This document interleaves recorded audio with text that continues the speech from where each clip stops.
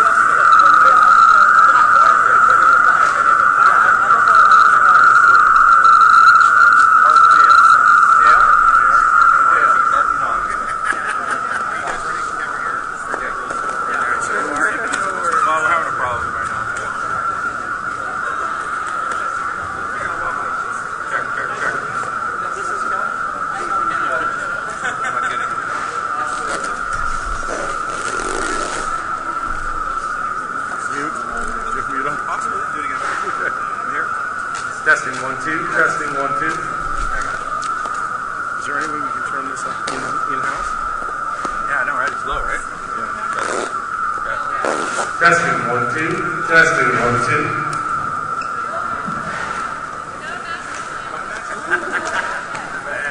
Attention, please. The owner of the silver.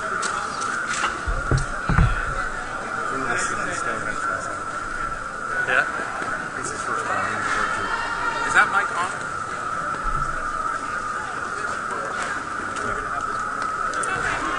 Test it.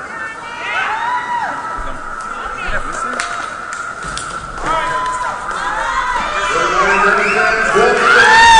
Day 1, back 1.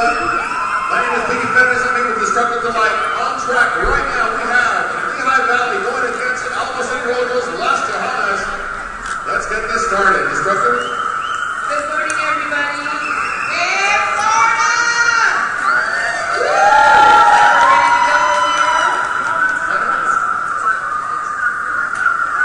Is that coming from that lower? The lower mic? The one on the floor? 5 seconds to the first whistle, and this ball will be underway. On track for the Tejadas is Trippy Bobby wearing the straw. She's going up against number 932 for Lehigh Valley and Jay Slamher.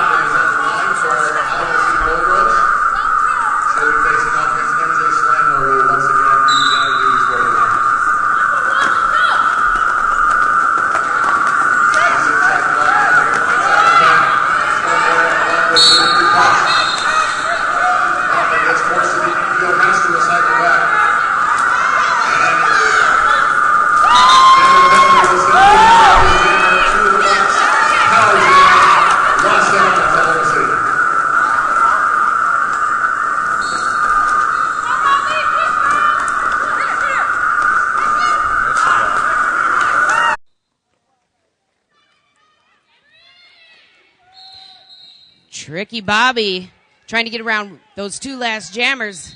Gotta let her go. She got the lead jammer. Oh, and Lehigh Valley jammer out of the penalty box. And she's right back in. Legal procedure puts Lehigh Valley jammer back into the penalty box. Oh, I sound louder now. Power start. And now we're all awake. Power start to this jam has Allegory skating for Alamo City.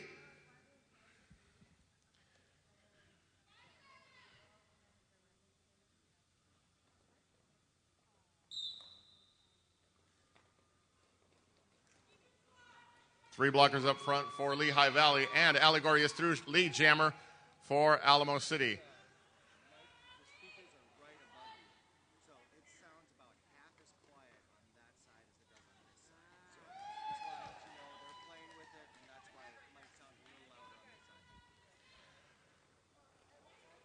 Alamo City Roller Girls with another 5 points on the board. We have our first lead change of the game.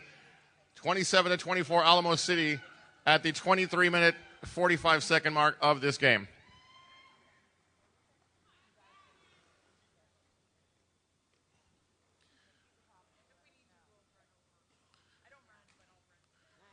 Lehigh Valley attempting to set up a wall up front, broken up by two of the blockers from Alamo City, allowing for another pass. 5 more points. Allegory calls off the jam, and we will reset.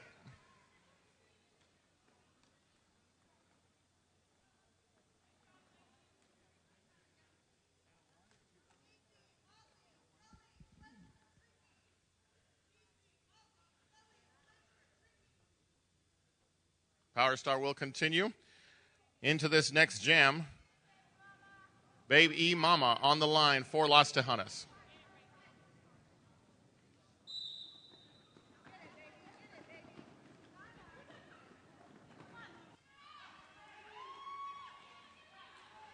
Lehigh Valley working a bridge, trying to keep Baby Mama back. She does get through around turn 2. Lead jammer for Alamo City.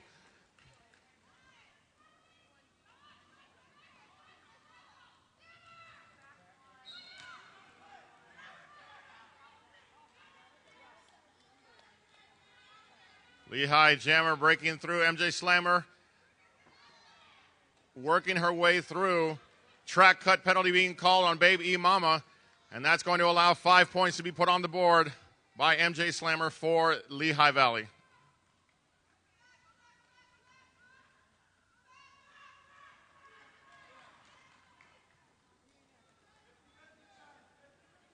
MJ Slammer showing some nice agility on that outside line, staying on her skates as she got around turn 2. I got to tell you, Destructive, she looks really, really comfortable out there. Lateral movement right to left, and she's through once again. Yeah, she's just jumping around on the track, skating around. You know, and Pack at a standstill up here, giving her the opportunity to come through again, and there she is, through the pack one more time. 4 points on that pass. Baby Mama trying to get through. She clears the pack. Empty penalty box here. Full force on both teams. MJ Slammer getting knocked. She's recycling back around. She knows what to do.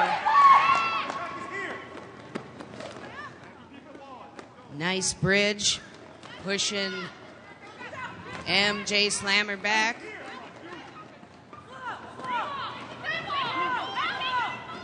Both these blockers are doing a great job.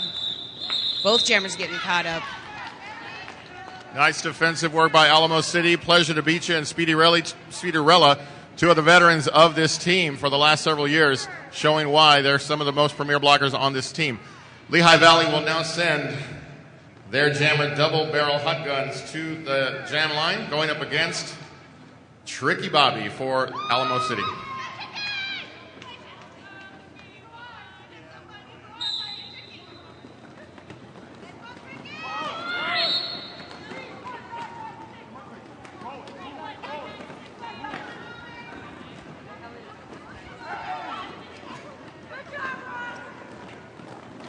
Tricky Bobby being forced out, has to recycle back. And will continue her run. Lead jammer for Alamo City.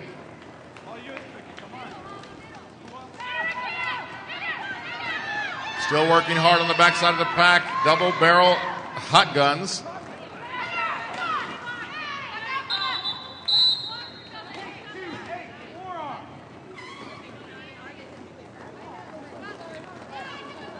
And that's the jam as we get set for our next jam. Score going back and forth between these two teams early. We're at the 19-minute, 30-second portion of this first period. Every game this weekend, a sanctioned game in this historic event called Beach Brawl. Thank you so much for joining us this early on a Friday morning. Ali Gori forced out right off the jam line. She's working against Lore Animal for Lehigh Valley.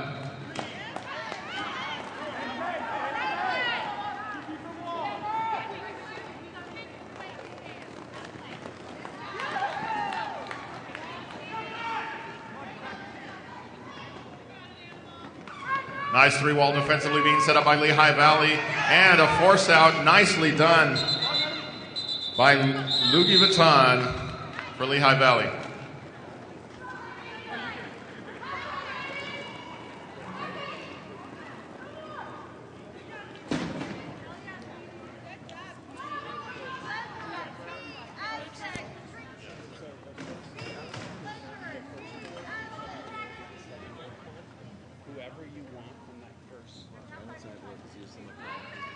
Once again, wearing the star for Lehigh Valley, MJ Slamher. She'll be going against Motley as this jam is underway.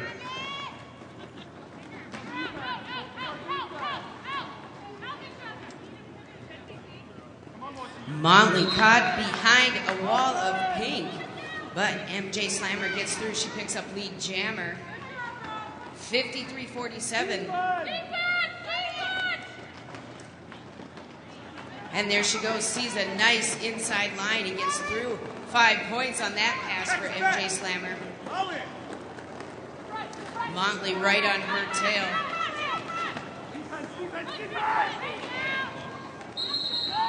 Slammer going into the pack. She calls it off, but she picked up a point.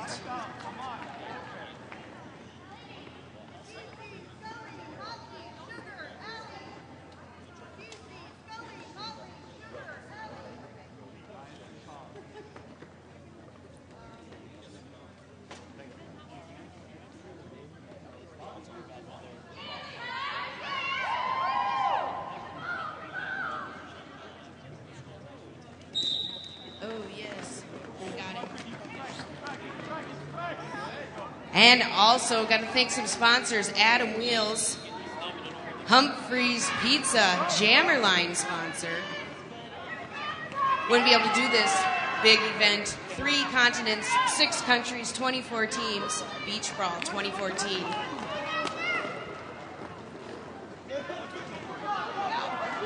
Tricky Bobby hitting the penalty box for a high block.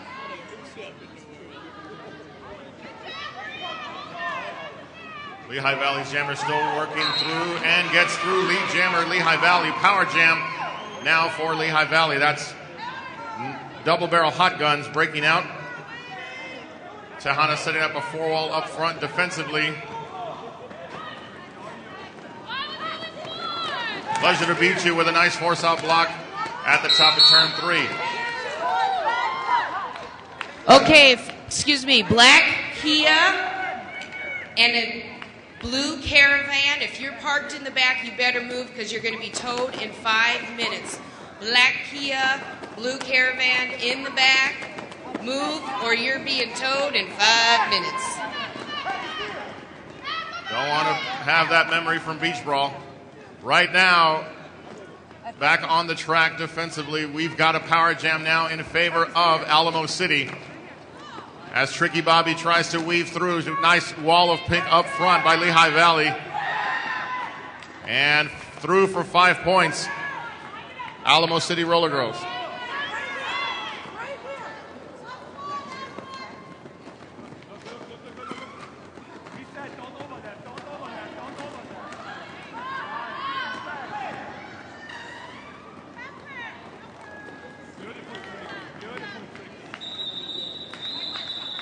Jam comes to a close. Just past the halfway point of this first period of game number 1 of Beach Brawl. 63-57 Alamo City. And we will now see MJ Slammer once again on the line for Lehigh Valley, going up against Allie Gorey for Alamo City.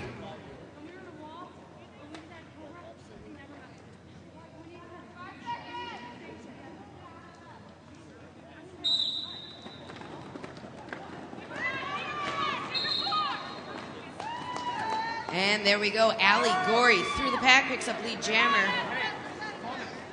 Lehigh Valley jammer right behind her too. MJ Slammer, seeing her out there jamming a lot. And jam is called. No points on that one. Quick reset, and here we go again. Lauren Mole is out there for Lehigh, and Allie Gorey stayed on the jam line. She wasn't sitting down. She's gonna keep skating on that one.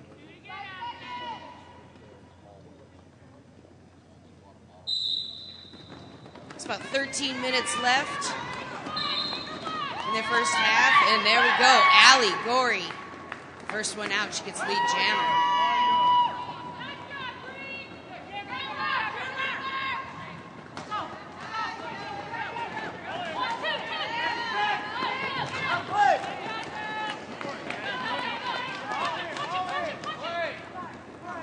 Loogie Vuitton tried to stop Allie Gorey, but couldn't. She got around.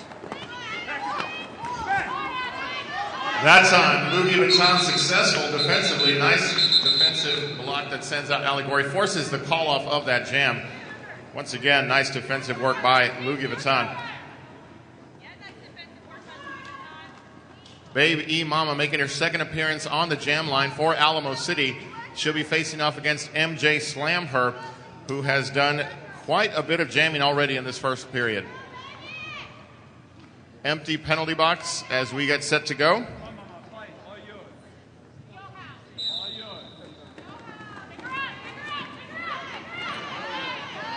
Baby Mama trying to sneak on the inside line. She gets forced to the infield and will have to recycle. MJ Slammer fighting up against Speedy Rella, and she gets forced down and will have to recycle. Nice defensive work being done by both teams as this game gets underway.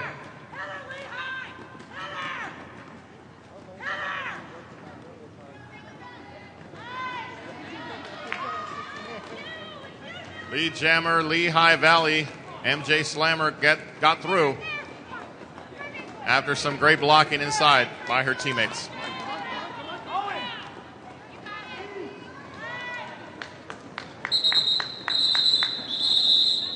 Grab the points, call off the jam, and reset. Nicely done by Lehigh Valley on this last jam.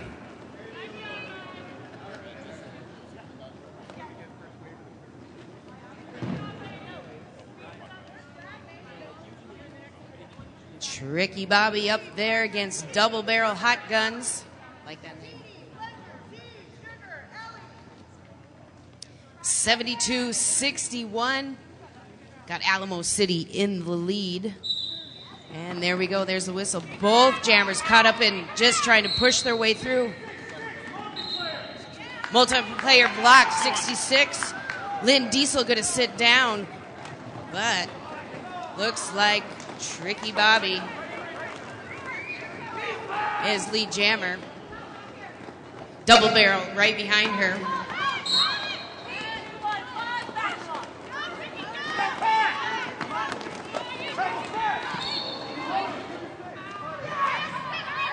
Double Barrel going to sit down. And so is Tricky Bobby. Here we go, both jammers. And out of the penalty box.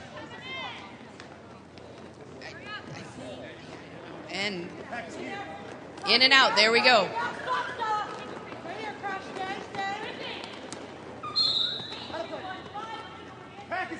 Lehigh Valley bridging back, forcing that Alamo City jammer. Tricky Bobby to go all the way back to recycle back in, but she gets in, picks up 5 points on that pass. A legal re-entry for Lehigh Valley. So that puts a power jam here. Tricky Bobby is going to use that. Takes the outside, bounces off, right through. And she picks up 5 points there on that pass.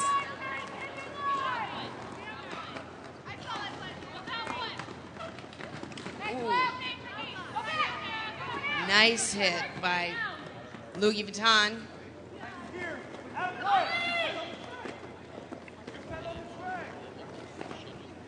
Nice defensive work being done by both squads as this jam continues.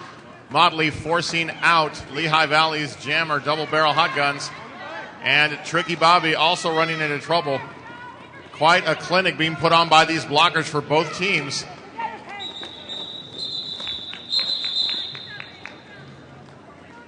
Jam comes to a close due to the penalties. We went the full 2 minutes. And we will have our first official timeout. Now, we've got some awesome sponsors here, don't we, Destructive Delight? Yes, we do. We want to give a big thanks to Derbyology, sponsoring timeouts, announcers, officials. So, yeah, without our sponsors, we wouldn't be here. Big event going on, so we want to throw a thanks out to everyone.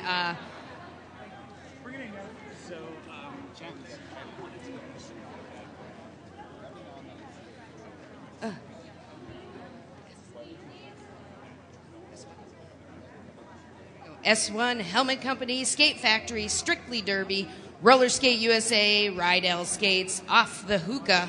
That's where we're going to be partying, isn't it? It says after party location. I've heard about this place. LA Fitness, GNR, Mr. Roller Sports,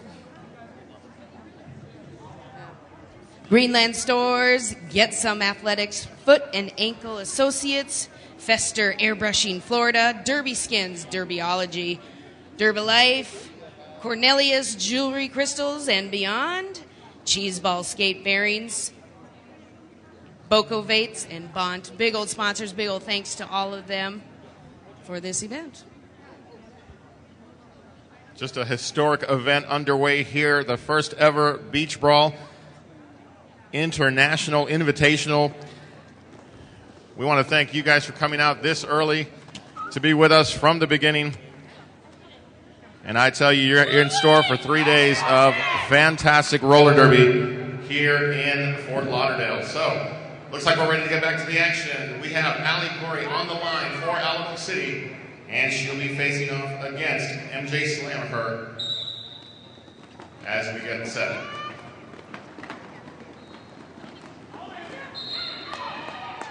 Once again, taking lead jammer Allie Corey for Alamo City. Second full season that she is wearing that green jersey and showing why.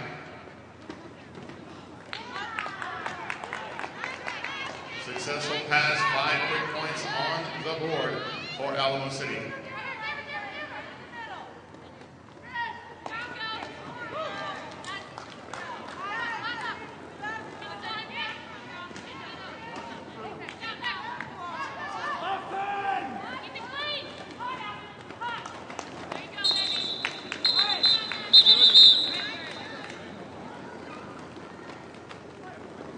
Eight minutes, 15 seconds left to go in this first period. Motley will jam for Alamo City, and she will be facing off against Laura Animal for Lehigh Valley.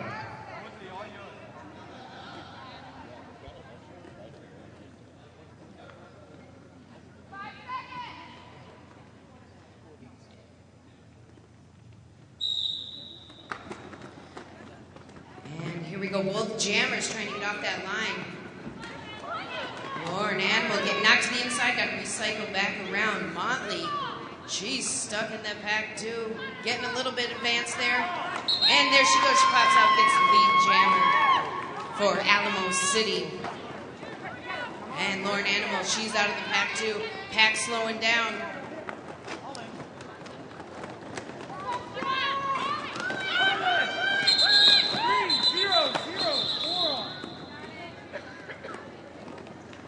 Motley calling it as she's going down. That's the best when you're seeing them. They're falling, but they know what they're doing. They're calling those jams off.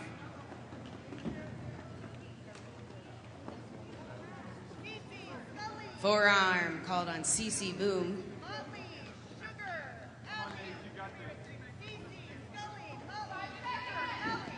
Next jam set to go. Tricky Bobby on the jam line for Alamo City going up against MJ Slam Her.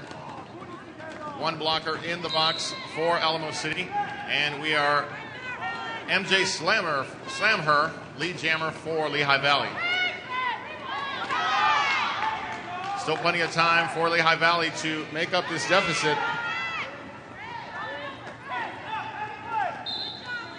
Forced to the inside, though, MJ Slammer will have to recycle behind Alamo City's defenders.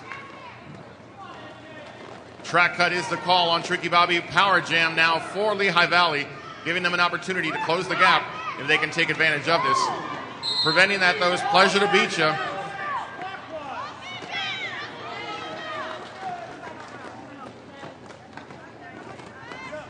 Pleasure to Beat Ya will head to the box for 30 seconds. MJ Slammer sneaking through on the inside.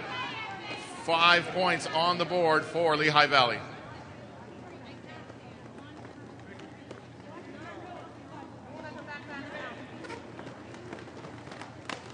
Nice work defensively by Levelin Levi, preventing that wall from being formed.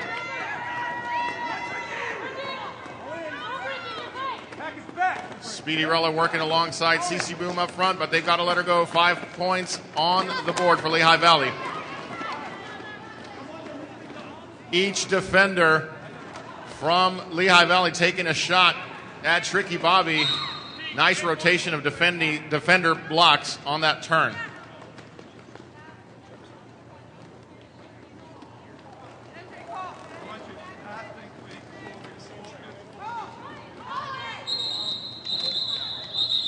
Lehigh Valley calls off the jam as there was a wall of green on the backside of the pack. And they thought it's best just to reset, and we'll get started with another jam. All right, Allie Gorey up there for Alamo City. Going up against Double Barrel Hot Guns. I did too. Oh, little track maintenance here. A couple more sponsors want to throw some thanks out. Sure Grip Skate Company, Tattoo Artist Lauren Morris, Team USA, Team USA. We're going to see them Sunday night. Really excited about that. Unique sundress and swimwear, Wicked Skatewear. Be sure to visit all of our vendors too. Show them some of your derby love. We got lots of vendors out here today, and we're back in action. Double Barrel Hot Guns got to recycle back around, but Allie Gorey, lead jammer. No, Pete, you're good.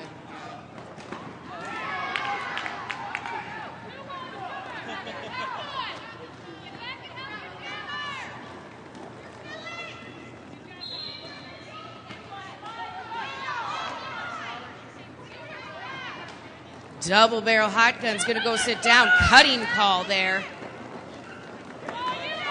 Going to give a power jam there for Allie Gorey, and she calls it off. Nice defensive work up front by Lynn Diesel and Lugia Vuitton, forcing the call off. 113-75 currently is the count for this first half. 3 minutes, 35 seconds left to go.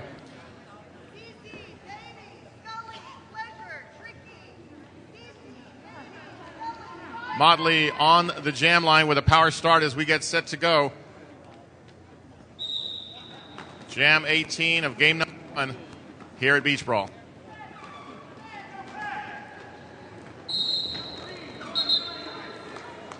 Lead jammer Motley for Alamo City.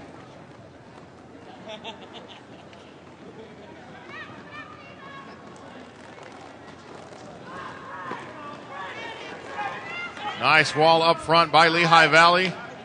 Stretches out as far as they can, but Motley is through. 5 points on the board. Grand slam pass once again for Alamo City.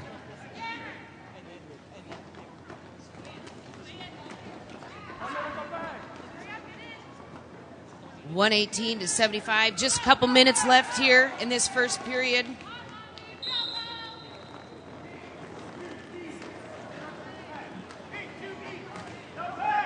Double Barrel Hot Guns, no lead jammer, and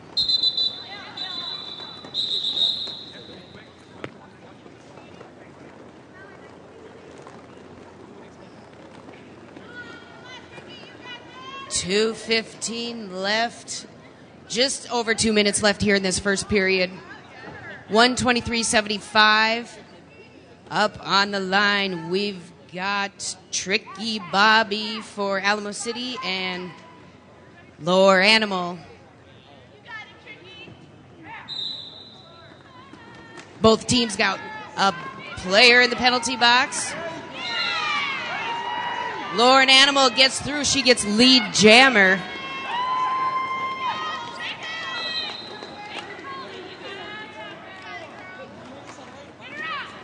And down she goes as she's calling off the jam.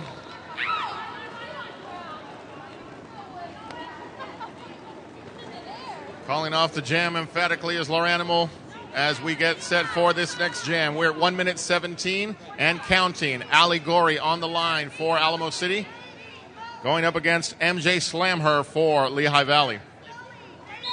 And we've got a timeout being called by the Germinator for Alamo City. Don't forget, I want to say thank you to all of our sponsors. And one of our biggest is Derbyology. We appreciate all they've done to help get Beach Brawl off the ground. And so you'll hear a lot about them throughout the weekend. Humpy's Pizza sponsoring the Jammer line, which will be back into action here shortly. As my partner Destructive Delight said, don't forget, stop by our vendors and merchants, say hello, and check out what they've got. We are excited to be here this weekend in Fort Lauderdale. Destructive, I got to tell you, I look at some of the matchups that have been sent. You mentioned earlier that they are very well matched based on rankings and so forth. This being the second sanctioned bout of the season for Alamo City, they come in with a win against Mississippi Roller Girls earlier this year.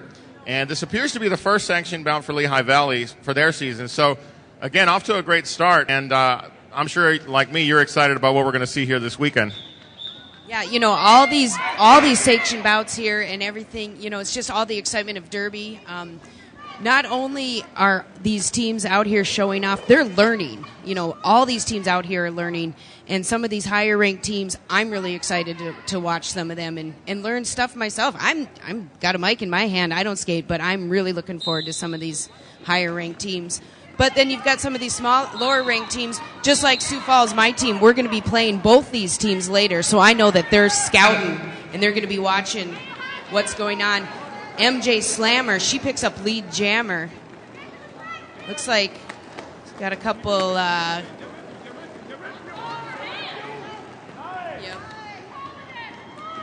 Alamo City's got a couple of girls in the penalty box. This pack has sped up. Lehigh Valley looking to go into halftime with some momentum. Nice work there on that particular jam to make a statement that they are not out of this yet. 124-79. Lehigh Valley wants to finish this period strong, take that 15-minute halftime to reset, and come back with a vengeance in the second period. Right now, though, we have a power start in favor of Lehigh Valley. This is number 215, double barrel hot guns jamming for Lehigh Valley. Scully Vera with a huge hit on the inside. She's got to recycle, but lead jammer goes to Lehigh Valley. Once again, looking to make a statement jam here at the end of this first period. Outside line pass for Lehigh Valley. 5 points on the board. Double barrel hot guns getting some assists from her blockers, and she's through. Four wall of green up front, skates on that inside line. Nice footwork being shown by double barrel hot guns as she's through once again.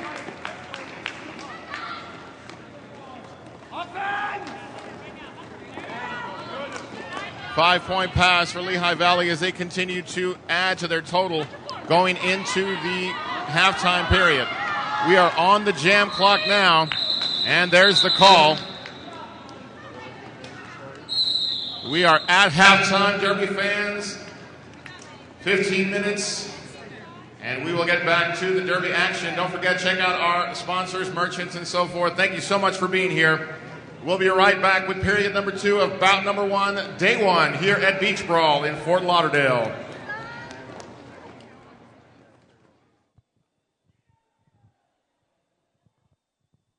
And we'd like to welcome everybody from Broward County, Florida, here at the Beach Brawl. My name is Dale Martinick. I'm going to be your announcer for today. We also have our on-track announcers.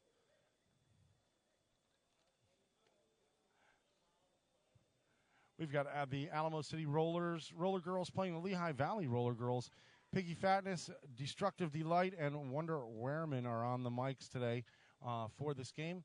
We'll keep you updated at all times as to what matches are going to be going on. On this track, we'll be switching from this track to, this is track D. We'll be switching from track D to track C all day long for all your different matches. Right now, it is halftime. The girls are taking a rest, and we'll get you back to live action in just a few moments. We do have an online feed if you'd like to ask any questions. I've seen a couple people on here, Mark Rollins, Brian Heller, Sebastian Zasipa. If you guys want to talk a little bit, go ahead and throw some comments out there. We appreciate you guys out there, and let us know how everything's looking from your end. All right? And thanks a lot. We'll get back to you right after the half.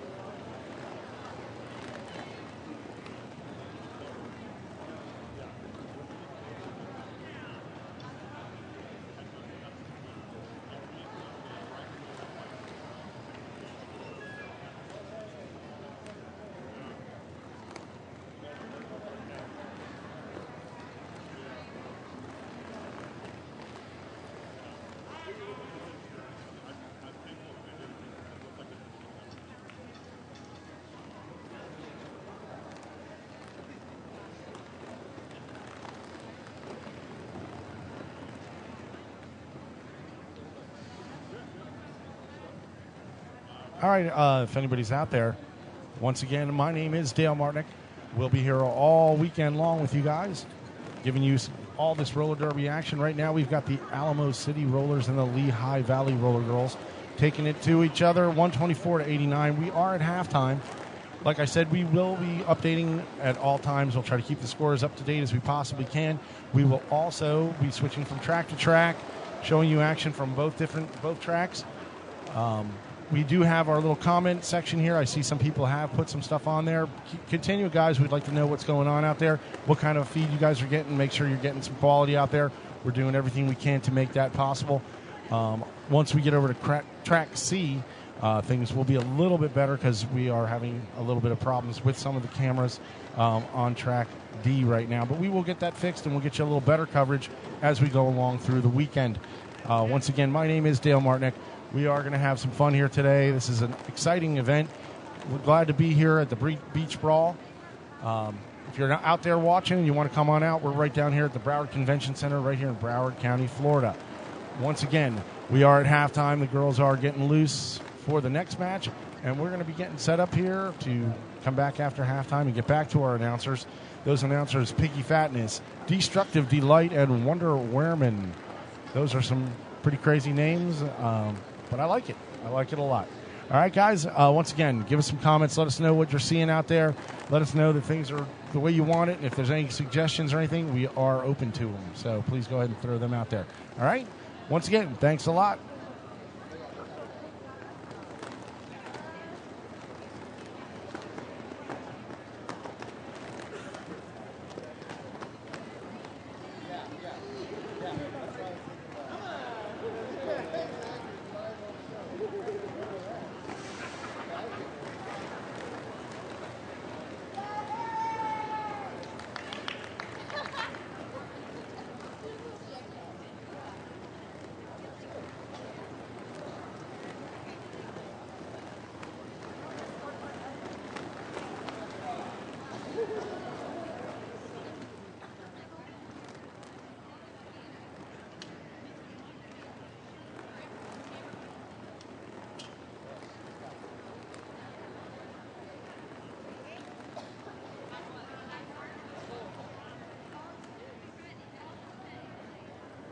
We're back for a second here. We're going to give you a quick rundown of the rosters for the Alamo City Roller Girls and the Lehigh Valley Roller Girls.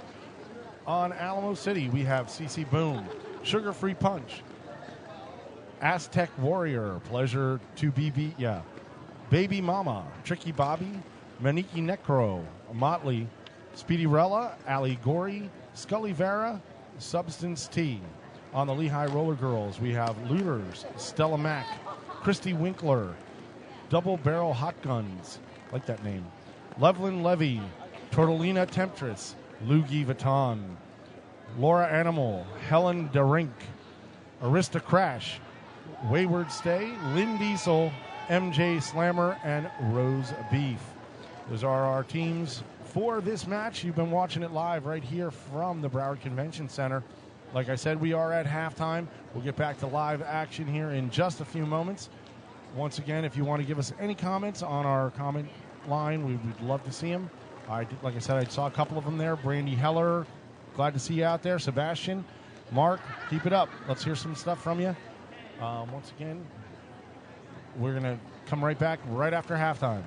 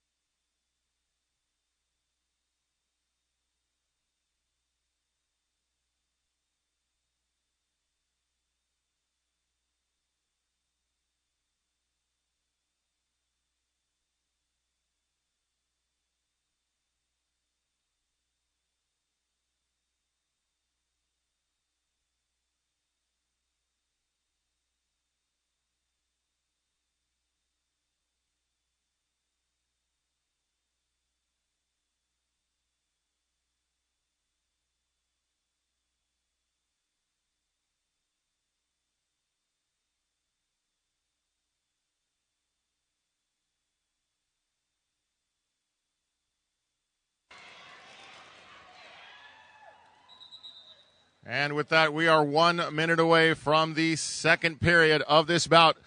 Bout number 1, day number 1 of Beach Brawl. Quite a historic event, a global presence here in Fort Lauderdale, Florida.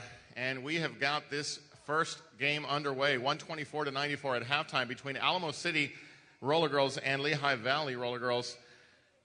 I want to say welcome and thank you for joining us to those who are on the online feed. We are out there around the world. I'm here with Destructive Delight, my partner. My name is Piggy Fatness. Thanks so much for joining us. This is a bit of a hybrid call, so you'll hear us calling the game here on site, and that's what you'll be hearing online. So thank you so much for joining us. And those of you in the venue, welcome back. We are set to go. Destructive, it looks like we've got Tricky Bobby going up against MJ Slam Her as we get set for this first jam of the second half. Yeah, and here we go. Start whistle's going to go in 5 seconds. 124-94. Anybody who knows anything about Derby knows that's really not much of a point spread. You know, second half, who knows what we're going to see. But both jammers getting through, and there we go. Tricky Bobby, she gets through first. She's lead jammer.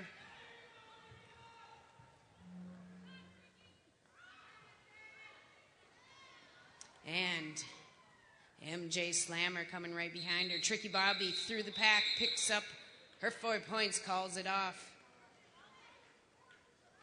Nice and tight for that first jam. I don't even think she made a whole pass, did she? Yeah, she did. No.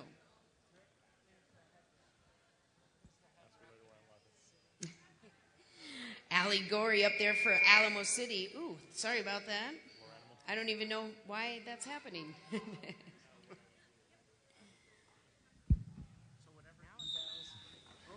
Laura Animal jamming for Lehigh Valley. Allie Gorey, as was said, is jamming for Alamo City.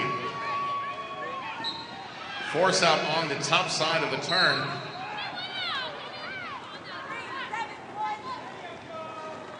Track cut being called on Allie Gorey, and she will report to the penalty box.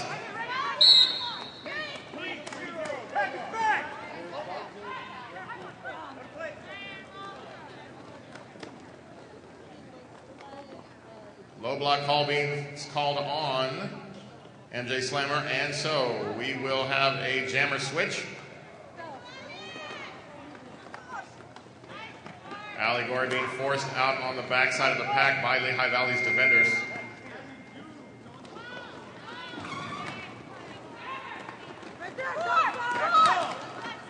Nice lateral movement on the inside of the pack by Allie Gorey, and she breaks through. We'll go the full 2 minutes as a result of penalty on this jam.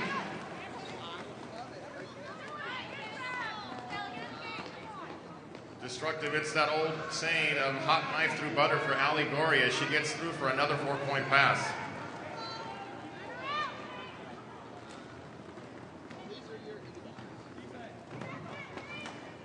Allie Gorey continuing her run on the inside line around turn 4. Taking 4 points of her own, though, for Lehigh Valley is Loranimal.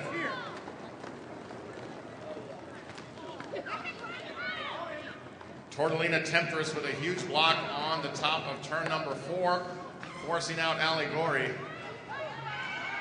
I tell you, these defenders on both these teams, Destructive, showing some impressive work for this early in the morning.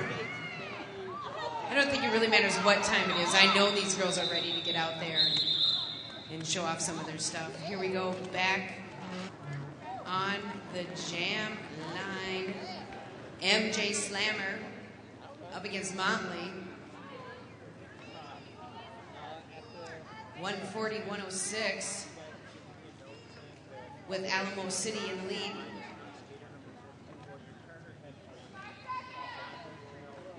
Pause for a picture. Oh, wow.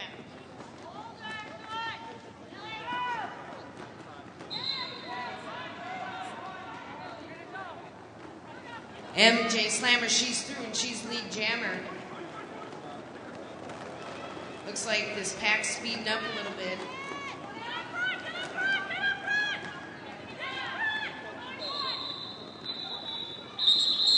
MJ Slammer going to call off the jam. Picking up 1 point on that pass. Lehigh Valley showing that they're still in this to play, and that's what we like to see in Derby. 140 to 107, 25 minutes, 50 seconds approaching as we get back to the action.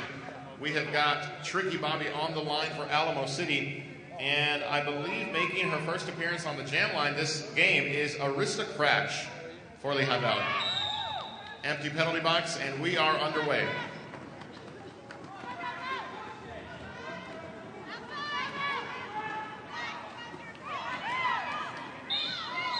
Nice three-ball defensively up front by Lehigh Valley, preventing Tricky Bobby from getting through.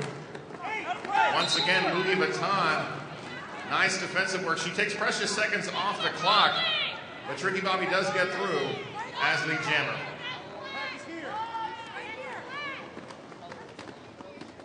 Alamo City breaking up the walls, being set up by Lehigh Valley to try to make room for Tricky, but she's swallowed up once again. And she's through on the outside. 5 points on the board. Power Jam continues. Tricky Bobby, Alamo City, trying to notch their second sanctioned win of their season here in Fort Lauderdale. Nice apex jump by Aristocrat at the top of turn 2. She clears, and both jammers are now looking to score. Jam called off by Tricky Bobby, and we will reset.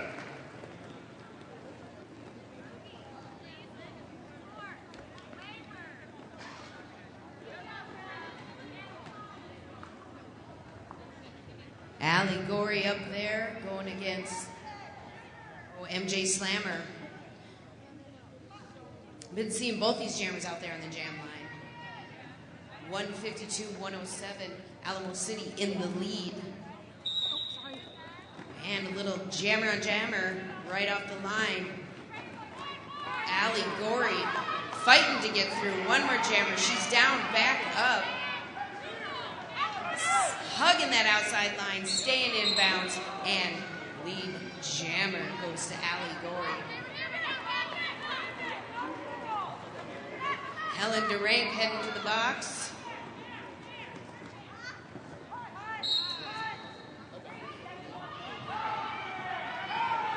Allie Gorey cut, call, gonna sit down, power jam. MJ Slammer, she's looking like she's ready to pick up some points here. 152-107, 23 left, 23 minutes left here.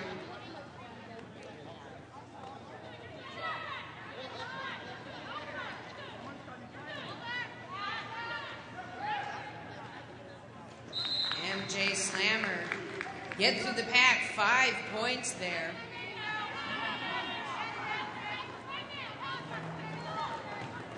Allie Gorey out of the penalty box, sees that inside, she's gonna get through that pack for 5 points on that pass.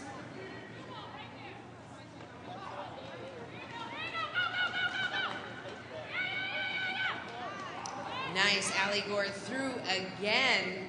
She got knocked out there on turn 3, but popped right back up. It's amazing how these girls are down and up, just like that. All that training and conditioning.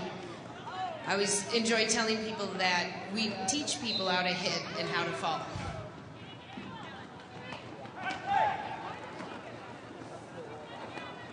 Both jammers picking up 4 points on that pass.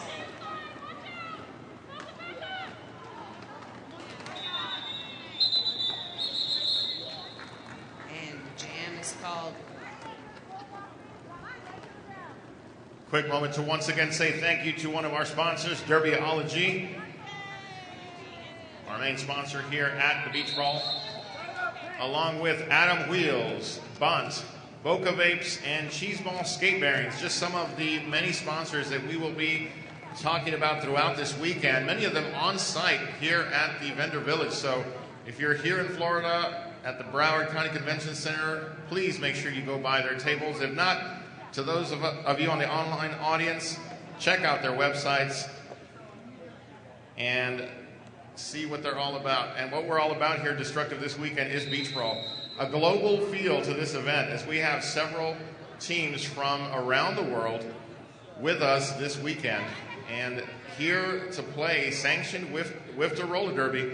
And again, just an awesome way to spend a weekend. And frankly, I'm looking around this venue and I'm thankful that a lot of folks like myself got the day off of work.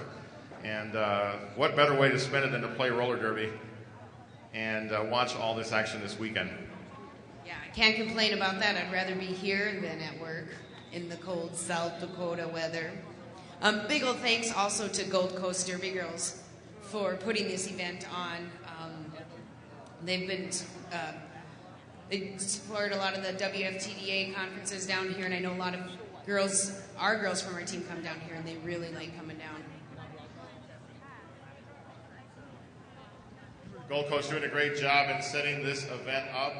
They are also here to compete, so throughout the weekend we'll get a chance to see the Gold Coast Derby Girls in action alongside a lot of other teams, not just these two, Lehigh Valley and Alamo City, but teams like Bear City Roller Girls from Germany, also the Dallas Derby Devils, the Carolina Roller Girls, just some of the many teams that are competing here. We're going to jump in for just 1 second. Dale Martinick here. We are going to be starting over on Track C. The game on Track C will be starting very shortly. There is another link that you can click on if you want to watch that game. We're going to continue with our feed here, and once this bout is over, we'll switch over to that with live coverage. But you can watch the feed. There just won't be any volume to it until we get over there. Once again, I'm going to go back to live coverage right here at the Broward Convention Center in Fort Lauderdale, Florida, here with the Beach Brawl. Top-notch officials in the sport. And so we want to say thank you to the organizers who have gone through so much and done so much work to help set this up event from an official standpoint. All right, guys.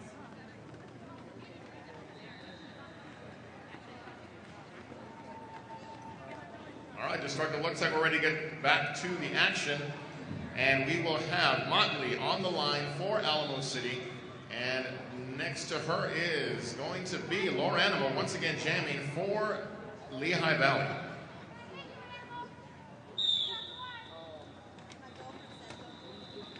Slow start off the line. But it looks like Motley's through the pack first, picks up lead jammer. Don't want to get ahead of myself.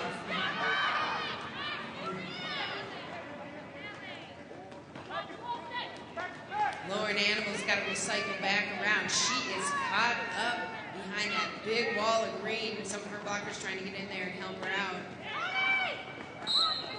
3-0-0, low block.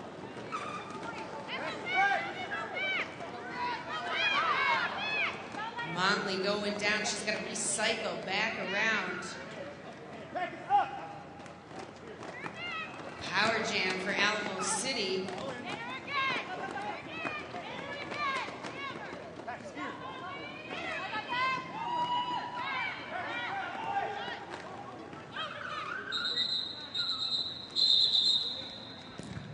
Jam comes to a close. Lots of hard-hitting action during that jam, but that's what we've come to expect from the athletes of this sport.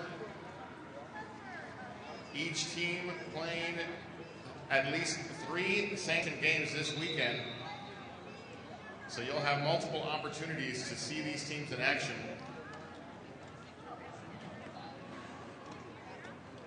Again, we have some time to thank some of our sponsors. Derby Skins, Fester Airbrushing Florida, Foot and Ankle Associates, alongside S1 Helmet Company, Skate Factory, Strictly Derby, and Derbyology. Derbyology, again, one of our major sponsors. And just want to say a thank you to all of our sponsors here this weekend. When we get back to the action here in just a moment, we will have Tricky Bobby on the line for Alamo City going up against MJ Slammer. MJ Slammer has seen some success when she's able to break free of the pack, and so Alamo City's looking to make sure they prevent that from happening once again as this next jam gets set.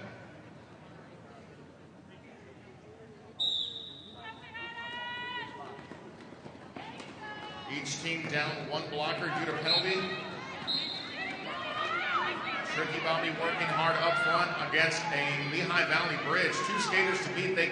She gets forced to the infield and recycles. Still trying to break free. Track cut is being called on MJ Slammer. Lead jammer and power jam goes to Alamo City. Tricky Bobby alongside her teammates looking to add to their total at just past the 20-minute mark of this game.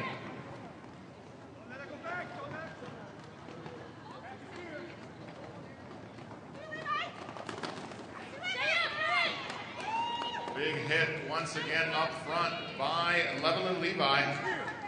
Tricky Bobby manages to get through though. 5 more points on the Grand Slam pass to continue the Alamo City run. Nice defensive work by Lehigh Valley. That was Looters that knocked her out and forced the track cut to occur.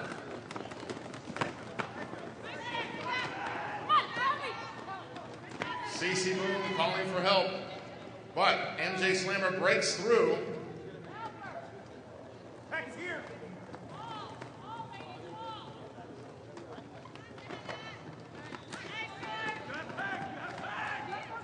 MJ Slammer working hard up against CC Boom and Pleasure to beat you.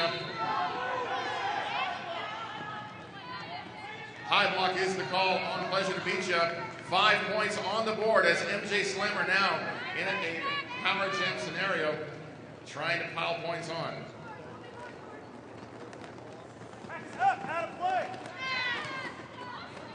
Outside line pass once again. 5 points for Lehigh Valley. And the jam comes to a close.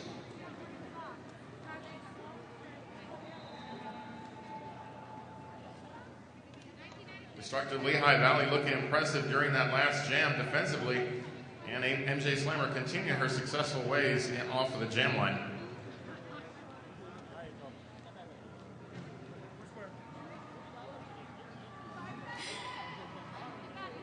All right, Allie Gorey up there on the line, going up against Aristocrush.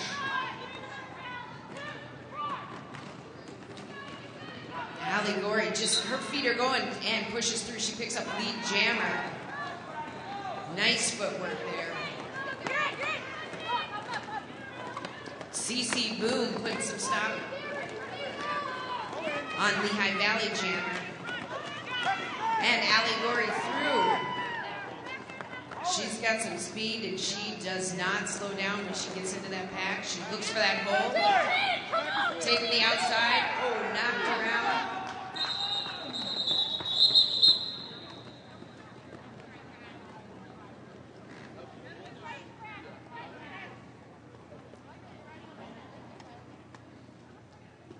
MJ Slammer and Motley up there on the jam line.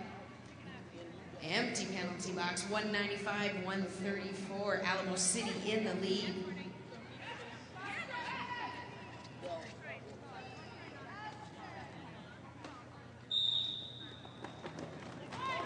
Nice.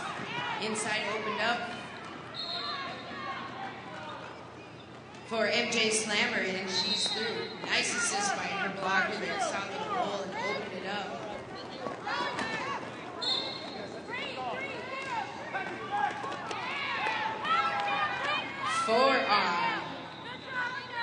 For Motley, she's going to sit down. Power jam for Lehigh Valley. I think it's too early for me. I don't think I've ever announced before noon.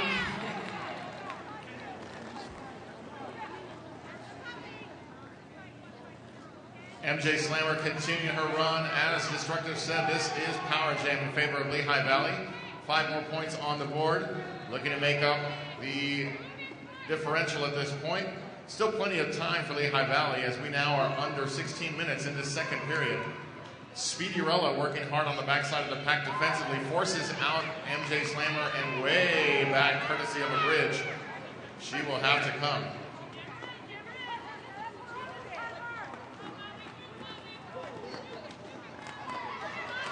Rose Beef with a huge hit inside the pack against Motley. 5 more points on the board for Lehigh Valley.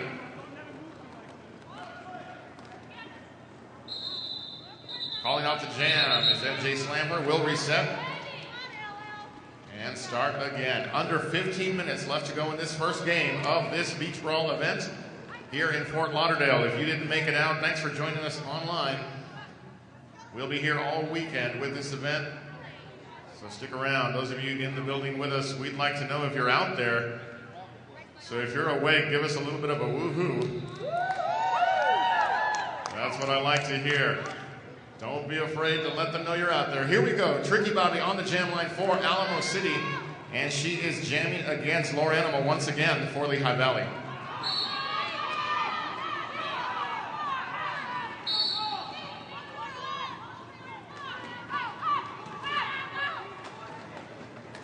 Nice defensive work up front. CC Boom alongside Substance T. We now have a four-wall of green, keeping back Laura Animal. Lead jammer goes to Tricky Bobby for Alamo City.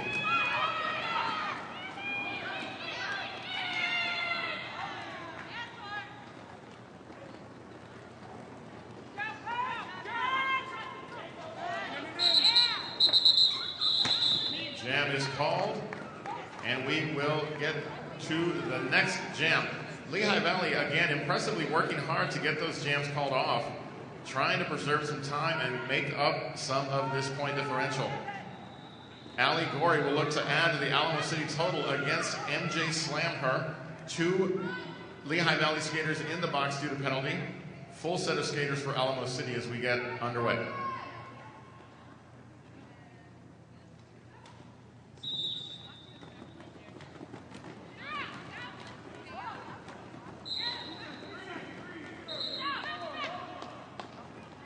Lead jammer goes to Allie Gorey.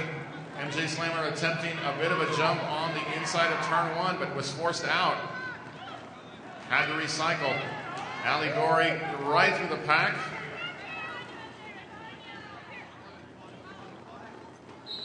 Both teams looking to reset. Jam is called off. 12 minutes, 40 seconds. 11 jams passed in this second period between Alamo City Roller Girls and Lehigh Valley Roller Girls. Alamo City Roller Girls all the way from San Antonio, Texas.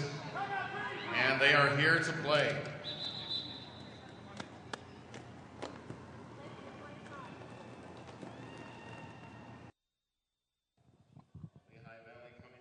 We do have a timeout on the floor. While we have this timeout, I just want to get back to you guys, let you know that we are starting our second bout over on Track C. There is another feed for that if you'd like to watch that match. Track C is getting ready to start if they haven't already. I can't see them, so I don't know. Let's take a quick look at the schedule. Over on Track C, it's going to be the Sioux Falls Roller Dolls against the Mississippi Roller Girls. That game is underway. You can go to that feed if that's the game you want to see. We're going to stick right here until this one's over. Right now it's 202 to 149 with the Alamo Roller Girls in the lead. Not much time left. We're going to go back to the live feed once again. This is Dale Martnick live here from the Broward Convention Center right here in Fort Lauderdale, Florida with the Beach Brawl. Give us your comments. Let us know that you can hear and you're seeing everything good. Like I said, we do have the other feed going on, and that's the bout between the Sioux Falls Roller Dolls and the Mississippi Roller Girls. We'll get a chance to see Team USA in action. But right now, it's Alamo City versus Lehigh. Tricky Bobby on the jam line for Alamo City, going up against Aristocrash for Lehigh Valley.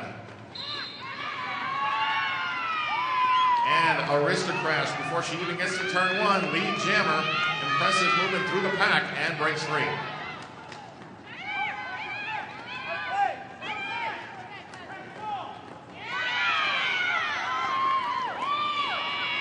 Nice pass through the pack by Aristocrash, calls off the jam. Destructive. Lehigh is not done yet. Still got 11 minutes, 11 and a half minutes, and, 50-point differential of score. Really, if anybody knows anything about roller derby, that's not much. So, keep fighting. Allie Gorey up there against MJ Slammer. Waiting for that start whistle, and here they go. Allie giving a little Seen that inside. Ooh, knocked to the inside. Gonna have to recycle back around. And MJ Slammer is through. She is the jammer for Lehigh Valley.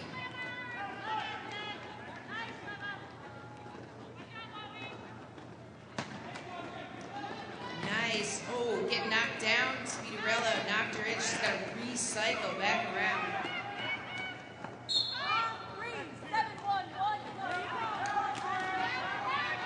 Allie Gorey cut the track. She's going to have to sit down.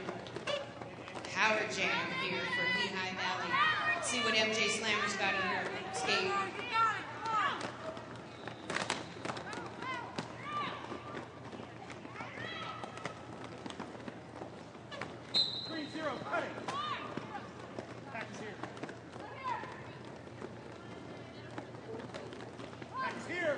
No pack. MJ Slammer's got to go. They got to let her through.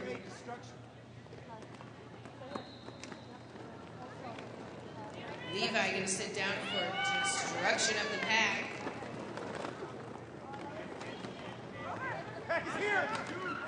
And MJ Slammer trying to get through.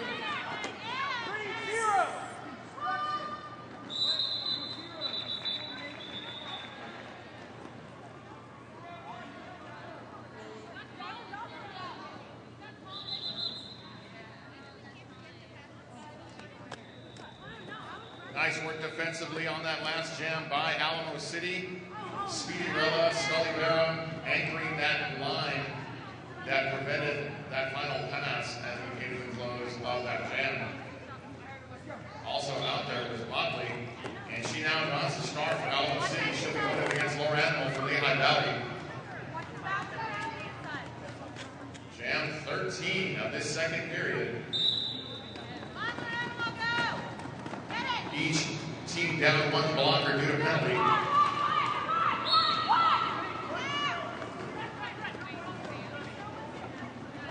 Motley taking the outside line. Lead jammer for Alamo City.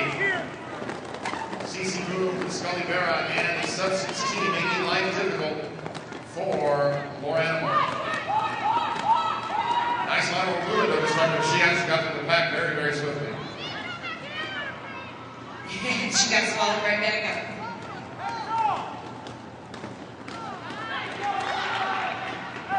I just keep repeating what Penny says to me. So.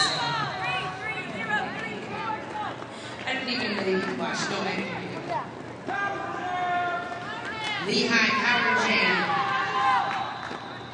Lauren Animal, she's coming around. We're going to go the full 2 minutes on this jam, too.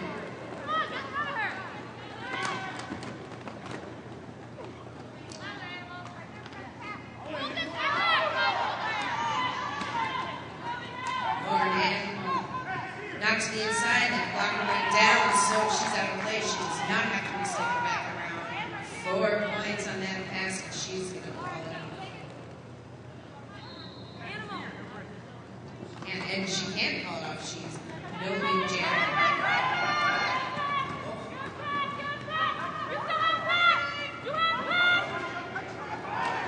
Nice block by Substance T. Empty penalty box here. Both jammers in full action. Lord Amber recycling back around.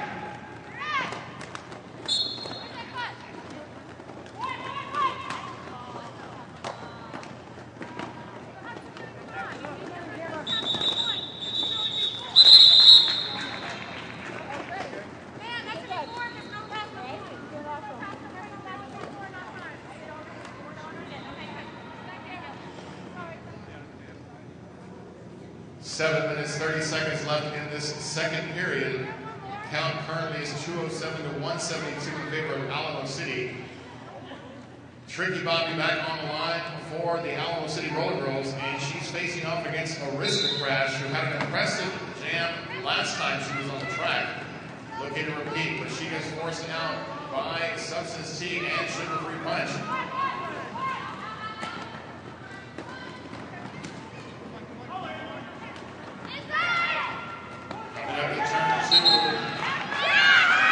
Aristocrats with a war cry as she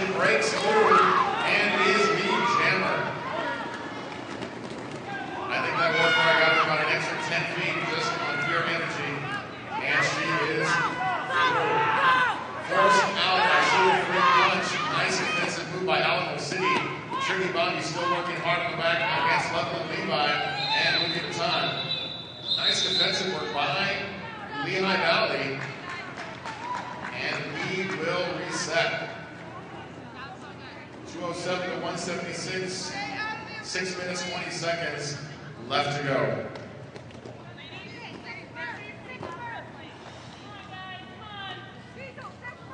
Allegory up there for Alamo City up against MJ Slammer. 6 minutes left here, this second period of this game. Allegory getting out to the inside. And she cycled back and through. And no lead jammer. I think it was a no pass.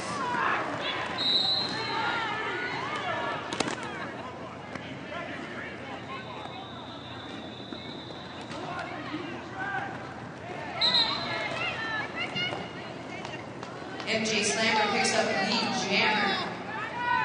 Allegory, both jammers are out of the penalty, out of the pack. Both players have a blocker in the penalty box, and there we go. MJ Slammer going to call off that jam. 2:13, 178, 5 minutes left.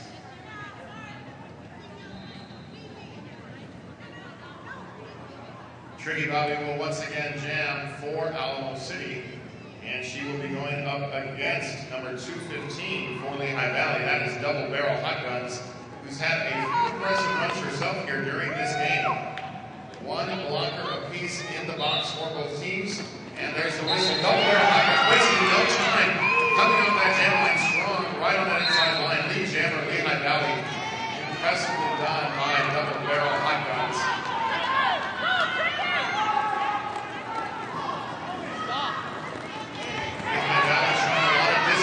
Second half, they still down into their game and still look to make a game of it.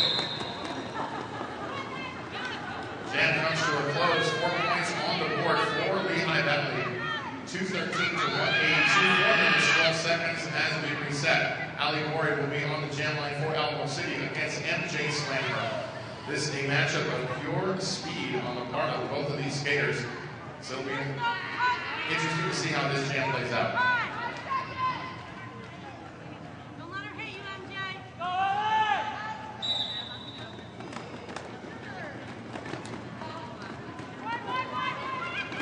These blockers do a good job keeping those jammers not into turn 3. And Allegory getting out to the inside on turn 3. Remember Levi's.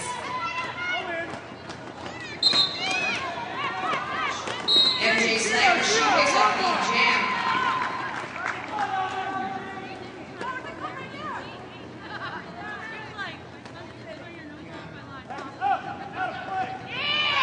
Nice, stays on. Stays inbound. Nice little hit around from MJ Slammer for Lehigh Valley. Allegory, she's looking for the cycle back around. MJ, nice, through the pack. Beautiful bridge between turns 3 and 4 being set up by Lehigh Valley, forcing Allegory way back and having to re-approach. Huge block also by Lebanon Levi, who's just been a machine on the track defensively during this game. 5 points on the board for Lehigh Valley. As this jam continues, 2 minutes, 30 seconds left to go in the game. Jam being called off by MJ Slammer and Lehigh Valley. We'll reset. We talked earlier about how many teams are here representing their various countries. 2 tracks of action, and it sounds to me from where we're standing that about number 2 in the morning is underway next door. If you're anywhere in the Fort Lauderdale area, get yourself here. You don't want to miss this action. Maybe develop an unexpected cough, leave work, head on over. Don't miss this action. Once again, Derbyology, a big thank you to them for their sponsorship this weekend. Also want to say thank you to Derby Skins, alongside Fesker, Airbrush in Florida, and Foot and Ankle Associates, just some of the many sponsors we have here this weekend for Beach Brawl International Invitational first of its kind. And boy, what a great start we've had in this first game of the event. Some of the other teams that we'll be seeing this weekend: Detroit Derby Girls out of Detroit, Michigan, that Detroit. Also, DC Roller Girls from Washington, D.C., Fort Myers Derby Girls from Fort Myers, Florida, Houston Roller Derby also here. Lots of Texas representation. And we also have Low Country High Rollers, South Carolina, Maine Roller Derby, and Mississippi Roller Girls, Nashville Roller Girls. The list goes on. From Bogota, Colombia, Rock and Roller Queens are here. So get on over here.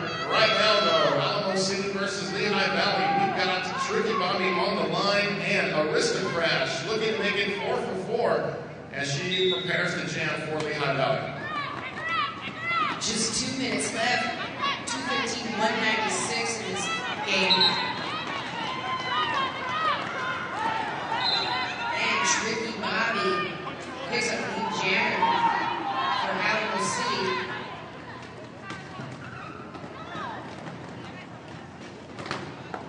Alamo City wants to secure that lead.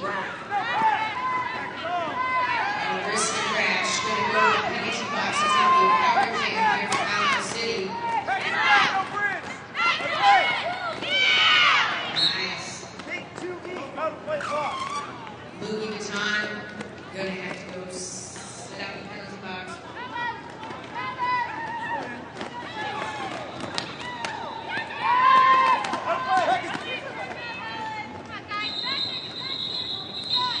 Tricky Bobby going to call off that jam. It's a 5 points.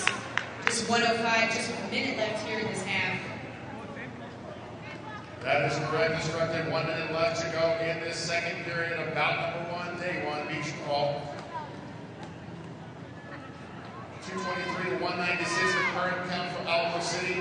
On the jam line will be Allie Gorey, as she has a power start to get this one underway. One other blocker in the box, and that's for Lehigh Valley. And breaks through right off the jam line. Allie Gorey, lead jammer. Destructive, looks like Alamo City's looking to put the final touches on this opening bout. Game. A little bit of a rule change. We're doing it. It's officially a game now, so we're all learning to be calling it a game instead of a battle. But yeah, that's jam here on this first game of Beach Brawl. Really happy to be here. I know all these teams are really excited. The team that's playing right now is actually my team, so I'm here eager to get over there and watch. We got Sioux Falls and Underdogs, and they are playing up against the Mississippi Roller Girls. So if you're listening to us on the podcast, hopefully they'll be switching over to that real soon. And we've got an unofficial final. What do you think, Biggie? I think that we are off to a great start here at Beach Brawl. First game coming to a close unofficially. Unofficial final 233 to 199. We'll take a look at the particulars before we call this one done. Again, I want to say thank you to all of you who joined us here in Fort Lauderdale. We hope that you'll stay with us all weekend long to enjoy this derby action. All of you joining us online on the webcast, thanks so much for joining us. All right, guys, so we are done with our first match, and it looks like we've got the Alamo City Roller Girls with the win, 233-196. You can switch over to the other feed game going on right now between the Sioux Falls Roller Dolls and the Mississippi Roller Girls. That's going on over on track C. Track C, we're on track D right now. We're going to close this one down. This one will be coming back up in about an hour. The next match on this track will be the Tallahassee Roller Girls versus the Rockin' Roller Queens. Once again, final here. Alamo City Roller Girls, 233. The Lehigh Valley Roller Girls, 196. We're going to switch on over to track C.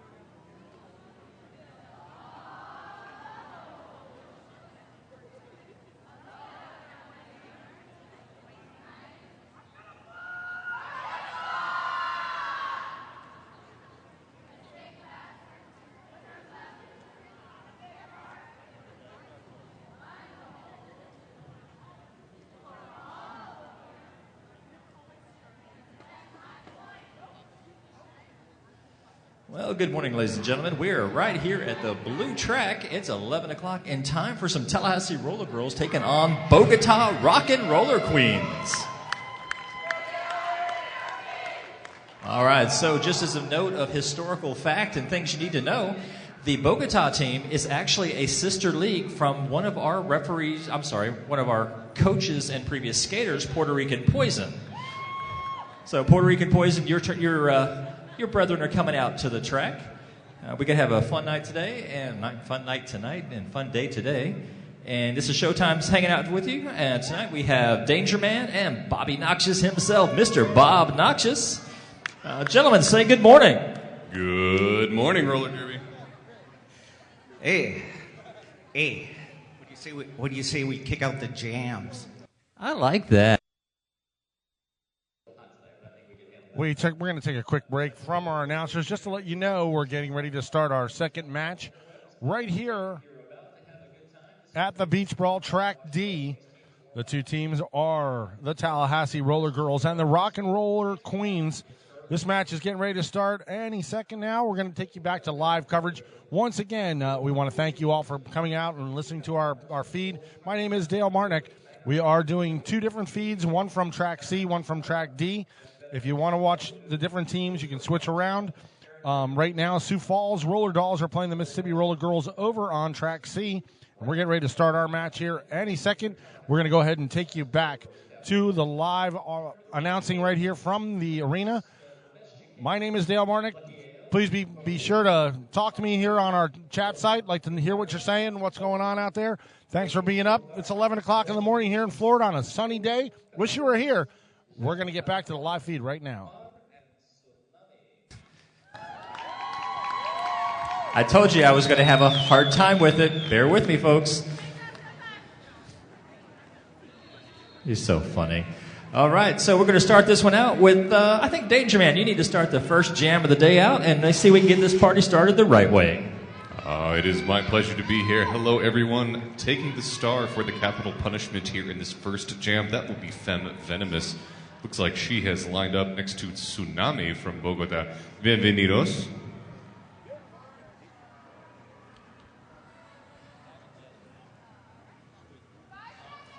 Five-second warning has gone out as we are waiting here for the first jam.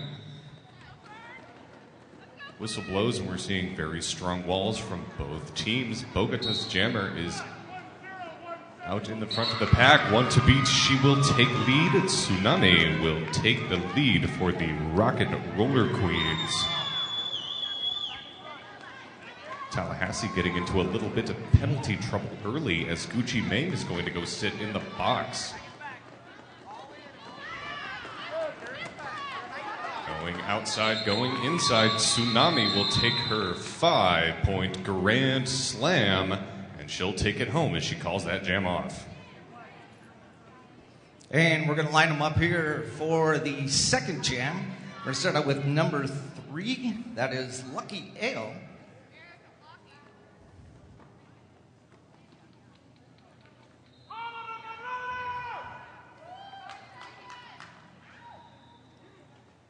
And we've got Aaron Brickovich up there for Tallahassee. Brickovich looking for something in the middle. There's nothing there. And Lucky Ale going to go to the outside, going to find some room. And she is going to be your lead man, your jammer. And she's going to come up on the pack. She's going to take a hit from Rod.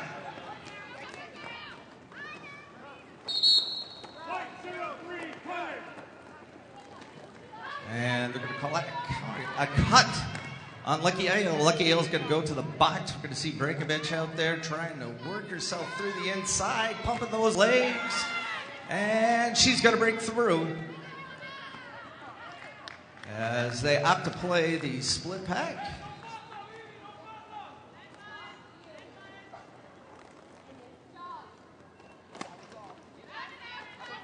And Brankovich's going to come up onto the pack. One more time. She's going to look for another grand slam, and she's going to get it.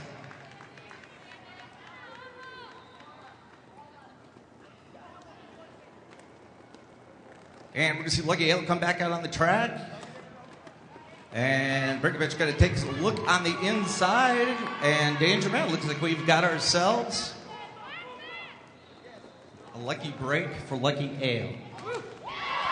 Oh, and we have just had my first Apex jump of the day. Lucky A going straight over turn 4, deciding she didn't really want to deal with the floor anyway.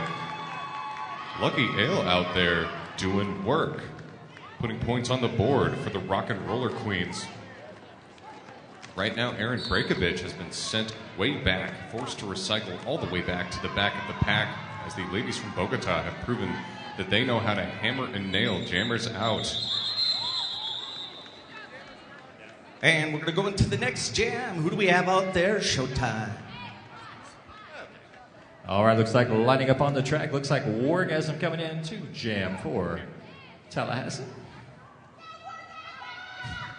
A little fan motivation out there. Looks like we're starting out in a power jam situation.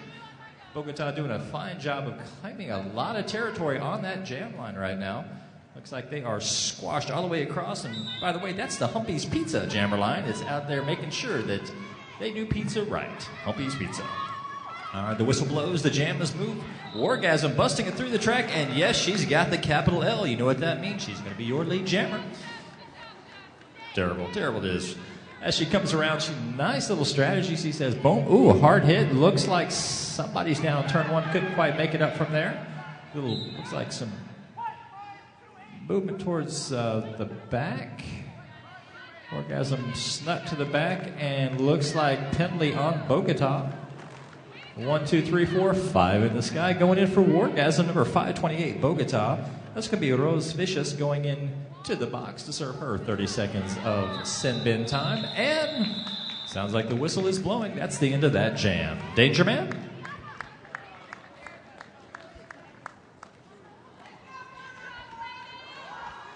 And Danger Man, who do we have coming up to the line right now for the jammer? Looks like La Voodoo is going to be taking the star in there for capital punishment. And if I am not mistaken, that is Ma Freak, who is taking the star for the Rock and Roller Queens.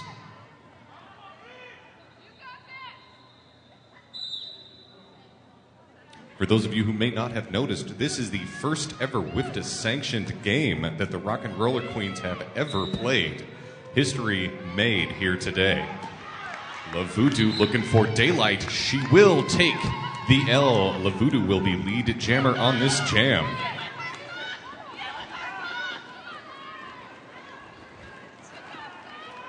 Pile up there on turn 2 as Ma Freak breaks herself out of the pack. La Voodoo putting some points up. She will take 4 there, and she will call that one off. And the end of our third and fourth jam here already. And we got Showtime. This is Bob Noxious alongside Danger Man. We've got Tallahassee. If you're watching at home, this is the Rock and Roller Dolls. And they're from Bogota. Playing their first sanctioned game, as Danger Man just talked about. And Showtime. Who do we have stepping up? All right, looks like we got Fem Venomous going up against Tsunami on the jammer line, the Humpy's Pizza jammer line. Oh, the whistle has blown, and the skaters are moving fast on the track. Nice little climb up. Fast feet going on by Bogota. Liking what I'm seeing so far for a first time on the track for a sanctioned bout. They are definitely putting it out there with a 25-19 going against Tally. Tally only 6 points in the lead, but they do have that lead jammer status right now. Oh, little apex jump sneaking in there. Hello, Sunshine. And that's calling off the jam. Looks like number 92 is down. Back up slow. A little check on that. And number 92, Tsunami, working her way back to the bench.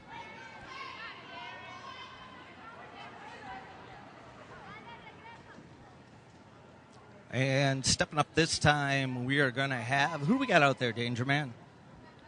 Well, since Tallahassee is going to start this jam off in the power jam due to the late low block called on the Bogota jammer, I believe that is Erin Breakovich out there wearing the star, a seasoned Tallahassee jammer, and she will enjoy 30 seconds of Bogota jammer free time.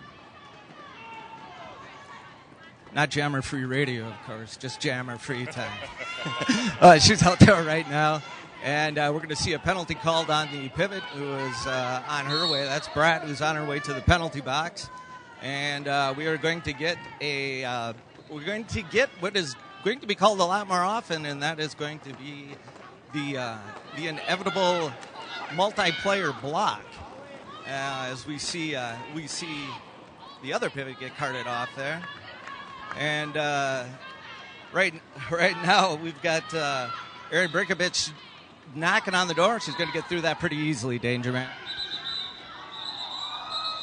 She has taken those 5 points all the way to the bank. Very happy with how that jam worked out. Saw some incredible defensive play there as Tallahassee was capable of stopping the Bogota Jammer. Sox Populi doing work out there on the track. Who do we have there lined up on the Jammer line? Well, we've got ourselves Lucky Ale out there. She's going to be the lone jammer. I'm sorry. I apologize. No, Wargasm's going to step up. Just couldn't see her behind Lucky Ale. And we've got 2 blockers each out on the track. They're at even strength. But it is going to be Wargasm. Oh, I'm sorry. It's going to be Lucky Ale that is out in front. Both of them coming through pretty quickly. She calls off the jam. And that's going to be donut holes for both. We got a 39-19 lead. Tallahassee over the Rock and Roller Queens. And as we see step to the line, that is going to be Mafreak and Gucci Man.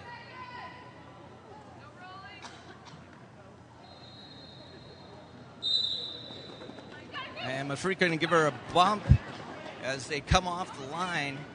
Like to see that jammer aggressiveness. And she's going to get herself free. She's going to be lead jammer. And I tell you, Showtime, that's a nice job for a team that it's fun. Always fun to see a team come to play that we've never seen before. Absolutely. Looks like pack action just got really tight. Gucci May made her way through finally. She's working on getting some points if she can. Meanwhile, Bogota Jammer going up against Love Voodoo. Love Voodoo doing some serious bumping on the track.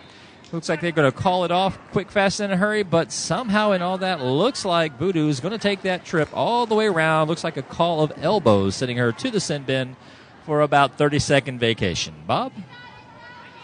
That's right. A very short vacation, probably not one she actually had to request time for. One she didn't want, but we're going to have Tsunami step out there right now, and she's going to be out there with Erin Brickovich. Erin Brickovich we've seen out there. I'm sorry, Femme Venomous. We've seen Femme Venomous out there. Oh, look at that. The inside totally opens up. Somebody get a hold of Moses. I think, can she part the seas there, Dane? She certainly did. That was a fantastic look there from Tsunami, waving her way through the pack.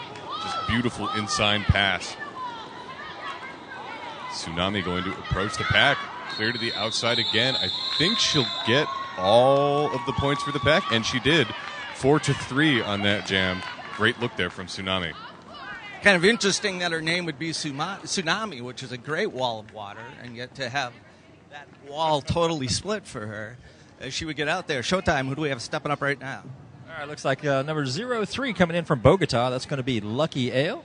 And I believe, if my eyes do not deceive, that's going to be Erin Brickovich coming in on the jam line, jamming for Tallahassee. All right, Tallahassee learning from their last mistake, blocking that inside line. Brickovich trying to make her way through. Oh, but the outside opening comes in and looks like number 3 makes her way around. Lucky Ale looking lucky on the track. Big L in the sky coming in by Fluke Skywalker says, here, I'll just follow you around and give you points as you get them. Meanwhile, Brickovich finally breaking through the pack on that turn. And back and forth. Voodoo just, oh, I don't know if you can see that on camera, but number 03, Lucky Ale, called it off, going down to her knees and calling it off on the back of her hips instead of the front. Bob? That's right. They never do really tell you what part of the hip you have to hit. So just so long as you hit it. We're going to see Lucky Ale step up. Oh, I'm sorry. This time it's 13. That 13 and 03 is getting the mixed up here. That's going to be Mafreak, and she's going to be up against Wargasm. And as we get ready to kick off this jam here, We see Wargasm look for room on the inside. Mafreet trying to find something wide. She's going to get run to the outside. And Wargasm's going to get it going around the outside. She's your lead jammer, Danger Man. It was a hard-fought pass through the pack there from Wargasm, but she earned that L. Pile up on turn 4 as Bogota just occupies the track. That jam is going to be over. Wargasm is going to take her 4 points.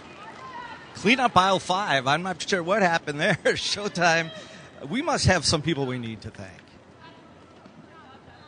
Let's go ahead and thank. Well, first off, we've got to thank Humpy's Pizza.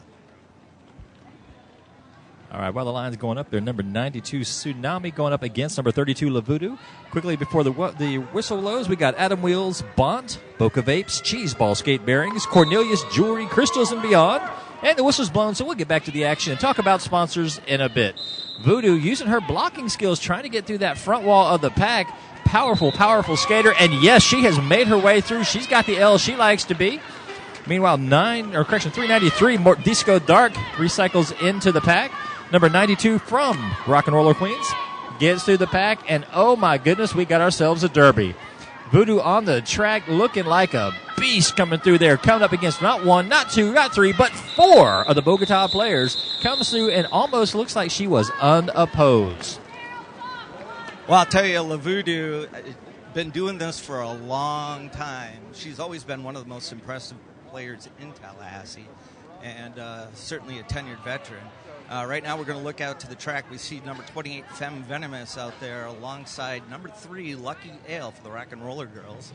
If you're just tuning in at home, we've got Tallahassee in the orange and black. We've got the Rock and Roller Girls from Bogota in the pink, I guess I would say, and white. Bordering on fuchsia, I'm not quite sure. And we've got Lucky Ale, who has seen a lot of track time so far and a lot of points. Oh, look at that! She had a nice apex jump earlier in this game. Not able to quite land that one, though I think the Canadian judge still would have given her a 7. And as she comes through for the second pass, that is going to be right there a nice 5 in the sky for Lucky Ale. Showtime. All right, score update. We're looking at Tallahassee 50, Rock and Roller Queens 36, and the whistle has been blown. Jam was called off by Lucky Ale as she was knocked to the ground. And we do have a timeout being called in by Tallahassee. We're going to call this the Derbyology Team Tallahassee Capital Punishment Timeout. Back to our sponsors. We got a few more people we'd like to thank, including Derbalife. While we have a little timeout, we're going to get back on the mic here. Once again, if you're out there and you can get in the chat room, I'd like to hear from you. My name is Dale. Go ahead and just send me some questions. At halftime, we're going to be doing a little interview with one of the players from the Rock and Roll Queens, the Rock and Roller Queens. Should be interesting. We are at a timeout right now. The score is 50-36 with Tallahassee Roller Girls in the lead. It's a good jam. It's a good bout that's going on right now. As you can tell, I'm kind of a aversion to this whole thing, but hey, we're coming along. We're going to have it all for you all weekend long right here from Broward County, Florida. If you're in the area, come on out. If not, enjoy the stream. We're going to it. We're getting ready to start back up. I'm going to take you back to the live feed right here. Thanks a lot. Bob, I have now told you every single person, or at least company, that has volunteered their resources for Beach Brawl. So, do you feel educated, or do I need to go through that list one more time? Do I ever feel educated? Showtime, please.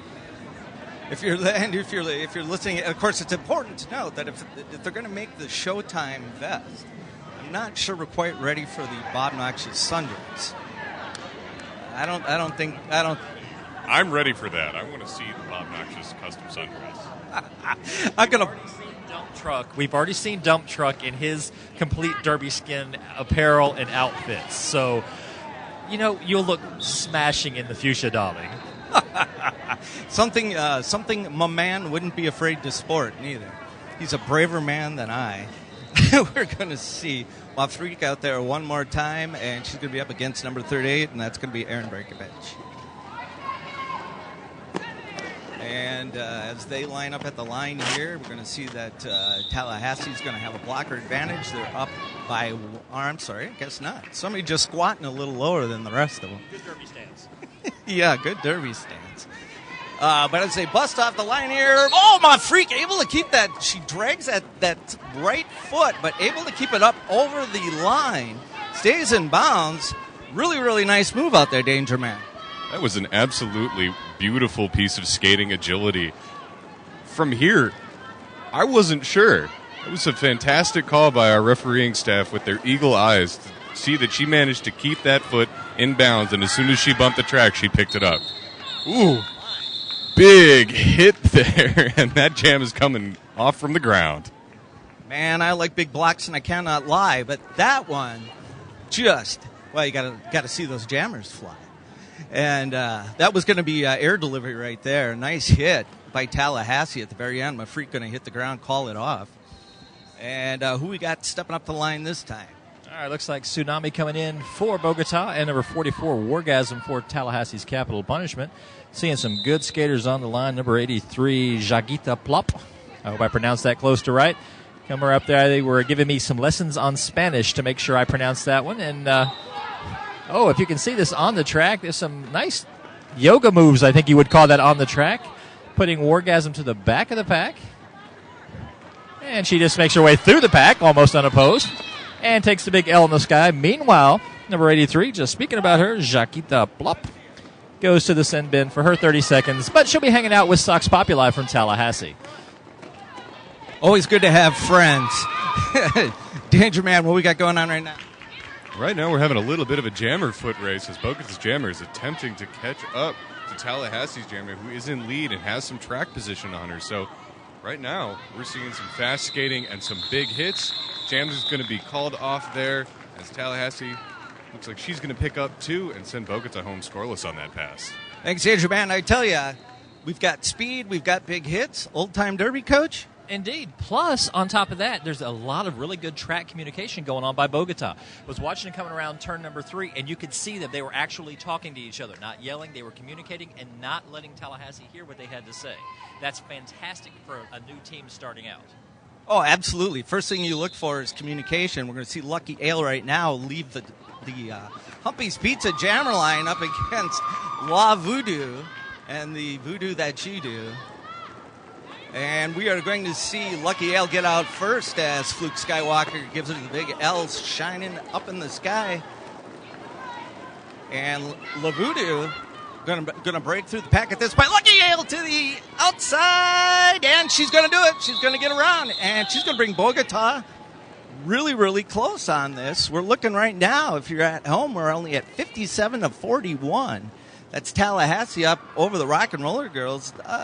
We're talking almost a darling of the tournament situation already, aren't we? This is really fantastic to see a team that has never played in a WIFTA-sanctioned bout come out and fight hard against an established Florida team at a tournament like this. So far, they have had great plays from both teams. It's been a really tight match, and both teams are really working hard out there on the track. This is really A-grade derby. I'm really excited about this game. Yeah, this is just, and of course, as we see Mafrik and number 28, which is Femme Venomous, take off from the track. This is just a very opening looks at a number of teams from nowhere near the area as you're watching Bogota's Mafrik right now pull through the pack as lead jammer. And there's another multiplayer block call, and I tell you, based on the rules definitions that we've seen, I really like the way that they're calling that here today. And Showtime right now, Bogota looking like they're the only team from out of the country we've seen so far, and so that makes for a heck of a weekend. We haven't even seen the European teams yet. Absolutely. So far, this team has come out basically out of nowhere. They're going up against an established team in the WIFTA, the rankings. And, I mean, they're making a fantastic impression. For a first impression of a team coming to the States, I mean, we're sitting at a 57-45, Tallahassee in the lead, but just barely. And the whistle's blowing out just that quick and fast. Tsunami going up against Erin Breakovich on the track, and just right now just struggling back and forth to get that first point. Breakovich making her way to the front. Looks like she was scratching her ears. She going around looking kind of comfortable. That's okay. Hey, whatever works for you. Voodoo says, okay, I got this. Voodoo holds back 1, 2. Gets a three-way wall holding on to 2 of the Bogota skaters. Door opens up. Breakovich comes through, and she calls off the jam. And nice move right there by a veteran player. As we see here, take the points, put them in the bank. And right now, when a game is as close as it is, Danger Man, you can't afford to really be doing anything except play a textbook. That's absolutely right. What you saw in that last jam is Bogota got themselves into some penalty trouble late with 2 blockers in the box that made room for Tallahassee's jammer to get in there, take her points, take them nice and easy, and go ahead and call that jam off. That's right. You always want to play smart during a scenario like this. I want to see Wargasm step through a hole that opened up and closed just as quickly. Lucky Ale to the inside. She's going to scoot around the middle, find her way around on the outside. And Bogota in the pink and white. We're going to see them put their jammer, Lucky Ale, out in the lead. And once again, Tallahassee's Wargasm in the black and orange. We're seeing Bogota really bring it against a pretty established WFTDA league. And we got a timeout to Tallahassee. That's going to be number 2. And any more? Tell us a little bit about the Tallahassee team, Showtime. You've been around them certainly for a number of years. Indeed. Since 2006, Tallahassee's been coming out on the track with their orange and black. Oh, by the way, this timeout is a Derbyology timeout. That is the official timeout of the Beach Brawl International Invitational. Now, the Tallahassee team, they've come in. It's had the advantage of watching them go from, a new team and trying to figure out, okay, where do they want to go? Do they want to shoot for? Do they want to go WFTDA? Do they want to stay more of the? What do you want to call it? Like the beer leagues where you're just playing to play. And once they set their mind to it, they started with a pretty solid business plan, and they've been pushing it ever since. They've come in second in the state behind Tampa. Now it's a nice 3-way. I think they're still in the top 3. Tampa, Jacksonville, Tallahassee, I think, is the order right now within the state. And they've had, like, last year was kind of, I guess you call it the rebuilding year. They kind of a little struggle, but they made it back, and they're here and they're showing their mettle on the track. Looks like Wargasm coming up against number 13, Mafrik. And Bobby, just tell me about it. Well, we're going to have Mafrik take a look to the inside of Voodoo. Looking outside now, back in. She's going to break through for lead jam. And Danger Man, why don't you go ahead and tell us what's happening now? Well, right now, Lavudu with a big track lead. She is way out. Tallahassee has done a fantastic job of holding down Mafrik in the pack so far. She was in danger of being lapped there as Lavudu is doing work on the floor. Little bump and go in the front of the pack. She'll clear, take 4 points, and she will call that one off. Nice, solid jam from Lavudu there. Yeah, and I tell you, there again, we take a look at a seasoned veteran. She's going to come through there. She's going to take the points that she's got. She's going to bank that. As we see Femme Venomous and Tsunami step up to the line. Tsunami just a little while ago taking advantage of nice wide hole on the inside of the blocking pack off the scrum here. And as they come off the Humpy's Pizza jammer line, nice work right there.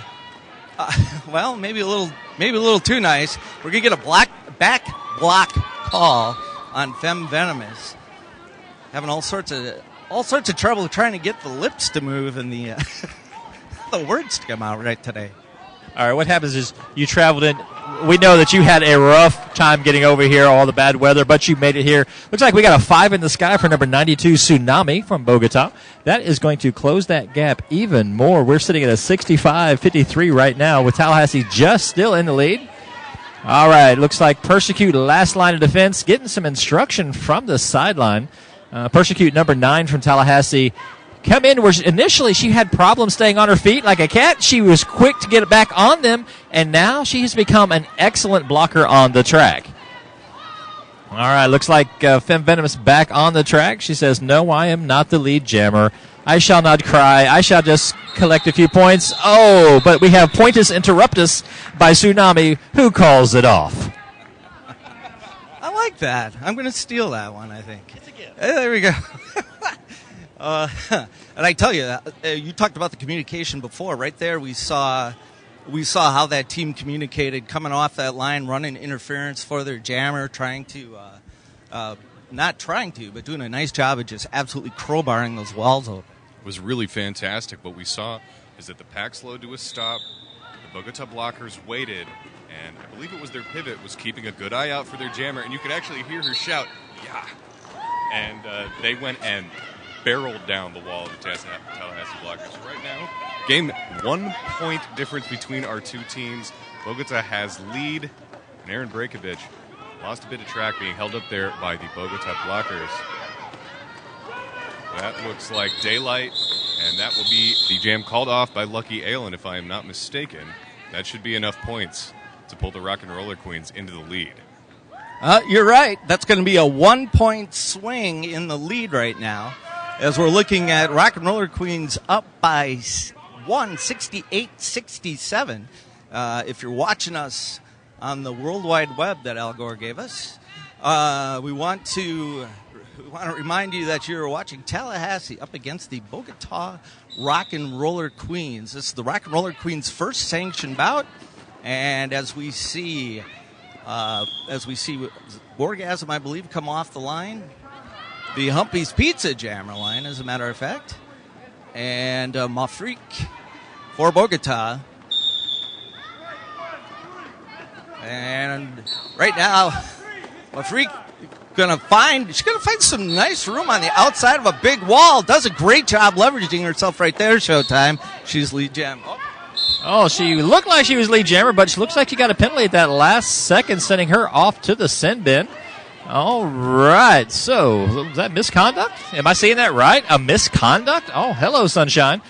All right, so looks like Pack has slowed down basically right back at the Humpy's Pizza Jammer line, allowing Wargasm to make her way around not 4, not 3, but 2 Bogota skaters from those Rock and Rollers. Little 5 in the sky. That's going to put Tallahassee back up in the lead, 72-68 as I'm looking at the scoreboard. Adding 5 more points to that. That should bring them up 77-68. Rock and Roller Queens trying to figure out a strategy, but it's kind of hard when there's only 2 of you going up against the Wargasm. Yeah, I tell you, Wargasm does a nice job just laying a shoulder out there and making her own way. Mafreak, we at this point, we don't know what the... Oh, my! She takes a hit right to the sternum. Welcome to the U.S., I guess that one was. And she takes another hit right there. As Mafreak, we're guessing that she probably didn't come off the track quickly enough. That's about the only thing that I can figure on the misconduct call. And Mafreak right there does a nice job of kind of snaking her way through the pack. But she's going to wind up out of bounds, and we're going to see this jam come to an end. So, and that's a great run for Tallahassee. They're now up 86-72. Mafreak looks like she was a little rattled from her call. She had a difficult time getting through the end of the pack there. So lining up on the jammer line, we're going to see Lavudu line up next to Tsunami here. As the Rock and Roller Queens still putting a lot of pressure on Tallahassee, not letting them take that lead easily. Still looking for a lead jammer right now. Lavudu going down in the back of the pack on turn 1. Tsunami has daylight. She will be your lead jammer. Lavudu recovering from her earlier spill to rocket around the outside.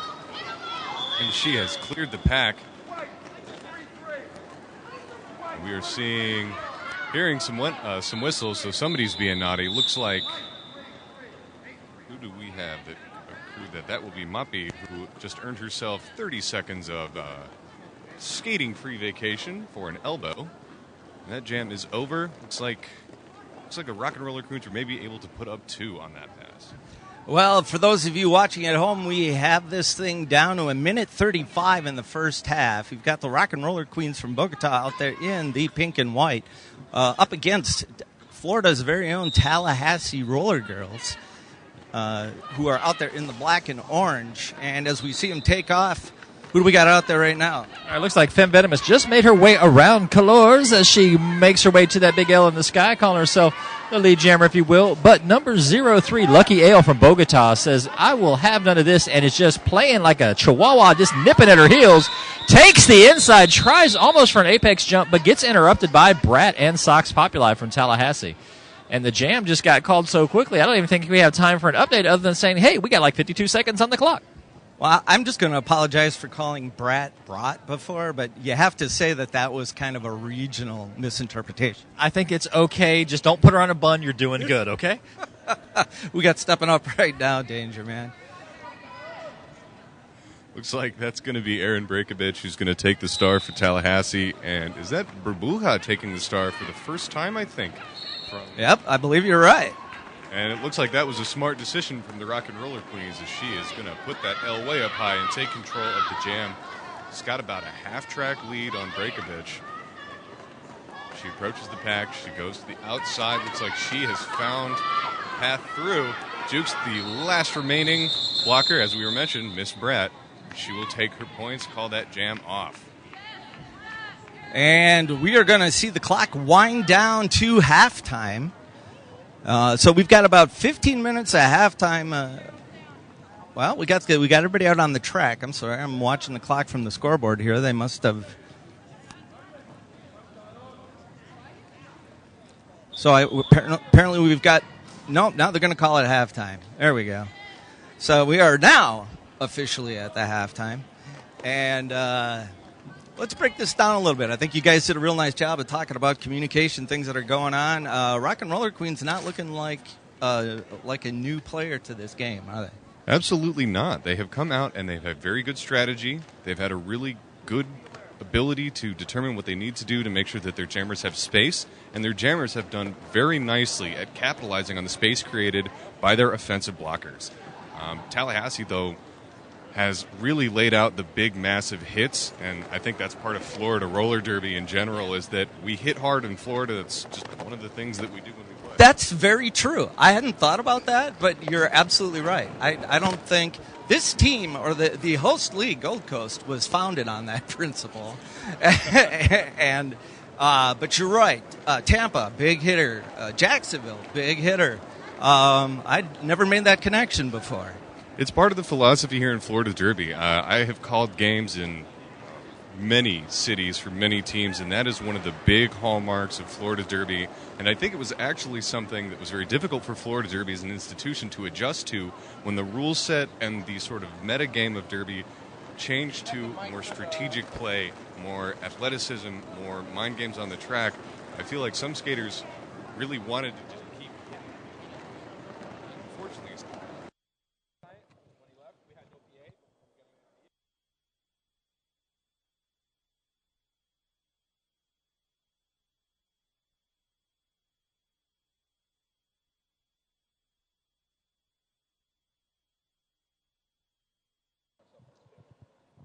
All right, guys, we're here. It's halftime in our match here between the Tallahassee Roller Girls and the Rock and Roller Queens.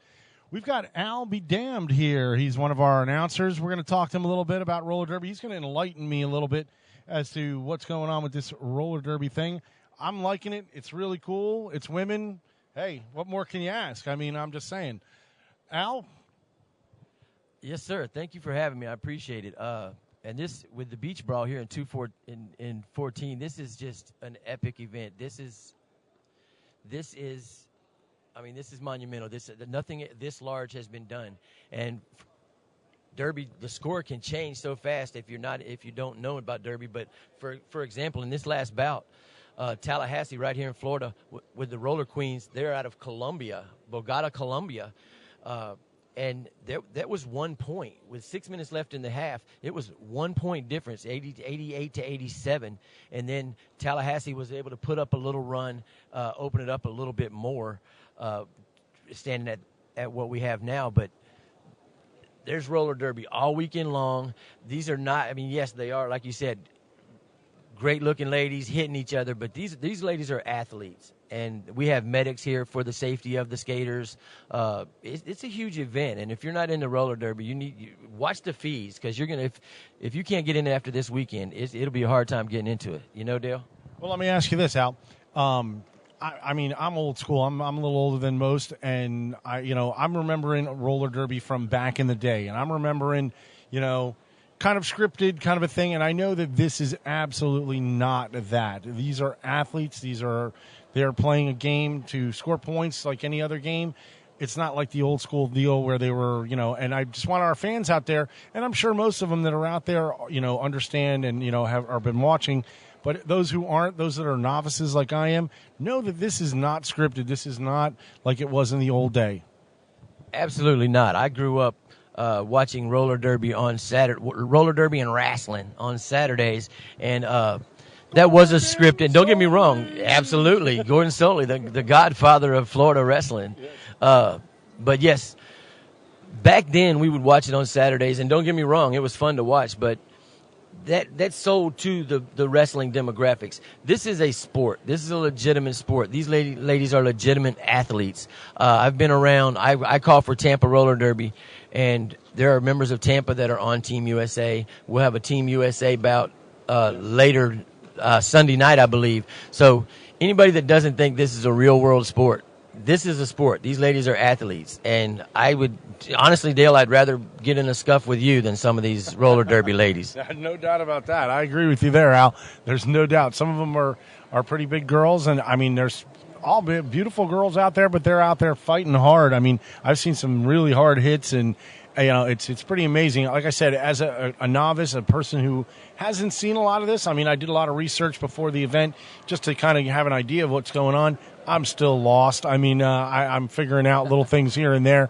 But, as we go along, by the end of the weekend, before Team USA takes the court or the rink, however they want to say it, hopefully I'll be a lot better off. But we're going to keep feeding you guys through our announcers, and that way you're getting the live feed in it. And I hope you guys are enjoying that. And, Al, when are you going to be coming on the mic? When are you going to be announcing? I will be on the mic again at 2 o'clock. And to be honest with you, it escapes me who I'm calling then, because I had to, and then at 6, yes, I have Blue Ridge and Carolina at 2 o'clock. But tonight I have my home team, Tampa Roller Derby, against Stockholm, Sweden at 7 o'clock. That should be epic. Yes, it's pretty remarkable. And like I said, anytime you need me, if you have a question, or I want you to catch it on the roller derby and learn. And something you mentioned just a second ago, these were pretty big girls. The thing about roller derby is it is 90% technique. So there are girls of different body style. Whether you're 4'11" or 6 foot, you can be a very, very, very good roller derby skater. And they have, once you start, anybody can do it. You have starting QKs, and you train up to where you get to the level that these ladies are. Right. I think the biggest thing that for me, I'm a sports guy. I've officiated a lot of sports, announced many sports. Used to announce over at Dania High Life for many years, a sport that a lot of people aren't familiar with. The thing that is interesting to me is that, the scoring and the strategies that are behind when they end a jam, when they start a jam, that kind of thing. It's kind of cool that, they'll get through a jam, and then you'll see the girl throw her hands to her hips, which I'm pretty sure that means that they're stopping the jam, because there's a strategy there that they don't want the other team to be able to score. And that, to me, I like to know the intricacies of a sport, when it comes to stuff like that. Whoa. What were you going to say, Al? No. The thing about it is this is, all right, you're a sports fan. I've grown up, I umpire baseball, I watch football, and the biggest thing you said about she got through and she got her points and she put her hand on her hips 4 times, that signals I want to call off the jam. The reason that is so important is because here you don't go on offense and defense. You are on offense and defense nonstop for the whole full duration. So yes, you might have got through and get your 5 points, but if you call it off now, you'll actually stop the jam before the jammer right behind you picks up 3 to close those in. So take your 5. A lot of them, they'll take their 5 points and go home. So, Right. and that's what they do to call it off. So that strategy does play. It's huge. It's a chess match, and that's exactly what it is. Yeah, I've heard the announcers a bunch of times when the girl gets through. They call it a grand slam when they get through and they get the full 5 points, and that's a grand slam. Now, as they go around, if the other jammer, the one's the lead jammer and the other one's the I guess the secondary jammer, however you want to say it. If she starts to pass people, that's why she wants to call the jam off. So that way, I got the 5 points and you're going to get nothing, kind of a thing. Or what if I see that I can get back around and maybe get more points? So that's all a part of the strategy of what's going on. Correct. You can get multiple grand slams, which means just means that you have lapped everybody more than once. You get 4 points, 1 point for each opposing blocker that you pass, and 1 point for the jammer. As you pass, you also get points for anybody that's in the penalty box. That's why you get 5. Even if there's not 5 skaters from each team on the floor, you can still get your 5 points for the grand slam. That's really it's very interesting. It's certainly an up and coming sport. We're happy to be a part of it. We're happy to be here streaming it live for you guys out there, and hopefully you guys are enjoying it. Keep your comments up. We've got some comments on there that are in Spanish. Keep it up. I don't read Spanish, but that's all good as long as you guys know who you're talking to. Yeah, as long as you guys are talking and having a good time with it, that's what we're here for. We've got matches going on or bouts going on all day long. They're actually games now. They're called games now. Okay, I was told bouts, games. It's been bouts forever, but in the new rule set, they actually refer to them as games. And I think okay, so we're going to right. They're referring to everything as games now, so that's fine. Like I said, I'm new to this, so hey, any little tidbits that I can get, anything you guys want to tell me here on the chat line, I'm glad to hear it from you. I'm Dale Martinek. I'm here with Al be damn. Al, do you remember old school wrestling? Yes, sir. A little Ric Flair action. Woo! Oh, woo! That's right. All right, Al. Hey, we want to thank you. We'll talk to you again during the thing. We're getting ready to end the half here. Yep, tonight at 7, Al will be doing the Tampa game. Check that out. We're getting ready to end the half. I'm going to take you back to the live announcing right here in the arena.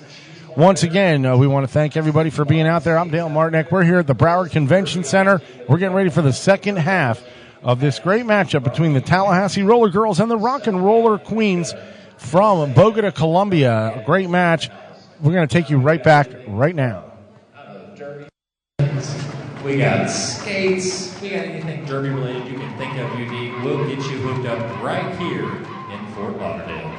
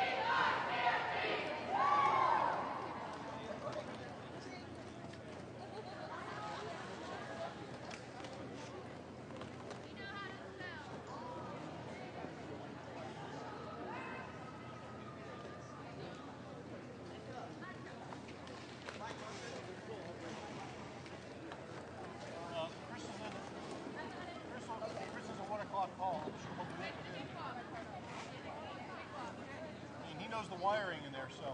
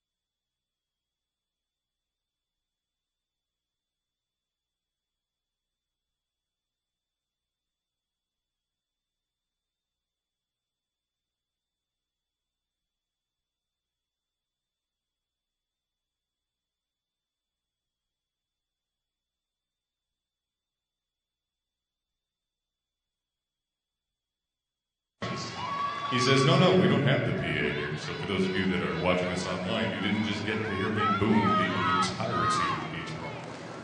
So we are back. We are live here with the second half of the Rock and Roller Queens versus the Tallahassee Roller Girls. Right now, Venomous from Tallahassee has the lead, and she is jamming up against Lucky Hale from the Rock and Roller Queens. Jammers neck and neck. Round turn 4. We'll see what Venomous does now that Lucky Hale has superior track position. And she will do the predictable thing. She will call that jam off. But not before Lucky Hale gets at least one. And as we talked about before, you're going to look for especially your tenured players to be playing this as intelligently as possible. We're going to see a lot of textbook play, not a lot of chances taken. Just going to take the 4 points right there, and we're going to see Tsunami step out on the line right now for Bogota. She's going to be up against Erin Bregovich, and as they come off the Humpy's Pizza Jammer line. We all want that. We see Bregovich going to be caught up in the back there, and out in front, that's going to be Tsunami. And we're going to see yet another nice run here for Bogota. All right, Tsunami was just quick and fast when she came around that line. Looks like Bregovich getting tied up on the front line, making her way past 296. That's going to bring me Nerva. One of the skipper couldn't quite catch her numbers coming around, but that action on the turns just looking beautiful. Oh, 4 hands on the hips, Tsunami calling it off like a gentle caressing wave. Wow. That might be the segue of all segues. We're going to see Orgasm step up to the Humpy's Pizza Jammer line. Yes. And she's going to be out there for Tallahassee in the black and orange. If you're watching at home for Bogota, we're going to see we are going to see Barbu. And Barbu are going to be out there, I believe, for the first time. And we're going to see her step up to the Humpy's Pizza Jammer. Oh, this is an official time, or no?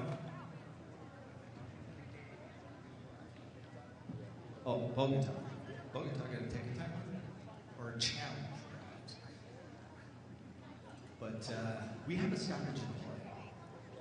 Indeed, we have a derbyology moment, as it looks like. Our referees and coaches are out there discussing the ology of derby, as it were. It's one thing that I have noticed that's interesting. I keep forgetting I can't actually do live analysis as much now that I'm actually on the PA as well. So I'm just going to can what I was going to say. We're going to move on. I wonder what kind of skates they have. They might be Bond skates. So for those of you that don't know, Bond does make the most amazing, glorious, and possibly sexiest skates in the entirety of roller derby. Bond is also in the building tonight. Hello, Bond guys. Ladies, excuse me, Bond ladies. Right next to the Cheese Balls Bearings vendor. By the way, if you guys don't know, that is owned by a local Florida man by the name of Zach Johnson. He skates under Zaccaroni and Cheese and Cheese Ball Bearings. I have to admit, I have been blessed enough to try some cheese balls out. They are absolutely fantastic. Zach and his company hand polish all of their bearings. They are the smoothest rolling bearings I've ever rolled on. So yes, as you might, now I'm going to can that one too. We're going to let Showtime make the cheesy cheese balls jokes. And so Bob, here you had some travel problems getting in. Yeah, a little bad weather, but when you come from the Midwest this time of year, kind of expect that you might be up against some of that. Again, we've got a timeout right now. We've seen really, really nice plays by Bogota.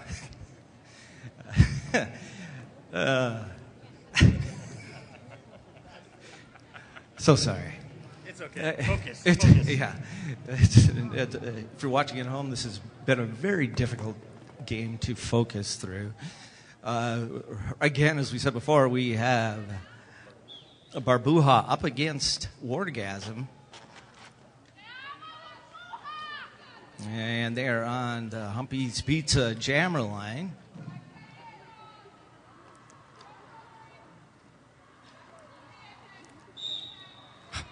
the anticipation's so thick, it was almost choking me. And Wargasm, oh my! There's that big hit Florida Derby we were talking about, but she's going to get a forearm, and I tell you, that's a good call.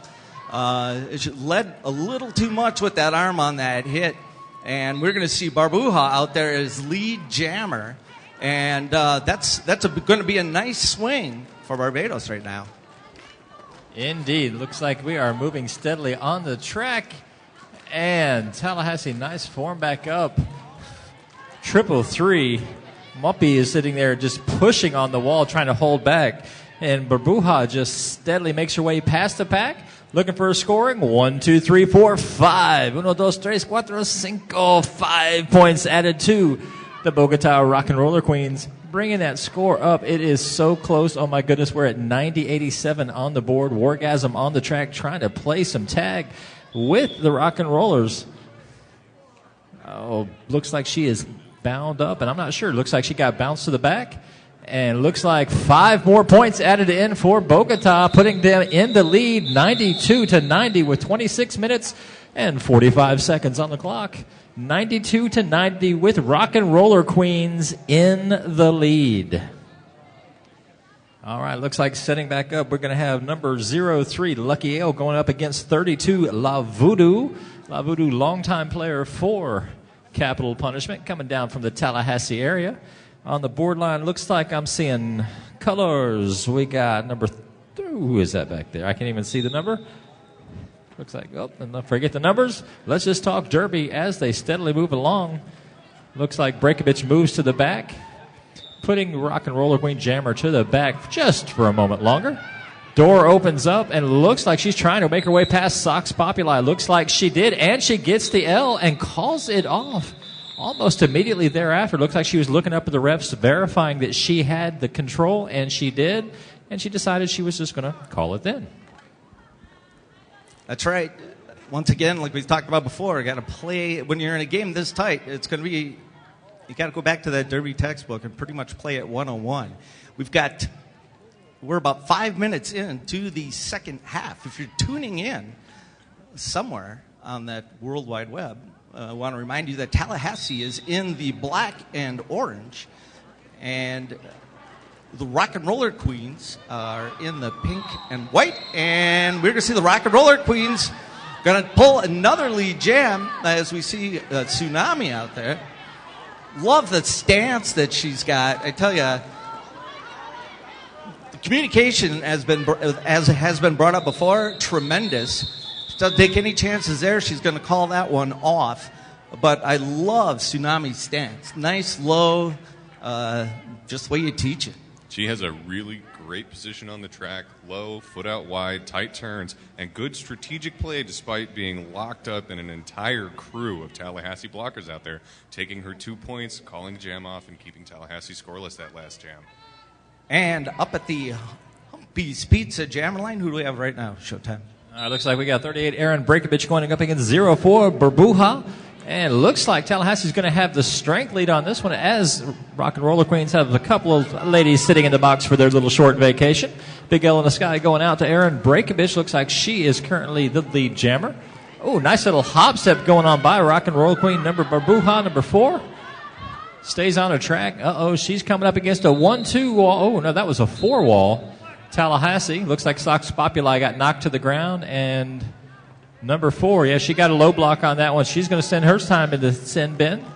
That was a hard hit, too, on number 4. She hit the ground almost parallel, looking slow recovery, and kind of looks like she's still a slight bit winded as she comes around, but she's using some strategy as she comes. Oh, now she's tied up against Voodoo, and she's made her way around Voodoo, and the jam has been called. Looks like 23:35 on the clock. Hearing a call for medic going up for number 4. That's going to be Barbuja. She is going to go visit with our medic staff on site. She did take a hard hit, and it is a tied up game right now, 94-94. Yeah, we saw her get caught up in the blocking over there. She ends up. They call a low block, and they're always going to call a low block for safety's sake. It was not something that was intentional. but she got caught up in the pileup on the ground. She ended up kind of face first. And right now we are going to see that's number 3. That's going to be Lucky Ale that's out there for Bogota.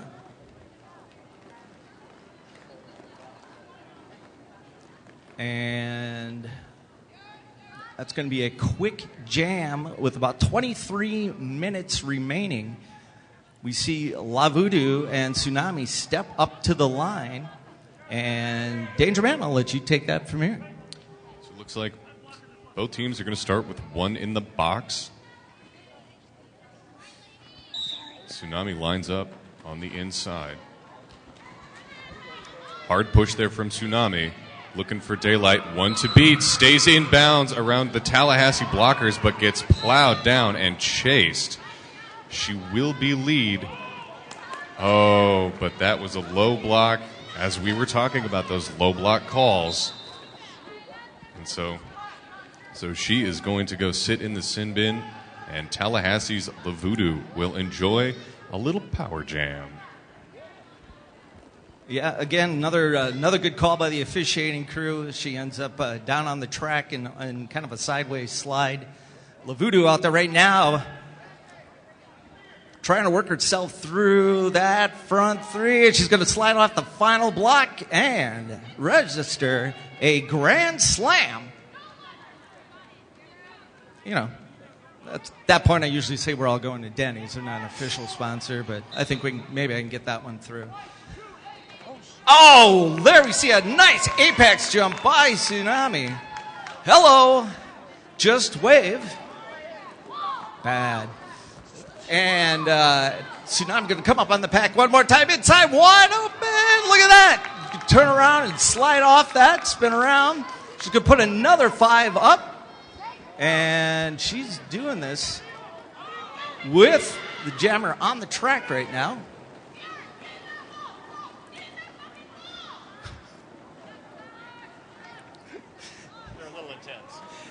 Yeah, that Florida Derby gets to be a little intense, doesn't it, Showtime? Feeling the beep here. Okay, so all right. Looks like 4 points both teams this pass. Voodoo and Tsunami just steadily tying it up. 113-102 on the board right now. 20 minutes and 20 seconds or so on the clock. Whistle blows. That's going to be for time. That's a good thing. And looks like a timeout is being called for Bogota. All right, this is going to be an official Derbyology timeout. I want to send a big shout out to our sponsors, including Adam Wheels. I need to check out some Adam Wheels because I've got Bont skates. So, I can like cheese ball bearings, Adam Wheels, Bont skates. See, I got those carbon racers from Bont. It's not, you hate me, I know, but they're so sweet. I want to try those new ones, though, those ones that they show hovering. Just to try them. And we got Boca Vapes, cheese ball skate bearings, of course, Cornelius Jewelry, Crystals, and Beyond. I think they're set up right over there, so that's going to be pretty sweet. I want to check them out. We've got Derbylife, Derby Skins, Fester Airbrushing Florida. I've seen some high-class airbrushing done throughout the area. Derby Skins, talk to them about some custom work to have done coming up. We're taking a quick time out from our online feed. Just to let you guys know, we do have another match that will be starting over on Track C. That's going to be the main roller derby versus low country high rollers. That game's starting at noon. It should be getting underway any minute. If it hasn't already, you can switch to either feed and see either one of the games. Watch your favorite team on this court. Watch your favorite team on the next one. Each game will start on the hour on either track. Once again, the main roller derby versus low country high rollers starting at noon over on Track C. Right now, we've got a barn burner going between the Tallahassee Roller Girls, Rock and Roller Queens from Bogota, Colombia. They're holding their own here against a tough Tallahassee team. Keep on watching. Keep on giving us some comments on our chat line. We'd love to see it. I'm Dale Martinick. I'm your announcer and host for the day. We're going to get you back to the live feed as the timeout comes back on. Lunch today. Maybe I'll swap you the salami for peanut butter and honey. Or did somebody bring some Humpy's pizza? Think so? Okay. I never had a good enough lunch that anybody wanted anything that I brought anyway. So, yeah. Was that Showtime? They take your lunch money? They took my lunch money. It's okay. They don't do that no more. Yeah, you're still writing a weekly stipend check out to those guys from elementary school. Who told you? Okay. All right, looks like lining up on the track, we got Femme Venomous from Tallahassee is going to be jamming up against number 88. That's going to be Mar. I'm not, that pronunciation is going to get me. I apologize. My Spanish sucks. On the line, I'm seeing Brat. I'm seeing Diamond Tiara, Sox Populi, and Wargasm. It's not Brat, it's Brat. And getting ready to start with that 5-second warning. Also, Bogota, looking like a few people on the track. We got... the 5-second warning. That's Moppy, spelled with an A. Whistle blows, and you know what that means? We got ourselves a jam. All right, looks like a little bump left and right. Jammers just trying to stay on the track. These blockers have been doing a fantastic job so far today. This is still early in the tournament. Everybody has a lot of energy. Oh, hard push. Looks like it was enough. She gets the L in the sky. That's going to go to Femme Venomous. She's Team Venom. Gets the big L. Hard hits going on. All right, strategy comes up. Oh, you must skate fast, turn left. Remember, that's the way Derby is played. You're getting tied up in that 1-2-3 wall from the Rock and Roller Queens. A little backward skating, show off your artistic side, and take 5 points by the referees. Meanwhile, Rock and Roller Queens coming on through. Looks like number 88, Mar, is around. She says, I got this, mer. But no, the jam is called. And looking at the score, we're at 19. We're taking a quick timeout. We just want to make sure that the feed is going through. Guys, if you're out there and you're listening, if you can hear the announcers and me, please let us know. From what we're understanding, you guys are having some problems hearing the feed. You should be hearing the announcer, on-track announcer. Let me know in the chat room if you are hearing that so we know that we're getting through to you guys. Once again, we'll get back to the action. Middle rotation as there Bogota totally opens up the inside, catches Tallahassee just sleeping a little bit there. And Lucky Ale going to be off to the races. Nice little hop skip through short part of the apex. And Breakovich is out right now. And nice move right there by Lucky Ale. Tallahassee never even given a chance to set up. And we are now seeing this game get drawn closer and closer with about 12 minutes in to the second half. We're looking at only an 8-point differential, Danger Man. This has been an exciting game thus far. We've had a couple of different lead changes, and they're on that last jam. Lucky Ale with the clean juke to the outside to clear the pack. Just beautiful, beautiful jamming. Gucci Mane is going to line up on the line, and I believe that is Tsunami in there from our Humbee's Pizza Jammer line. Tsunami looking for daylight. Tallahassee trying to run 2 blockers up front, but she gets out of play, and so Tsunami will be your lead jammer. Gucci Mane still swallowed up in the pack. Rock and Roller Queens doing a good job holding that up, and looks like the Roller Queens may have learned a thing or two since they've been here in Florida about delivering some hard hits. That was some nasty blocking there from the Rock and Roller Queens, making room for Tsunami to get 5 in the sky. Oh, we see another hit right there for Bogota. Going to lay out the Tallahassee jammer. Tsunami stuck in the middle of that pack. Couldn't even see her there. She comes out on the very outside corner. And again, with that nice little spin off the block, rule enforcer going to indicate that she's missed one. So one was a no pass, no point. Oh, Tsunami going to get sandwiched in that pack. And I think they actually sandwiched her and kept her standing upright, Showtime. Gucci Mane was looking a little upset on that. She was taking a few hits, and you could see that frustration in her face. She wasn't getting through. She was getting tied up. but she's still moving, and that's the thing that's going to help right now. She's one of our newer skaters. She's only been with Tallahassee basically since the latter part of last season. I think she played the scrimmage at the very end, was her first bout with us. And she's come out. She's been quite impressive on skates so far. I'm not sure what her background is beyond this, but she's definitely one of the up-and-coming Tallahassee skaters. All right, looking at a 5 points added in by Tsunami. And it was a very slow and tenuous 5 in the sky, bringing the Rock and Roller Queens in the lead 130 to 119. That's 130 to 119 with 15 minutes and 45 seconds on the clock. Timeout, and this is going to be a derbyology timeout by capital punishment. You know what I have not done since like the last timeout? I haven't talked about sponsors. You know, I like my sponsors. They help keep us in business, and that's a good thing. We've got most of them. You know, for those of you that can see, well, you can't because the camera's not over here. We even have Cheese Balls precision skate bearing koozies. That's right. You can keep your drink cool or hot with Cheese Balls.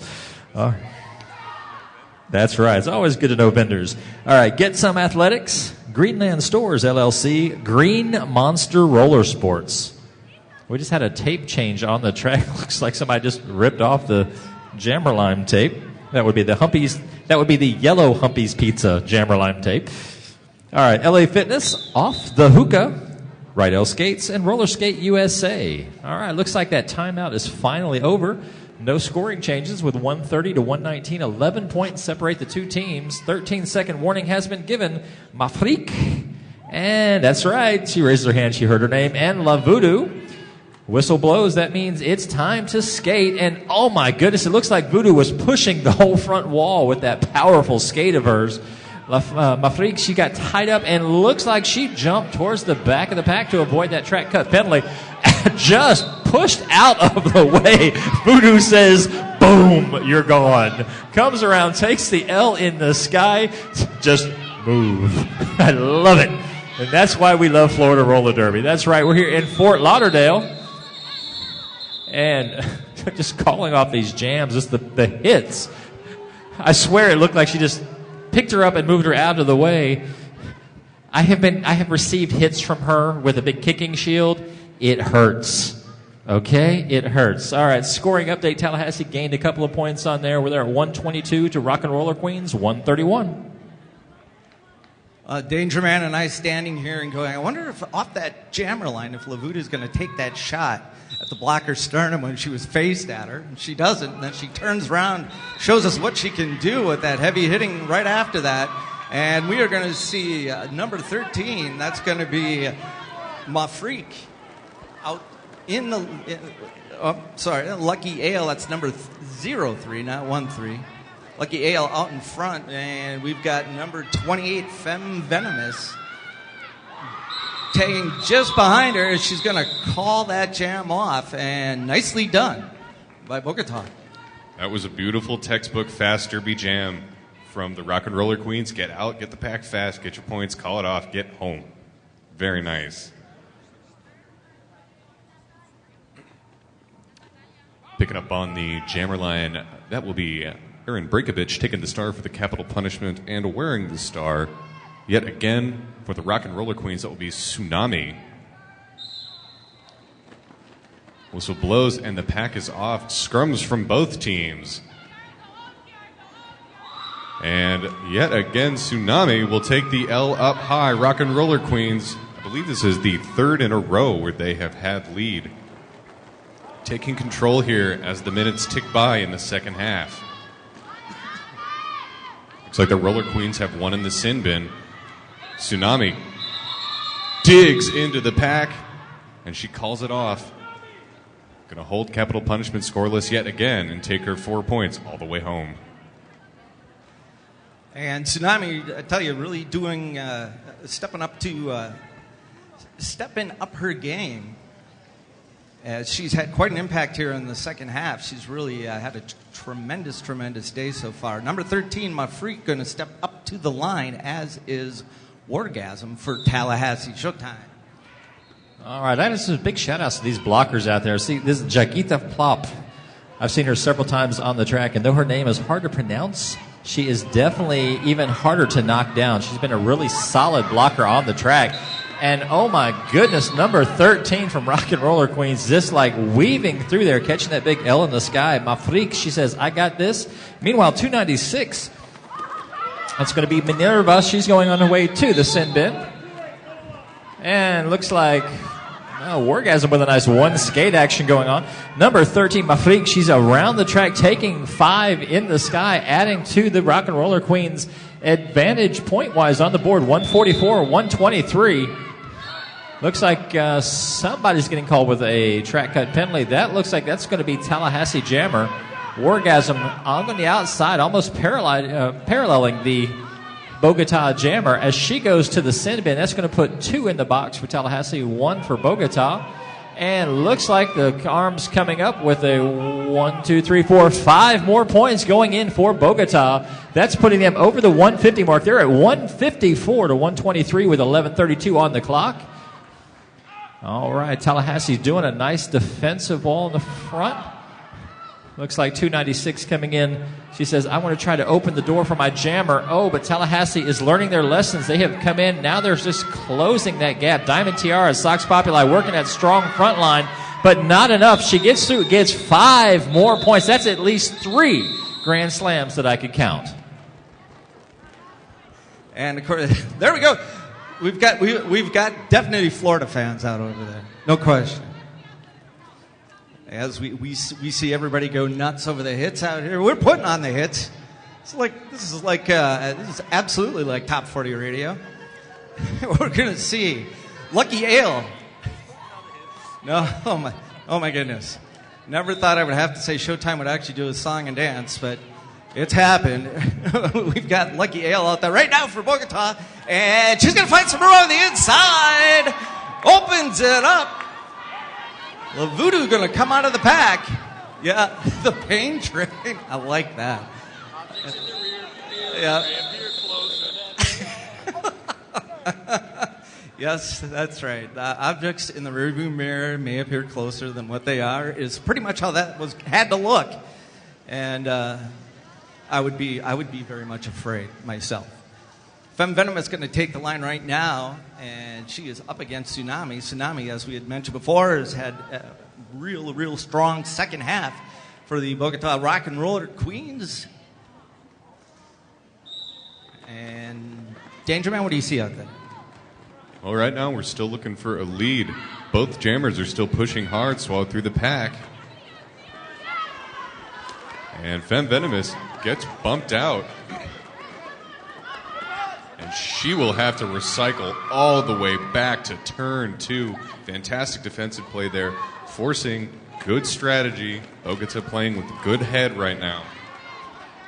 A little bit of a pile up there on turn 4. Tsunami's going to go to the ground, but get back up quick. And that is a nice scoring pass from Tsunami. She's going to call that one off and take her 4 and go home. And as you're indicating out there, Showtime, Femme Venom is showing us how she can shed blockers. And this whole team able to shed blockers. Always love coming to Florida because you always know that there's going to be lots of bruises. I don't know what you're saying. We're a kinder, gentler Florida. We don't believe in bruises and hard hitting derby. What's that? What is this hard-hitting derby you're talking about? All right, whistle blows. Looks like number 3, Lucky Ale, just jamming hard against Aaron Breakovich. Oh, pile up, turn number 1. Quick recovery. Looks like she stays up, and looks like number 3 takes lead jam. One more time. Lucky Ale. Looks like we got Brat making her way to the box. All right, and looks like Persecute also to the box. This is going to give the player advantage to Bogota right now. Call of no pack by the referees. Breakovich coming through. She is not your lead jammer. I say again, she is not your lead jammer, but she has got through the pack, and that's the thing that they care about right now, because this is the opportunity for them to make up points until the jam gets called off like it just did. So it looks like a 167, 123 on the board with 7 minutes, 55 seconds left on the clock. Looks like the next jam is set up quick, fast, and in a hurry. Looks like number 92 from Tsunami going up against Wargasm. Lining up on the board, skaters that I can see from here. Number 83, Bogota. That's going to be Jaguita Pop. I got number 666, Gatho, and 296. That's going to be Minerva. Oh, I glance away for just a split second, and suddenly lead jam goes out. Number 92, Tsunami. Yeah, once again, they do such a nice job of pulling everybody over to the right, luring them basically. Like somebody threw a dollar bill out on the track and started reeling it in on a fish line. Everybody slid over and opened up the outside lane, or the inside lane, rather. And we've seen Bogota adjust here very nicely throughout the second half. They've responded to the gratuitous. Oh, so we're going to see Tsunami with take a seat.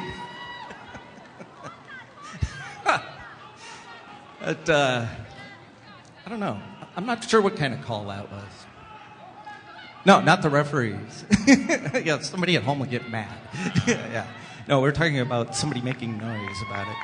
With they're down to 6.5 minutes. We've got a 40-point spread right here.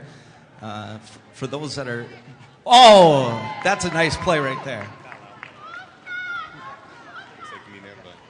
Looks like Minerva is fouled out. Lo siento, Minerva.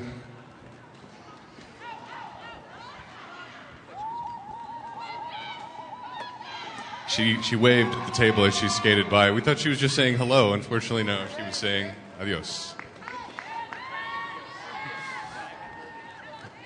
Con Derby. Very good. I like that. Stopped wall right at the start of turn 3 here. As Tsunami juking blockers, trying to make a little bit of her own way. Trying to force the outside to find Sox, unable to make the pass. As Tallahassee responding to the previous points from the Rock and Roller Queens. Wargasm, though, not able to close the gap entirely. Score as it stands right now. Looks like Rock and Roller Queens still in the lead by 30-plus points. They lead 179 to 147. That power jam from Tsunami really did do the damage. Yeah, no question. Very much like the power jam at the end of the game went against them, or the end of the first half went against them. They got one. They were able to steal one back, and it's made all the difference in the world. We're going to see them come off the line right now. That is La Voodoo and Lucky Ale. Lucky Ale going to find some room on the inside. She is your lead jammer. And we're going to see La Voodoo able to get her way through the pack. And she's going to be down. The differential is going to be 2 blockers right now. And she is going to call it off. And we're going to see La Voodoo. It doesn't matter. You don't see her doing it. And that's me. I'll applaud for Voodoo as she almost nails the landing. I give it. It was pretty. It really was pretty. I'd give her 7 points because she'd probably hurt me if I didn't. But we're going to see Femme Venomous step up right now against Tsunami, and as they come off the Huppies Pizza Jammer line, she's gonna work herself through to the inside, and she is free. And Tsunami, should we all do the wave? There you go. They might just be busting that out for her in a little bit. And actually, there's not that much time left. 3:30. That's true. So, for those of you that are joining us on the World Wide Web, if you have just tuned in recently, we are watching Tallahassee Roller Girls take on the Rock and Roller Queens from Bogota, Colombia, who have traveled a very long way to play in their very first WFTDA-sanctioned bout. And you are watching that right now. They currently lead 180 over the Capital Punishment's 147. Bogota wearing the red and white Capital Punishment, wearing orange and black. And speaking of the Rock and Roller Queens, their jammer, Lucky Ale, has lead. She is jamming up against number 38, Aaron Breakovich from Tallahassee. Bob, tell me what's going on. Yeah, I tell you, Lucky Ale doing a nice job of getting herself through that pack. They've dominated Lead Jam this second half, something that was probably a lot more evenly split in the first. That's going to come up goose eggs, but when you're Bogota right now, that's all you want. We both know that, your first enemy is your opponent. The second one is time, and time is playing more and more of a role in here right now as we come down to 2 minutes to go. But Showtime, we're talking 33 points, and that is far from being out of the picture. Well, by all means, we're looking at 2 minutes, 14 seconds. Plenty of time for plenty of derby action. Number 92, Tsunami, just rolling around left and right on the track. It looks like almost like she's trying to mess with the Wargasm's head on that. And this is going to turn this into a power jam for Wargasm because it looks like Tsunami gets sent to the box. That's 30 seconds of, hard, solid hit. Nice recovery, and that is not what we want to see right now. Looks like Wargasm makes her way to the box. We're going to have ourselves a little jammer exchange. One jammer enters, one jammer leaves, and Tsunami is back on the track. Out of nowhere, she says, here comes the waves. All right. Bump. That's going to be a back block penalty on somebody from Bogota. Wait till they come around the way. Looks like number 28, Lola, going to the bin for her 30 seconds of fun. 4 points added in Wargasm, bringing them up to about, that should be about 151 to 80, or 180 rather. And Sox Populi to the box. 5 points added in for Wargasm. Nice job adding a few points in there, closing that gap. And looks like Diamond Tiara gets a penalty for failure to reform. And back in on the track, the skater's just steadily moving, looking for points in the sky. 1, 2, 3, 4 points added in for number 44, closing that gap for Tallahassee. Oh my goodness, 160, 180 on the board. Everything just suddenly slowed up on the track. Yes, no, maybe. And then the pack just come in all around Wargasm. It's like she lost energy. 4 points just got added in for Tsunami coming around, just climbing that up. Oh, my goodness. Looks like we got ourselves the Brat going all the way to the box. Bob, I don't know what to say other than, that 160, 186 is just, 189. I don't want to look at that score no more. And Jam gets called. Jam gets called that quickly, and a timeout, last-second timeout, a Derbyology timeout by capital punishment. That is strategy. Yep. No, that's absolutely what they needed to have, was the opportunity to stop the clock and run one more jam here. And I think as everybody in the arena here knows, but those of you at home probably know, but in the event that you don't, obviously they can stop the clock as long as the period itself had not expired, which it hadn't. Tallahassee going to get one more jam in here. And when you're in that scenario, as a coach, that's exactly the break that you're looking for when it comes down to this part of the game.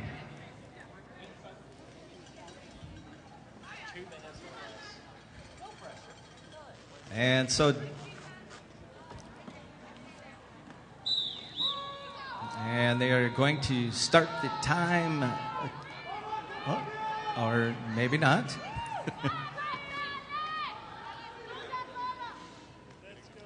There you go. You know your officiating crew's doing a good job when they walk over to the penalty box, because that means they're fixing something that's not right. And that always, I don't know how you can keep your mind on so many different things. Officiating crew doing a tremendous job here this afternoon, by the way.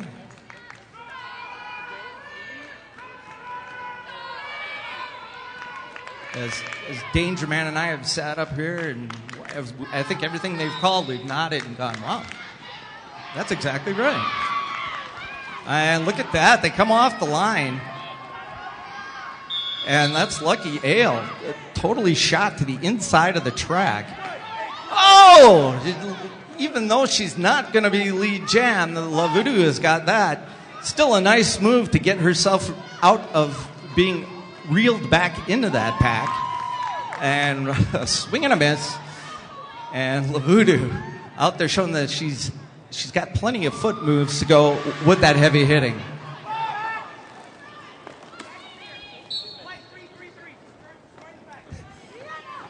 Lucky Hale coming around, and she is going to really just start working on the time right now.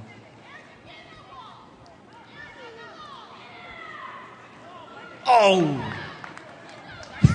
See, now, there's a Florida crowd right there. Hit her. I think they yell hit her a lot. They absolutely do. You will hear hit her, hit somebody, and hit expletive deleted all the time. Right now, Tallahassee, Lavuto out there doing work, trying to put some points up and contest here as the seconds tick ever so slowly away in what will be the last jam of this game. But Lucky Ale undeterred, and if she can match Lavuto point for point, then this jam, we'll see.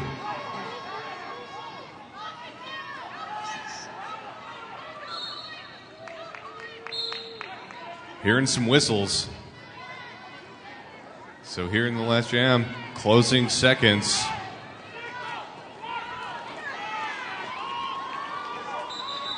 And that is it, ladies and gentlemen. We will have the official score for you here in just a moment, but it is clear to everyone here that in their very first ever WFTDA sanctioned game, the Rock and Roller Queens from Bogotá, Colombia, ya ganó. ¡Felicidades! All right, everybody, we're done with that match. Congratulations to the Rock and Roller Queens from Bogotá, Colombia, coming in unranked, and they came in and they beat the Tallahassee Roller Girls. Our final score, 201 to 182. Once again, our next match on this court will be the Dallas Derby Devils versus the Royal Windsor Roller Girls. That will start at 1 o'clock right now. On the other track, on track C, the main roller derby versus Low Country High Rollers. Switch on over there at any point in time. Congratulations once again to the Rock and Roller Queens. We're going to have one of their players come over and do an interview with us at halftime over on the other track. So if you want to check that out, see one of your favorite players, come on over and talk to us. We'll be over on track C with an interview with one of the winning team's players, the Rock and Roller Queens out of Bogotá, Colombia. I'm Dale Martinek. We're live here at the Broward Convention Center in Fort Lauderdale, Florida. Hope you guys can make it down here. If not, stick with us right here on our feed. We're going over to track C.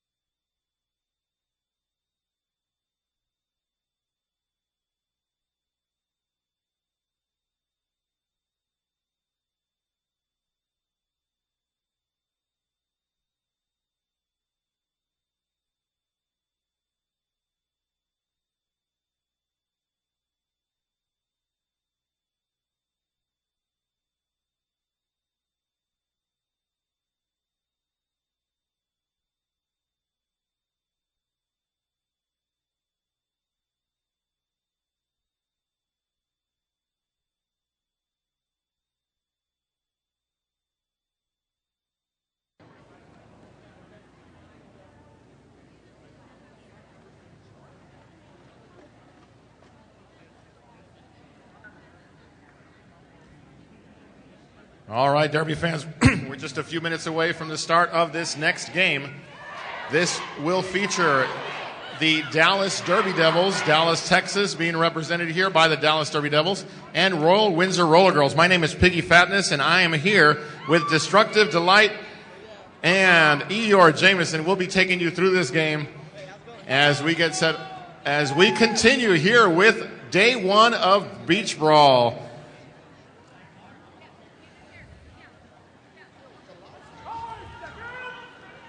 As we get started on the jam line for Dallas Derby Devils is Brandy Danger, and she is facing off against Clublamo for Royal Windsor.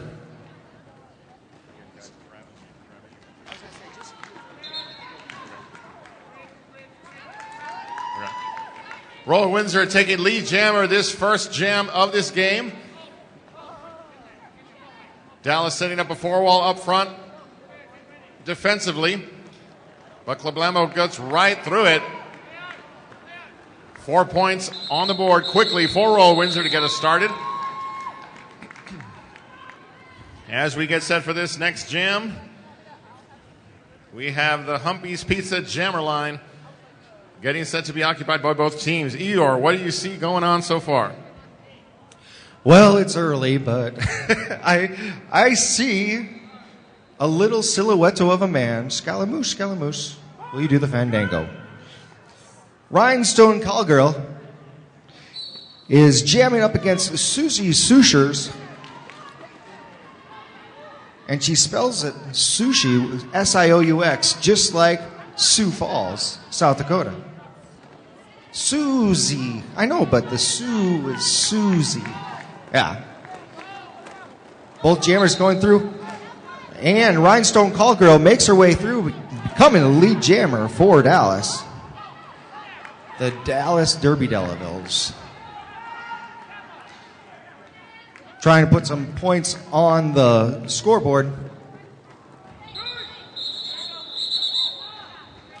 And the jam gets called off with 4 points going on the scoreboard for Dallas, tying up the score. I'm going to hand it back over to Biggie. Thank you, Eeyore. Royal Windsor, all the way from Windsor in the United Kingdom, one of our international participants here this weekend at the inaugural Beach Brawl.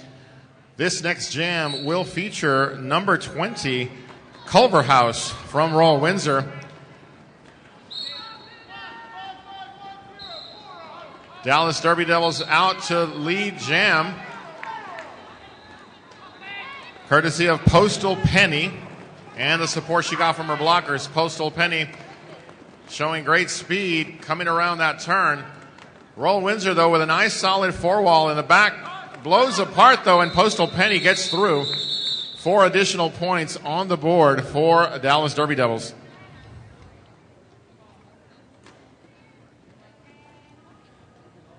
Anita Riot now wearing the star for the Dallas Derby Devils.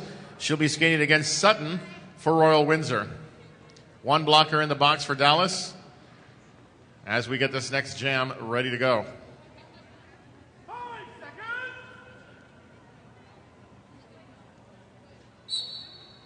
5 seconds and a whistle, and we are back to the action. Sutton working hard against the 3-wall on the backside of the pack. Up front, a wall of 3 wearing white, holding back Anita Riot, but she is through. Lead jammer, Anita Riot, Dallas Derby Devils.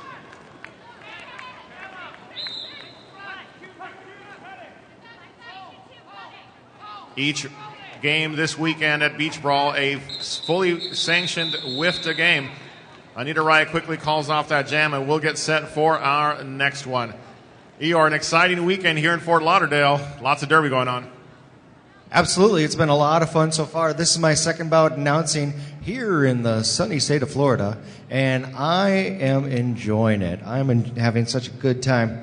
Back behind the Humpy's Pizza Jammer line, we have Animal Lee going up against Clublamo.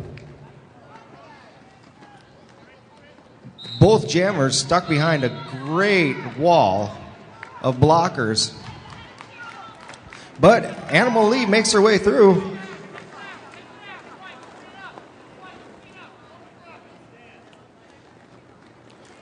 So far, the penalty box has been pretty busy, having two girls from Royal Windsor in there and one from Dallas.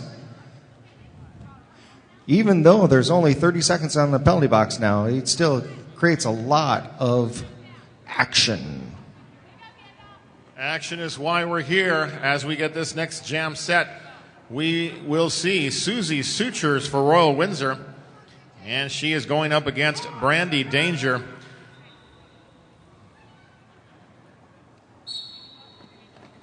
Each team with some blockers in the penalty box. Brandy Danger breaking through. Lead jammer for Dallas Derby Devils.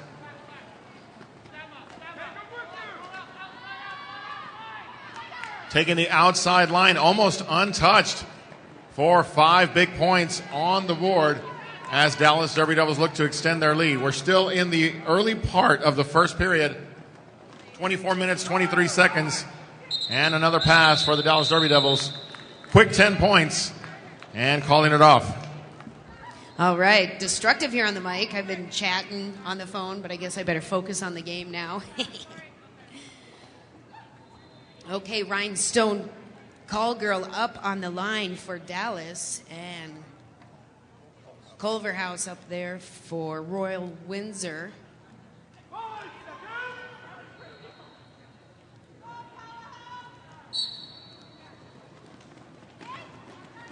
Oh, nice block. Culverhouse getting knocked to the inside. She's recycling back out.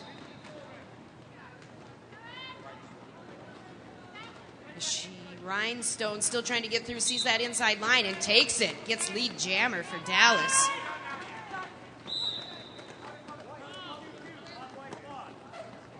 Culverhouse stuck here on turn 3 behind those blockers. They're not letting up, doing a little bridging.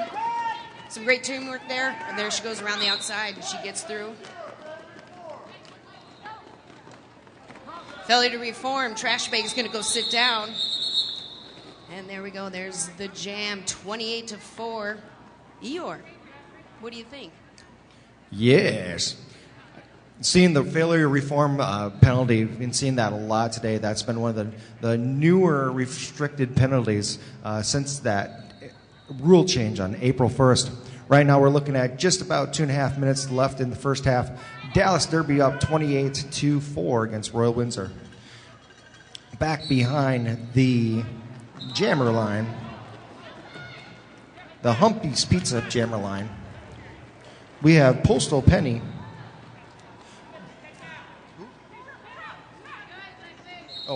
Postal Penny being the lead jammer going up against Sutton.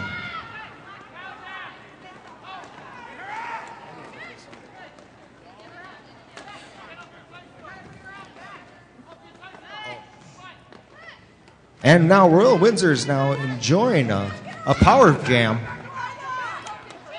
as Dallas Derby jammer was called on a back block. Good opportunity for Royal Windsor now to put some points on that scoreboard. Multiplayer being called, giving Sutton a chance to score some more points. I think that was the initial, in fact, it was the initial pass, so she has not scored yet.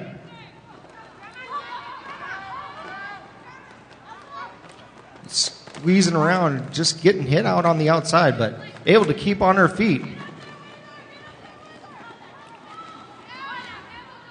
Sutton doing more a tactical approach, trying to decide which way to go, inside or outside. In the meantime, Postal Penny was released from the penalty box and scored 4 points for Dallas Derby. So we are going to go for a full 2-minute jam here. Postal Penny getting another 5 points, adding the thumb, 5-point grand slam. As Sutton being called on a cutting the track penalty. So just as Sutton's going to be sitting down, We reached 2 minutes. And Dallas Derby is going to be enjoying a power jam going into this next jam. Piggy. This power start will feature the first appearance with the star this afternoon for Guillotine Grace. She's a recent addition to the Dallas Derby Devils team, and she is out there with 3 of her fellow blockers as there's one in the penalty box. Guillotine Grace, also a member of Team Blood and Thunder, and she breaks through for lead jammer.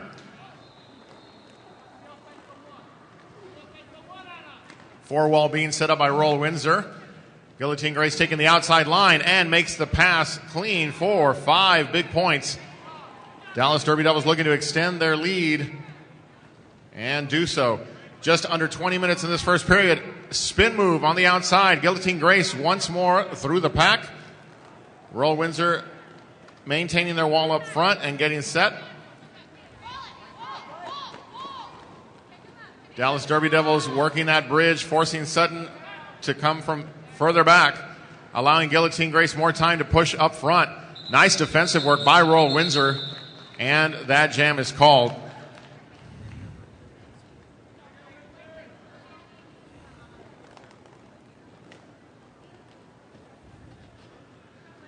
So destructive as we get set for this next jam. Roll Windsor, one of our international teams, and really working hard as they get set for this next jam.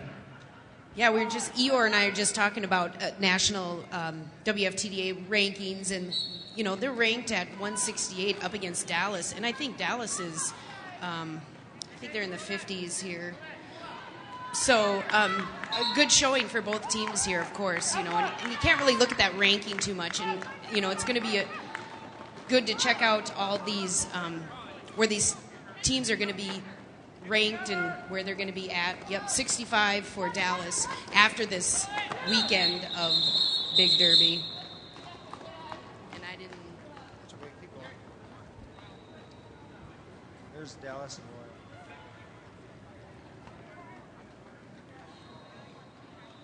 All right, now hovering around the Humpy's Pizza jammer line, we have Sushi Sutures going up against Brandy Danger.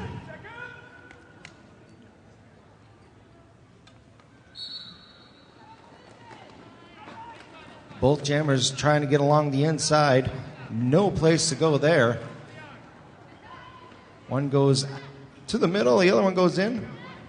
Oh, getting knocked out of bounds. Susie Sutures. And Brandy Danger becomes the lead jammer for Dallas.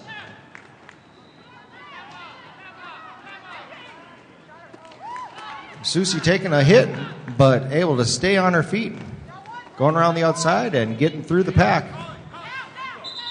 Brandy Danger scoring 4 points on that pass. Calling off the jam. And we're going into a timeout. Piggy, do you want to talk about some of our sponsors? I would be happy to. This timeout sponsored by Derbyology, one of our major sponsors here this weekend. We are on a timeout. This is Dale Martnick. We're here at the Broward Convention Center. You're watching the Dallas Derby Devils versus the Royal Windsor Roller Girls. It's a good match, 61-8 right now. Roller Derby, that's not a lot of points. Over on the other track, the main Roller Derby versus the Low Country High Rollers. They're in the second half. They're getting ready to finish that one up. Coming up on track C right after that will be the Blue Ridge Roller Girls versus the Carolina Roller Girls. Action all day long, all night long, right here at the Broward Convention Center in Fort Lauderdale, Florida. Stay with us on YouTube stream. Come on down and check it out live, whatever you'd like to do. Like to see some comments out there. Make sure everybody's happy. Everybody likes what's going on. Got about 255 people watching. I see Suresh Bello out there, Juan Joe, a bunch of other people. Talk to me. Let me know what's going on. Like I said, we are at a timeout. We're going to take you back to the live feed here in just a second. Once again, thanks for listening. Thanks for tuning in. We're going to be here all night. Last bout, match, game, whatever you want to call it, starts at 8 o'clock. And then we'll be back here in the morning at 9 o'clock in the morning. Check out your favorite teams. Schedules are online. Find out who your team is and root them on. We're going to go back to the live feed. You know, you can walk away with at least 3 sanctioned bouts. I mean, you know, sometimes it's months between sanctioned bouts for some of these teams. So, you know, that's going to be some big steps, and I think we're going to see lots of changes in rankings. So I'm, you know, really looking forward to that. Great weekend. I mean, I'm day one, and, you know, it's already been, you know, exciting, and yeah, just really, you know, it's going to be a good time. Yes, we're ready to get going here again. Are we up? All right. Clubber House is up, and Rhinestone Cowgirl up there for, Call Girl out there for Dallas Derby Dolls. Get the 5-second. You know, big old thanks, everybody, to all of our NSOs and volunteers out here. We couldn't do this without any of the staff and everybody. So here we go. Rhinestone Cowgirl gets through. And no, she is cutting the track. She's going to sit down for 30 seconds. That gives Power Jam to Culver House. And looks like her pack slowing down. She's going to try to get through that line. Sees an outside line, gets through. Inside, outside. Holiday Inn. Don't. It's in my head. Nice dodge. Nick's victim was trying to go in to get Culver House, but she dodged that hit. You know, and I think we have the best view up here, up a little higher. Multi-block penalty for Animal Lee. She's going to sit down. Culver House getting knocked to the inside or the outside.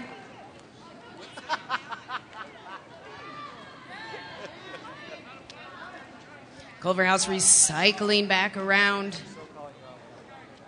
Do it. How far did you get down on this one?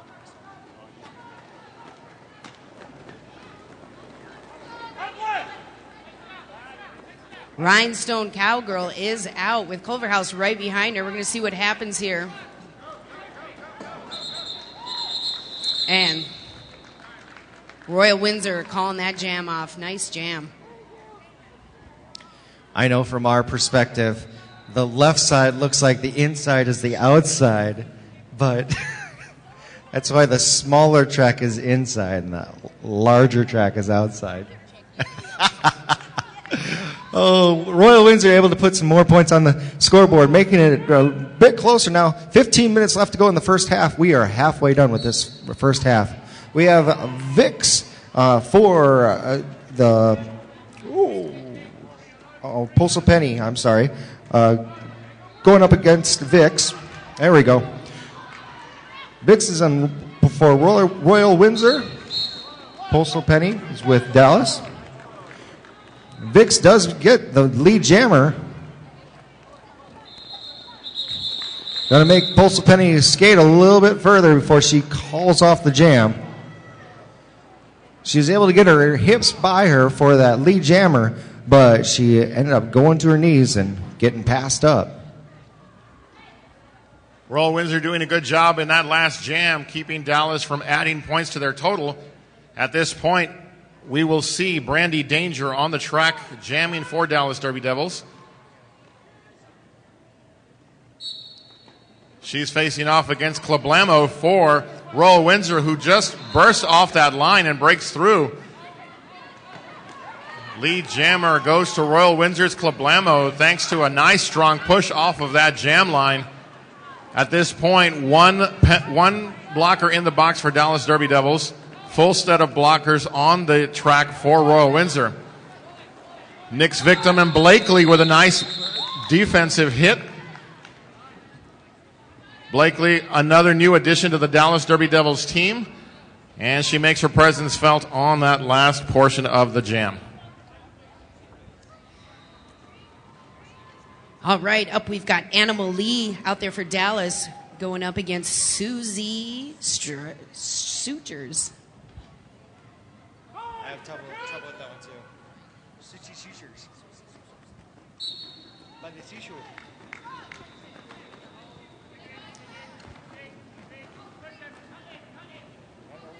Animal Lee is both jammers just caught there, and Susie's going to see get knocked to the inside. Oh, Animal Lee, she's picking up lead jammer for Dallas.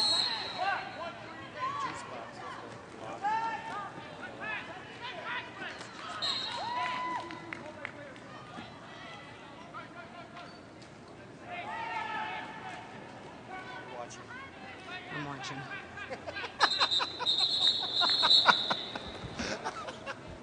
It's okay, Destructive Delight. There's a lot of action going on, and you just get caught up with watching it. Squirrels all around. On this next jam, we have Guillotine Grace going up against Culverhouse. They're now sitting on the Humpy's Pizza jammer line. I was told that Humpy's Pizza does not only have pizza, but they do also have cupcakes as well. Number 235, Guillotine Grace, me and the lead jammer jumping over the arc, getting a 5-point grand slam.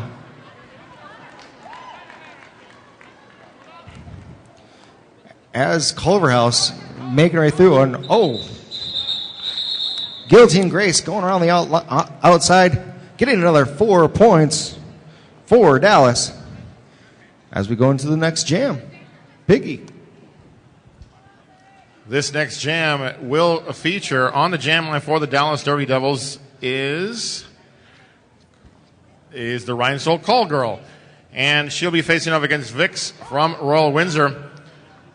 I want to say a big hello and thank you to all of you who have joined us online on the web for this inaugural Beach Brawl. If you've just joined us, Royal Windsor is in the blue and white. Dallas Derby Devils skating in black. Right now, holding the lead in this first period of this game. Rhinestone Call Girl trying to work hard against a wall of white, right center pack, and she's still not through. Nice defensive work being done by Amazon Assassin for Royal Windsor. And there's your call for lead jammer. Rhinestone Call Girl is through. Vix running into a world of trouble behind the Dallas Derby Devils blockers, being led by Juicebox and her teammates. Royal Windsor with a nice four-wall backside of the pack right in the middle of that straightaway. But Rhinestone Call Girl fights through. And she is through for 4 points to call or to add to her total. Nicely done by Rhinestone Call Girl and her blockers. And we will reset for this next jam. All right, Destructive, we got Brandy Danger going up against Clablamo. So here we go. Here we go.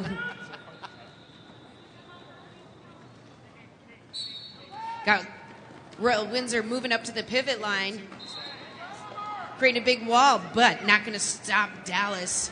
Coming through, pick up lead jammer, number 13, Brandy Danger.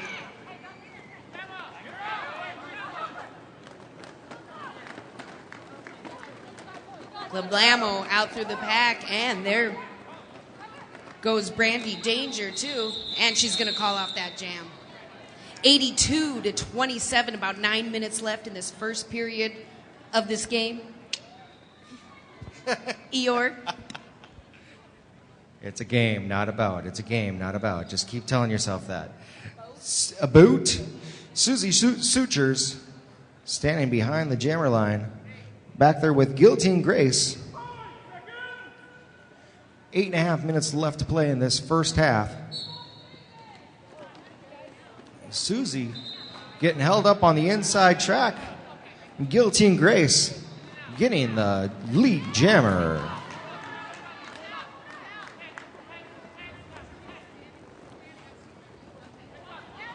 Guillotine Grace coming up to the pack, getting stuck up. Able to get by Trash Bag from the Royal Windsor.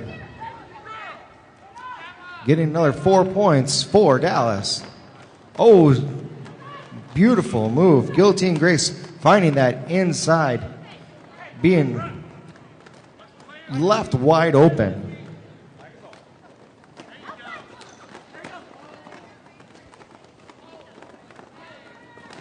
Dallas doing a great job scoring and then also taking Susie Sutures out of the track for the penalty. So now Dallas is enjoying a 30-second power jam. Just as Guillotine Grace scores another 5-point grand slam for Dallas. Inside wide open. I'd say there was about 4 feet there for her to skate through. I might be exaggerating a little bit.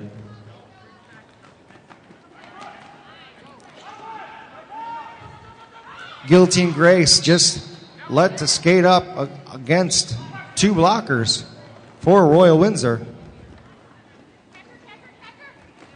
Susie Sutures is released from the penalty box, though.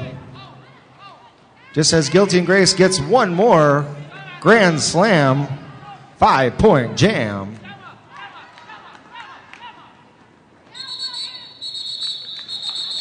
And that's the end of the jam. Full 2-minute jam. Guillotine Grace doing an amazing job putting some points on the scoreboard, extending that lead by Dallas. We still have an entire half in this particular game, but make sure you stick around because after this game on this track, we'll get to see our hosts, the Gold Coast Derby girls. They'll be taking on Suburbia Roller Derby, but right now we're going to get right back to the track. Wearing the star for the Dallas Derby Devils is Animal Lee, and she is facing off against Culverhouse for Royal Windsor. Lots of hard hitting going on as they approach turn 1. The entire pack in a scrum situation. Culverhouse working hard up front against a wall of 3, pushing hard. Nick's Victim anchoring that line.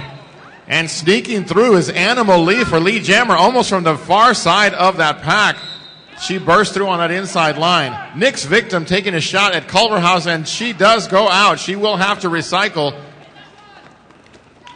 to get back on the track behind Nick's Victim.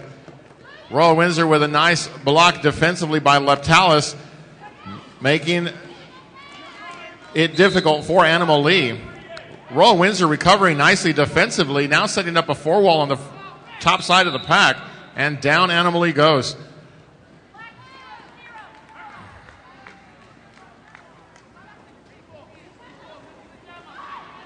Two blockers in the box for Dallas, and that jam is called off. I tell you, Destructive, they're kind of going along with your name. They're being destructive out in that pack. I would not want to be out there right now. Yeah, lots of action. And, you know, skating on sport court, when you hear them go by and the click, click, click, you know, after a while, that actually gets to your feet when you're skating on sport court. So some of these teams might be the first time skating on this sport court, but doesn't matter. They're hitting hard, and we're going to have a timeout. Looks like Dallas. Be sure to check out all of our vendors. We've got some great vendors in the back. This timeout was brought to you by Derbyology, and they're back there. But yeah, please, sponsors are what makes events like this, tournaments like this happen. So be sure to get out there and, you know, spend some money. I'm sure you need some new wheels. Who doesn't need new wheels? New pads, new... I was just going to say, I did see, I think it's Rydell was the ones that are actually giving away a set of wheels. So if you are here in Florida and want to try to win some new wheels, go over to the Rydell booth, and they will be more than happy to help you out.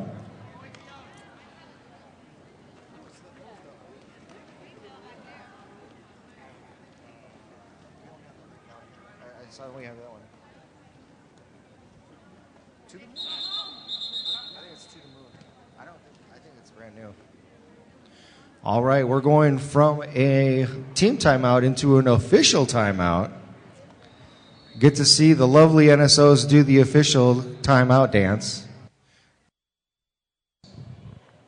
Well, we do have an official timeout on the court. Give us a chance to give you guys a little bit of information. Right now, you're watching the Dallas Derby Devils versus the Royal Windsor Roller Girls.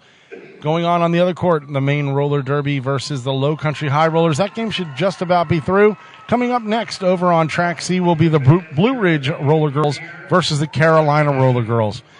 We're going to be back to action here in just a second. Once again, we want to thank everybody out there. Hope you're enjoying our feed. We've got all kinds of action all day long. Again tomorrow, and then, of course, on Sunday, coming to a crescendo with Team USA right here on this track. Should be a great bout. Come on out and check us out if you're down here in beautiful South Florida. We love it down here, Broward County, here at the Broward County Convention Center. I'm Dale Martinek. We're going to take you back to live action right now. Awesome derby all weekend long.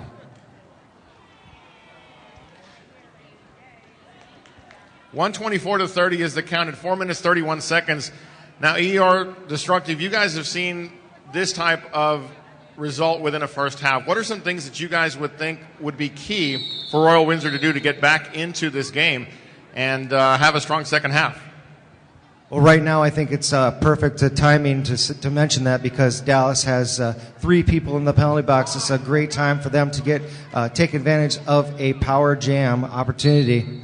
Just as Sutton's in the back there, she's jamming up against Postal Penny, and Sutton's working her way through, and Sutton does become the lead jammer for Royal Windsor.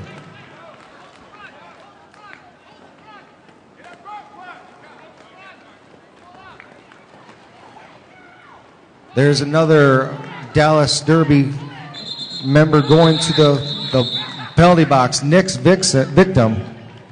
Going to the penalty box, so there's 2 people sitting down from Dallas, giving Royal Windsor an opportunity to score some points, but doesn't mean a lot unless you get that jammer to sit down as well. Does it Destructive?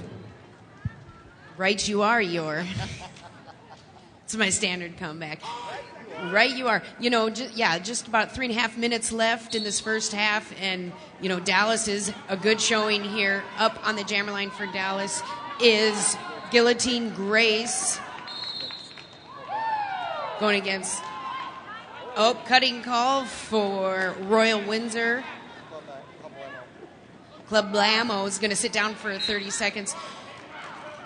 And I guess one thing, too, one big change is penalty time went from a minute to 30 seconds.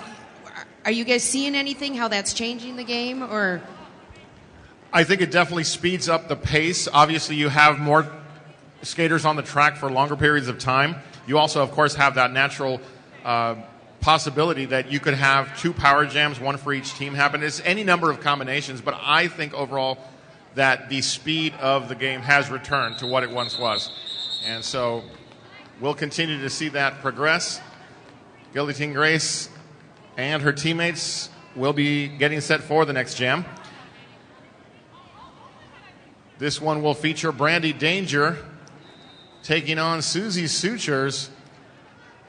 1 Royal Windsor blocker in the penalty box as we get set to go. A full contingent of blockers on the track for Dallas Derby Devils, including the Little Murder Maid and Planet of the Skates. Royal Windsor nicely done, setting up a 3-wall up front, now bridging. And Brandy Danger breaks through. Lead jammer for Dallas Derby Devils.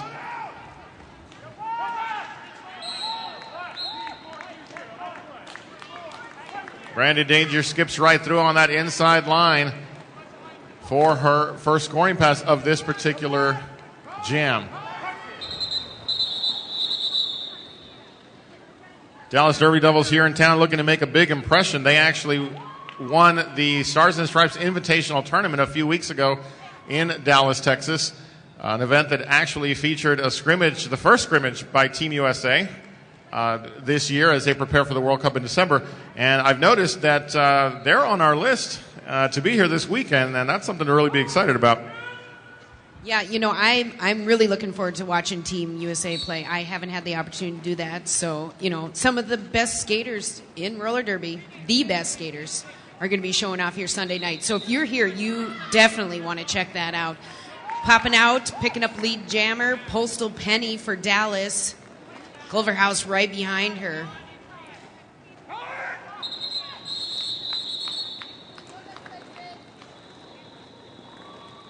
And Postal Penny picks up 4 points on that pass. None for Royal Windsor. Next jam coming up, we have Sutton going up against Anita Riot, sitting behind that Humpy's Pizza jammer line.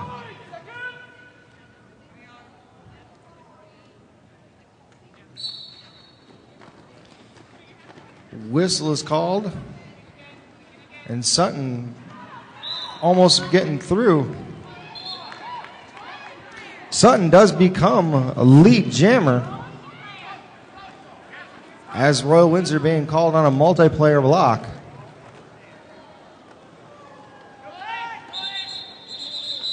But Sutton calling off the jam as she hits that wall. Able to get 1 point on the scoreboard, though. And it looks like we are going into halftime. The score now being Dallas Derby 146, Royal Windsor 35. We're going to have 15 minutes for halftime. Take your time, go and check out the sponsors. Like we said before, get yourself some merchandise, some official Bash at the Beach merchandise products. And don't forget to also check out Derbyology. They are our beautiful, beautiful sponsors. And we'll be talking about other sponsors throughout the second half. We'll be back.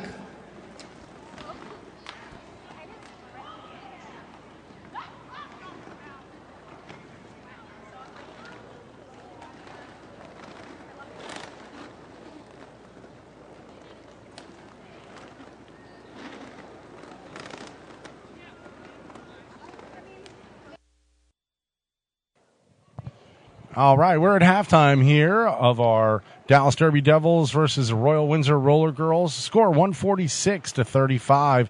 Dallas Derby Devils are taking it to them right now. We got a second half of action coming up. Once again, we want to thank everybody for listening in. We got a final over there. Art. Maine win? Maine win that match?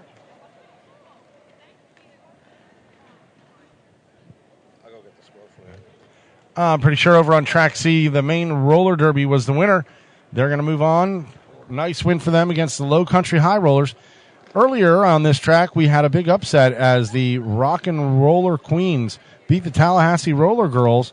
They were unranked, the Rock and Roller Queens. They're from Bogota, Colombia, and it was a very, very high-speed, great match right here at the Broward Convention Center. We're streaming live here on both tracks. Once again, know that you can switch around. You can go to the other track. Right now, if you went to the other track, which is track C, you would hear no volume, but you would see them warming up and getting ready for their upcoming match between the Blue Ridge Roller Girls and the Carolina Roller Girls. That match will start at 2 o'clock over on track C. Right now, you are watching the Dallas Derby Devils versus the Royal Windsor Roller Girls. Come on down to the Broward Convention Center. Check it out live if you're in town. If not, stick with us right here on our live link.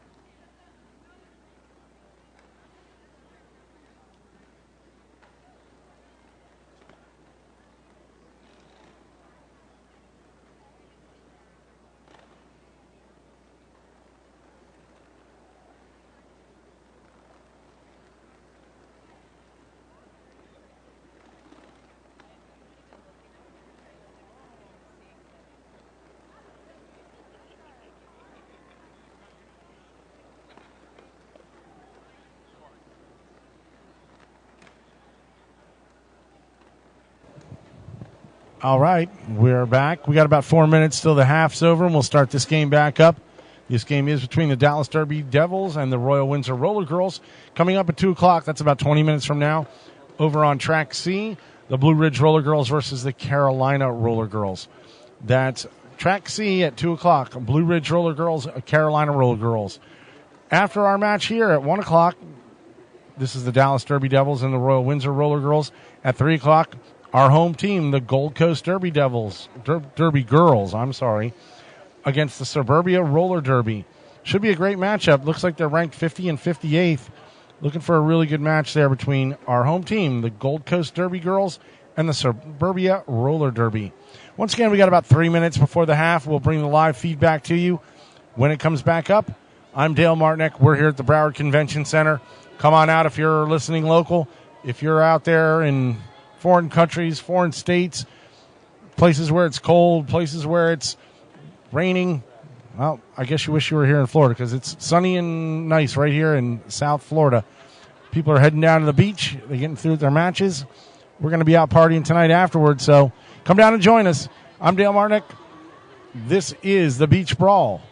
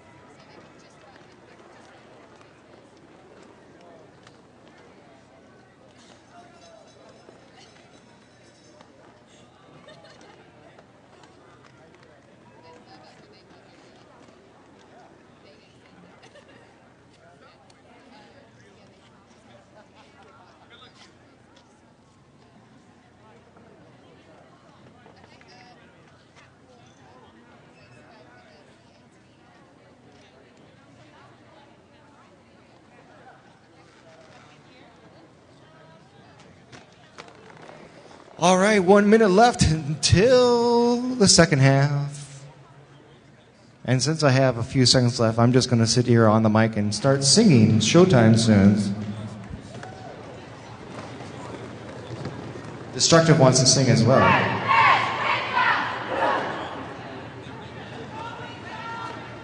So going into the second half, we have Dallas Derby up 146 to Royal Windsor's 35.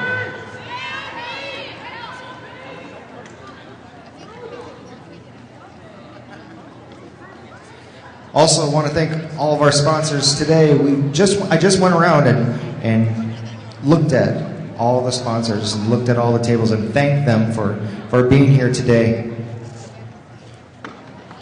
We talked a little bit about Adam Wheels. When Bont is here, they got a big table. Boca Vapes, Cheese Ball, Skate Bearings. I saw the guys at Cheese Ball, they were eyeing my tail. Brandy Danger back behind the Humpy's Pizza jammer line. Getting the lead jammer, she's jamming up against Clublamo, sorry.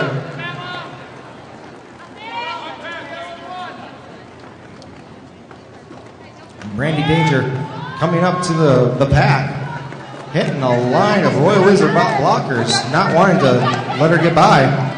Eventually she does. Hit her way through the inside, scoring 5 points as she goes past the other jammer, Clublamo, for Royal Windsor. Brandy Danger going around the outside that time. scoring another 5-point grand slam.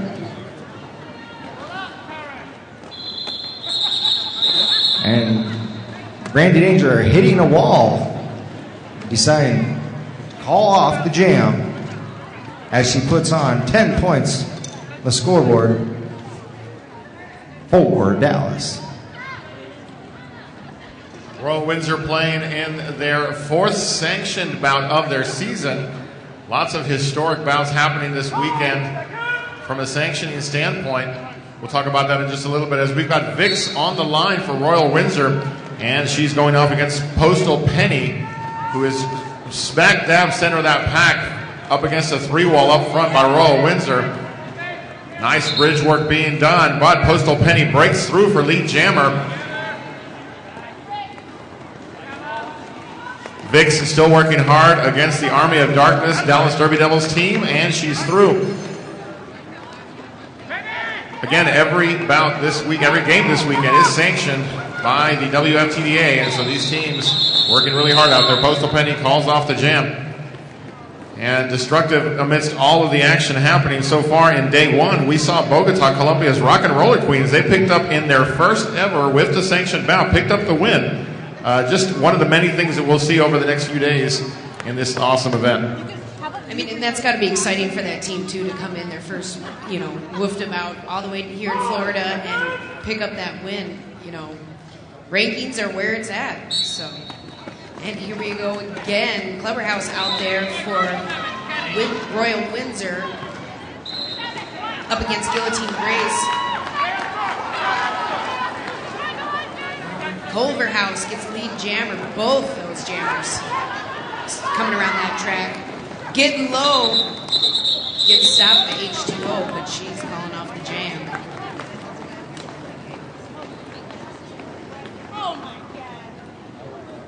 Cloverhouse was able to put on 2 points on that last pass.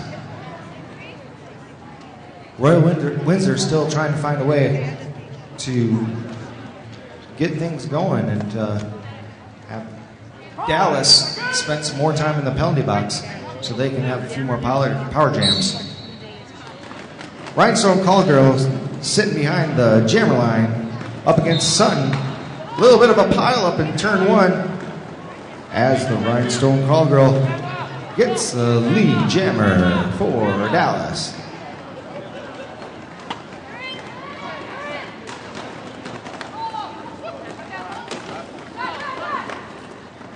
Sutton getting hit out of bounds from the inside of the track as Rhinestone Caldwell being forced to cycle out, but making way through, getting a 5-point grand slam.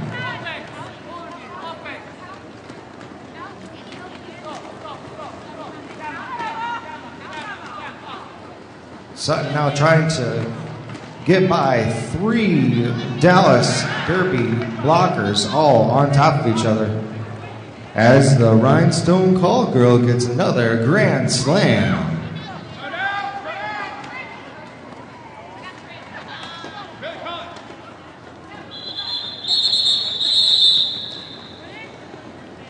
Jam called up 2 points on that last pass for the Rhinestone Call Girl.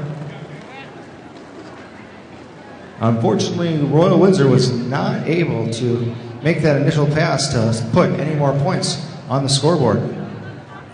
Dallas doing a great job defensively to prevent that pass from occurring. And as we get set for this next jam, Club Blamo is jamming for Royal Windsor, and she'll be going up against Postal Penny, who's had a series of impressive jams herself during this particular game. Postal Penny looking to break through on the outside line, but Club Blamo is through first. She's your lead jammer for Royal Windsor. Jammer on jammer action, and Brandy Danger forces the call off. Smart move on the part of Royal Windsor to make sure that no more points are added to the total, and we will reset. Vix on the line for Royal Windsor. As this next jam gets set, Animal Lee will be wearing the star for the Dallas Derby Devils.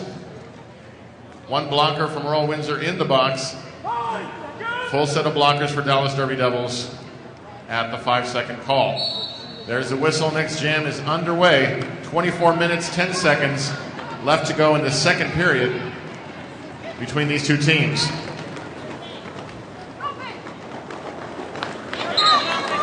Outside line, lead jammer is Vix.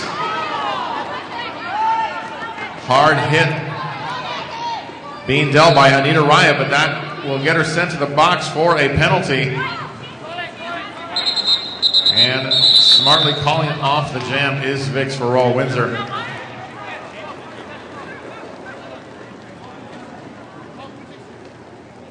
Eeyore, I got to tell you, the Gold Coast Derby Girls have done a fantastic job of setting up this event, and it's looking to be great the rest of the next few days. Absolutely, it's been a lot of fun. Thank you so much, Gold Coast Derby Girls. And thank you so much, Darth Paul.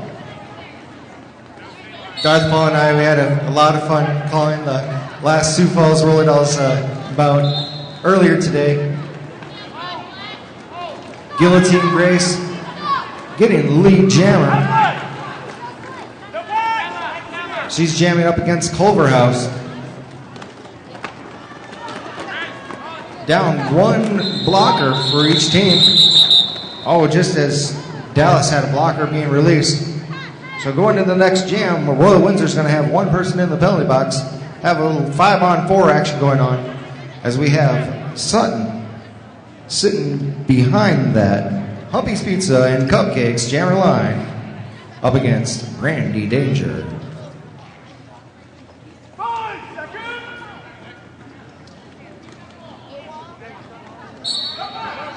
Just because I know Darth Paul is here, I'm going to say Humpy's Pizza, they have cup and cakes.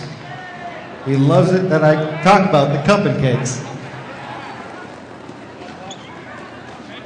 And Brandy Danger is the lead jammer for this next jam as Sutton makes her way through her initial pass. Brandy Danger scoring 4 points, calling off the jam. These quick jams, what that's going to do is that's going to make time on the side of the Dallas Derby Devils.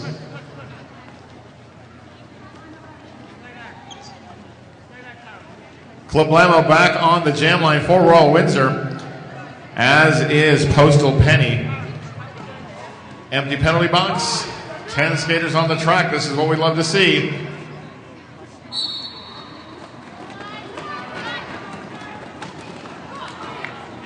Lots of hard hitting inside the pack as Club Lamo pushes forward, and she's lead jammer for Royal Windsor. Postal Penny still working hard against a wall of white.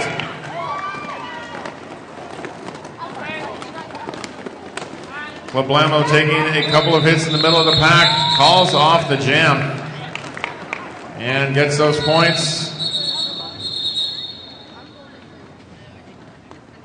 We will get ready for our next jam. We looks to have an official timeout being called.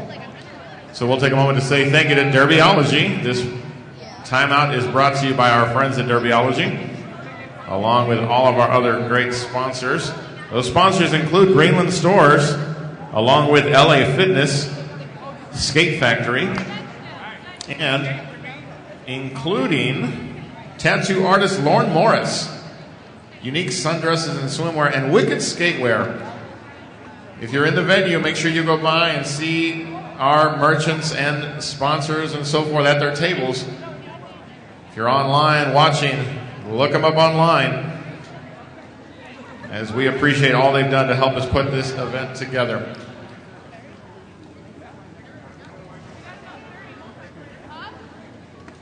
The action will continue a little later.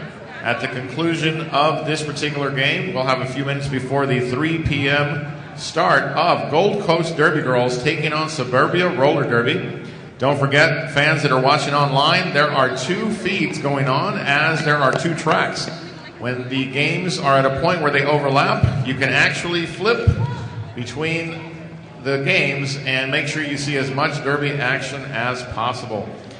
Having said that, right now over on track C, we have the DC Roller, actually let me correct myself, the Blue Ridge Roller Girls taking on the Carolina Roller Girls. So again, make sure you flip on over and take a look and see what's happening on both of these tracks.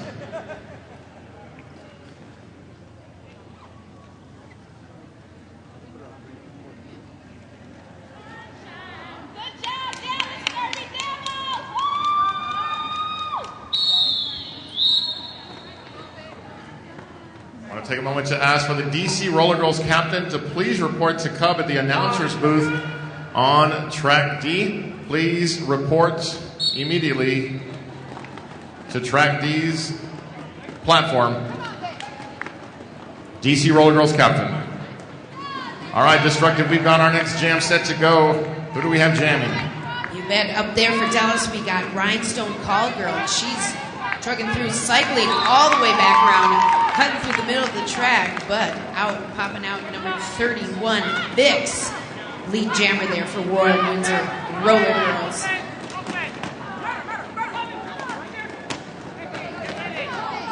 Vix coming around, sees that outside, and she calls it off, picks up 4 points on that pass. Just a big shout out to everybody watching online again.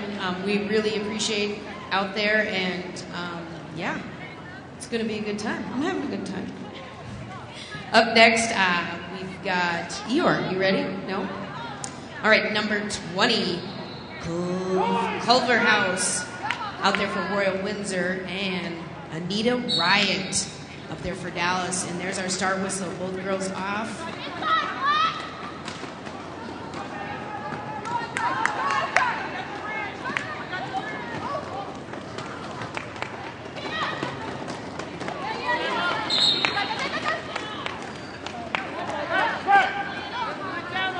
Anita Riot is through and gets lead jammer for Dallas.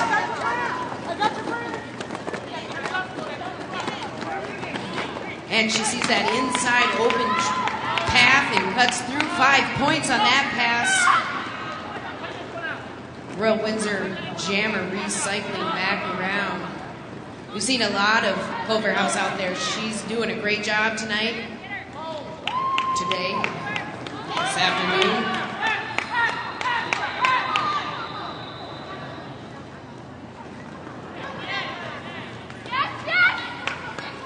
Through the pack again, 5 more points for Dallas. Having a pretty big jam here for Anita Riot. Royal Windsor jammer heading to the penalty box, cutting. Culver House going to sit down, give a power jam to Dallas. See how many points we're going to get here. Getting caught up there a little bit. Big wall of white, not giving up. Anita Riot still trying to get around, looking for maybe a little bit of bridge there. We'll see. Staying in bounds, nice.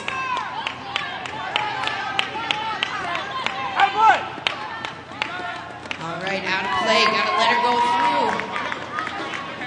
Gotta watch that, those refs calling those out of play calls. You do not want to go sit down for a minute. Or excuse me, 30 seconds.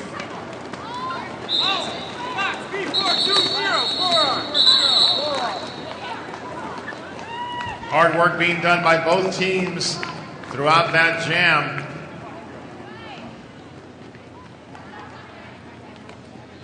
As we get set for our next jam, we will see for Dallas Derby Devils once again Animal Lee, and she'll be facing off against Susie Sutures.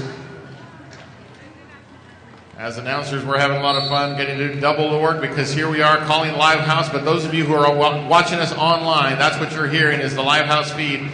We appreciate you joining us for this Derby action as we've got a scrum just taking place in the center pack. Animal Lee fighting hard against Royal Windsor's 3 defenders at the top portion of the pack. Pack staying tightly through turn 1 and 2 as both jammers are still battling to get through. Little Murder Maid working hard on the backside of the pack alongside Postal Penny, making life difficult for the Royal Windsor jammer, Susie Sutures. Royal Windsor, though, returning the favor, not making it easy for Animal Lee to get through. So we've gone about 3/4 of a track rotation, and we still don't have a lead jammer called. Animal Lee continuing to battle against a wall of Royal Windsor skaters. Hill's done alongside her teammate, making it really, really difficult for Animal Lee. Nice blocking being done by Royal Windsor on this jam. Almost a full rotation. We finally have a lead jammer. Dallas Derby Devils, Animal Lee. And the pack just goes down. Riley Cyrus now with the star for Royal Windsor. And the jam is called up. Eeyore, all kinds of action there. And that's all I can say about that. I know, it's kind of a loss for words sometimes. It's like, well, we've talked about the same things over and over again. But the best thing is, we're talking about Derby the whole time. So it's always going to be fun. It looks like here that Dallas is going to be enjoying a power jam right off the bat. Guillotine Grace standing alone behind that Humpy's Pizza jammer line. And just like that, Guillotine Grace becomes the lead jammer. We're sitting right at the halfway point of the second half. 15 minutes left to play. Oh, huge hit by Guillotine Grace. And you probably didn't see that at the feed at home. There was a big smile after that hit. That's one thing that I've been seeing is that a lot of the jammers, after they're getting hit or after they've been putting a hit on, they have been grinning the whole way. Riley Cyrus finally being released from the penalty box. And Guillotine Grace knowing that she was coming up to the pack. So Guillotine Grace putting 5 more points on the scoreboard for Dallas.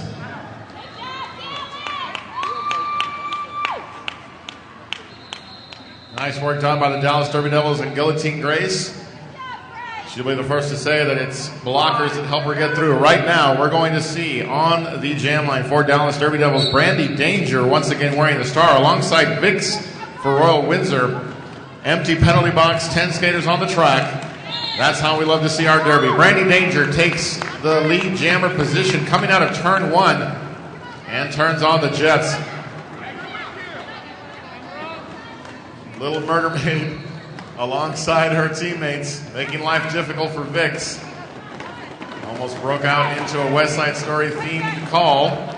Brandy Danger continues her run. 5 points on the board for the Dallas Derby Devils as they extend their lead. We're under the 15-minute mark, actually 13 minutes, 20 seconds left to go in this second period. Dallas Derby Devils taking on Royal Windsor. Royal Windsor traveling a long way to be with us this weekend. But we're happy to have them here with us. So, destructive, it looks like we got Rhinestone Call Girl going up against Culver House as we get set for this next jam. Yeah, you know, this Royal Windsor team, as soon as that jam's called off, they're out there. They're the first ones up there right in front of the jammer line, seeing that happen. Each one of these jams.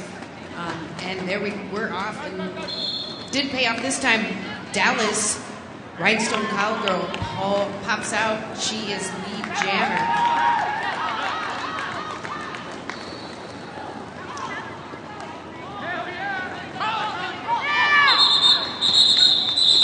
And Rhinestone Cowgirl calling it off. Picks up 4 points. 0 points there for Royal Windsor on that pass.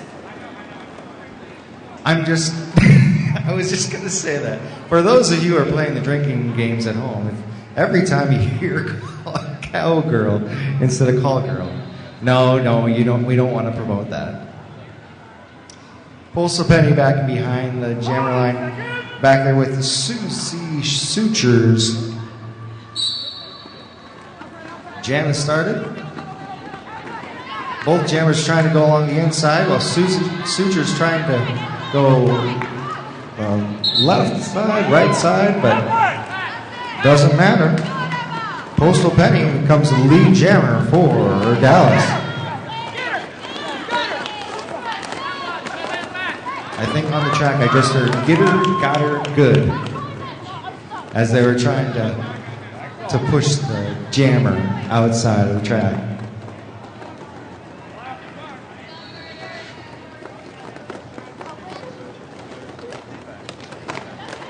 Both jammers now stuck behind the walls of the opposing team.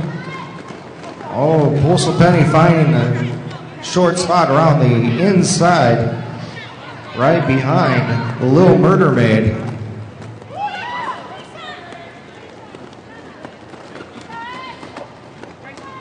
And Postal Penny getting another 5-point grand slam. And we're going to interrupt the broadcast real quick on this game. It's 2:59-50. Just so you know, going on over on Track C right now, the Blue Ridge Roller Girls and the Carolina Roller Girls have just started. That game is underway on Track C. You can go to that feed if you'd like. Right now, it's 2:49 for the Dallas Derby Girls and 50 for the Royal Windsor Roller Girls. I want to throw a shout-out to somebody, one of our fans out there, Kat Walker. Kat Walker, if you're out there, I hope you're hearing us well. Hope we were able to get that sound fixed for you and enjoy watching your team play. It's 2:63-50. I'm going to send you back to the live feed. As we've got number 91 for Royal Windsor, that's Clablamo, jamming for Royal Windsor. Guillotine Grace, though, breaks out his lead jammer for Dallas Derby Devils. Guillotine Grace, as I mentioned before, one of the newer skaters, but one with a lot of experience, as she has been in the game for quite a while. Royal Windsor trying to set up a defensive wall with 3 of their skaters, and they do. Guillotine Grace now has to battle through top side of the pack, and she's through for a 5-point pass. Power jam situation now in favor of the Dallas Derby Devils. Bit of a claim to fame for Guillotine Grace is she has a famous Texas musician who's also a fellow Derby announcer, Hat-Trick Harry, her husband. So a bit of a shout out to the husband, Hat-Trick Harry. Guillotine Grace, though, continues her run. That's who we're focused on right now for the Dallas Derby Devils. 3 wall in the backside of the pack to deal with, and she calls it off. Dallas Derby Devils continuing their successful ways as we're now under 9 minutes in this second period of this particular game between the Dallas Derby Devils and the Royal Windsor Roller Girls. I want to thank my co-announcers for allowing me to do that bit of a shout-out during that segment. We are not against shameless promotion up here in the roller derby world, in the announcing world. So speaking of that, want to time out going to Derbyology sponsor. Got lots of sponsors back there. Go check them out. Adam Wheels, Bunt, Boca Vapors, Cheese Ball Skate Bearings, Cornelius Jewelry, Crystals and Beyond, Derbalife. So yeah, all these sponsors, please go check them out. You're going to hear us plug them all weekend, so we want to be sure to thank them for their support, because without them, we wouldn't be here. So looks like we're ready again. Nope, got a team timeout over here on the Dallas side. Eeyore, you want to? No? No, I'm good. Thank you. Thank you.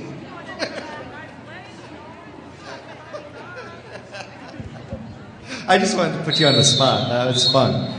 So Sutton, I do pretty good. Sutton back behind jammer line. Oh, no, official timeout now. Let's just go down the list and talk about the rest of our sponsors here, since we have a little bit more time. Foot and Ankle Associates, I saw, was here in the arena today, or the convention center, however technical you want to be. Get Some Athletics also has a table here today. Green Monster Roller Sports, they're here. Off the Hookah, they are not only here with a table, they have a spinning wheel, and they are our after-party location. So if you're in the area, you know where Off the Hookah is, make sure to go there and go in after-party there. I like how awkward that sounded. Rydell Skates, they're here. Roller Skate USA, S1 Helmet Company, Skate Factory, Strictly Derby. Thank you, everyone, for having having to sponsor us as well as being here. Some of these people are going to be here all 3 days, and we sure do appreciate that. Sure Grips Skate Company, thank you for being here. Unique Sundress and Swimwear, thank you very much, as well as Wicked Skatewear. We also want to thank our sponsor for these lovely, lovely throat lozenges. To the moon, off the moon, one or the other. I'm not sure which one it is, but thank you very much. It's Candy Company. To the moon, thank you. To the Moon Candy Company here in Florida. They got us these great ones. I rather enjoyed them. I know you had one earlier, Piggy. What did you think? They're actually very delicious, absolutely. And so, handmade in Switzerland, yes. We thank them so much for their support of our announcing crew. We have our work to do for the next 3 days as well. But the work that we're here to talk about is on the track. Sutton for Royal Windsor taking on Postal Penny. Each team down one blocker. Actually, correction, Dallas Derby Devils 2 blockers in the box as we get this next jam set.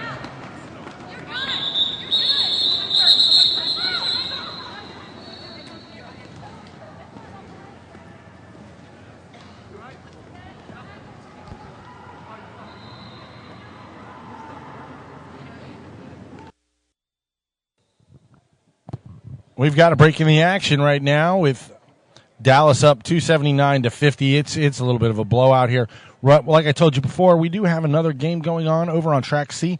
Just underway, Blue Ridge Roller Girls versus the Carolina Roller Girls. Should be a pretty good matchup. 53-ranked Blue Ridge against the 77th-ranked Carolina Roller Girls. Coming up back on this track after this match at 3 o'clock, our home team, the Gold Coast Derby Girls, will take on the Suburbia Roller Derby.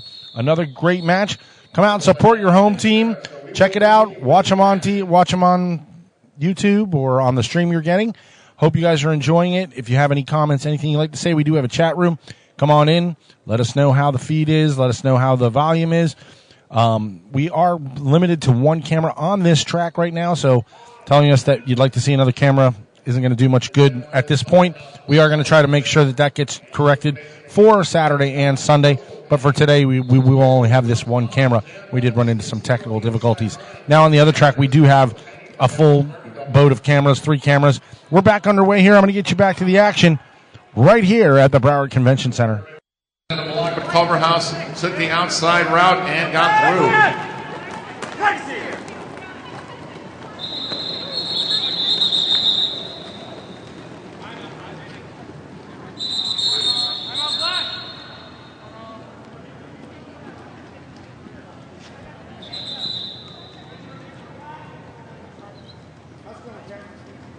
We got an official timeout. I'm choking on one of these.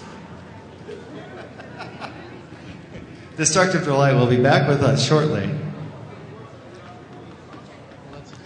We were talking a little bit about how Culverhouse is rather small on the small diminutive side, and it's great seeing the jammers being that way. I've seen a lot of different teams that have the small jammers, and they get through the pack. They just find their way through. Then when we have the tall jammers that find their way through, and it really, one type of person does not a jammer make. I mean, you can find people of all shapes and sizes really doing a great job behind that jammer line. Can you, Piggy? That's absolutely correct. Clablano, a good example of that. She's got some height, but also a lot of agility, as we've seen throughout this game. Planted to the skates, putting the star on for the first time in this game for the Dallas Derby Devils. Here's another example of what you're talking about, Eeyore. She is traditionally a blocker, and I've seen her block very successfully many times, and now putting that star on and pushing through. And that's where brute force really pays off. And now an opportunity at a power jam for Planet of the Skates, but she's still got to beat this wall, and she is through. Lead jammer, Planet of the Skates for Dallas Derby Devils. Power jam in effect now as Royal Windsor attempts, and nice force out to the infield. Track cut is the call. Successful defensive maneuvering by Royal Windsor, anchored by Trash Bag. And we will have a jammer switch occur. The jammer do-si-do, yes sir, that's what one of the many things we like to call it. Clablamming right through the middle of that pack, but she's run into a wall named Nick's Victim, who's getting some help from her teammate, Anita Riot. Clablamo successfully makes it through. Dallas Derby Devils setting up a wall, taking the front portion of the pack, setting up for Clablamo. Blakely with a strong hit. Clablamo, though, makes it through. 5 points on the board for Royal Windsor. 6.5 minutes left to go in this game, and they are still playing at full speed. Clablamo up against Nick's Victim and Anita Riot. Getting along a lot of needed help with Blakely as well. And Blakely forces the jammer out on the outside portion of the track. But right through for 4 more points is Clablamo for Royal Windsor.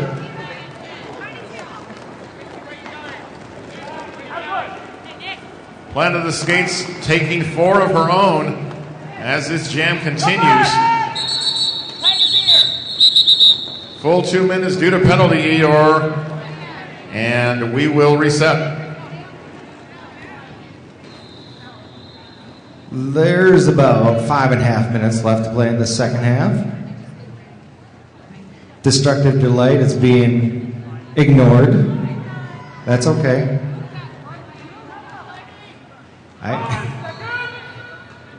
Rhinestone Call Girl and Sutton back behind the jammer line. Sutton making her way on the outside, trying to come back on the inside.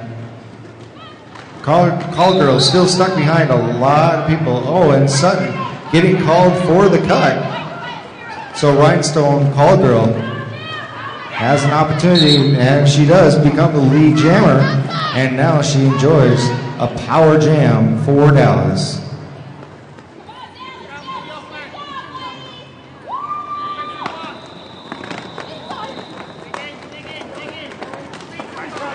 Rhinestone Call Girl trying to get on the inside, and she does. She gets 5 points the hard way, getting knocked down on that last pass, but getting right back up.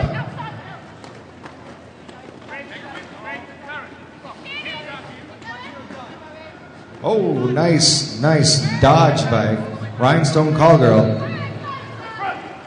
evading the hit from Stopham. And we are now back up to 5-on-5. Full power for both teams.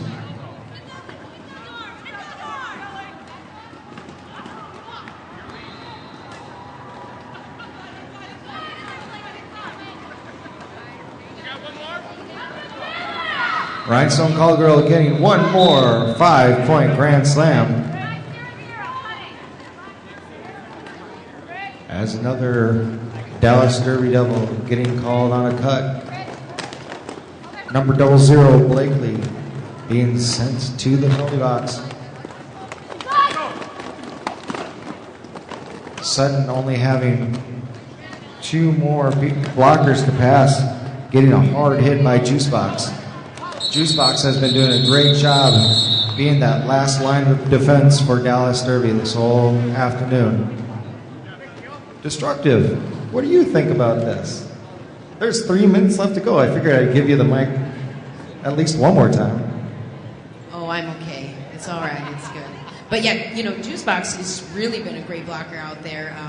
Her jammer has to be very thankful for her. In some of those hits, you just cringe.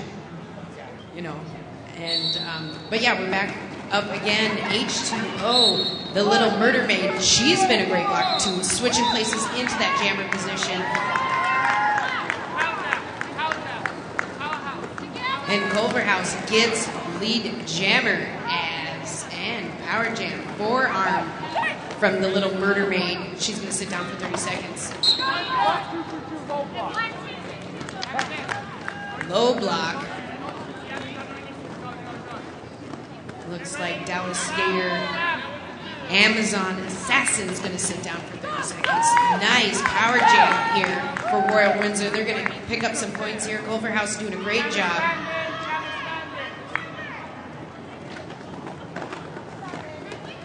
Yeah, takes the outside. Got it right this time.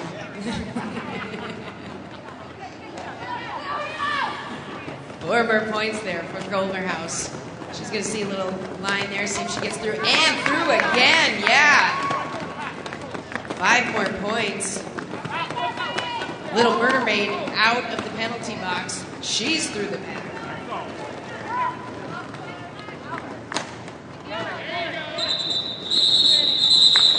Culverhouse going to call off that jam. About a minute and a half left here. 3:12.85. Dallas in the lead.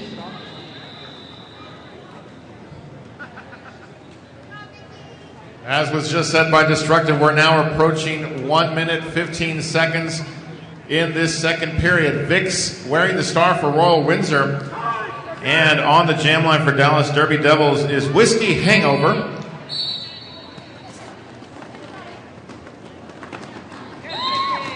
Vicks quickly taking the outside line, breaks through for lead jammer for Royal Windsor. Royal Windsor looking to make a strong statement at the tail end of this particular game as they skate this one out. Defensively, Dallas Derby Devils trying to set up a wall, but not that successful. Vicks calls off the jam, though. These teams will each play 3 sanctioned bouts, 1 per day. And as we continue throughout this week, I think we're going to see each of these teams get stronger as they begin to figure out their rhythm and what their plan is for the overall event. You know, and I think a lot too, when you come to tournaments like this, they're playing maybe 3 bouts in a day. So this is given, time for these skaters to regroup. And I know that, Sioux Falls, our team, right after they were done, they had a meeting. It was all fresh in their mind. They got together, they talked about it. So they're having a little bit of time to kind of regroup and get back together. So 3 sanctioned bouts in 3 days, it's awesome. It is a luxury, yes. And there it is. I believe that's going to be the final whistle. Dallas Derby unofficially taking the win here, 314-87.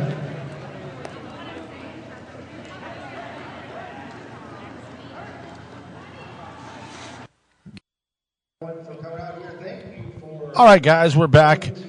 This match is over. Dallas handily with the victory over the Royal Windsor Roller Girls. Our final 314-87. I don't know if that's a total blowout. I know in any other sport it seems like it would be, and I guess that's what it was here.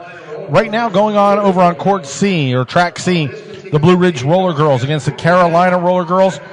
We're going to have a little break on this track, and then coming up at 3 o'clock, it's the Gold Coast Derby Girls, your hometown team here in South Florida, versus Suburbia Roller Derby. Should be a great match. Come on out. Check it out. Your local team will be playing. If you're local, maybe you're not. Maybe you're in Montana or South Dakota. Who knows? Could be anywhere. You could be over in London. You could be, who knows? Don, what do you think? I think they're in Fargo. They could be in Fargo. Could be in Fargo, North Dakota. But we're having a lot of fun here. We're going to be switching over to Track C. That one's underway. We're going to give you a little break here. We do understand that in between bouts, or games or matches or whatever they call it, where we will go silent, but you will see a feed that'll show you the teams warming up. So don't fret. Don't think that you've lost us or anything like that. We just do go silent in between matches until the match starts. All right, coming up on this court, Gold Coast Derby Girls, a hometown team. It's getting loud in here already. And the Suburbia Roller Derby, that's coming up at 3 o'clock. We'll see you back then. We're going to go over to Channel C. We're going to be doing some interviews over there at halftime. Hope you're enjoying the feed. Give us some feedback. We'd love to hear it. All right? I'm Dale Martinick. We're here at the Broward Convention Center, Fort Lauderdale, Florida. Sunny Fort Lauderdale, Florida. Hope you're around.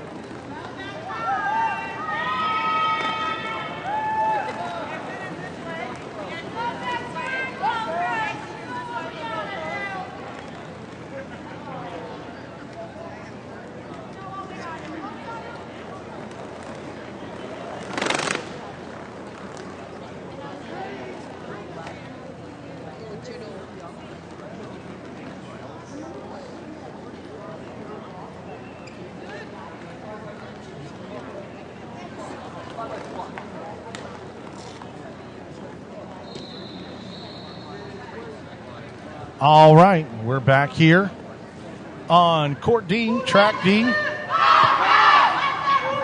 And we are getting ready for our big match between the host team, the Gold Coast Derby Girls, and the Suburbia Roller Derby. Should be a really exciting match. It is the home team, the host team. We're looking forward to checking them out. They're going to be rolling here in just a few minutes. Don't forget, going on over on Track C, the Blue Ridge Roller Girls and the Carolina Roller Girls, they're battling it out over there. But we're getting ready to start this one up here. As soon as we're getting ready to start, I will switch you over to live in-house action. We are streaming this live from the Broward the Broward Convention Center right here in Fort Lauderdale, Florida, sunny Fort Lauderdale, Florida. For all of you that are up in the colder regions or the rainy regions, we are just doing it up here in sunny South Florida at the Beach Brawl. Obviously, we wouldn't call it the Beach Brawl if it wasn't sunny here. Like I said, we're getting ready to start this big bout between match, game, bout, whatever you want to call it, against the Gold Coast Derby Girls and the Suburbia Roller Derby. That game will be starting here in just a few moments. As soon as we have that, we'll turn you over to the live mic announcers. Our announcers for this game are going to be Darth Paul, Glipf, Gord and Skatefoot, and Looney Bob Knox. Those will be your announcers for this match. We'd like to mention a couple of the sponsors out here. Adam Wheels. We've got Cheese Ball Skate Bearings, Cornelius Jewelry, Crystals and Beyond, Derbyology, Derby Skins, Get Some Athletics, LA Fitness, just to mention a few. Roller Skates USA. They're looking to get underway. I'm going to send you over to our announcers right here, right now, at the Broward Convention Center. I'm Dale Martinick. I'll talk to you in a little bit. Straight out of Yonkers, New York. I am bonkers for Yonkers. I don't know about you folks. I want to welcome everyone who has made it into the building for this bout. I also want to thank everyone who happens to be watching online at the moment. Welcome. I am Darth Paul. Calling with me today is Looney. Hello, those of you here and those of you at home. I hope you're just as excited about this bout as we are. Gold Coast Derby Girls, big thank you to you ladies. All the work you've done so far. Some of you running around in volunteer shirts only to strap on your jerseys and gear ready to get to the action. And we're going to start the action on the Humpy's Pizza Jammer line with Sojourner. Let's do that again. Sojourner for Gold Coast going up against number 50 for Suburbia, Lauren Forcer. That is Sojourner of Team Blood and Thunder fame.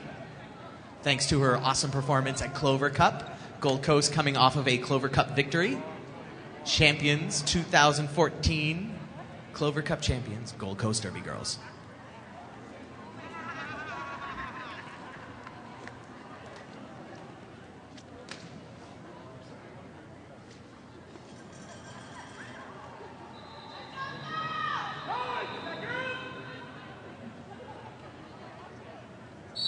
And they're off. Sojourner trying the outside, hops right back on the outside.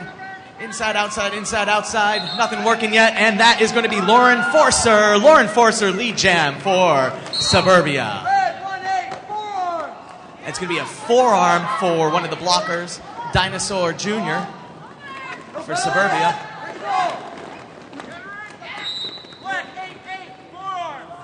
That's going to be a forearm on Lucy Lunatic for Gold Coast, and that's going to be 5 Grand Slam points for Suburbia. Sojourner is now through on her initial pass. And she's going to pick, and that's going to be 3 more points for Suburbia. Over to you, Looney. Great footwork and agility there by Lauren Forcer, managing to stay on the track, avoiding the track cut penalty at the very end there. Nice swivel of the foot there. Number 000, bitchin' and rollin' for Gold Coast Derby girls and Miss Charlotte Bupowski. Excellent play on words there. They're jamming on this Humpy's jammer line. Nice takeout there by Miss Baller Shot Caller. They're bridging her all the way back for turn 1.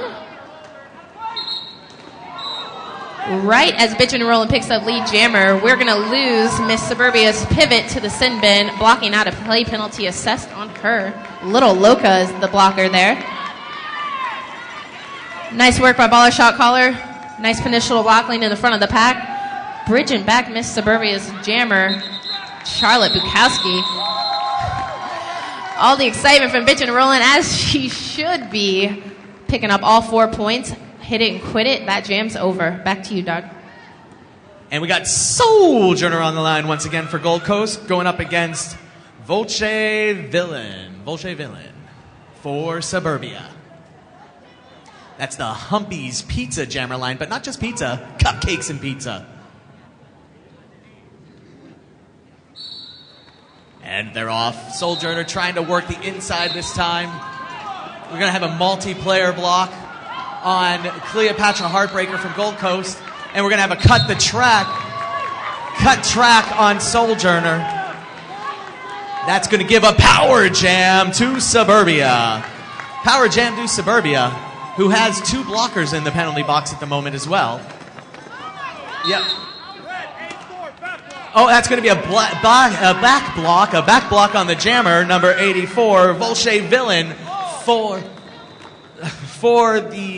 Suburbia, and that's going to spring Sojourner out of the box and give her a little mini power jam of her very own some. She still is on her initial pass, however. That's going to be a no pass, no penalty on Sojourner.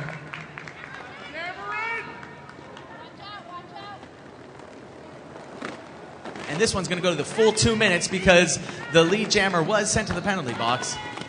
Oh, and Sojourner knocked down and out by number 66 and number 18. That's Little Loca and Dinosaur Jr. And it's going to be Cleopatra Heartbreaker being sent to the penalty box for Gold Coast.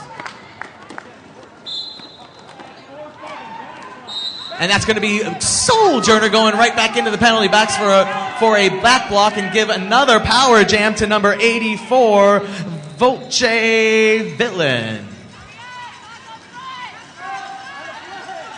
And they have to spring her, no pack situation. So Just Business lets her go through. Volche Villain's going to try to make good on this power jam.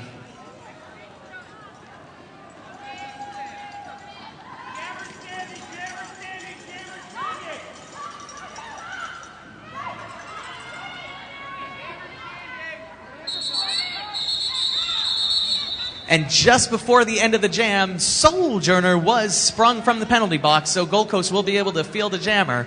And it's going to be none other than Team USA representative, Baller Shot Caller.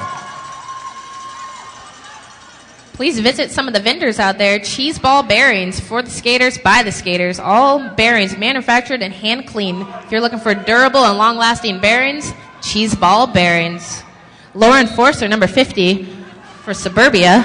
Baller Shot Caller for your Gold Coast Derby girls. Both jammers navigating their way through. First out, lead jammer goes to Gold Coast. Meanwhile, stuck in the front of the pack, Gold Coast doing an excellent job bridging out the engagement zone.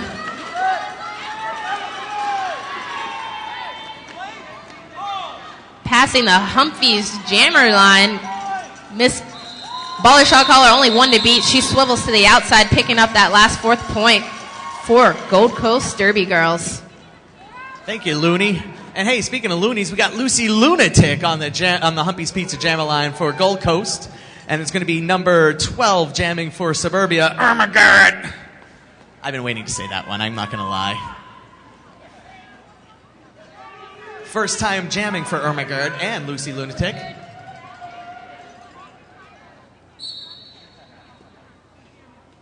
Both of them looking for a position. Lucy Lunatic tries the inside, and it works for her. She is our lead jammer. Lead jammer goes to Gold Coast and Lucy Lunatic with 24 minutes left in the game. Or in the first half, I should say. Oh, Jess Business with giving the business. And it's going to be a high block on Annihilating Annie. Block to the head. Oh, I'm sorry. It was Bitchin' and Rollin'. My apologies. Multiplayer block on number 84, blocker for Suburbia being sent to the penalty box. And that was 5 points for Lucy Lunatic, and she goes ahead and calls off the jam. That was quite a jam indeed. 23 minutes, 23 seconds left on the period clock. Excellent job by Bitchin' and Rollin'. She knew exactly what she had done wrong. She was headed to the box before the words could get out of the referee's mouth there. Lining up this next jam. Baller Shot Caller going up against Charlotte Bukowski. Bukowski deciding for the outer lane as Baller chooses the inside lane. Clears a down blocker. Up on her feet, digging her way through a bob and a weave, and she's free as your lead jammer. Suburbia losing one blocker to the sin bin. One more, making pack advantage. Gold Coast 4-2. Miss Sojourner headed to the sin bin for a blocking with forearms penalty. Grand slam from Baller Shot Caller as she enters the engagement zone for another attempt at one of those. Ducking under a hit from number 18, picking up the last 5 points. If the Nashville team captain is within the sound of my voice, please report to the table up front here. Nashville team captain, please report to the officials table up here. Thank you. This is going to be Kitten Not Submitting jamming for the first time for Gold Coast, going up against Lauren Forcer. Lauren Forcer for Suburbia on the Humpy's Pizza Jammer line. And they're off slowly. Lauren Forcer tries the outside, and then Kitten Not Submitting tries it as well. Gets a little nudge up high. She's okay though, and it was a legal block. Still below the head, still below the shoulders. And they got a springer. That's going to give Kitten Not Submitting the lead jam for Gold Coast. And that's going to be Lauren Forcer going to try to force the issue here. We got 2-1. 2 points for Gold Coast, 1 point for Suburbia. Looney. Very close bout we have here. You check out the scoreboard. Gold Coast 28, trailing 20, Suburbia. 21 minutes left in the period. Donning the Jammer Stars, Lucy Lunatic for Gold Coast Derby Girls, and Miss Baloche Villain.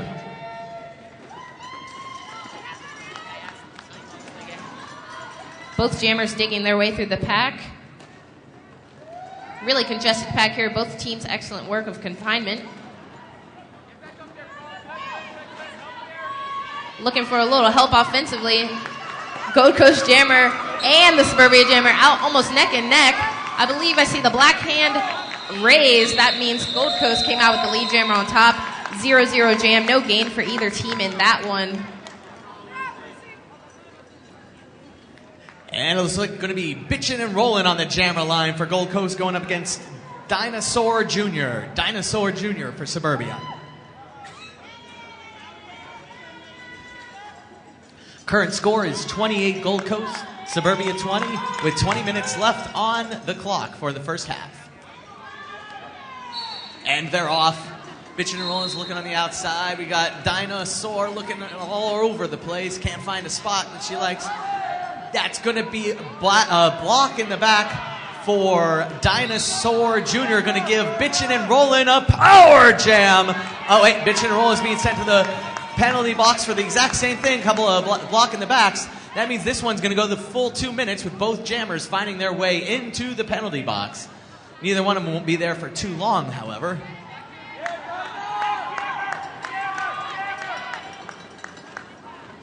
They're both still on their initial passes, and that's going to be Baller's shot caller knocking out the jammer.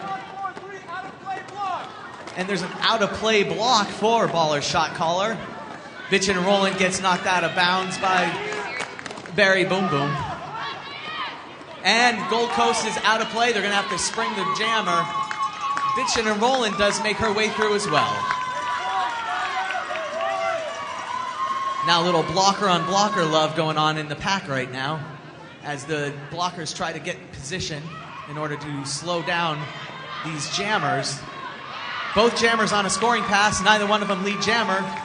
Jess Business takes out Dinosaur Jr. and recycles her all the way to the back of the pack. And now we find Bitchin' and Rollin' way out in front, and she is through with a little bit of help from Jess Business getting around that turn. Oh, and that's Baller Shot Caller comes right out of the penalty box and lays a little bit of wood while Lil Loca is being sent to the penalty box, a blocker for Suburbia for a multiplayer block. And Bitchin' and Rollin' meets up. Oh, she meets up with number 325, Rogue Pirogue, and is sent to the penalty box for a block in the back. And that was a 5-point pass for Dinosaur Jr. And that is the end of that. It was a lot going on, a lot happening in that jam. Great job, Darth, by relaying the action. 17 minutes, 35 seconds left in the period. 32 Gold Coast, 26 Suburbia. We got Charlotte Bupowski on the jammer line, Humpy's Pizza jammer line, in fact, with a power start. Pack advantage, Gold Coast 4-3.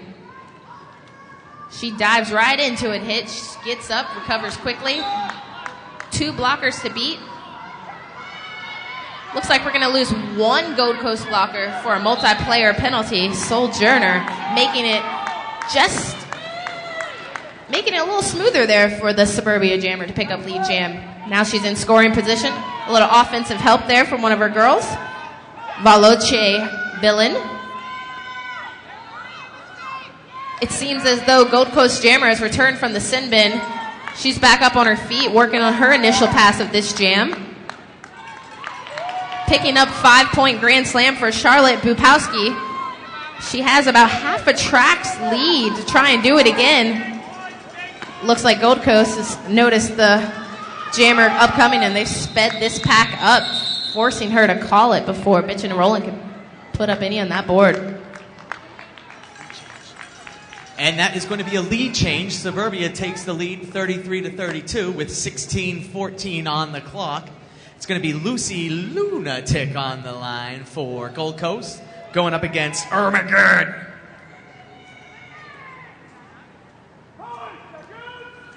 That's the Humpy Pizza Jammer line. And that's Lucy Lunatic trying to power her way through, but Ermengarde finds a nice outside line, and she is going to be way out in front and the lead jammer.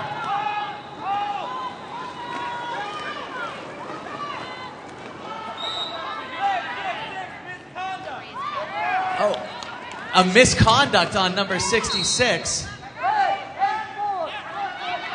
And a out of direction block for number 84, Volche Villain.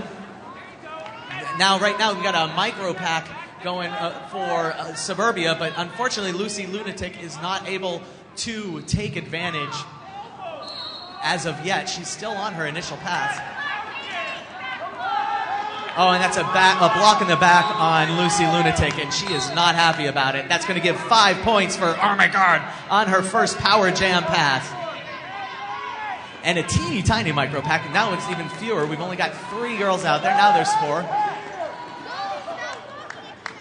And they get to cycle Armageddon all the way to the back from a hit from Sojourner. Now Belkabong trying to hold her down. And as the last line of defense, Freakarella, but they eventually have to spring her. She's no longer part of the pack, and that's going to be 5 more points. That's 10 points total so far on the power jam.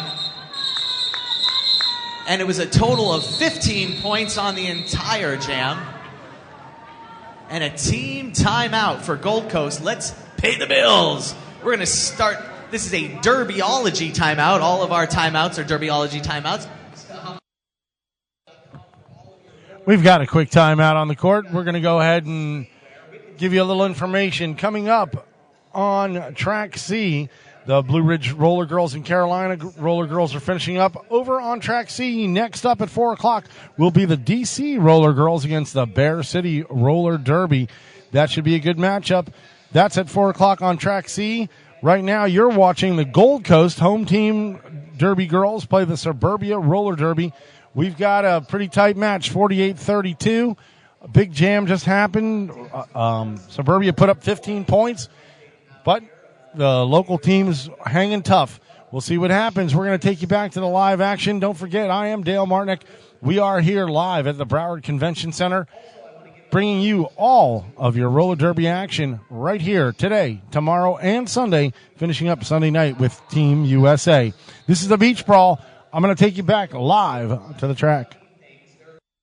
Tasty, and they actually do work. It's quite excellent. I like them a lot. So To the Moon Skate Shop, or Candy Shop, if you happen to be going to Wilton Manors to visit Humpy's Pizza, as inspired by our Humpy's Pizza Jammer line, To the Moon is right across the street. So they're both located in Wilton Manors. It's worth the trip if you happen to be located in the Fort Lauderdale area. If you're not in Fort Lauderdale area, To the Moon does have a website.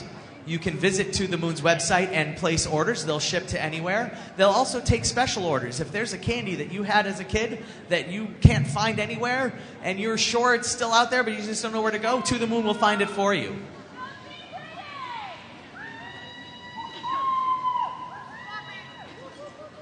It does seem the team timeout for Gold Coast has turned into an official timeout. Ooh. Ooh. All right, that's all you're going to get with that.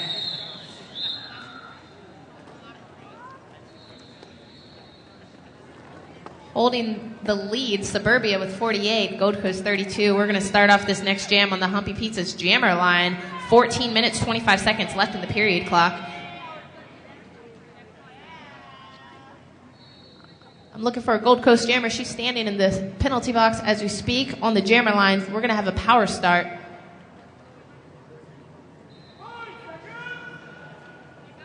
Lauren Forcer, power start for Suburbia. It's going to get just a little bit of offense, but not much because the blockers had to worry about the Gold Coast jammer returning from the penalty box. Lauren Forcer does pick up lead jam. Meanwhile, Lucy Lunatic also free of the pack on her initial pass. We're off to the races.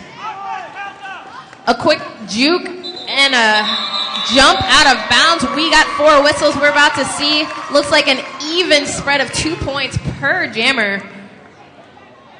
It happened so fast, but the hands stay 2 points each jammers. And it's going to be Kitten Not Submitting on the Humpy's Pizza Jammer line for Gold Coast. She's going up against Charlotte Bupkowski. Bupkowski.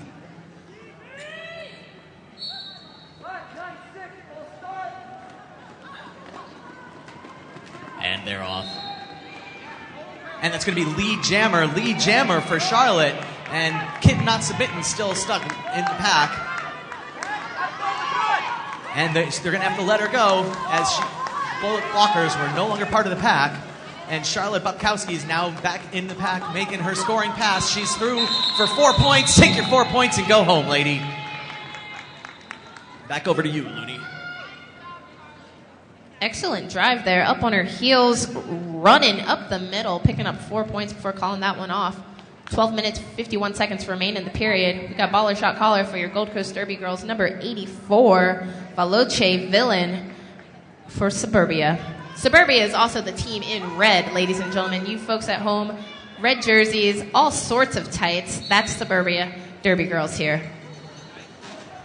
Rocking the black and gold accents is Gold Coast. Speaking of Gold Coast, baller shot caller is your lead jammer, about half track behind Veloce Villain, also exiting the pack.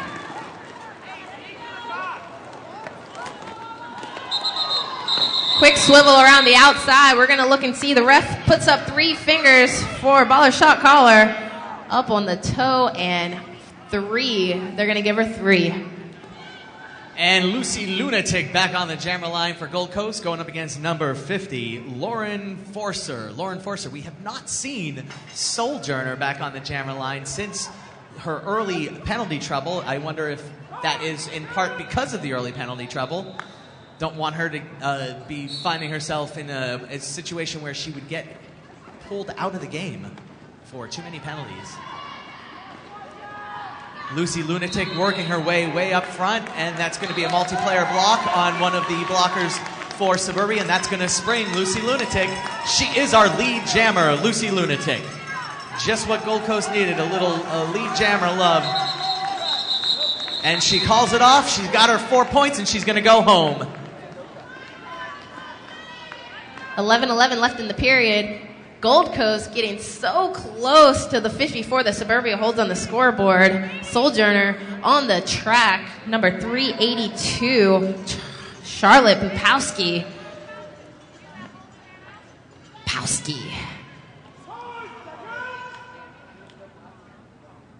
They're going to match up against each other in this one. Pack advantage Gold Coast, 4-2. There was a screen waiting for Sojourner on the outside, and she said, no, I'm going to make my own hole. Shoots through there like a shooting star. She's your lead jammer, a whole lap ahead of Suburbia. That's what 5 points looks like, ladies and gentlemen. Grand slam. 4. I do apologize. 4 points. I was too excited. It thought it deserved 5.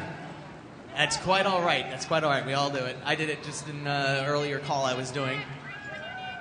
And we got Bitchin' and Rollin' back on the jammer line for Gold Coast, going up against Veloce Villain. I apologize. Veloce Villain. Baller shot caller. And that's going to be baller shot caller. Just goes from the inside to the outside. Oh, and then she gets nudged out of bounds by number 325. That was Rogue Pirogue. And that's going to give the Veloce Villain just enough time to be lead jammer. Baller shot caller is going to do everything she can to force the issue, however. And she is successful in that effort. No harm, no foul. Nada, nada. With me handing it back off over to Looney. 9 minutes, 26 seconds left in the first period. This is the game to stick around and watch the second half for because it is so close now. I predict it's going to be so close later as well. You're getting your money's worth today, folks. Hey, ranked 46, Gold Coast Derby girls. Ranked 55, Suburbia Roller Derby. Lauren Forcer and Baller shot caller going up against each other in this one. Baller escapes 2 blockers in the front field of the pack, making it look easy. No one got a hip on her. Taking a high block penalty, number 325. Lauren Forcer picking up a track cut penalty, making this a Gold Coast power jam. Pack advantage Gold Coast 3-2 on the track now. Thought there was going to be a little offense, but there was no reason for it. She takes a hip and runs away from it. 5 points. Grand slam. Navigating her way through the pack once again for another 5 points. Baller shot caller. Cleopatra going to the sin bin for a multiplayer penalty block. No grasping, no linking allowed in this game. Meanwhile, another 5 points for baller shot caller. Seems to be Lauren Forcer has exited the penalty box and threw for her first initial scoring pass. Baller snags 3 more points and ends it before Lauren Forcer can put up any in that jam. And there was a lead change, so it's now 68 Gold Coast, 54 Suburbia with 7:30 on the clock. And that's Sojourner on the Humpy's Pizza Jammer line. And don't forget the cupcakes, too. It's Humpy's Pizza Cupcakes. I do not see a jammer on the line for Suburbia, and I don't see a jammer in the penalty box either. So I'm not exactly sure what the situation is. I think they forgot to field a jammer. So this is going to be Sojourner picking up 5 for every pass as long as she doesn't get a no pass, no penalty.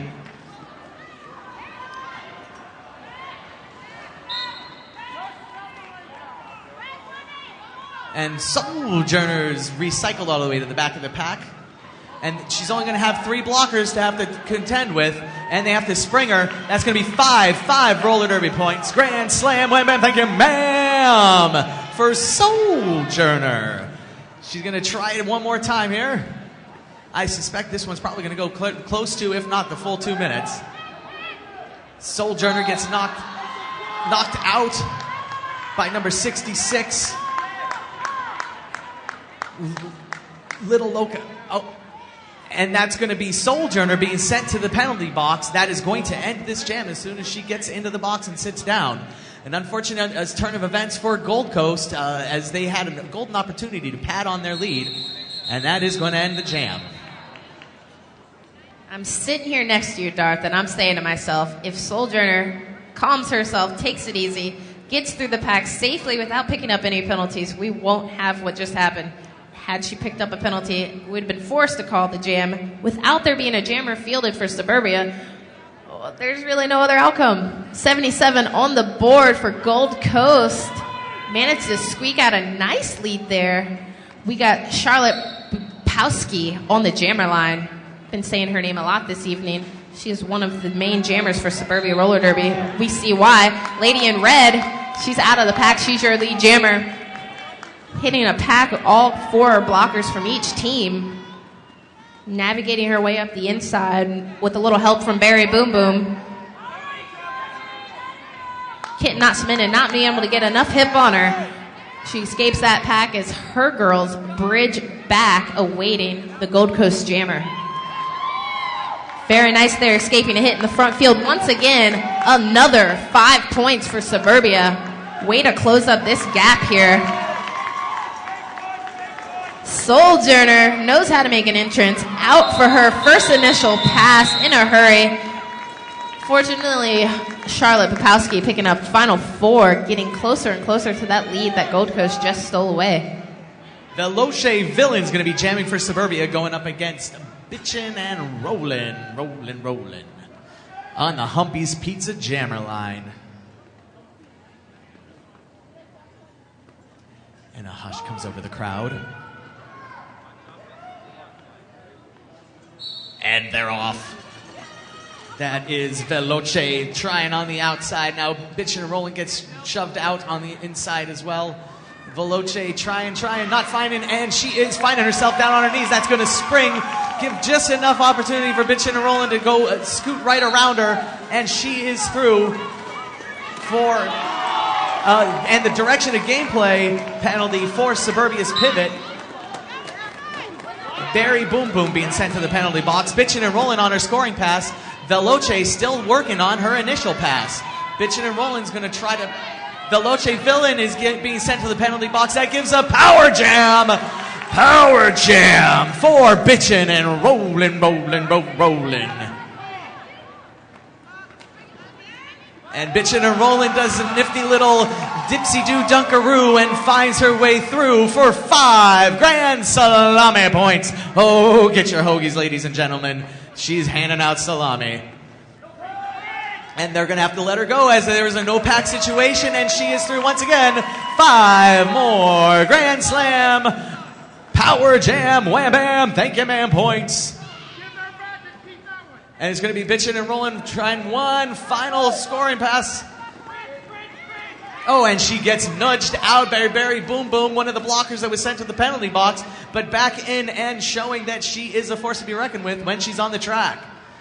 And Bitchin' and Rollin' is hung up way in the back of the pack. Veloce, meanwhile, being held up in the front, still trying to make her initial pass. There's going to be a multiplayer block on Barry Boom Boom. Once again, Barry Boom Boom, second time in the penalty box this jam.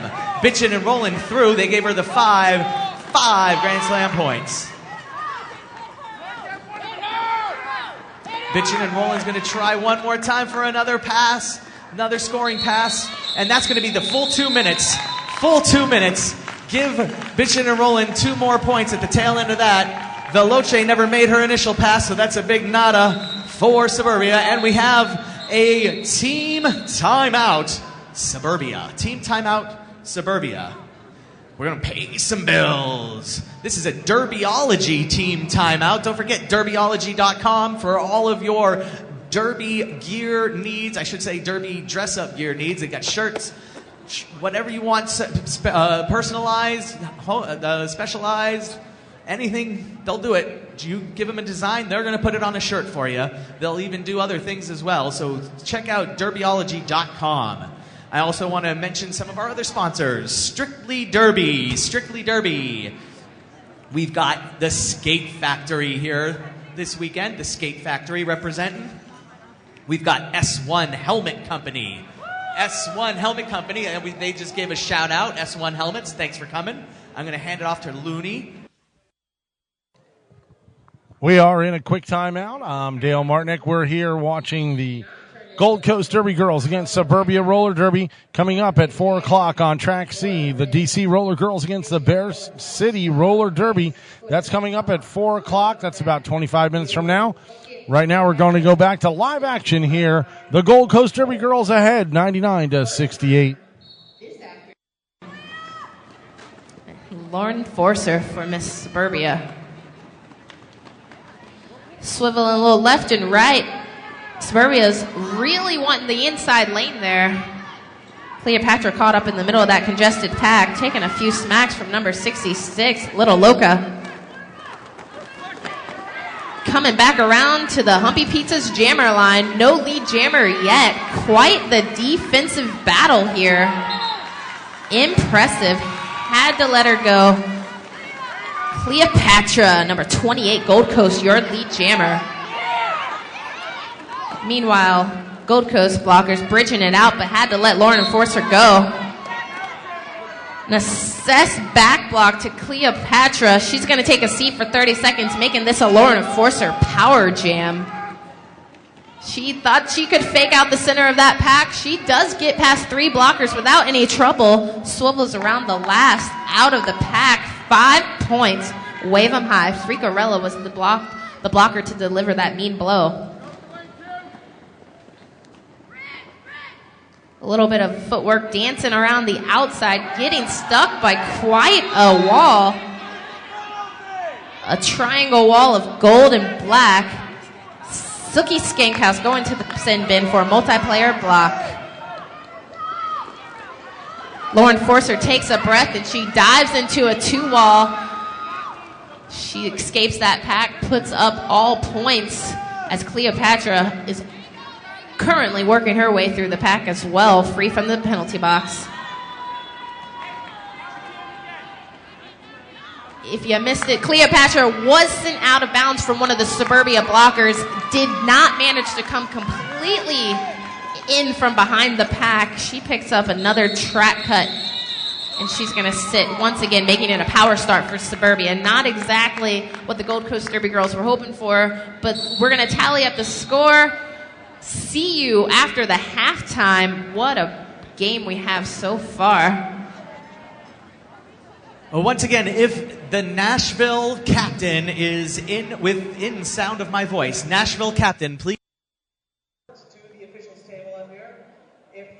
All right, that's going to take us to halftime here with the Gold Coast Derby girls ahead 102 to 88. Quite a first half of this match or bout or game, however you want to call it, but it's really good action going here. We knew it was going to be a good one.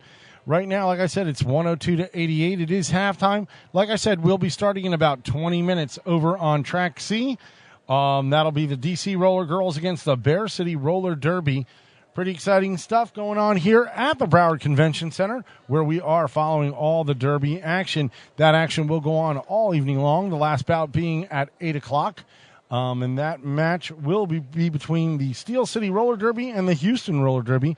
We'll come back live again tomorrow morning at 9 o'clock. Want to talk about some of our sponsors: Rydell Skates, Roller Skate USA, S1 Helmet Company, Skate Factory, Strictly Derby, and, of course, Derbyology and Derby Skins. Just one or a couple of the many sponsors that we have out here. Right now, we've got some people warming up on the track for the next match on this court, which will be the Nashville Roller Girls versus the Fort Myers Derby Girls.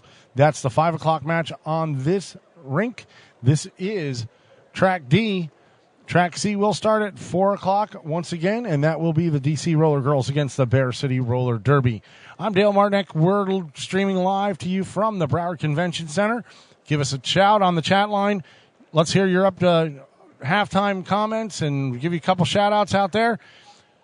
Wish you guys were all here down in Broward County, Florida. If you're not, you're missing out. It's a great time here. We're going to go ahead and watch the young ladies warm up for the next match. And it is halftime with the Broward Gold Coast Derby girls up 102 to 88.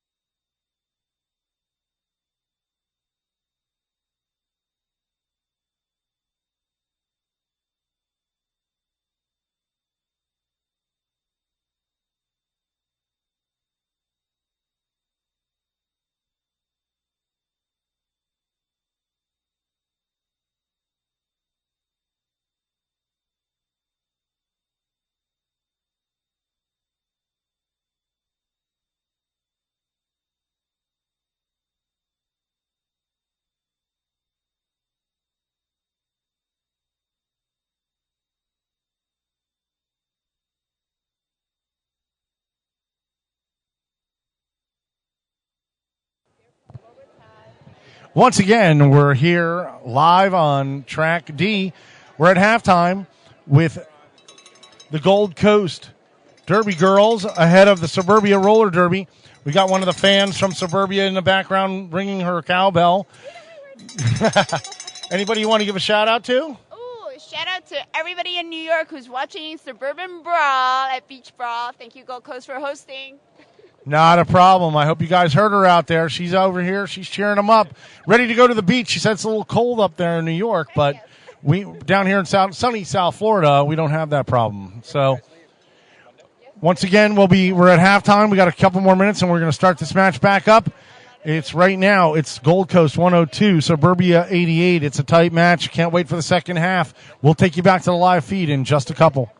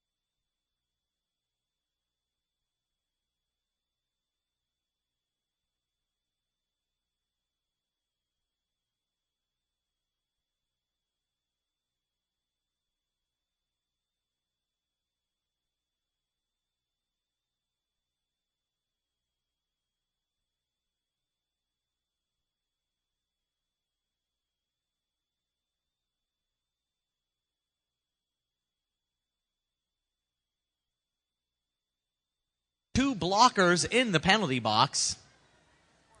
And Cleopatra Heartbreaker is that jammer in the penalty box for Gold Coast. And then number 50, Lauren Forcer, is going to start the power start for Suburbia. Cleopatra was sent to the penalty box at the very end of that jam, so this is going to be almost the full 30 seconds. And with only 2 blockers out there, it's a tough situation for Gold Coast to start things off at.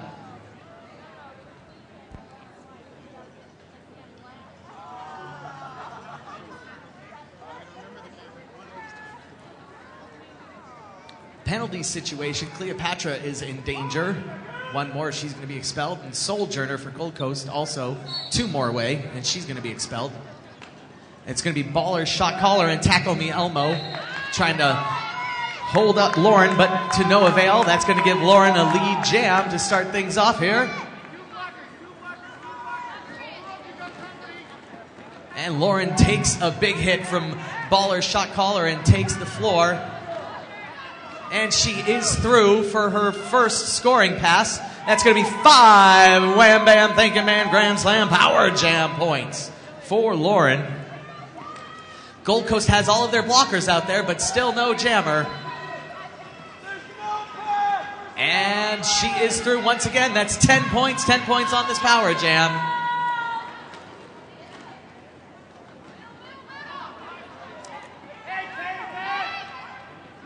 And there has been a panty pass. Baller Shot Caller is now the jammer for Gold Coast.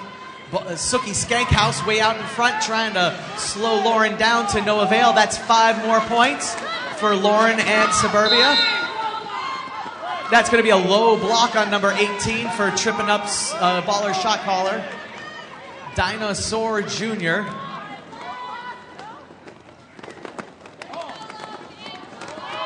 And Baller Shot Caller does find her way through for her initial pass. Lauren's going to go ahead and pick up those final few points and call off the jam. And that is a lead change. Suburbia 108, Gold Coast 102. Lucy Lunatic on the line. Don't blame Gold Coast there for the panty pass. A lot of jammers search for a way through the pack. Miss Baller Shot Caller simply muscles her way through the pack.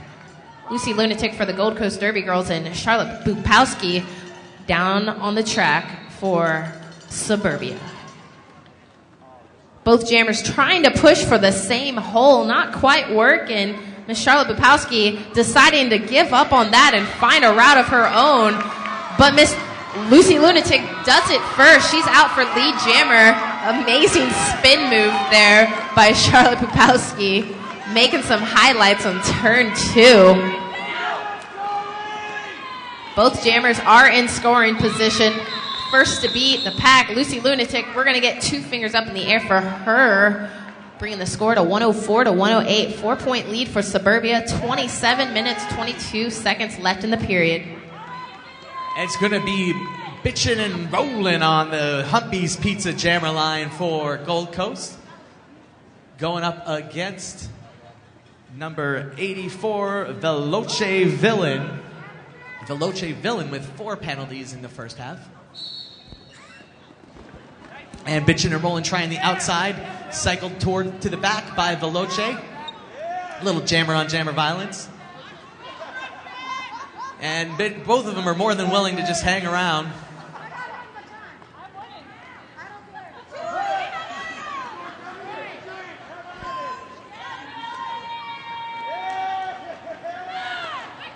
And that's going to be Baller Shot, or bitchin' and rollin' cycled all the way back. And they are through. I mean, they're not through. They're back on the track, I should say. And they're back to skating.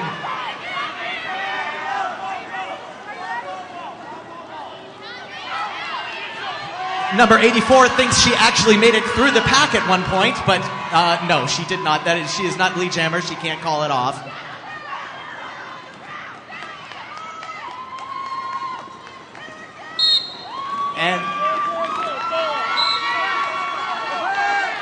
And it's going to be a forearm on bitchin' and rollin'.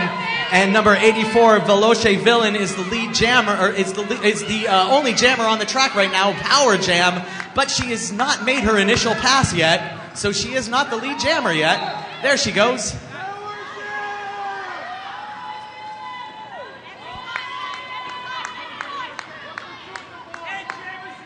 And now she's going to make her initial scoring pass. Picked up two or three? Three. Thank you. 3 points for Veloce Villain. Bitch and Rollins going to start in the penalty box with Lauren Forcer on the Humpy's Pizza Jammer line. And if you're just tuning in, Suburbia donning the red jerseys, Gold Coast with the gold accent on the black jerseys. Wow. I'm not trying to brag, but you folks at home, I have the best seat in the house. Wow, what a jam, what a jam. Number 50, Lauren Enforcer, finding some heat at the front of the pack. One skater to beat. Once she gets her feet up under her, she will be the lead jammer. Bitch and rolling free of the sin bin. Great work by Jess Business, taking care of a little business for her jammers' offensive help. Bitchin' and rolling now out of the penalty box, out of the pack. She's able to pick up points as well, but it looks like Lauren Enforcer has other plans. Calling that one off before any damage can be done to the Gold Coast side of the penalty box scoreboard. Timeout, Gold Coast. Let's call this a Derbyology timeout. For all your derby needs, visit Derbyology. Roller Skate USA, they have a table here at the Beach Brawl. Visit the table, Roller Skate USA. Rydell Skates, leader in the skate industry. Visit Rydell Skates. They also have a table here at the bout. Beach Brawl. Off the Hookah, after party location for the Beach Brawl. Get your friends, bring your wife and kids. Let's go to the Hookah Lounge for the after party. And I hear there are prizes to be won. And if you are lucky enough, you could win free open bar for you and 20 of your friends when you spin the wheel over there. So somebody is going to go and have a lot of fun at the Hookah Lounge. And that's the end of that timeout. It's going to be Lucy Lunatic on the Humpy's Pizza Jammer line for Gold Coast, going up against Ermagerd. Lucy Lunatic trying to get right in front of that Suburbia Jammer. Lucy Lunatic pushing her way through the inside. Lucy Lunatic knocking out the jammer, and that gives her the opportunity to be the lead jammer on this jam. Lucy Lunatic going to try to build up a little bit of momentum for Gold Coast. And Lucy Lunatic is through, and she's going to go ahead and call it off. She picked up 4. She's going to take those 4 points and go home. 115 Suburbia, 108 Gold Coast, still anybody's game. That phrase is way too accurate. This game can have any outcome at this point. Kitten not submitting, jamming for Gold Coast. I believe it's her first time behind the Humpy's Pizza Jammer line against Charlotte Bukowski. Kitten Von Smitten doing her job to block Charlotte's way, but she does exit the pack. She's your lead jammer. Losing a blocker to the penalty box. It's one of the Suburbia blockers for a out-of-play blocking. Making this quite the micro pack. Pack advantage 3-2, Gold Coast. This jam just got all the more exciting. Back block penalty assessed to Miss Charlotte Bukowski. She was the lead jammer. This jam will go the full 2 minutes. 1 minute and 25 seconds left in the jam clock. No pressure, miss. Kitten not submitting. Receiving a little offensive help there from one of her Gold Coast blockers, number 17, Jess Business. She's out for 5 big ones. Grand slam. Gold Coast blockers already bridging back the pack, awaiting the jammer and other blockers from the sin bin.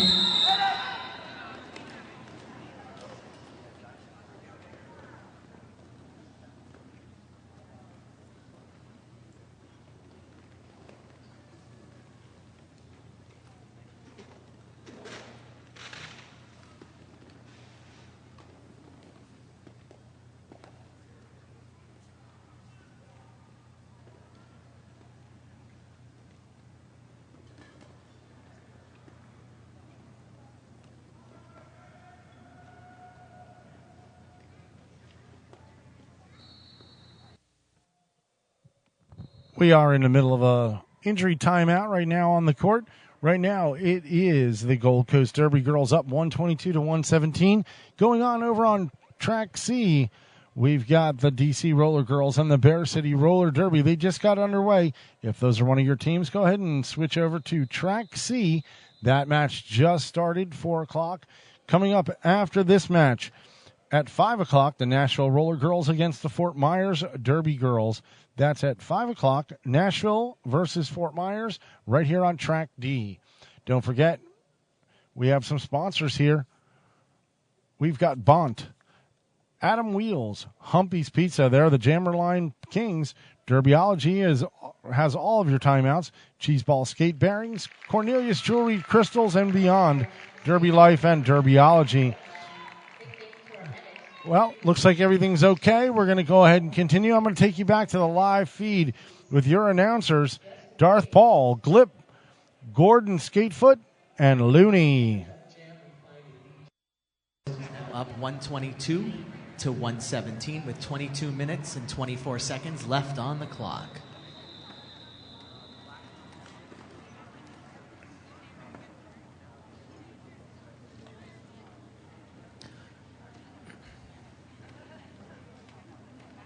Also want to mention a few more sponsors. Oh, LA Fitness is the next one we were going to talk about. So LA Fitness, thank you for being a sponsor for Beach Brawl. And that's going to be Bitchin' and Rollin' for Gold Coast on the jammer line going up against Lauren Forcer. Bitchin' and Rollin' forced out on the outside. Now she's trying to work her way back onto the inside. Way out in front is Lauren Forcer, but she's having a hard time making her way through. And Bitchin' and Rollin' is taken out by Rogue Pirogue, and that is going to be Lauren Forcer, our lead jammer for Suburbia. And they have to let Bitchin' and Rollin' go for her initial pass. They were out of the penalty, out of pack, and it's going to be 4 points for Lauren Forcer. 4 points for Lauren Forcer. Take your 4 points and go home, lady.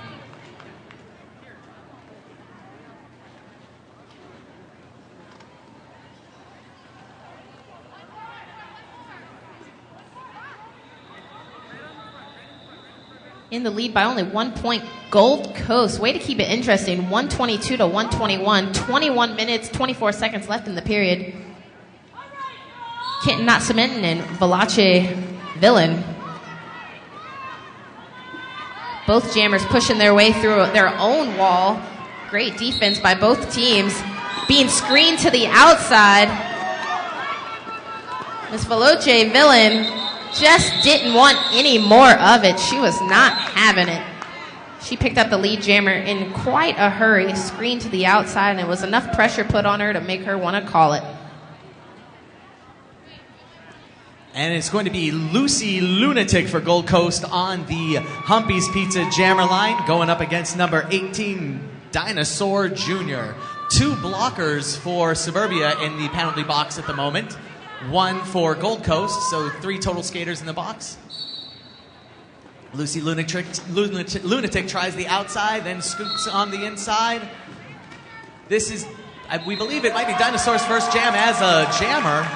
That's Lucy Lunatic is our lead jammer, and that's Dinosaur Jr. being sent to the penalty box for a back block, and that's going to be a power jam for Lucy Lunatic. Oh, and a great big hit from on Lucy Lunatic. That's going to be a no pass, no penalty. She's going to get only 4 points for that one, but hey, she'll take the 4 points. 4 is better than going to the box. And Lucy Lunatic finds a nice outside line. She loves it, she uses it, and it gets her through for a grand slam power jam. And that's going to be... That was a gross misconduct for blocking while another blocker was engaged low. You cannot block somebody high when somebody else is engaged low. That's a misconduct. And she is being ejected. That is a gross misconduct. That is dangerous. She is out. That's number 23, ejected. Barry Boom Boom, ejected for a gross misconduct. Number 12, Irma Gerd, took out Lucy Lunatic right now. Oh, and she's being sent to the penalty box for it.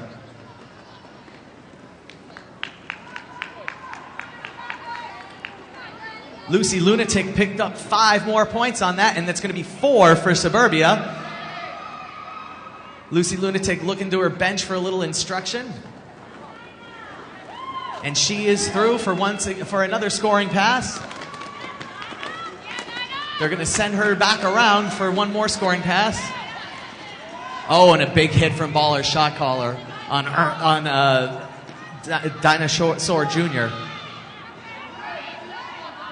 And that's going to be Lucy Lunatic way out in front, picking up 5 Grand Slam points. At the very end, there's 4 points. 4 points for Suburbia.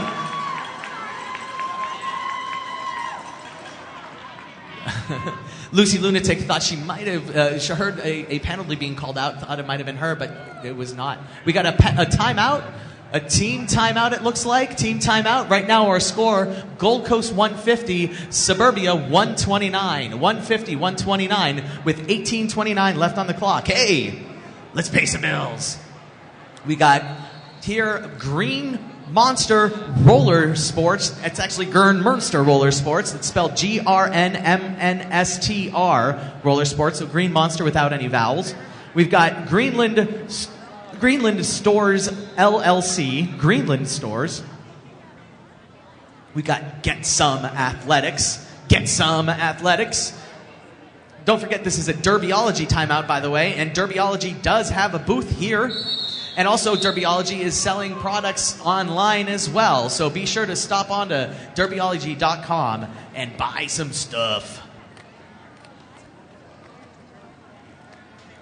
Charlotte Bupowski taking the Jammer Star for Suburbia and bitchin' and rollin' 000 for your Gold Coast Derby girls. Nobody wants to have a seat in the penalty box just yet. We got all 4 compliments of blockers from both teams. Big takeout there by number 325, Rogue Pirogue. On bitchin' and rollin'. Meanwhile, Charlotte Bupowski has muscled her way through the pack. She is your lead jammer, a full lap ahead, Miss Bitchin' and Rollin'. Speaking of bitchin' and rollin', she just escaped the pack, receiving a little shoulder from the Sojourner. Charlotte Bupowski escapes the pack and picks up 4-0 from Gold Coast. It's finally after 4 p.m. and the Beach Brawl crowd is finally getting into it. I think we can thank the Lunatic for the last jam there for getting the excitement up. It's going to be Team USA representative Baller shot caller on the Humpy's Pizza Jammer line going up against number 12. Oh my God. Baller shot caller looking to get a little bit of a rolling start, it appears. And they're off. Baller shot caller working the inside. Oh my God, working the outside. Baller shot caller takes a step out, back in. And oh my God's way out in front. Can Baller shot caller get around her? Oh my God got recycled all the way to the back. And that's number 89, TNT Teeny. TNT holding up Baller, doing a good job of it. But Baller is through for a lead jam, and Bell Kabong going to the box for Gold Coast for a high block, one of the blockers. Now, Baller shot caller trying to make her scoring pass. She's through. She's going to go ahead and call it off. And that's 4 points. 4 points for Gold Coast. Takes back the 4 that they lost on that last jam. 154-133 with 16:45 left. One blocker standing out in that last jam for Suburbia Roller Derby was Helda Ray's Cowabunga. She was all over Miss Baller shot caller. I like those tights. Ninja Turtles, anyone. Official time out at this time. It's a Derbyology timeout. We have a table here for the Foot and Ankle Associates. Have any questions or want to discover what that business is all about, visit the table, Foot and Ankle Associates, and they are also offering B12 shots at that particular table. And it's going to be Lucy Lunatic on the Humpy's Pizza Jammer line going up against Lauren Forcer. Lucy Lunatic, Lauren Forcer, they're free to go at their will, but waiting up a little bit. Oh, Just Business giving her the business. Lauren Forcer cycled all the way by Just Business. And that's going to be Lucy Lunatic going around as the lead jammer, trying to make her first scoring pass. Gold Coast blockers, only 2 of them out there to help right now. And Lucy Lunatic is going to go ahead and let the scorer go for Suburbia. Oh, and she takes the deck, and she's going to go ahead and look to call it off. Dinosaur Jr. with the takedown on that. 4-4 on that jam. No harm, no foul.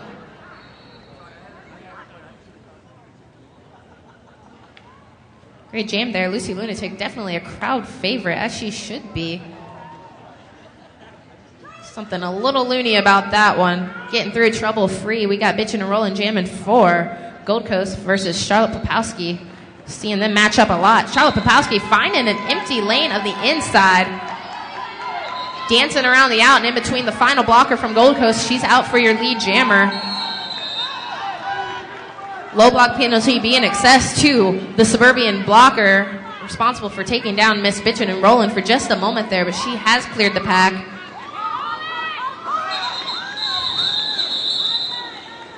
Only two picked up there for Charlotte Bufowski. Unfortunately, Miss Bitchin' and Rollin' couldn't squeak out any in that last jam. 139 Suburbia to 158 Gold Coast, still holding the lead. 14 minutes left in this period. Baller Shot Caller is going to be on the Humpy's Pizza and Cupcakes Jammer line for Gold Coast, going up against the Loche Villain. The Loche Villain. And Baller Shot Caller is going to try to get around this small pack of blockers for Suburbia. And she is through. She is your lead jammer. Veloci Villain getting knocked down by number 422, Annihilating Annie. Annihilating Annie doing a little bit of annihilating on Veloce. And that is going to be a Grand Slam Jam for Baller Shot Caller. 5 points. Silky Skankhouse going to go back, try to get Baller Shot Caller a few more points. And she gets 2. 3. I see the thumb. 3. 3 points for Baller Shot Caller. 0 for Suburbia. Score 166-139 Gold Coast with 13:45 left. Very nice. You never know when the jammers are that close together whether or not they're going to call it off immediately. But Baller Shot Caller never disappoints. A little fake there right before taking a couple points before ending that one. Lucy Lunatic and Lauren Fortzer lining up on the Humpy's Pizza Jammer line. Little jailbreak. Lucy Lunatic out and running like she has places to be. Wasn't problematic at all for this jammer. Miss Lauren Fortzer found herself in a little hot water, but she has also cleared the pack. Lucy Lunatic sees the 3-wall, but she isn't scared. She picks up a few points, calls it off. Unfortunately, Lauren Fortzer has also entered the pack for scoring points.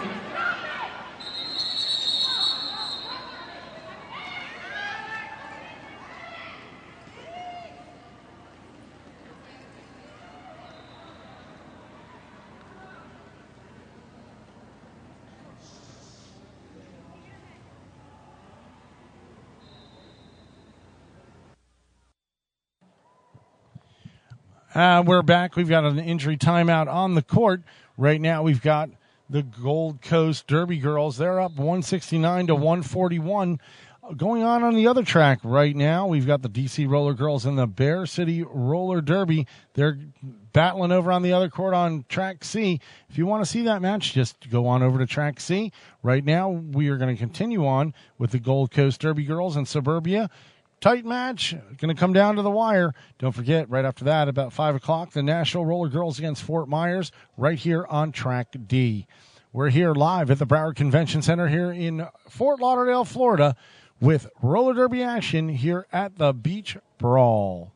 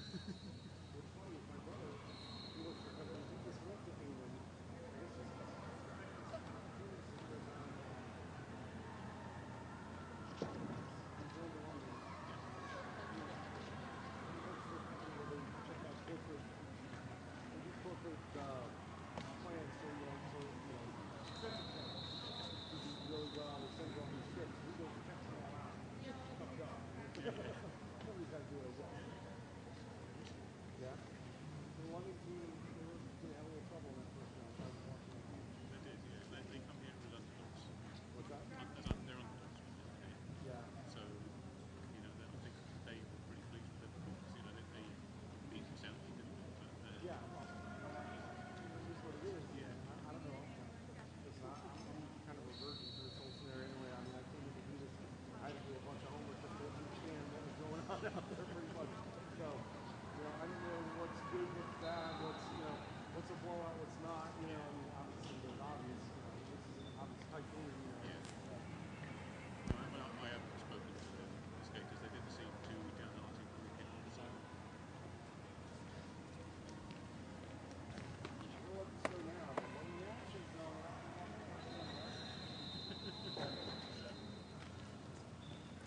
Looks like the Cerevia skater down. It's being attended to. They're looking to get some additional help in. Didn't see, I think so. It looks like they're all. I think she hit a hand shot, but she went down and moved, so maybe just a bit of position.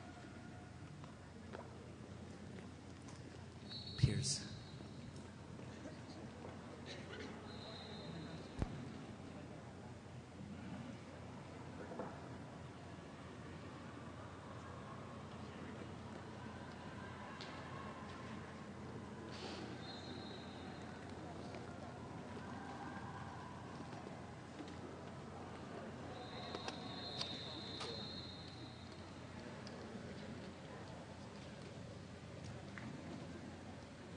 Always difficult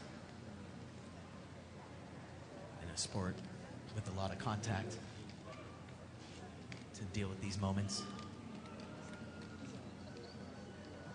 Safety's always first, but being a contact sport, there's only so much you can do.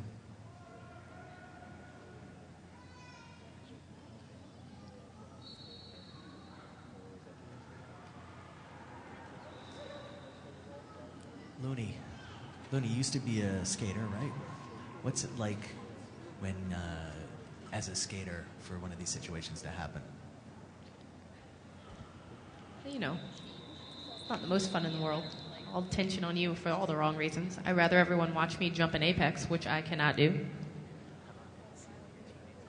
But you kneel, you show respect for the skater that went down. She poured her heart and soul into practices and training before this tournament invitational. And I'm sure her teammates are just hoping for the best. And ready to shower her with hugs and kisses for speedy recovery of whatever she's facing.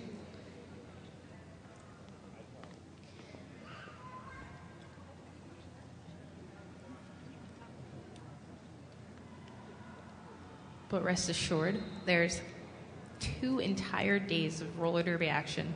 This skater will find a way to be on the sidelines to support her team in the next 2 days, as would you if you were that skater down.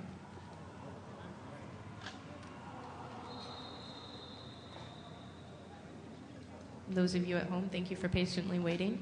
We will get back to this really intense, close game when we can.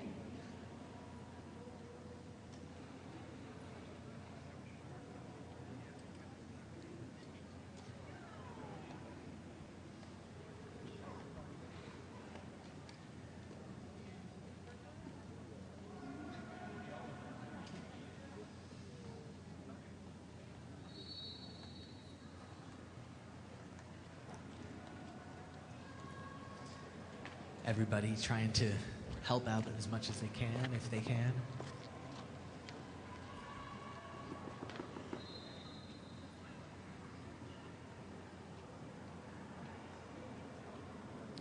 Always a tough situation.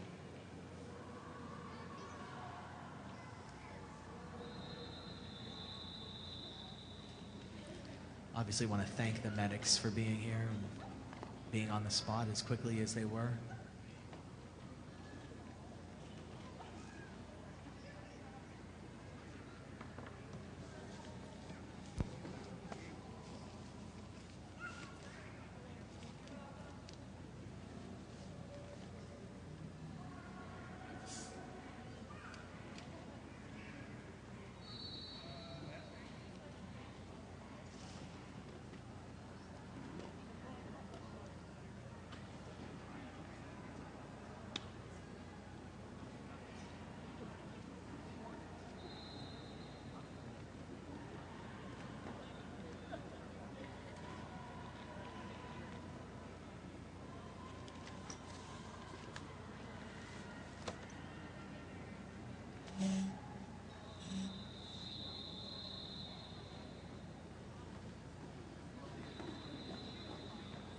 being informed right now that there will be warm-up time for the skaters once the situation is cleared, just to help them get their heads cleared, give them an opportunity to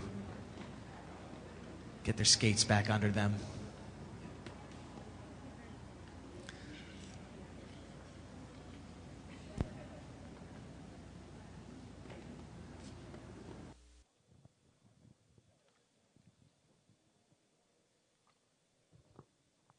Well, friends, as you can see out there, we are having a little medical issue. Hopefully this young lady is okay. It appears that she may have hit her head when she fell down. We've got the medics out there. We'll give you an update and make sure she's okay. The announcers just said that once they do come back on the court, since there has been a long delay, that they will have a little bit of a quick warm-up time to get the girls back, so nobody gets injured any further. Once again, it is kind of quiet in here right now as everybody's kind of thinking about the young lady who's down, hoping everything's going to be okay. And we also have the same sentiments. We hope everything's going to be fine. If you want, right now, going on over on the other track, on track C, we have the DC Roller Girls versus the Bear City Roller Derby. They're playing right now. We'll get back to this action as soon as possible. Just know that, when this is going on, there isn't a lot of talking going on, so you're not losing the feed or anything like that. It's just silent in the arena right now as, obviously with the girl down, everybody's has concerns.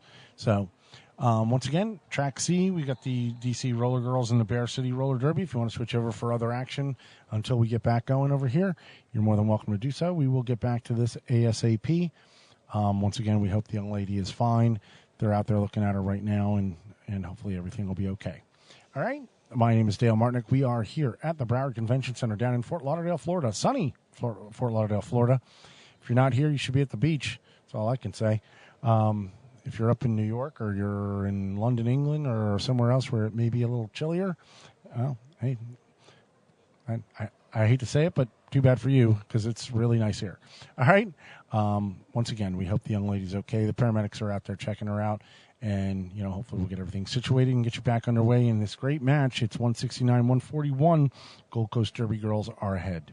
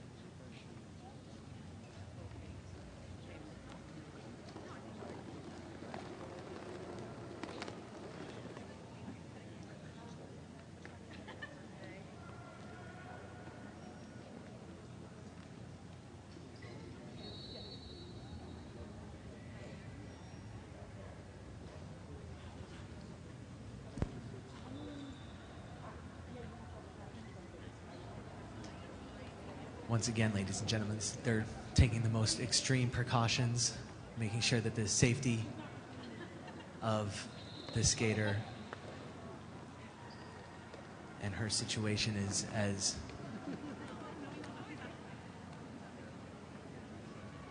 monitored and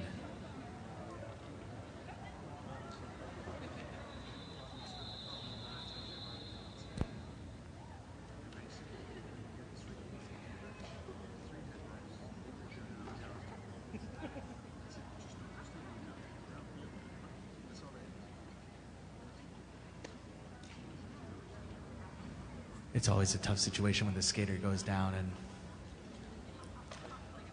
it's always nerve-wracking to everyone when there's this much of a concern, because we're all concerned as well.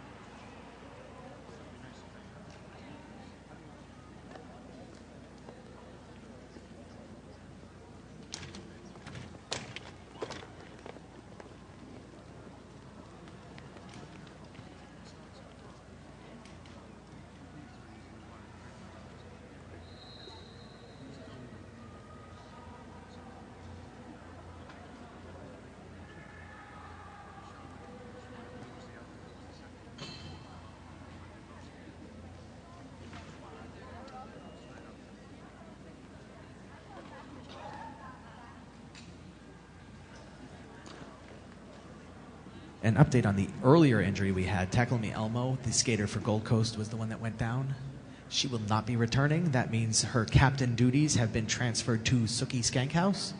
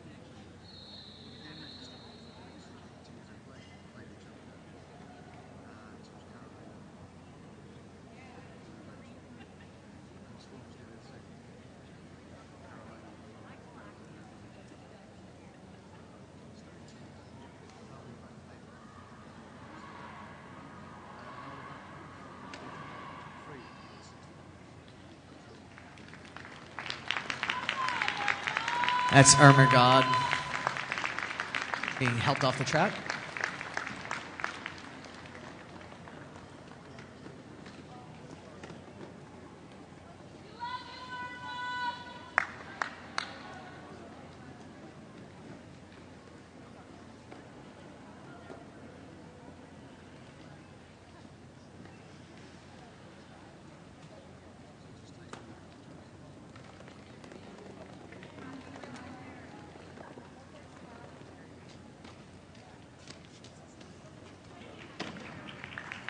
Thank you, everyone. Big round of applause for Irma Gerd.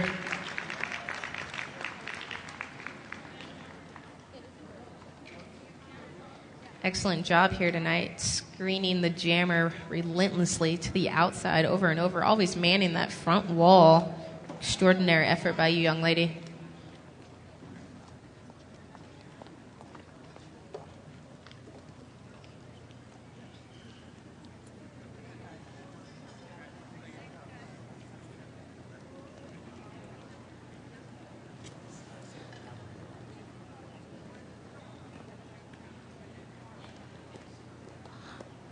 All the love Suburbia can muster goes to Miss Irma Gerd. She heads out of the building. We're going to take 1 to 2 minutes to let both teams warm up their muscles once again, because if you don't remember, let me remind you, what a game is taking place right now. Just to refresh your memory, 169 Gold Coast Derby girls to 141 Suburbia Roller Derby.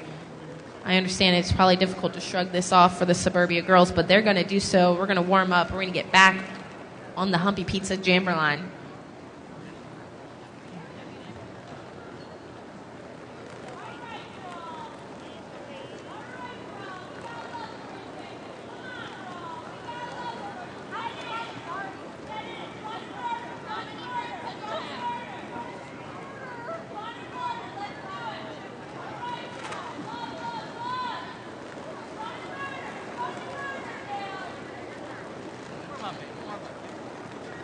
Sorry to be misleading earlier. The hookah lounge is 21 and up, so don't bring your kids. Hide them. Hide your wife, too. We're going to see you at the hookah lounge. 21 and up. I'm not sure how much celebrating these ladies are allowed to do, knowing that they have to play a game each day until Sunday. But we know that Derby girls can squeeze in a little fun here and there. Got to celebrate after all the hard work they've done to get here, playing these competitors that are ranked all over the place. All right, everybody, we're back. The girls are going to warm up a little bit. Hopefully the young lady who was injured will be fine. We haven't heard any word on that yet, but as of right now, they're going to get her in and check her out. As you can see on our feed, they're going to warm back up a little bit since there was about a 20 to 25-minute delay or break or whatever you want to call it, as we did have the injury on the court or on the rink. As soon as we're ready to start, we'll shoot it back to our live feed. This is going to push things back a little bit when it comes to our schedule. Scheduled at 5 o'clock is Nashville Roller Girls and the Fort Myers Derby Girls. That certainly will be pushed back a little bit. We'll get you a time on that as to when it's going to start. Right now over on Track C, we have the DC Roller Girls and the Bear City Roller Derby. I believe they're at halftime over there right now. Last I saw, I didn't see a score, though, so I can't give you any update. But you can go over to that feed. That's on Track C, and that's going on right now. Once again, as soon as we get the girls warmed back up, we'll continue this great match with the Gold Coast Derby girls up 169 to 141. We got about 12 minutes left in this game, and we will get them back started ASAP. Once again, we want to thank everybody for hanging in there. Obviously, with an injury like that, we have to be as cautious and as as we can to make sure that she's going to be all right and everything's going to be fine. This is a kind of a tough sport, and these are the kind of things that you have to deal with when you have a sport like this. Once again, thank you for hanging in there and watching, and staying in there, checking our feed. We got a couple of New Yorkers walking in front of the screen as we speak. Cheers, cheers. And they gave us a little high five, and we're ready to start again. On the Humpy's Pizza Jammer line for Gold Coast, going up against Charlotte Bupowski, Charlotte Bupowski, and Bitchin' and Rollin'.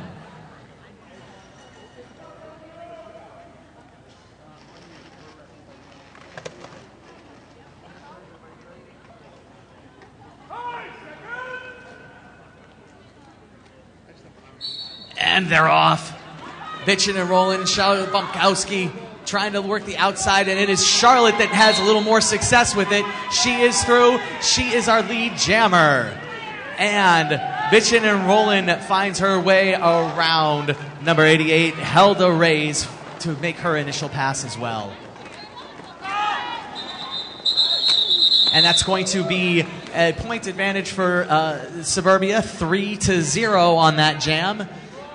And I'll pass it off to Looney. As you should, but I'm kind of worried. I can't get the words out. 169 to 144, only 12 minutes left in the period. The pressure is on. This game is intense. Lucy Lunatic, everyone's favorite crazy girl, and the Veloce villain on the jammer line. One blocker sitting in the penalty box for Suburbia, making it pack advantage Gold Coast. Punching her way up the inside lane. One skater to beat. We have Lucy Lunatic picking up lead jammer. What a phenomenal jammer. One lap ahead of the Suburbia jammer. Dancing around the outside, ducking beneath number 18's hip check, Dinosaur Jr., and calling it off from the ground with 3-0 in that jam. And at this point, with about 11:25 left on the clock and Gold Coast holding a 172-144 leads, they're more than happy to trade off lead jammer, alternate jams. It's going to be Baller's shot caller on the Humpy's Pizza jammer line for Gold Coast, going up against number 50, Lauren Forcer. Baller's shot caller finds a nice little inside crease that she uses to her advantage. She is our lead jammer. And that is Kitten Not Submittin' and Freakarella holding up Lauren enough to give Baller's shot caller a very excellent opportunity to pick up the 4 points and go home. Very forceful entry into the pack there. Baller's shot caller moving the blockers exactly where she needs them to get through. Bitchin' and Rollin' on the line for Gold Coast and Veloce Villain for Suburbia. Pack is all 4 blockers on the track.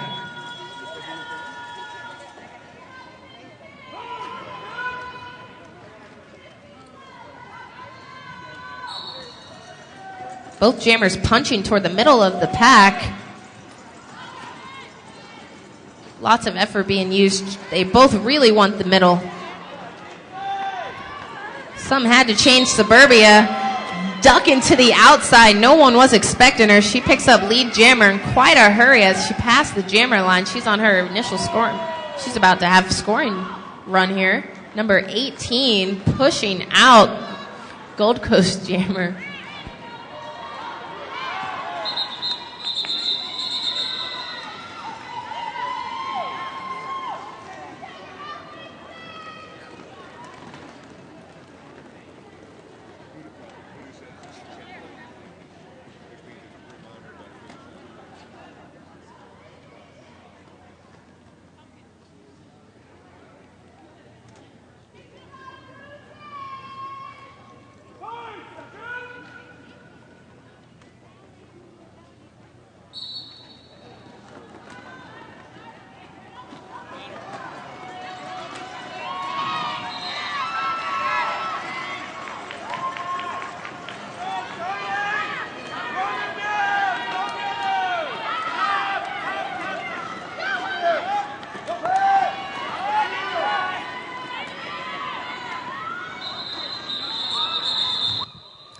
So for those folks at home, sorry about that. We lost our mic at our location right here. So you just had a jam without any announcers. I'm sure you probably loved it.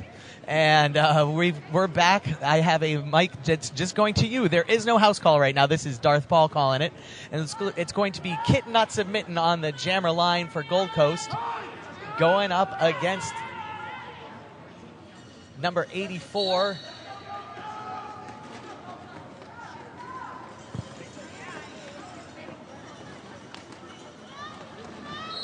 And Kitten Not Submittin' is trying to work her way outside. It's not working for her, though. And it's going to be a pivot going to the penalty box for Suburbia, so that's going to make things a little easier for Kitten Not Submittin', perhaps.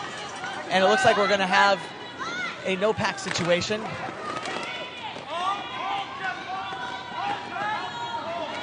And Kitten Not Submitting way out in front and is our lead jammer. Lead jammer for Kitten Not Submitting. She is going to have plenty of time to get around to these, and that's going to be a block in the back. A block in the back from Annihilating Annie for Gold Coast, and that's going to go ahead and spring the jammer for Suburbia, and that was Veloce Villain. Veloce Villain was sprung, but not enough time to prevent Kitten Not Submitting from scoring 4 points and calling off the jam. It's going to be Baller's Shot Caller on the jammer line once again. Baller's Shot Caller, the Humpy's Pizza jammer line, and she's going to be going up against number 50, Lauren Forcer. Lauren Forcer for Suburbia. Suburbia sending their blockers way out in front. They've done that several times with Baller's Shot Caller. It hadn't worked before, and it doesn't work now. Baller's Shot Caller, Team USA representative. She is our lead jammer, and that is going to be Lauren out in front, or through as well. Baller's Shot Caller trying to get the points. She's got them, and she's looking, checking, going to try to eat up as much clock as she can before calling off the jam, and she does. She's going to take her 4 points and go home. It's going to be Lucy Lunatic on the jammer line once again for Gold Coast, and she's going to be going up against Charlotte Bupowski. Charlotte Bupowski.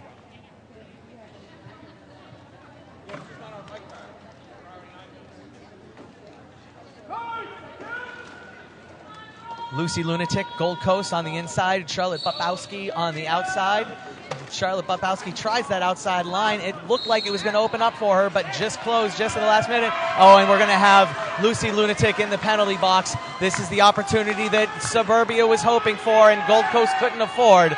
That's going to be a power jam for Charlotte Bupowski and lead jam as well. Lead jam, power jam for Charlotte and Suburbia. And that's going to be a nice little hip check from Jess Business, but not enough to knock her out of bounds. And that's going to be 5 points. 5 points for Charlotte Bupowski and the Suburbia. Cutting into the Gold Coast lead. Oh, and that's a great block from number 18, Dinosaur Jr. to seal off the outside, but unfortunately way up in front. That was Cleopatra knocking Charlotte out once again. Sojourner and Cleopatra doing the business once again here. And that was Cleopatra trying. Sojourner looking for a cut the track. It's not going to happen. And that is going to be 5 more Grand Slam points for Charlotte Bupowski. Oh, Lucy Lunatic is back on the track and takes a licking. She is through for her initial pass. Charlotte Bupowski, meanwhile, is going to keep trying to score points. Nope, she gets knocked out of bounds, and she is done. That's going to cut the score right now. Gold Coast still has the lead, but the lead's a little smaller than it was just 2 minutes ago. It's going to be 185 to 161 with 4:22 left on the clock. Charlotte Bupowski, like a hot knife through butter. She's on a mission with such little time left in the game. 4 minutes, 11 seconds to be exact. I don't blame her. Baller Shot Caller going against Lauren Forcer in this next jam. Strong, powerful push there by Baller Shot Caller. She's free of the pack. On a mission. She might go all the way. Lauren Forcer now also free of the pack, getting around Miss a Gold Coast blocker. I wasn't gonna hope for this. Baller Shot Caller getting sent to the box, blocking to the back, making this a power jam for Lauren and Forcer. Not exactly what Gold Coast blockers and skaters need right now. 185, Gold Coast 166 to Suburbia. That was a little tough there. Got herself into a little hot water. But Lauren Enforcer does put up 5 points Grand Slam as Baller Shot Caller is now standing in the penalty box.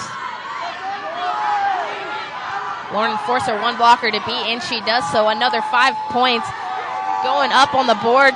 The close gap being closed up by the Suburbia Roller Derby. Baller Shot Caller out and on the track. She's also still in the scoring position. Every point she makes does count to the scoreboard. Excellent job squeezing through for 3 points. There was a no pass, no penalty, so she did not get all 4. There's a bit of a pile up there on turn 1. All skaters are up. This jam's going the full 2 minutes. There's 25 seconds left in this jam. I repeat, both skaters are scoring. The points are tallying up for both teams. By far the closest bout of the beach brawl. Nice takeout by number 0 from Gold Coast. Suburbia's jammer has to recycle back all the way on turn 4. Gold Coast jammer baller shot caller also taking a spill. That was a true test of endurance.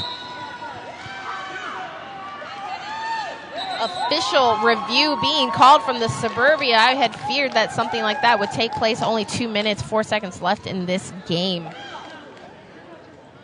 192 Gold Coast, 181 Suburbia. This is a Derbyology timeout. Team timeout right now. Derbyology team timeout. We've got Adam Wheels here. Adam Wheels, you know him, you love him. Go online, pick up some Adam Wheels.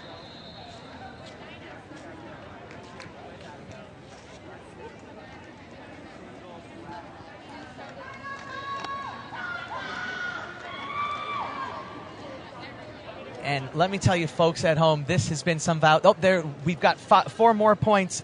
4 more points just tacked on. So the score is now actually 193 to 185. 193 to 185 in favor of Gold Coast. So this went from about a 30-point lead for Gold Coast down all the way to 8 teeny tiny points. 2 minutes, 8 points is nothing. And let's see here. We got some more bills to pay. We got Bont Skates. Don't forget, ladies and gentlemen, Bont Skates. They're here, they're representing, and anytime you see Bont Skates, you know they're going for quality. Boca Vapes, don't forget about Boca Vapes if you're in the South Florida area or if you're at home and want to buy some vapors online, go to Boca Vapes. Cheese ball skate and bearings, cheese ball skate bearings. Everybody knows cheese balls. Anybody who's anybody is using cheese ball bearings, so be sure to check out cheese ball bearings. We've got Derbalife. Check them out online. They'll help you out with staying healthy and being a good derby girl or boy.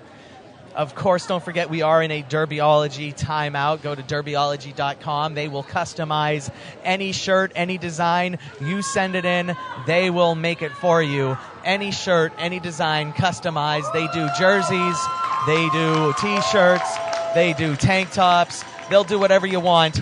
Just be sure to give them a call or just check them out online. Derbyology.com.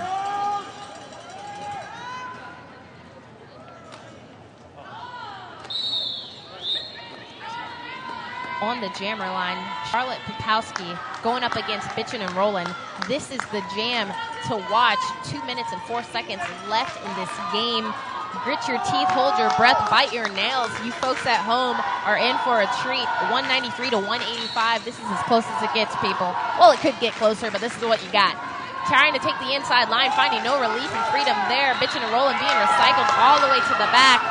Lead jammer goes to Charlotte Popowski. A whole track ahead of Bitchin' and Rollin', who just escapes the outside with a little help from Just Business. Gotta love the offense. Gold Coast is going to pull together their defense in the front of the pack, trying to protect their points. Baller shot caller being at the right place at the right time, pushing Charlotte Popowski out, but she did pick up all 4 points. And that's going to cut the lead down to 4. With 126, 123, 122, the clock is ticking down. It's the Gold Coast's friend right now, but Gold Coast needs to get lead jammer if they're going to win this bout, because Suburbia is 1 lead jam and 4 points away from tying this up. They've sent out, Gold Coast has Lucy Lunatic, and that's going to be number 50 going, Lauren Forcer for Suburbia. Lauren Forcer is the lead jammer. Lucy Lunatic not the answer for Gold Coast right now, but she is through. She is through and she stays in bounds. Lucy Lunatic is through and around. Gold Coast is trying to get this pack moving as fast as possible. Suburbia, meanwhile, trying to... trying to protect their points. 34 seconds left on the period clock. Next jam is about to go down. I thought there was going to be a timeout, and there was. Very useful and efficient time to call a timeout. This is the moment. I've said it before to you folks at home. Hold your breath, grit your teeth, bite your nails. This is the jam. You don't want your eyes to blink ever. Tampa roller derby girls showing love, getting the whole crowd involved. Oh, this is Darth Paul back, and I have the honor and privilege to call the likely last jam of this game. Baller shot caller is going to go ahead and jam for Gold Coast. She's going to be going up against the workhorse Lauren Forcer for Suburbia. We still have a timeout situation for Suburbia. They're trying to save as much clock as humanly possible, obviously.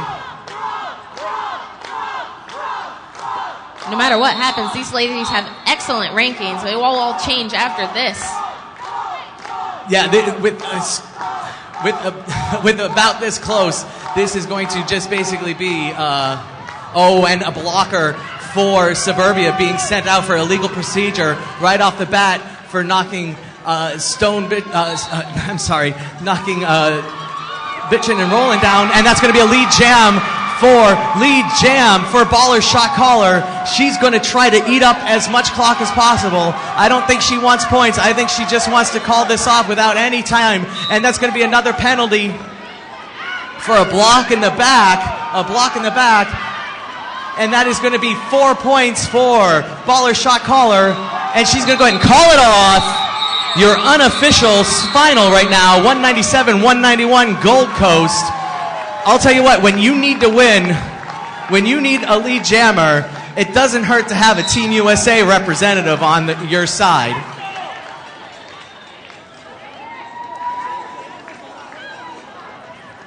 And that's going to be the end of the game. There's a little bit of unfriendliness towards the end here.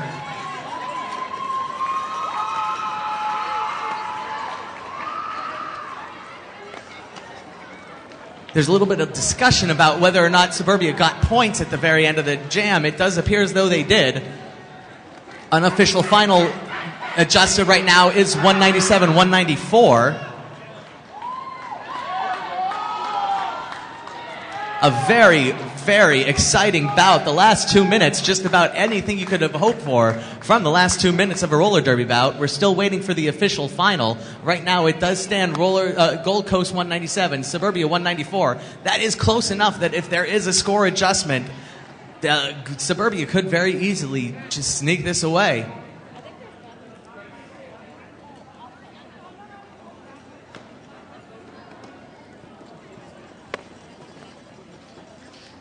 There are both sides tense. You can see Gold Coast huddled up on the side of the track waiting for the final score to be made official.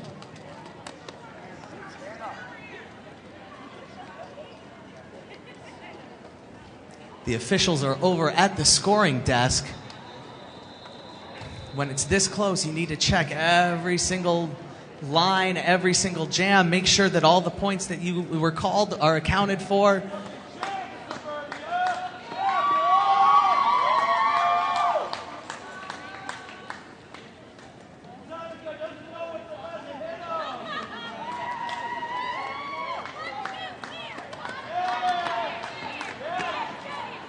They are talking very long right now, the officials.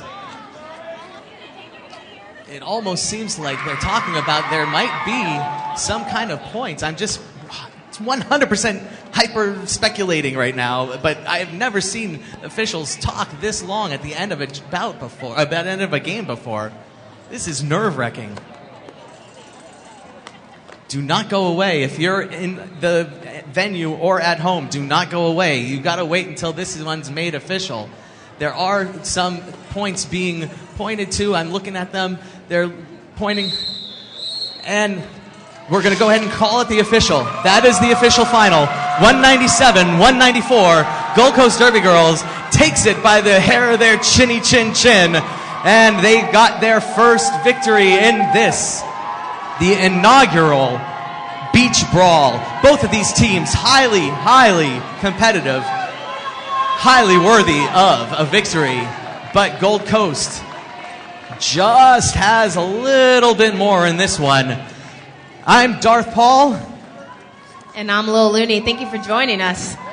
And we look forward to speaking to you again throughout the weekend. Thank you so much for listening, watching, and being here. All right, quite the excitement we had there in that match. That was really something else. Gold Coast Derby girls do pull it out. 197-194, by far the closest bout, match, game, whatever you want to call it, we've had today here at the Beach Brawl. Congrats to both teams. A great game played. Hope the young lady who was injured is going to be okay. We're going to go ahead. Right now, they're finishing up on Track C, the DC Roller Girls and the Bear City Roller Derby.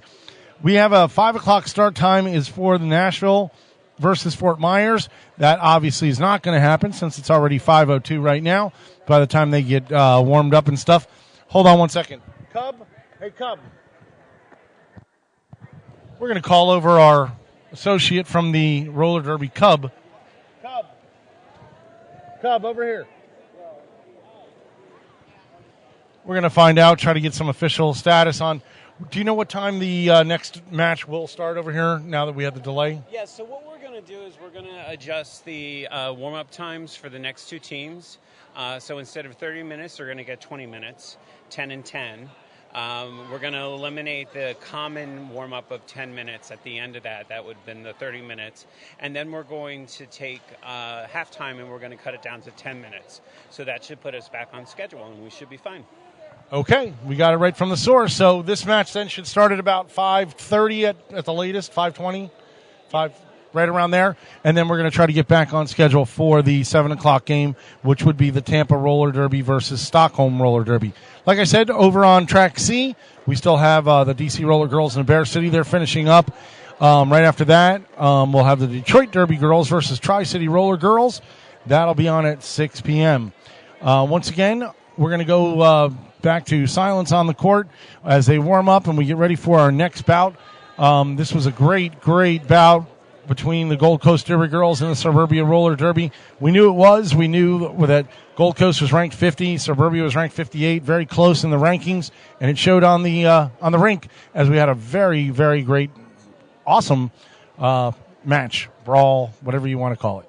I'm Dale Martinick. We're here live at the Broward Convention Center. We're streaming out to you guys out there. If you liked it, if you're having a good time, hey, tell us about it. Come on our chat line. Let us know what you think. Like I said, we're going to have about 20 minutes before the next bout or match will start. That'll be versus Nashville Roller Girls against the Fort Myers Derby Girls right here, sunny South Florida. Wish you were here with us. If you are, come on down. We are here till about 9 o'clock, starting again tomorrow morning at 9 a.m. I'm going to go ahead and take a little break myself, and we'll see you when the Nashville-Fort Myers game starts.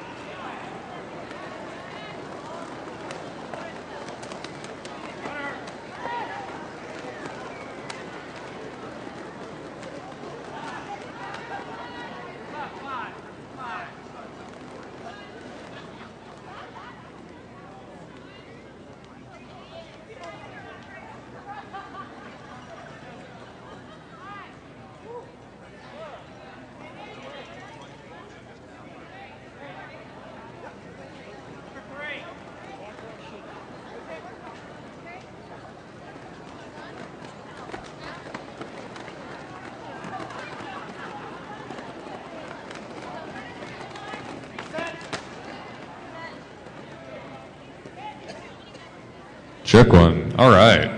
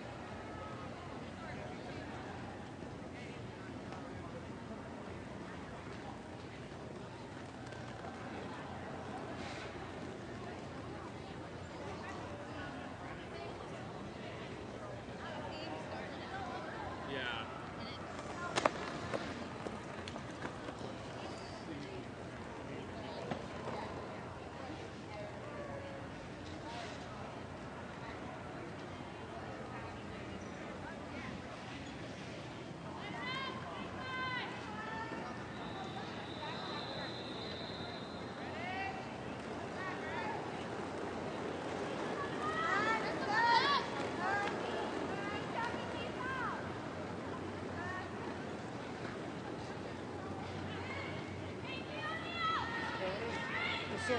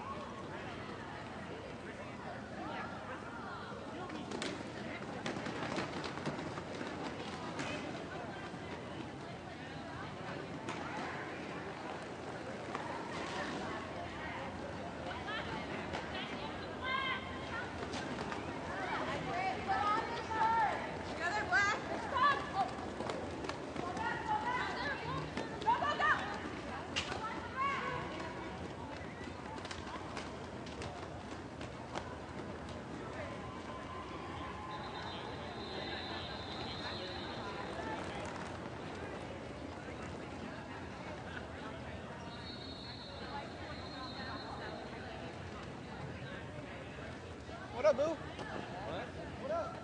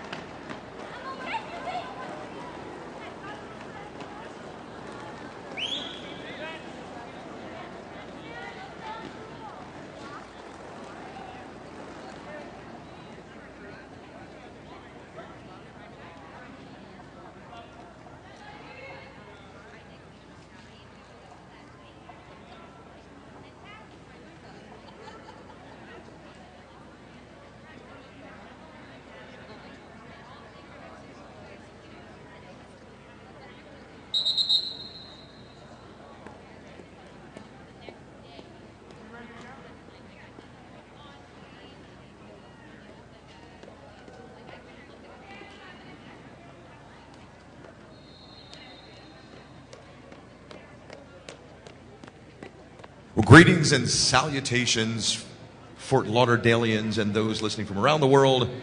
My name is Pastor Mike. I'm Piggy Fatness, and we are here with our next bout of the day here at Beach Brawl. It's going to be a good one, man. We are excited to see it and looking forward to a fantastic game. We've got a couple of great teams to talk about. Let's start off very, very quickly and introduce the teams to play. For Nashville Roller Girls, OTC is Antihistamine. Number 10, Union Jack You Up. 137 Big Banger. 1969, Hippie Kaye. 220V Electra Cow. 226 Terabyte. 36 Double D Mullen Monroe. 48V Phantom Power. 5'3" Lady Fury. 757 Morgan Grinder. 77 Danny Doom. 8 GB Zip Drive. Number 9 Chelsea Dagger and DV8 Stella Live. We are live right back to the action. Chelsea Dagger and Peaches and Carnage, jammers of record for this one as we start off. No pack called, and then a very, very quick reformation, if you will. Lead jammer status going on over to Nashville. Union Jack You Up, bringing it back, all the way back into turn number 4. Peaches and Carnage having to take a little trip to the back of the pack at that point, but on she goes. In the meantime, Chelsea Dagger's done her work. Dagger in the heart, quick 5-point jam. Takes the inside, outside, inside again, move, nothing doing. Tries another tack, still working against a big 2-wall up front, and finally finds her way through all 3. 5 points in the air. Another grand slam. One in the penalty box. Piggy didn't see who went or what they went for, but one down right now for Fort Myers. That'll be number 314. That is Tequila Sunshine. We'll introduce the whole team here in just a second. That jam's going to get called off, but not before another 5 spot. That will be 15 big points to start it off for Nashville. Nashville off to a strong start here in the first jam. Fort Myers here to play. These two teams have yet to face each other, and so here at Beach Brawl will be the first time that they will go up against one another. So going to be an interesting bout to see how these two teams match up. This is 38 versus 54 in the WIFTA rankings. Fort Myers features the following: 00 Peaches and Carnage, 1117 Blitzkrieg, number 23 is Jack Scratch Fever, 25 Marie Scarpantano, 314 Tequila Sunshine, 35 Crystal Death, 357 Felony Fat Bottom, 36 Bionica Demise, 37 Yosemite Slam, 45 Anya Dixon, 62 Vita Von Sheets, 75 Tana Bricks, 86 75 Degenerate 8675, and 88 Hot Rails. Lead jammer this time going to Nashville, courtesy of Big Banger. And so we are underway once again with our second jam. And just like that, Pastor Mike, it is back to you. Yeah, we got a multiplayer block called that time around. That one went against Fort Myers' Felony Fat Bottom, who, by the way, might just win the award for the greatest derby name of the weekend. I'm not really sure, but we'll discuss as time goes on. 19-0 run right now by Nashville. Well, I love the way that she spells fat with, P-H-A-T, just like Piggy Fatness. There you go. Gotta love it. We are back at the Humpy's Pizza Jammer line, ready to do battle. Antihistamine and Yosemite Sam side by side as the whistle blows, and off they go. Decent pack speed right now. 26:50 left in the first period. We got ourselves a lead jammer. This time around, it's going to go across to Fort Myers. Yosemite Sam in the lead, and a commanding lead at that. She's got one to beat. And finally, Antihistamine jumps out, jumps through, and gives chase. So Yosemite Sam has got a stalker. We're going to see a foot race to the finish here. Green in the back, blue wall up front. Nice job there. Number 10 for Nashville. Union Jack You Up with a little push shove out of play. 2 points on the board and nothing doing after that. Impressive defensive play by Nashville during that bout, or during that jam, excuse me. And we will get set with our next jam, which will feature Blitzkrieg against, I believe that's, let me see, Phantom Power. Phantom Power wearing the star for Nashville.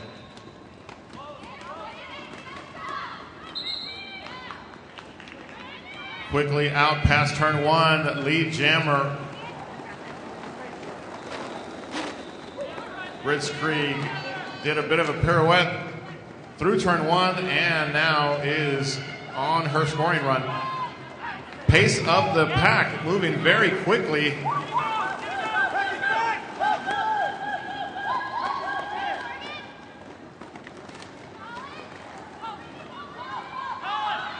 Strong 3-wall up front and a huge block. And the jam is called off. 25 minutes on the big clock, and a quick look at the scoreboard shows 19-5. Nashville leads starting it off 25 minutes and counting. In the first half, we are back to action. Quick look at the lineup here at that Humpy's Pizza Jammer line. We got Peaches and Carnage on one side. Chelsea Dagger side by side, hip to hip, cheek to cheek, and ready to rock and roll. Off they go. Nice little Jammer v. Jammer love right there. A little rubbing, aim, race, and it's Derby.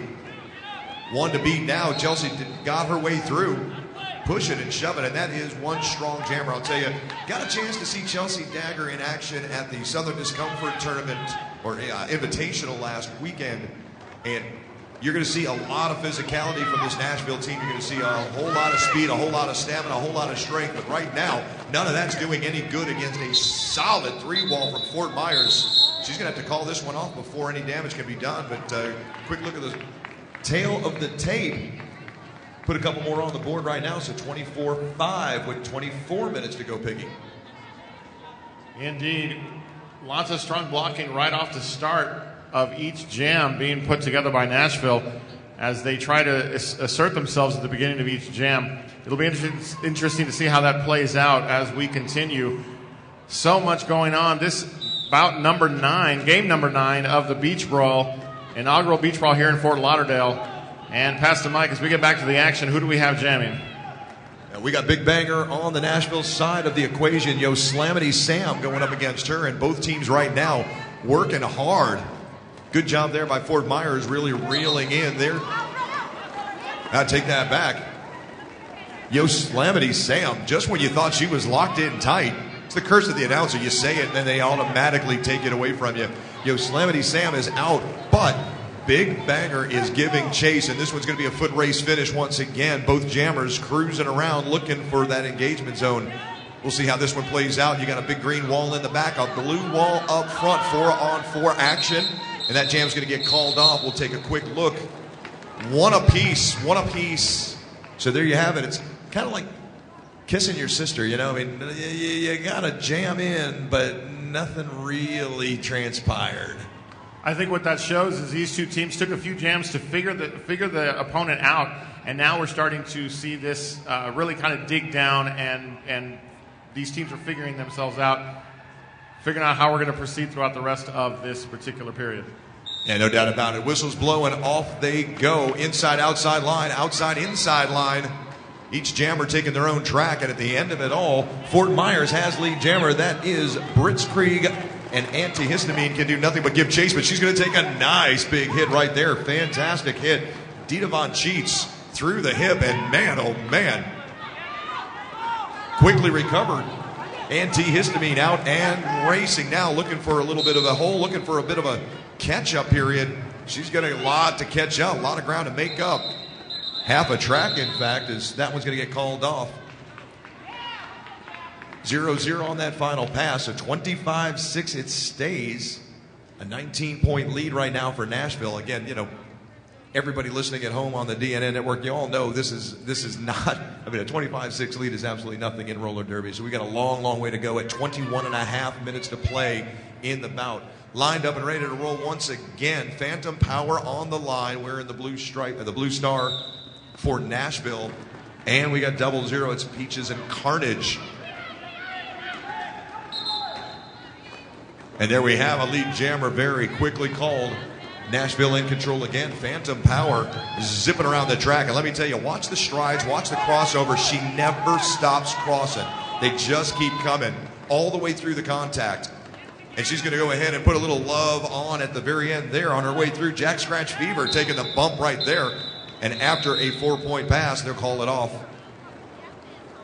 Nashville showing some strong speed on these last two jams and taking advantage of it. keeping the Fort Myers Derby Girls at bay, 29-6, approaching 20 minutes and 35 seconds in this first period. On the jam line now for Fort Myers is going to be Yosemite Slam, and she'll be facing off against Chelsea Dagger once again. This is a matchup, Pastor Mike, that we've seen already a couple of times, and I think it's going to become key to this matchup as we go forward. Yeah, definitely one to watch. Both jammers not afraid to mix it up a little bit. You saw it right there. Well, jammer v. jammer crime. Off to the races, though, and Chelsea Dagger just explodes through what did not look like a big hole at all, but she found a way through it, and now, half a lap down, Yosemite Sam is out free and clear, looking for a little bit of a opportunity. We'll see if she's able to get it here, but no, sir. Chelsea Dagger calls it off after her 4-point pass. Right through that pack, called off after she got those points. And that's something that Fort Myers will have to be careful of, not to get too down about that. They have plenty of time, stay patient, and let their game come into fruition. That's going to be key for this type of game in which they're so closely matched. But Nashville came into play, and they've come in hard. You can tell by the way this has started. Well, they come in well prepared. I got to be honest with you. I mean, a phenomenal performance in Columbia, South Carolina last weekend. Won all 3 of their games there in convincing fashion. Against some pretty top name opponents like Kalamazoo and Brandywine, and of course the CQS, the Columbia Quad Squad. So really, really solid performance there. They're looking for more of the same here in Fort Lauderdale. As we sit, Blitzkrieg in control with lead jammer status. Big banger. Her counterpart, and a nice job there at the back end as Stella Live was able to take her back all the way back to that Humpy's Pizza jammer line before allowing her to reform. And now we've got ourselves a foot race. 5 high. Blitzkrieg putting a quick 5 spot on the board, and she's going to give chase right in the hip pocket, a big banger, and they'll trade pain, and she'll call it off right there after grabbing that. And we'll take a look and see. No, sir, not given the point after all, so there you go. Fast and furious is the action here between Nashville and Fort Myers. Getting ready to take off once again from that jam line. We've got 00 Peaches and Carnage against Antihistamine. These two teams, again, have been in tournament play here recently, as has Fort Myers, skating the Skate to Thrill a couple of weeks ago, taking on a win against Bruce City. And they're looking to do that once again here in their first bout here at Beach Brawl. Well, I'll tell you what, a little jammer on jammer action again. Antihistamine driven out of play by Peaches and Carnage, who came backwards, thought about looking for the, it's wishful thinking on my part, I know, but looking for that 6-point play and gave up on it very quickly. Heard from her coaches, go ahead and go, and she took off. Nice big lead now, and again, another foot race ensues with the green pack in back blue.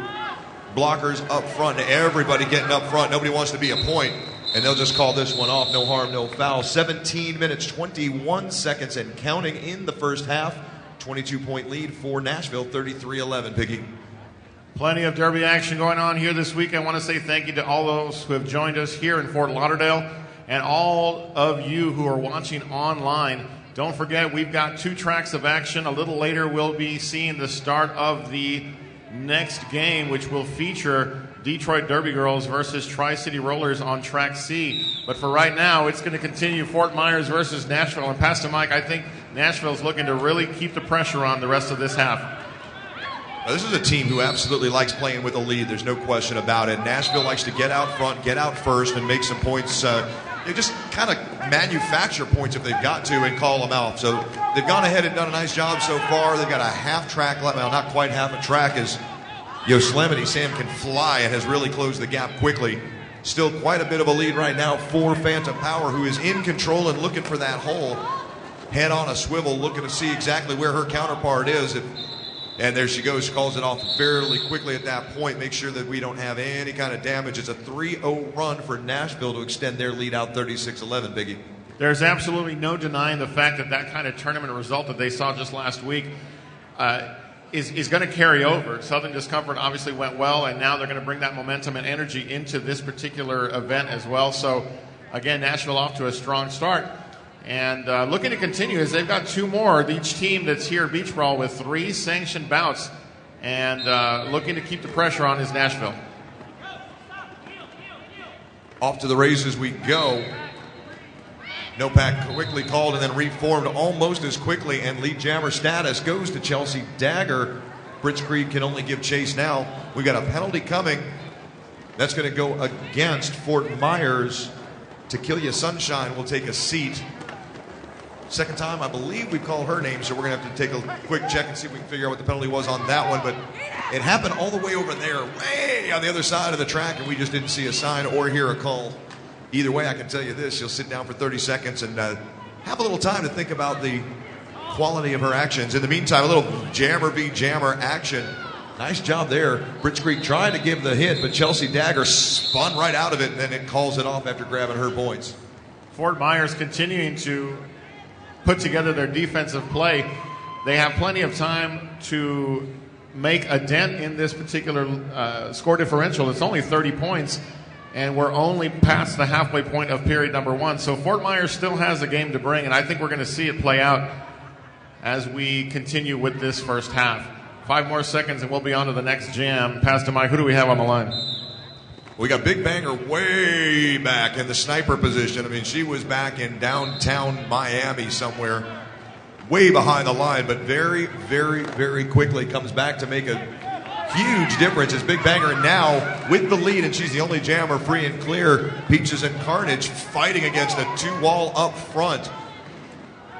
And Big Banger quickly up through and into the engagement zone and forced out a play right past that Humpy's Pizza jammer line. She'll come back in and reform, but both jammers forced out a play and forced to come back in. So not a whole heck of a lot of jammer action right now. Great job by both defensive-minded packs. They both shut the door. One-on-one battles, two-on-one battle up front turns into a one-on-one, and finally Big Banger's going to escape from that brutality and make her way around, but we got another whistle coming. This one's going to be a forearm penalty coming. It's going to go against Fort Myers, so they're going to be skating another skater down. That'll even out the pack, and that's going to be number 75, Ton of Bricks. She'll take a seat. 13-18 left to play. Another penalty on its way. That one's going to go against Nashville. And that's going to be against Stella Live. DV8 will take a seat. 3-0 run on that final pass brings us to a 48-11 score. Piggy, I'll tell you what, this one's going fast. We're under 13 minutes to play in the first half. 14 jams have come and gone as we get set for this next jam. And again, penalties, even though the time frame for penalties have changed, those can still factor into a game very heavily. So it's going to be interesting to see how that factor of the game plays out over the next several minutes. Both teams wanting to finish strong in this first half, regroup during halftime, and come back out strong for period number 2. Nice job there in the back of the pack as Lady Fury for Nashville drives Felony Fat Bottom out of play and brings her back. And just as soon as that happens, holy cow, where she came from, I don't know, but she's out and about. Threw that felony through and into another player and made her way through the back. She's out and about as your lead jammer. Antihistamine can only give chase. And she'll call that one off from her knees after a nice little hit there. Put up an extra one. And I'll tell you, here's the deal. Even at 11 minutes, 53 seconds and a 49-11 Nashville lead, 38 points against a Fort Myers club that can score a lot of points. They can score in bundles, Peggy. They really can. We've seen them do it. Yes, we have, and it's almost like they're coiled to strike. They're just waiting for that moment, but that moment's going to have to come pretty quick if they don't want this to get too far out of control. They've been able to actually hold the point totals down for Nashville in the last couple of jams. Now it's just about getting their offense going, and we can be in store for a really great bout. There you go. Could not have said it any better, Biggie. And here's the thing, you're absolutely right. No, not only are we still within the range of, a tight game, it can happen, and it happens just like that. Blitzkrieg jumping out to lead jammer status after a hard-fought battle. Phantom Power is going to give chase, but she's got a ton of room to make up. I mean, she's got a long haul. Destruction of pack penalty being called now on number 88, Hot Reels. She'll take a seat. And this one's going to come to an end, but not before another penalty being called, this time an elbow And that's going to go against Nashville. We'll take a look and see if we can find the number. Doesn't matter. Regardless, at this point, they're going to take a seat. But again, the point is this. This is not an insurmountable number by any stretch. This is a solid Fort Myers squad that can score points in bundles. There's no doubt about that. But you're absolutely right. This is also a Nashville team that likes to go for the throat. And they are in a position right now to really do some damage if Fort Myers doesn't start to throw those points on the board in a hurry. Points is what they want. They're going to send Felony Fat Bottom out to try and get those points. Nashville, though, showing some great speed around turn number 2. And so Lead Jammer goes to Nashville once again, courtesy of Chelsea Dagger. And she's going to try to add to that total. We are now in a power jam scenario, Pastor Mike. And Chelsea Dagger, this could really put a few nails in the proverbial coffin if they're not careful. Well, and I'll tell you something, with another penalty going this time on Felony Fat Bottom, she'll take a seat. We'll take a look and see where that one came from. It's to Kill Ya Sunshine, and there's, I believe, number 3.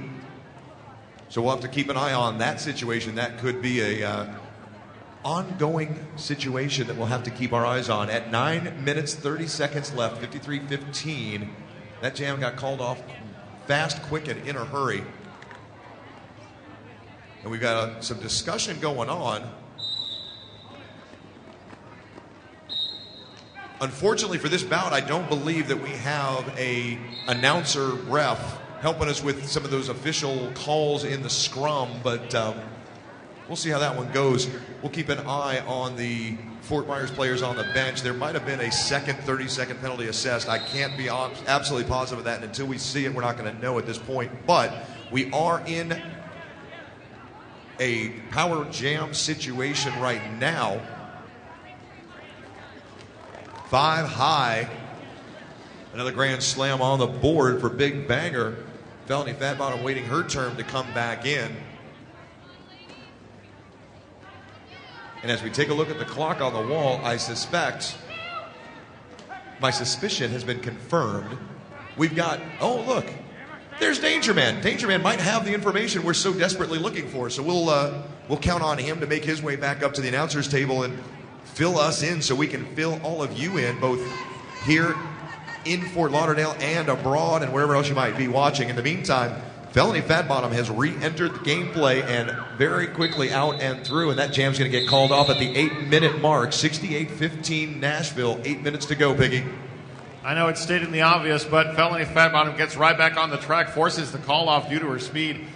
And one thing to be on the lookout for is every time that Fort Myers comes out and gets Lead Jammer, Nashville turns on the speed and prevents any more points from being put on the board. So looking for Nashville to continue that as a pattern. Right now we've got Antihistamine on the line for Nashville, and she'll be facing off against number 37 for Fort Myers. That is Yo Slamity Slam. Right off the line, Pastor Mike.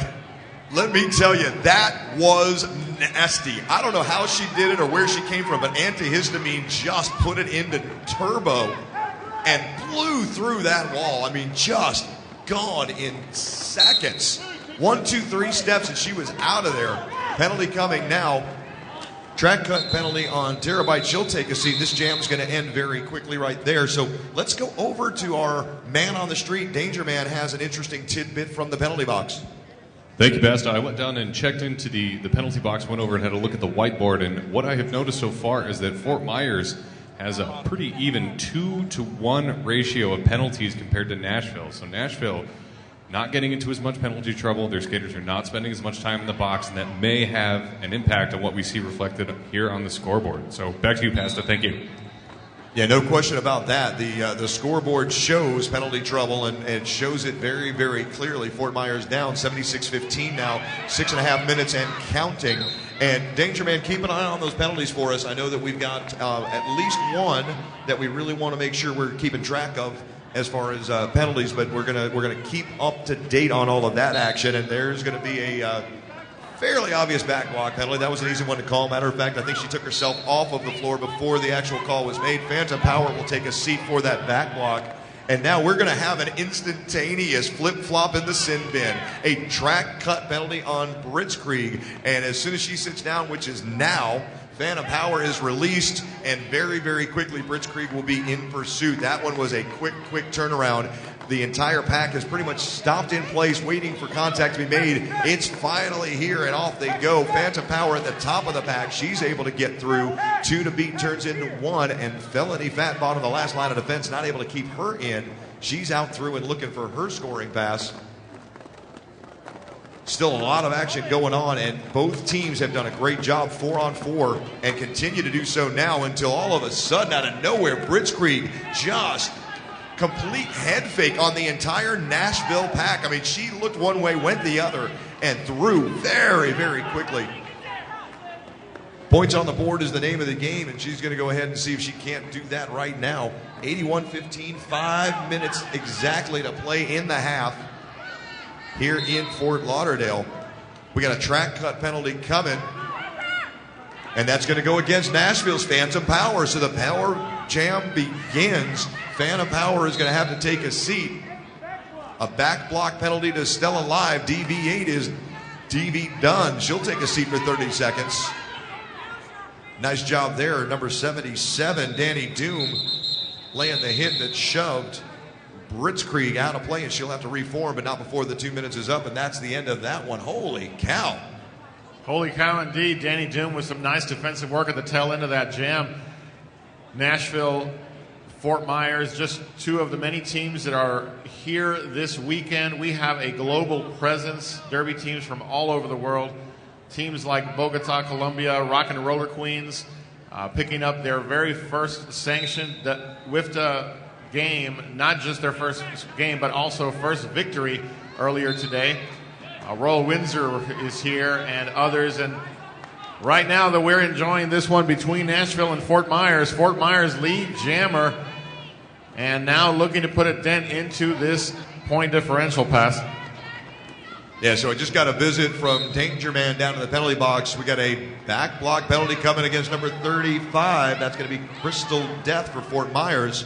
And right now, as this jam comes to an end, Danger Man does inform us that as we sit, Tequila Sunshine sitting on 4 penalties right now with 3:23 to play in the first half. So we'll have to keep an eye on that one. That could become an issue. Could be, maybe not 4 in the first half. If she stays clean the rest of the way through this half, probably not an issue. Another penalty, and now you got to start talking about, what's that going to play into as far as gameplay.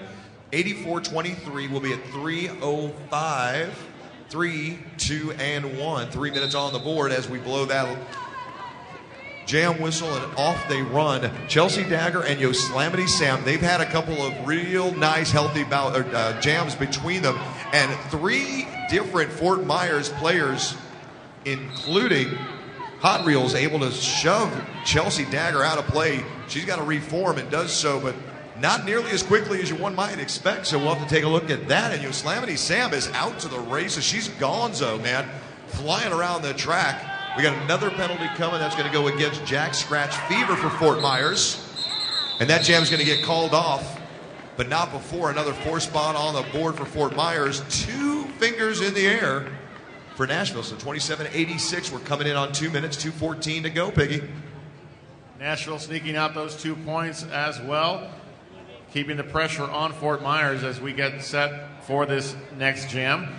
Want to take a moment to say quickly thank you to some of our sponsors, Bont Skates, along with Derby Skins, and also Roller Skate USA, just some of the many sponsors we've got here at Beach Brawl. The inaugural Beach Brawl here in Fort Lauderdale. Pass the mic, all types of derby action going on, especially right now on this track. Yeah, talk about action. We got ourselves a track cut penalty. That's going to go against Big Banger, the jammer for Nashville. So we are on power jam time.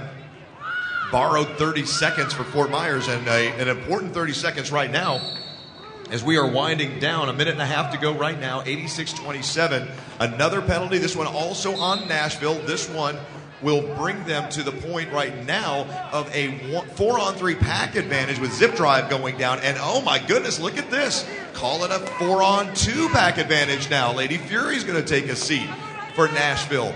3 in the box, including the jammer. So a power jam 4-on-2. And inexplicably, Union jacked you up the last line of defense. And holy cow. Blitzkrieg was looking for a penalty. She's not going to get it. Hard to believe at that point. Oh, man, look at this. Big Banger came back in and very, very quickly reassessed another penalty. She'll sit back down. So power jam time will continue. We're going to go all the way.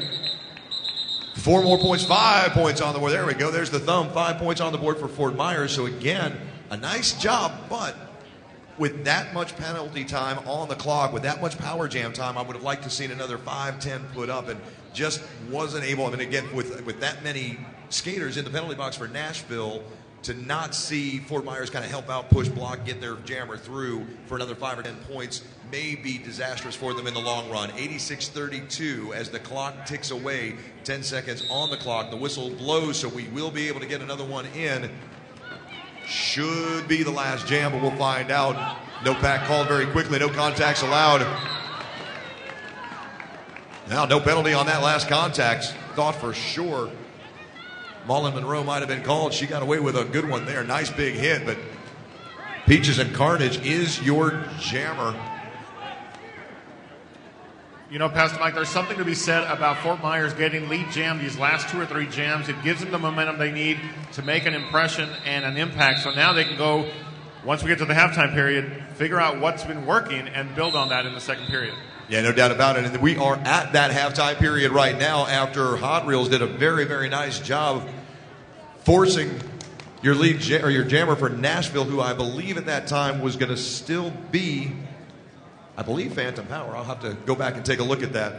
But again, we are at the half right now here in Fort Lauderdale. I want to thank all of our audience sitting here watching and cheering along with us. I want to thank all of our fans on DNN right now. The Derby News Network is loud and proud. I know they're out there, and we're getting some feedback from them. So thanks for all your comments on the bout so far. As we sit at the half, 35-86. And Piggy, just so that everybody's in the know, if you're listening from home, understand there was an extended injury timeout in the previous game, which led us to this point where we're going to shave our halftime down by 5 minutes. We are going to do a 10-minute half. So back to you in 10 minutes. Absolutely, Pastor Mike. 10 minutes to the action. I would also say that the teams have done a great job of shaving some time here, because though they played the full 30 minutes, I think it's important to note no timeouts. No timeouts and no official timeouts. So very, very efficient and effective game, and I'm looking forward to seeing what the second half brings us. Yeah, it's going to be a barn burner, I'm telling you right now. Fort Myers has the ability to put points on the board in a hurry, and quite frankly, I would have expected Nashville to kind of step on the throat a little bit more than they did. So really, Fort Myers has done a nice job on the defensive side of things, holding those Nashville's point scorers down. An 86-35 lead right now. 51 points separate these two teams, but just as quickly as Nashville put an extra 51 on the board, Fort Myers has that ability to come out and strike fast. So they are all, look at this. Nashville didn't even move away. They are right near their bench. Fort Myers has not moved. They are right there at their bench, having their conference right there. I don't know if they're going to move, but I'll tell you what, Nashville left the track. Fort Myers is right there, and their coaches are talking to them, and they are absolutely working furiously to see if they can't fix what they think might ail them for the second half. So that's where we stand right now. Halftime, just a few minutes left to go. If you're with us here in the building, thank you so much for joining us. If you're with us online, thank you as well. We'll be back with more Derby action. On behalf of Pastor Mike, my name is Piggy Fatness. We'll be right back with more Derby action.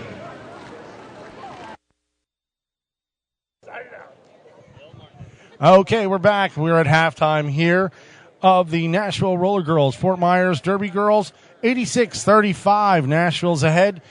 We're getting ready to start on Track C. We're getting ready to start the Detroit Derby Girls versus the Tri-City Roller Girls, Inc. Got to throw that Inc. in there.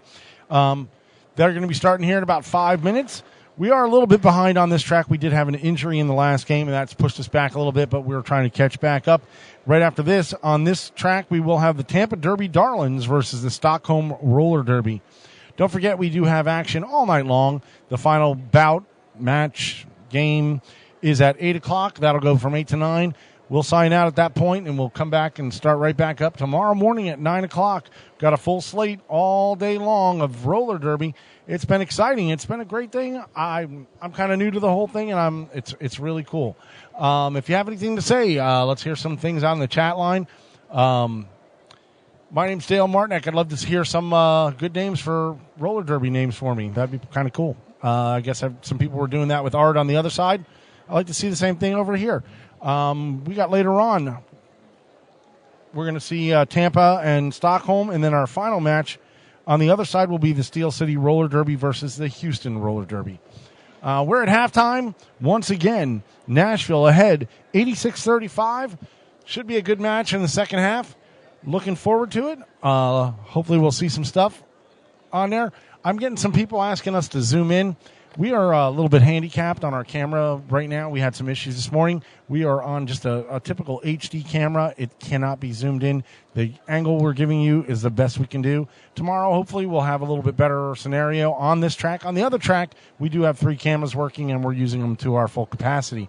Like I said, over here on track D, we only have the one camera that's right here by me, and that's as zoomed in as it gets. All right? Thanks a lot. Like I said, let's hear some stuff on the chat room. We're going to get back to the action here in about 5 minutes. As soon as we do, we'll go back to our live announcers.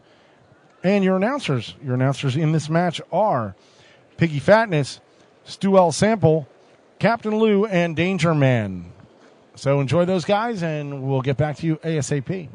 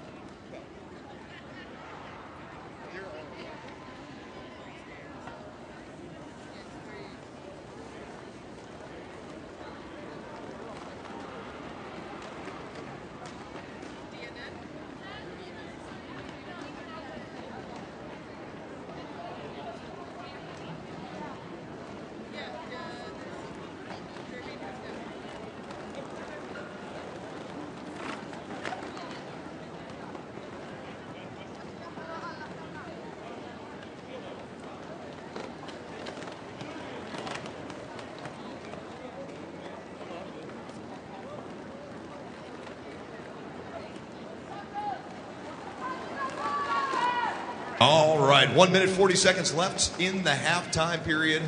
86-35. There's your recap. That's where we are. But let's talk a little bit quickly about how we got there. By the way, I'm Pastor Mike. This is Piggy Fatness. And of course, as always, our intrepid man on the street is Danger Man. He's been down to the penalty area to find out what exactly got us to an 86-35 lead. Danger Man, speak the business. All right, so I went down and I had myself a little look-see at the whiteboard where we track all of the penalties just to give you an idea of how differently these two teams are playing.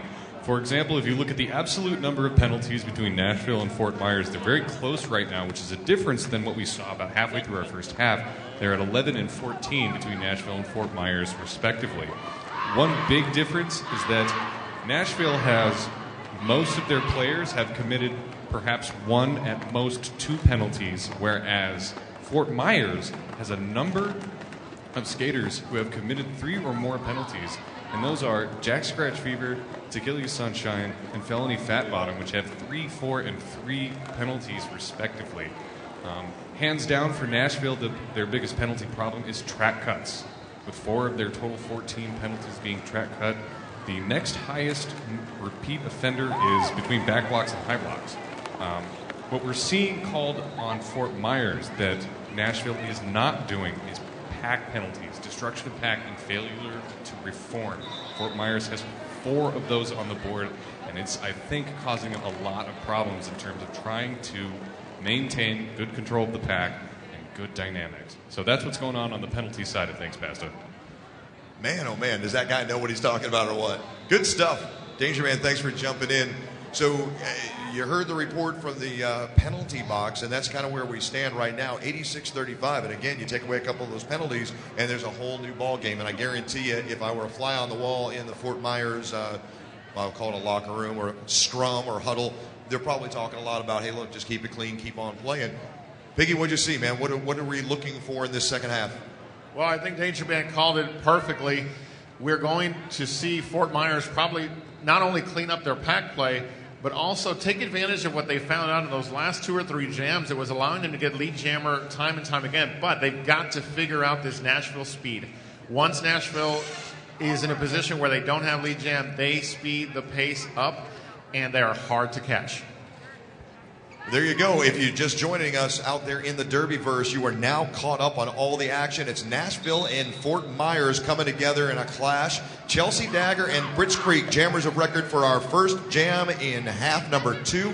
We are off to the races, and away we go. We've got a very, very quick penalty coming. We'll give you the number in a minute. In the meantime, Britz Creek out front. Chelsea Dagger gives chase. Zip Drive is going to take a seat. Penalty called against Nashville. We got a track cut coming now on Union Jack You Up. So very, very quickly, is this jam going to come to an end right there? Very quickly, Nashville commits 2 penalties. And we talked about just seconds ago how Nashville has really been kind of, clean, we'll say. Fewer penalties overall and fewer multiple players in penalty situations. And now 2 very, very quick penalties against Nashville. Got to be careful not to lose your discipline, which is another factor that got Nashville to this point. Discipline play in the first half. At this point, 2 blockers down. Fort Myers, 5 skaters on the track, looking to make a difference. And here's a big one. Antihistamine, jammer of record for Nashville, quickly called with a direction of gameplay, clockwise blocking call. She's going to take a seat. And right now, Peaches and Carnage on the power jam with a 2-on-4 pack advantage. This right here is an opportunity to stretch. They've got an opportunity to put some points on the board, and we talked about it earlier. They absolutely have the capacity to make points in a hurry, but they've got to do it right here, right now, and she does very quickly. Nice job there. Fort Myers defense stretched it out, bridged way on back, and finally, 2 to beat. She just kind of wedged her way in between those, and Peaches and Carnage did a fantastic job. Fort Myers did a nice job of keeping that all the way around, scoring those points and getting them on the board. And right there, Hot Reels does a nice job with antihistamine, takes her out of play and backs her up almost back to that Humpy's Pizza jammer line. Peaches and Carnage puts another 4 on the board as the penalties keep on coming for Nashville. This one's going to be Danny Doom sitting down, and the jam's going to come to an end. But man, oh man, the damage was done. Brothers and sisters, let me tell you, it is a 49-86 point game.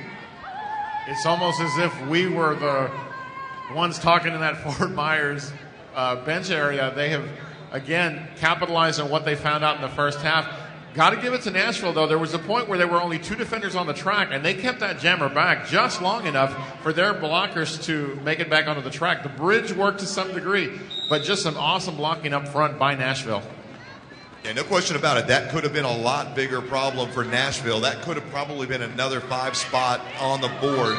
But, again, 37 points is 37 points, and lead jammer status once again goes to the ladies in black and green, and lead jammer status is going to go to Fort Myers. So right now, Phantom Power having a tough time with that 3 wall up front, making a 4 wall, now down to 3 again, and off to the races inside track.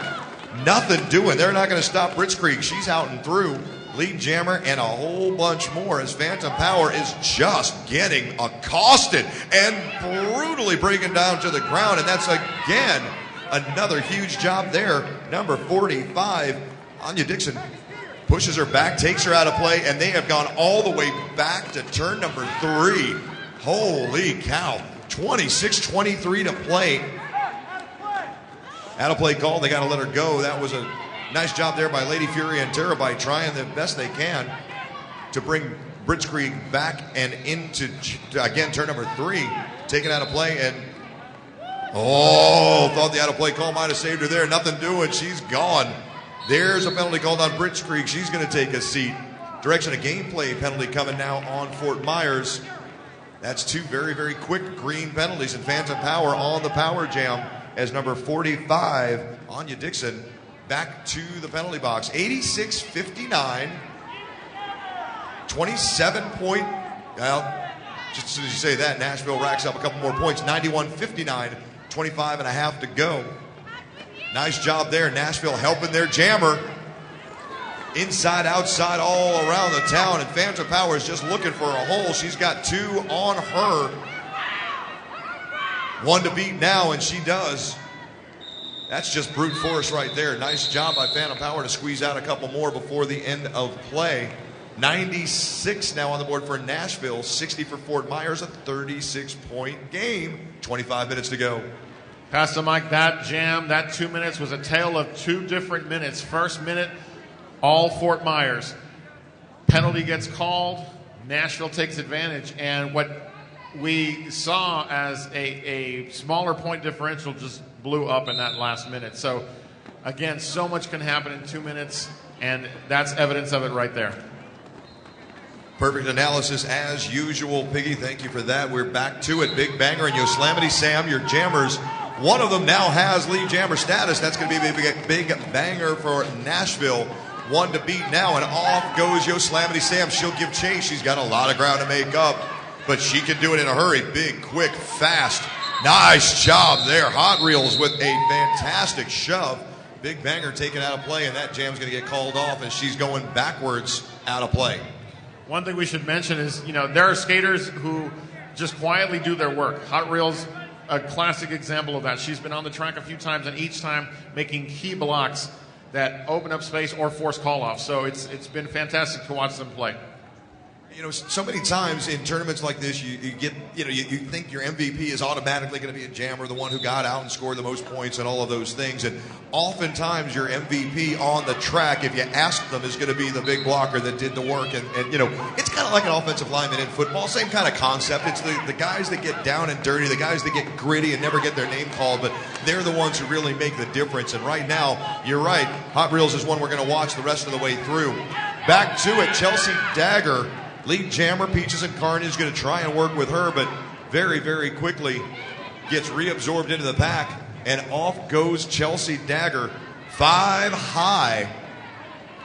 Quick 5 spot on the board for her, and as she approaches the engagement zone, Peaches and Carnage able to squeeze her way through on her initial pass, so she's looking to catch up. Chelsea Dagger takes a hit out of play right there, just past the Humpy's Pizza jammer line, and calls that one off on her way out of play. So there you have it. 107-60, Nashville is opening it back up a little bit, but again, you saw Fort Myers able to close. We'll see if they're able to put together a couple more of those scoring runs that really make this thing competitive once again. They're keeping it close enough at this point with 22 minutes and 40 seconds left to go in the second period. Jam number 5 set to go. The interesting thing here is Fort Myers keeps going back to what works, They don't change. They don't get desperate. That bit of discipline and consistency could be all the difference down the home stretch. Well, one thing that I've seen that they're doing is they're working both sides of the floor. There's no question they're playing defense. I mean, and they're playing solid defense right now. Antihistamine seeing the result of that as she's locked in there in a battle on the 2 side. Oh, sir. Down she goes. And out she goes. That's going to be a track cut penalty right there, I believe. Yes, sir. Antihistamine's going to take a seat. I have to watch myself there. I almost talked the referees into it myself, I think.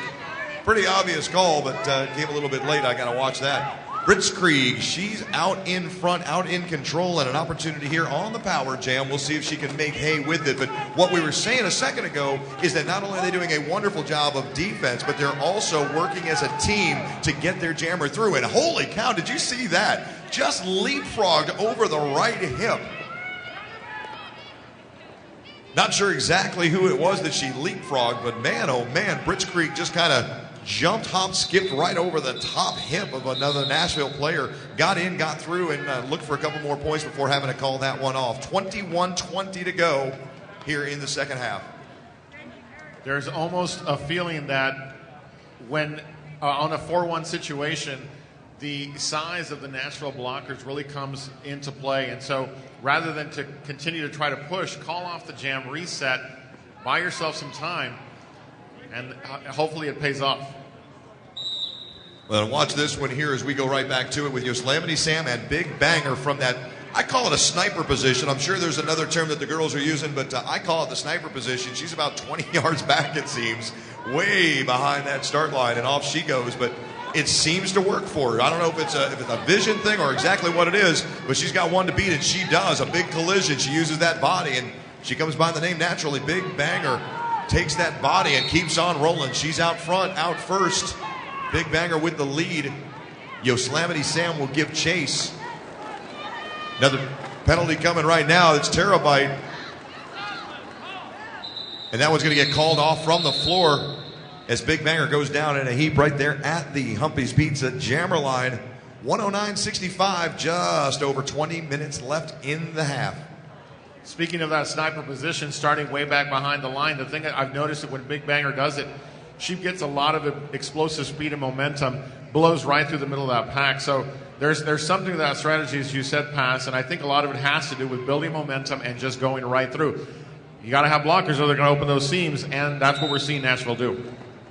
Well, I'll tell you something else that I think it does in talking to a couple of skaters that have used that tactic in the past, is it gives them time to see the holes that create, and it takes time for those holes to open. And when they do, you're in great position to see it. So right now we've got ourselves a high block penalty coming right now. That's going to go against Peaches and Carnage, jamming for Fort Myers. She'll take a seat, and Phantom Power will take control of the power jam. Out and through quickly and around looking for a hole. We got a multiplayer block call.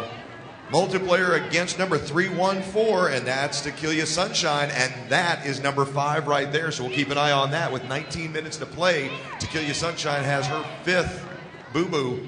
We'll see what happens here as we go. 5 in the sky, the grand slam of Derby right there for Phantom Power. We'll see if she can come all the way through and make it happen again. But in the meantime, 119.65, we're at 18 and 45 to go. No pack called, and then very quickly reassessed. No point, no penalty on the front end of that one. And Hot Reels with another nice job putting the hips on Phantom Power. Had her slow down, but only for a moment, and the moment's gone. She's dust in the wind and off and racing. 123.65 and counting. Phantom Power down to her knees, and that one's going to get called off right there. Terabyte telling her, just call it, and go ahead. She does. 123.65, and Nashville has opened it up quick, fast, and in a hurry, Piggy. They've opened up the offense, but they've also clamped down on the defense. On the straightaway heading into turn number 3, that 3 wall they put together at the tail end of that jam was just solid. So again, every element of their game now starting to solidify, and they're looking to spend the next 17, 18 minutes closing this thing down. Britt Krieg and Chelsea Dagger both starting about 5-6 feet off of that Humpy's Pizza and Cupcakes jammer line, and off they go. Who's going to be first? Well, it's going to be Fort Myers. Britt Krieg out first, out front, and she's got herself a nice little lead. But Chelsea Dagger clear of trouble. Here she comes. She'll give chase. And those big, long strides are going to close the distance here in a hurry. We'll see if it's quick enough as both teams are taking off now. Afterburners on. We'll take a look and see how many she got before they called it off. 2 fingers in the air. 2-0 run there for Fort Myers. So putting them together, but they got to put them together in a big hurry now. So much Derby action this weekend. I keep saying it because it's true. 2 more days. Actually, still a few more games left before the end of day 1. This inaugural Beach Brawl International Invitational. Right now, 2 teams from the United States, Nashville versus Fort Myers, showing exactly why we love Derby here in the U.S. by playing hard. Talk about playing hard. Nice collision there in turn number 2. No harm, no foul. Everybody's up and racing again. Lead jammer status is going to go to antihistamine for Nashville. She's out and through. Out of play call. No choice but to let her go. Off she goes. That's Yosemite Sam back in the driver's seat for Fort Myers. And we're going to go ahead and call that jam off right there. It is, I believe, a 3-0 run that time for Nashville. That's what I see, 3 in the air, so 3-0 there. Quick rundown. We haven't done this in a while. We haven't had any timeouts to really do them with, so quick rundown of some of our sponsors. As always, we want to thank the folks at Derbyology for kind of doing everything. They're kind of the be-all, end-all sponsor this weekend, but, of course, Humpy's Pizza sponsoring the jammer line, Adam Wheels, Bont, Boca Vapes, Cheese Ball Skate Bearings, Cornelius Jewelry, Crystals, and Beyond. By the way, got a great massage over there. Star Pass successfully executed, and off we go. Crystal Death takes the jammer.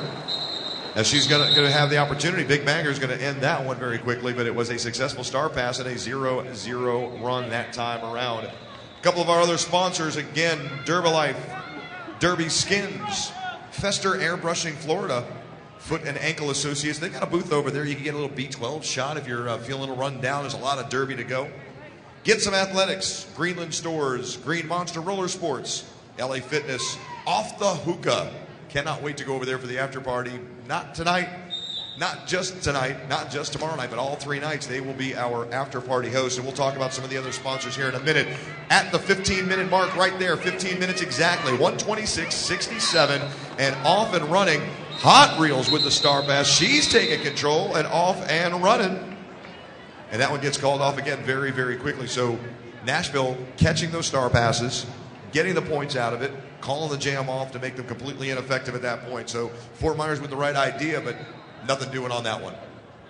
You're absolutely right, Pass. Fort Myers trying to pull out all the stops at this point, but Nashville quick to counter. And so we'll get this next jam underway. Chelsea Dagger will be going up against number 37 for Fort Myers, Yo Slamity Slam. So tough skating done by both teams. Nashville and Fort Myers working hard against one another. Scrum type situation. And yet we have lead jammer Yo Slamity Slam for Fort Myers, looking to take advantage of this situation and put some more points on the board. Chelsea Dagger working in the middle of the pack. She's been forced further back by the defensive work of Fort Myers. Yo Slamity Slam trying the outside line, but met up with a huge block by Nashville. That last block by Zip Drive forced the call off, and we will reset for our next jam. Quick, fast, and in a hurry, we're back to the line. Antihistamine is going to do battle. She's got the star on for Nashville. On the other side of the line, looks like Britt Krieg coming back. These two have faced off more than a couple times, and it's gone kind of both ways, really. Both jammers having equal amount of success against one another. Fort Myers lines up right on that Humpy's Pizza jammer line, and Nashville directly in front of them. we've got ourselves, I believe, a lead jammer that's going to go for antihistamine. Nashville takes the lead, 126-72. We're at 12:52 and counting. Blitzkrieg out. Danny Doom's going to take a seat for Nashville. That's a blocker penalty on Nashville, and that jam's going to come to a quick conclusion there. It's a 2-0 run for Nashville. 12:36 to go. Tell you what, just when you think it's over, they pull you back in. We still got a game here. This is going to go all the way to the end. Now, Nashville's been in the lead the entire way. Fort Myers has not had a lead in this bout, but again, you see a team that's scrappy. You see a team that's fighting. You see a team that absolutely knows they can still do this. And we're going to do it right now. Big banger from the sniper position, off to the races with Felony Fat Bottom on that jammer line. And I believe Felony Fat Bottom's got herself lead jammer status. She's off to the races. One to beat now. Oh, nice job defensively, but nothing doing. Oh, look at that. What a great job of recycling. Number 45, Anya Dixon, did a nice job of holding back. And big banger, only to allow number 62, Didavon Cheats, to come back in and recycle through to hold her back with another big hit there. But again, the damage done. 3-0 run for Fort Myers. Electric Cal with a huge hit at the tail end of that jam, forcing the Fort Myers jammer to the infield. Had to recycle back, and we are now going to get a new jam put together. This will see Peaches and Carnage going up against Phantom Power. That penalty box has been empty for just a little bit past. I hope I'm not jinxing that by saying that. It's the curse of the announcer. As soon as you say something like that, you know you're going to start hearing 6 whistles all at once. But right now, I'll tell you what you see. You see Peaches and Carnage flying around the track. She is out and about. Quickly reforms at the back and then gets locked in nice and tight. Morgan Grinder running the right. Got a multiplayer block coming. That's going to go against 36 Double D of the Nashville Roller Girls Music City All-Stars. That's Mullen Monroe taking a seat. And the pack comes to a grinding halt. I mean, nobody moving anywhere until all of a sudden Phantom Power races out. Number 37, Yosemite Sam, the last line of defense, and she's able to clear that hurdle, and off she goes. Jam comes to an end at 10 minutes and 10 seconds left in this game. 128-85, Nashville leads. All right, ladies and gentlemen, here and joining us via the World Wide Web, here's a little bit of an update from the penalty whiteboard. The teams right now stand with 21 penalties and 19 penalties, and that's Nashville and Fort Myers. So Nashville now has accrued more penalties in the game than Fort Myers does. However, Nashville is still spreading the love around. Most of their team has 1 or 2 penalties. Fort Myers not quite so lucky. As number 314, Tequila Sunshine, has accrued 6 penalties in the game. So she is in serious danger of fouling out in the remaining 9.5 minutes. So that's the update from the penalty whiteboard, Pastor. Beautiful, beautiful. Thank you for the information there, Danger Man, hooking us up with the 4-1-1. In the meantime, another penalty coming against Nashville. Chelsea Dagger on the jammer stripe, and Blitzkrieg doing battle with her. And Chelsea Dagger driven out of play there in turn number 4. She's able to recover and recoup. She is in control with lead jammer status, and that jam's going to get called off there after a couple of points on the board. We'll take a quick look. I believe 2, yes, sir.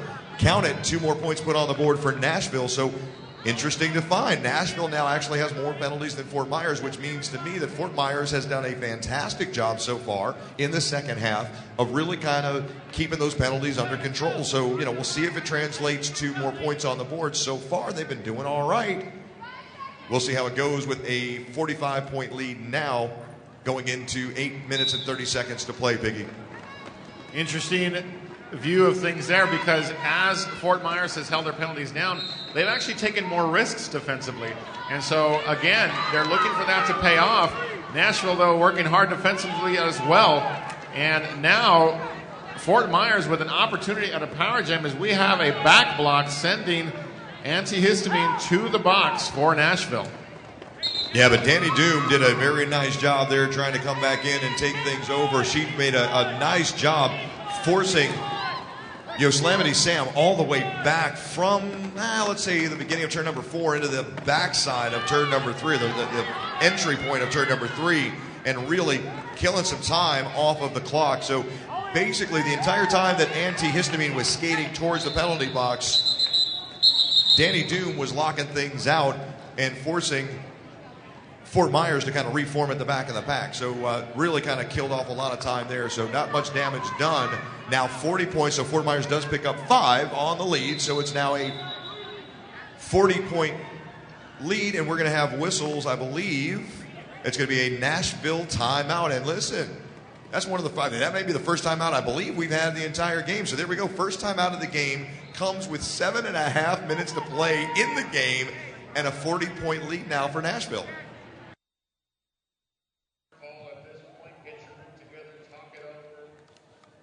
All right, we've got 130 to 90. Nashville ahead of Fort Myers. About 7 minutes left in this game. Don't forget, going on over on the other rink, we have the Detroit Derby Girls and the Tri-City Roller Girls, Inc. They're playing right now over on Track C. You can check out either one. Just go to the link for Track C or Track D. Right after this, the next game on this and the final game on this court or this rink tonight will be the Tampa Derby Darlings versus the Stockholm Roller Derby. And that'll be it's scheduled for 7. It'll probably start about 7:15, 7:20. Once again, we're getting ready to start back up. We'll go back to live action. This is Dale Martinick here live at the Broward Convention Center. In action, Pastor Mike, I can tell by your reaction you're looking forward to that. Let me tell you something.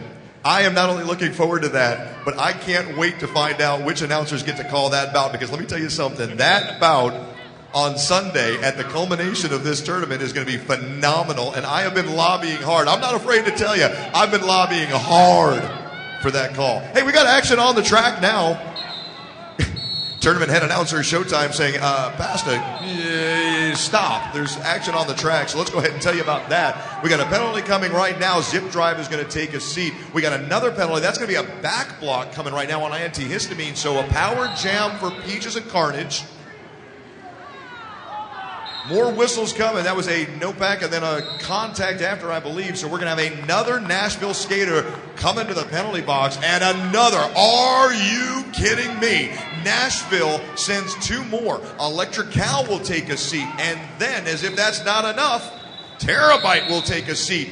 1 blue jersey on the floor. 4 points on the scoreboard while 4 blue jerseys sit down for Nashville. Holy cow, 30 points separate these 2 teams at the 6:26 point, Piggy.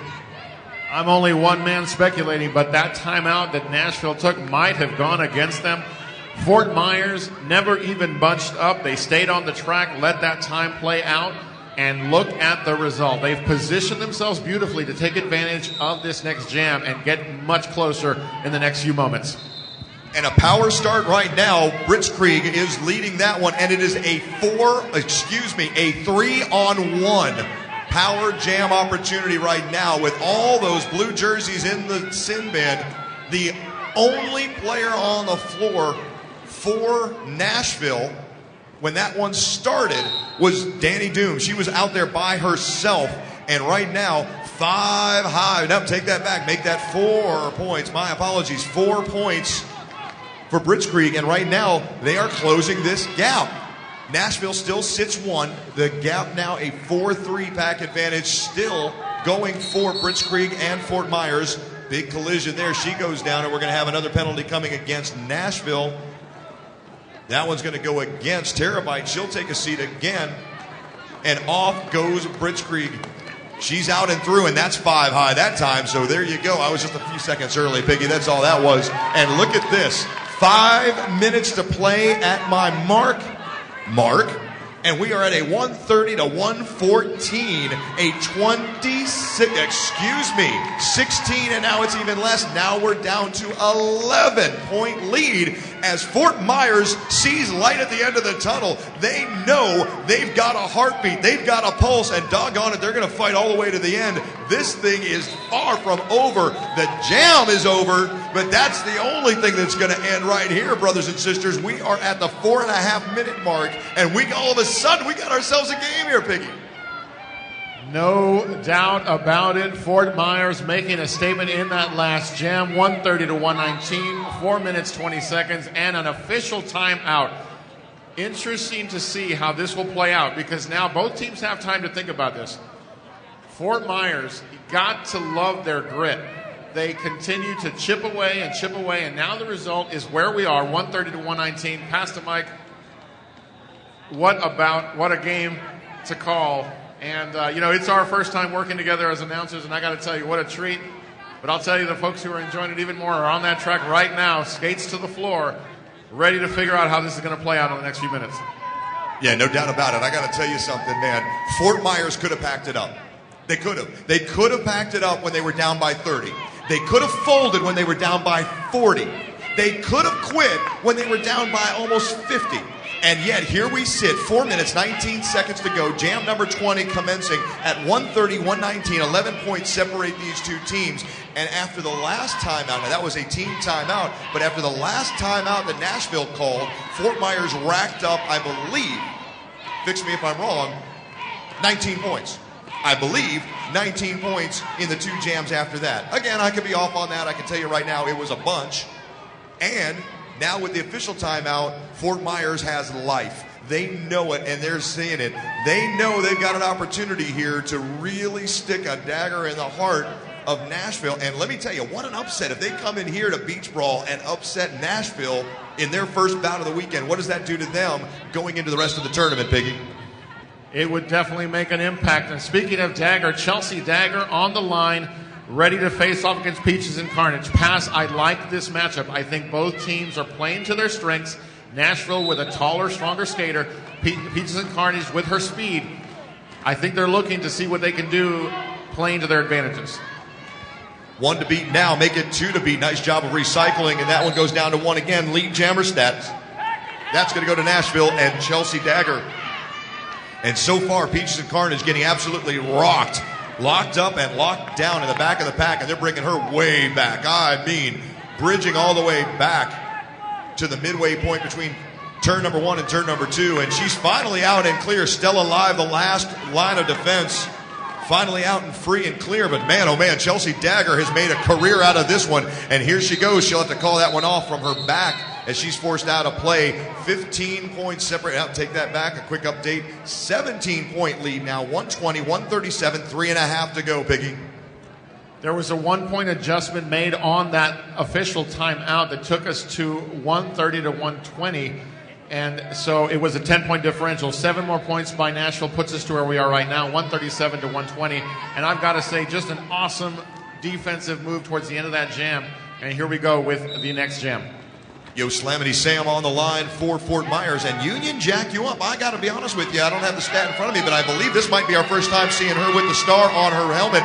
And guess who? Hot Reels once again. Not once, but twice, laying the lumber, and Union Jack you up is having a heck of a time in the back of the pack there. And in the meantime, Yo Slamity Sam has lead jammer status. She's got 5 points on the board, but she does have a stalker. Union Jack you up is in her hip pocket right now. We got a foot race to the end, and no choice whatsoever but to call that jam off right there before any more can go on. But again, great job there, Fort Myers on both sides of the line. 125, 137.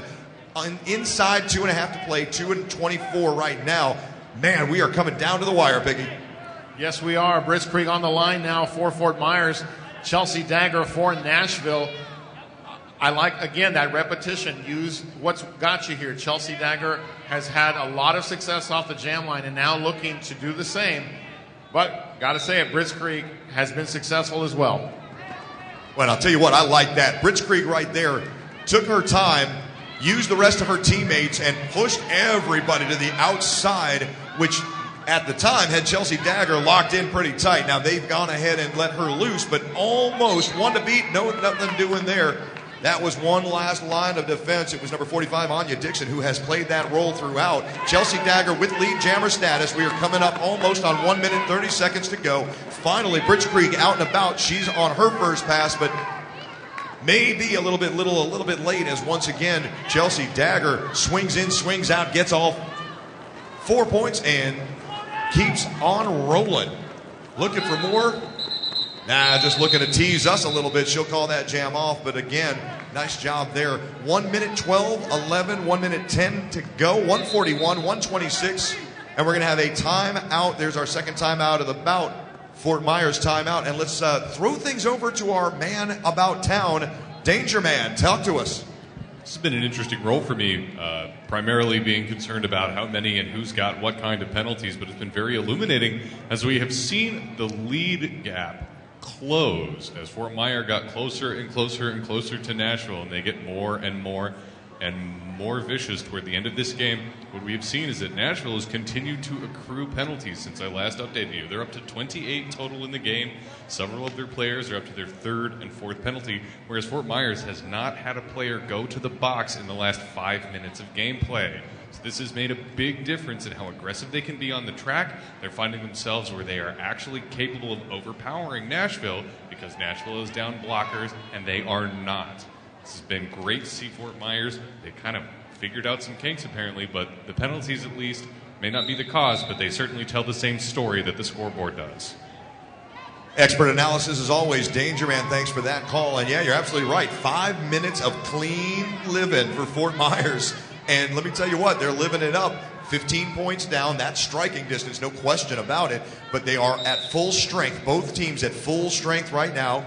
Union Jack You Up takes the star again. Yosemite Sam on the other side of things. And there's Hot Reels again. Nice job taking Union Jack You Up out of play and backing her up into turn number 4. But just off of that bounce, Union Jack You Up explodes through the line. She's got lead jammer status, and all Yosemite Sam can do now is give chase, hoping against hope that she can catch up and cause a force.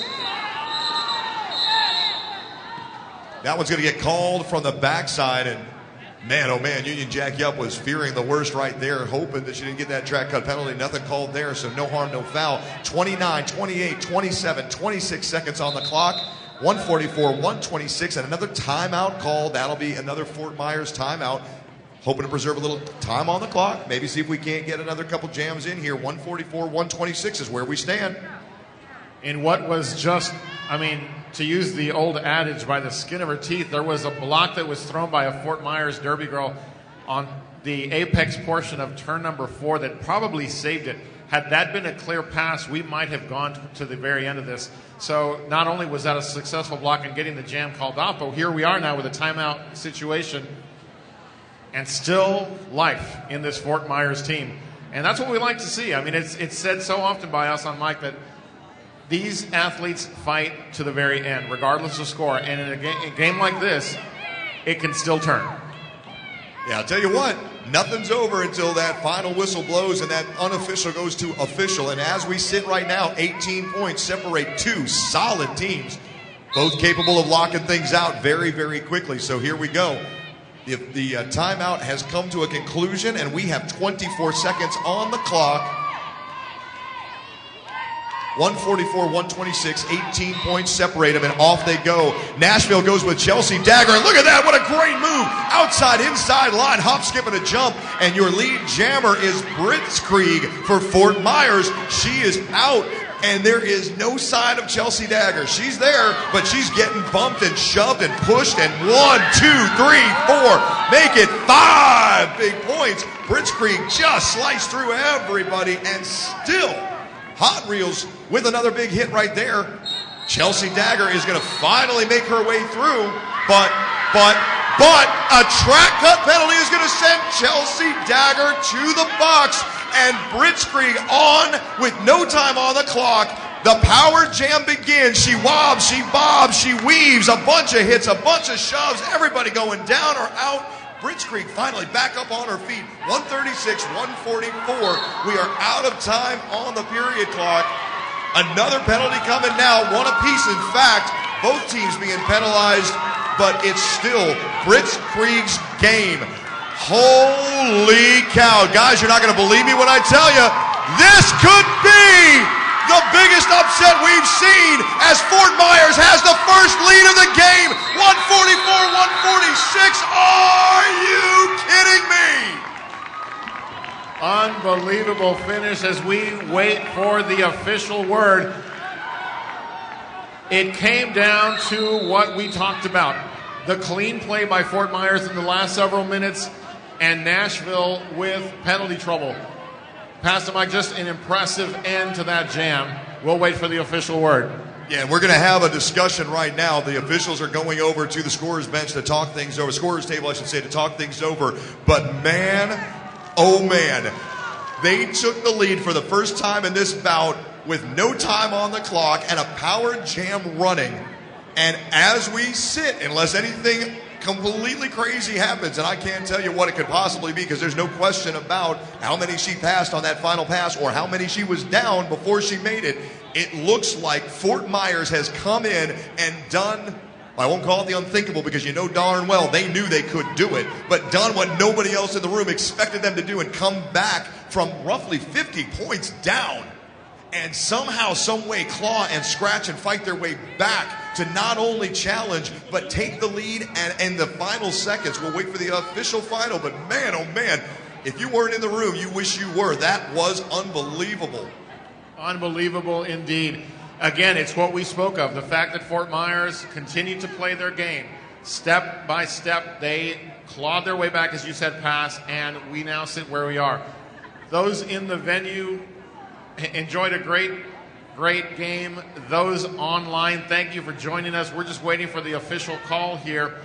What an exciting set of games we've seen today, and there's still more to come, Pass. I can't believe that this is just day one of 3 days here at Beach Brawl, and if this is any indication, these games are just going to get better and better as we go out throughout this whole weekend. Yeah, could not agree with you more, man. I'll tell you what, the conversation continues down at the scorer's table, but there's not a whole lot of heated discussion. I think we're just kind of making sure, dotting I's and crossing T's, if you will. And we got ourselves a final. Are you kidding me? Boys and girls, make a little bit of noise. Holy cow. 144-146 is your official final, and Fort Myers has come in and knocked off Nashville. I don't think anybody here thought it would have happened except those in the green and black. But man, oh man, what a show. This has been phenomenal roller derby. They stuck it in all the way to the end, and huge credit to a phenomenal defensive play, clean play the last 7 minutes of the bout, and just unbelievable heart and courage and strength from that Fort Myers team playing from a big hole early on. Wonderful opportunity to work with you, Piggy Fatness. I've had a blast with you. We'll do it again later. Danger Man, I don't know where he went, but Danger, thank you for all your help on the floor. To all of you in the room, thank you for being here with us and celebrating a phenomenal game. We will catch you on the next one. We got another game coming up on this track in just about 20 minutes. Stick around. Next up, Tampa and Stockholm. They're going to finish this one off on this track. More action on the other track as well. If you're on the internets, feel free to check in. Both the tracks are open and available to you online. So make sure you don't miss a single minute, don't miss a hit, and don't miss a last second, because I'll tell you what, last second did it right here, Piggy. Thanks again. Pleasure working with you, brother. Absolutely, Pastor Mike. Thanks for a great job. Back here on this track in 20 minutes. Stick around.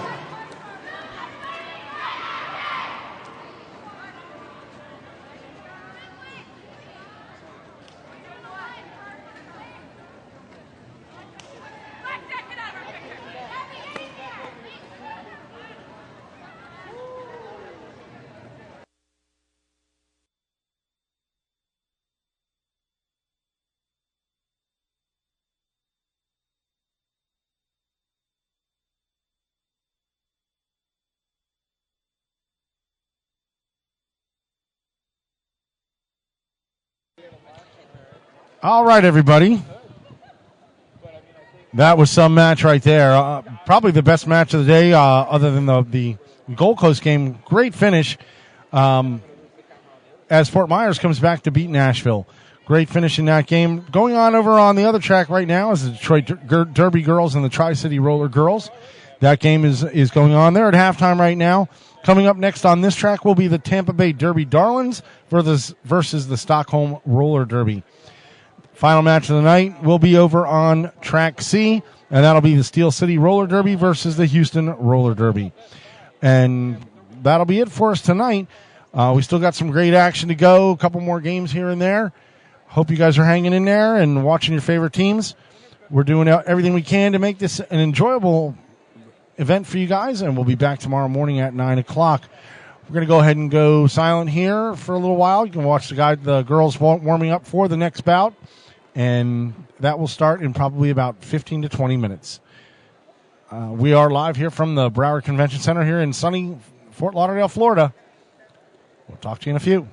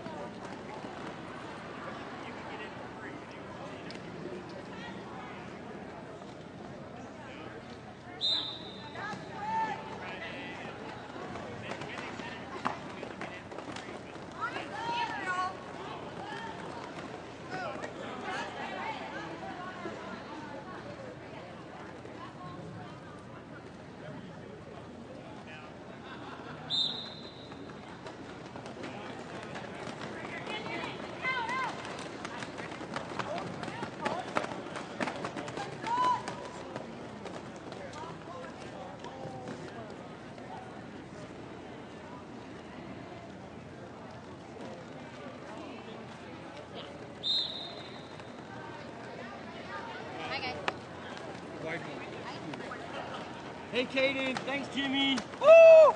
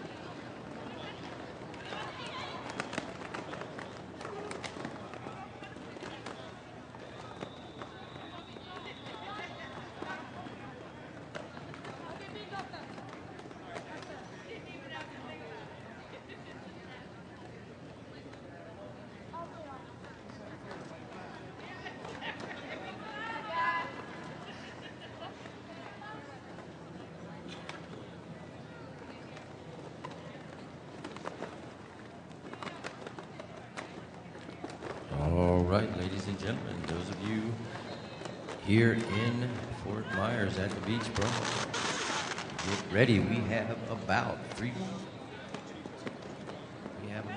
minutes left till Derby. To those of you out in the Derbyverse, we are super glad you're watching. We couldn't do it without you, because then Showtime and I would just be sitting here talking to ourselves. Anyway, to those of you here and all throughout the Derbyverse, get set for some great Derby action between the Tampa Tantrum and the Stockholm Roller Derbies All-Stars from Stockholm, Sweden. We have had a big day of the first weekend of the inaugural Beach Brawl here in beautiful Fort Lauderdale, Florida. Not rain like we've had everywhere else in the state, apparently. But it has been a beautiful day, inside and out, especially with all the awesome Derby. We just witnessed a amazing bout between Fort Myers and Nashville, in which Fort Myers the first lead they had was the last seconds. Time was officially out on the game clock, but there was jam clock, still time left on the jam clock, and Fort Myers was able to come squeak out a win. My name is Albie Dam, and I'll be here calling the action for you this evening, along with my esteemed colleague, mentor, the one, the only, the king of Florida Derby announcing, Showtime from the Tallahassee Roller Girls. Show? All right, Al. Well, it looks like we're about, a minute 20 before we get started with the next. And I believe this will be the last bout on blue track today, if I'm not, game on the blue track today. You want to check me on that to make sure I've not lost my mind completely. We're breaking that 1 minute mark here in just a moment. I'm going to do you a quick rundown of the skaters you'll be playing with on the track today. Coming in from Tampa, number 103, Crush Groove. 138, Lily the Kid. Number 16, Blondie Blitz. Number 2, PH Diesel.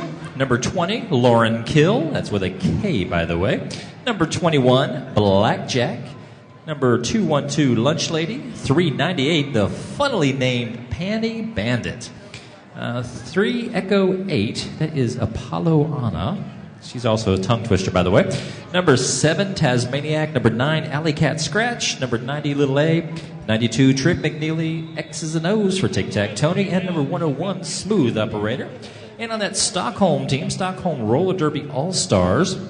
A lot of fun on this one. We have 00, Polygamy Winehouse. Number 03, Carolyn Thunder.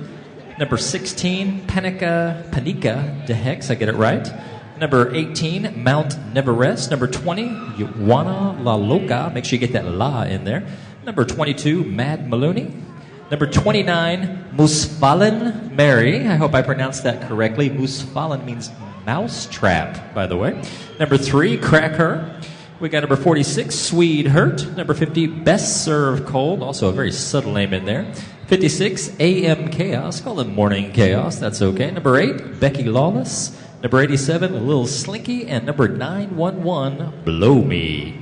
All right, we're coming up to the time for the whistle to blow. And Al, this is the first bout we've ever called together in the couple of years you've been announcing. Looking forward to it. We had a nice drive up here from the Tampa, or down here rather, from the Tampa area. And got to talk a lot of shop. But I did not think we were going to have this bout together. Are you as excited about it as I am? You know, you're just icing on the cake, Show. I've been looking forward to Tampa and Sweden for weeks. And to be out here, and I know there's a lot of people out there in Tampa, down in Tampa, waiting for this bout with anticipation. But to add the fact that I get to work with you, Show, oh my goodness. I got quick, you know what, today, and if you don't believe me, Google it. Today is National Lunch Lady Day. Google it. Today is National Lunch Lady Day. All right, we got, setting up for the first jam, we got number 2, PH Diesel, and number 22, Looney for Sweden. And there's the whistle. Pack moving pretty good. Both jammers trying to push the pack. And both jammers are tied up with their perspective. The other team's blockers. Sweden really had Diddy tied up, and then the Tampa blockers Had him, and now Diddy is going to the box, putting Sweden in a power jam situation. Both teams sending one. Sweden's jammer, number Looney, is out. 22, I'm sorry. She is the lead jammer in a power jam situation. Of course, she is. Anyway, both teams have one in the box. Diddy's in the box for Tampa. Sweden also has one of their blockers in the box. The wall, the Tampa wall is just ferocious. You got Blackjack, Lunch Lady, Little A, and Lily the Kid. Really made it difficult for Looney to get through, but finally she did. She come back to that big Tampa wall. Sweden is now trying to tie up Diddy. Diddy able to stay in, makes a move on the inside. What a move by Tampa's jammer, P.H. Diesel. Looney gets forced out of bounds by Little A. Blackjack following to make sure she gets there. And she calls off the jam. All right, so we're 7-0 with 28:35 on the clock, with Stockholm taking an early lead. Looks like on the track, number 87, that's going to be Little Slinky going up against number 7, Taz Maniac from Tampa. On the line, seeing number 8. Ooh, we don't have that one on my list. There she is, Becky Lawless. Taking that nice inside track. Yeah, Little Slinky, she's on. I was talking about the inside track on those blockers there. All right, looks like the whistle's blown. Skaters moving. Nice round 1-2 turn. Oh, and a nice breakaway by Little Slinky. She takes that big L in the sky. Is a nice international L, as we call it. She's doing fantastic on there. Oh, and nice double walls going on both teams. Nice block up. And, she's trying to get hard past Stockholm. Taz Maniac, looks like she forces a penalty on number 29. That's going to be Busfallen Mary as she goes for our first penalty of the night for this particular bout. And the whistle blows with 27:37 on the clock. Stockholm ahead 11-4. Yeah, both teams picking up 4 that time, so really breaking even after a 7-0 lead by Sweden after the first jam. So coming into jam number 3, it is 11-4. Stockholm over Tampa with 27 minutes and 16 seconds left in the first half. Lauren Keel, number 20, goes to the inside, driving. Wow. Lauren Keel just went for one-on-one with a blocker from Sweden and literally pushed her back. Was able to get the inside track. Sweden's jammer still trying to get through that wall of Tampa defenders. The blockers really proving to be difficult so far for the and Little A gets sent to the box. Lauren Keel coming back trying to make and she adds another grand slam as the refs flash 5. All right, so taking a quick look at our stats and numbers and things that looks like real important things. Looks like number 28, Tampa, currently fighting up against number 114. Now that's actually kind of interesting as a number right there. That's almost 4 times higher on that time, or 1/4 if you want to flip it the other way around. So I'm interested to see how Stockholm for this international bout actually does. All right, lining up on the track, looks like number 56 coming in. That's going to be AM Chaos for Sweden. And fighting hard and heavy from Tampa. We got a hard push right now. That's going to be Apolloana as she comes around. She does take that big L in the sky. She comes around. And she just looking just nice, pretty, and fast as she comes around there. Just a nice, even pace scoping around. Not stressing out at all. A nice pile-up turn number 4 as Apolloano fighting up against number 8, Becky Lawless. Looks like Lily the Kid coming in there to work for an assist with Lunch Lady. Now you got yourself an all-star team set up right there as Blackjack, Lunch Lady, Lily the Kid just sets it up. Looks like Apolloano just sneaks on through. Takes a 1, 2, 3, 4, 5 in the sky grand slam by Apolloana. Tampa strongly in the lead right now with a 23-11. Looks like Tampa back up to full strength, and I'm seeing another 5 in the sky. That's going to be a double grand slam so far. Coming around is nice. So it's like just keeps the hand up. Yep, I got this. We'll take the 10 points. Thank you so much. Stockholm trying a solid wall right now. Swede Hurt looks like she's tying up around Apolloana, nicely done. But looks like a multiplayer block is going to send her... Multiplayer block? Okay, say that in English, Will. It's going to be sending Swede back to the box, and a third Grand Slam going in for Apolloana. All right, going to the box, number 138, Lily the Kid. So it looks like we'll keep 1-1 going on. All right, and number 90, Little A, looks like she's going to the box, but she's getting waved off. Too many sitting in the box right now. Simple 2-on-2 strategy is going to be played, but hands on the hips. You know what that means? That's going to be the end of that jam. Looks like a flat 24 minutes on the clock. Tampa ahead 37-15 over Stockholm. Jam number 4. Coming up to bout, looks like we've got number 398, Panty Bandit, going up against Mad Maloney. Coming in from Stockholm. Ooh, there's a crowd chanting in the back. Somebody just calling it out. Looney. My voice is a little too high for that one, I think. Oh, and Stockholm rocks and roll. Rock it out there, Stockholm. Oh, and apparently that chant's going to work. Mad Maloney comes on through there and says, I'll take this, thank you so much. Meanwhile, it looks like Little A is going to finally serve her penalty in the box. And a call of multiplayer block on a 0-0. Polygamy Winehouse going to send her to the box at this time. I think that's her first penalty of the day. Maloney, takes a hard bump, looks like off of Lily the Kid, but she stays back up.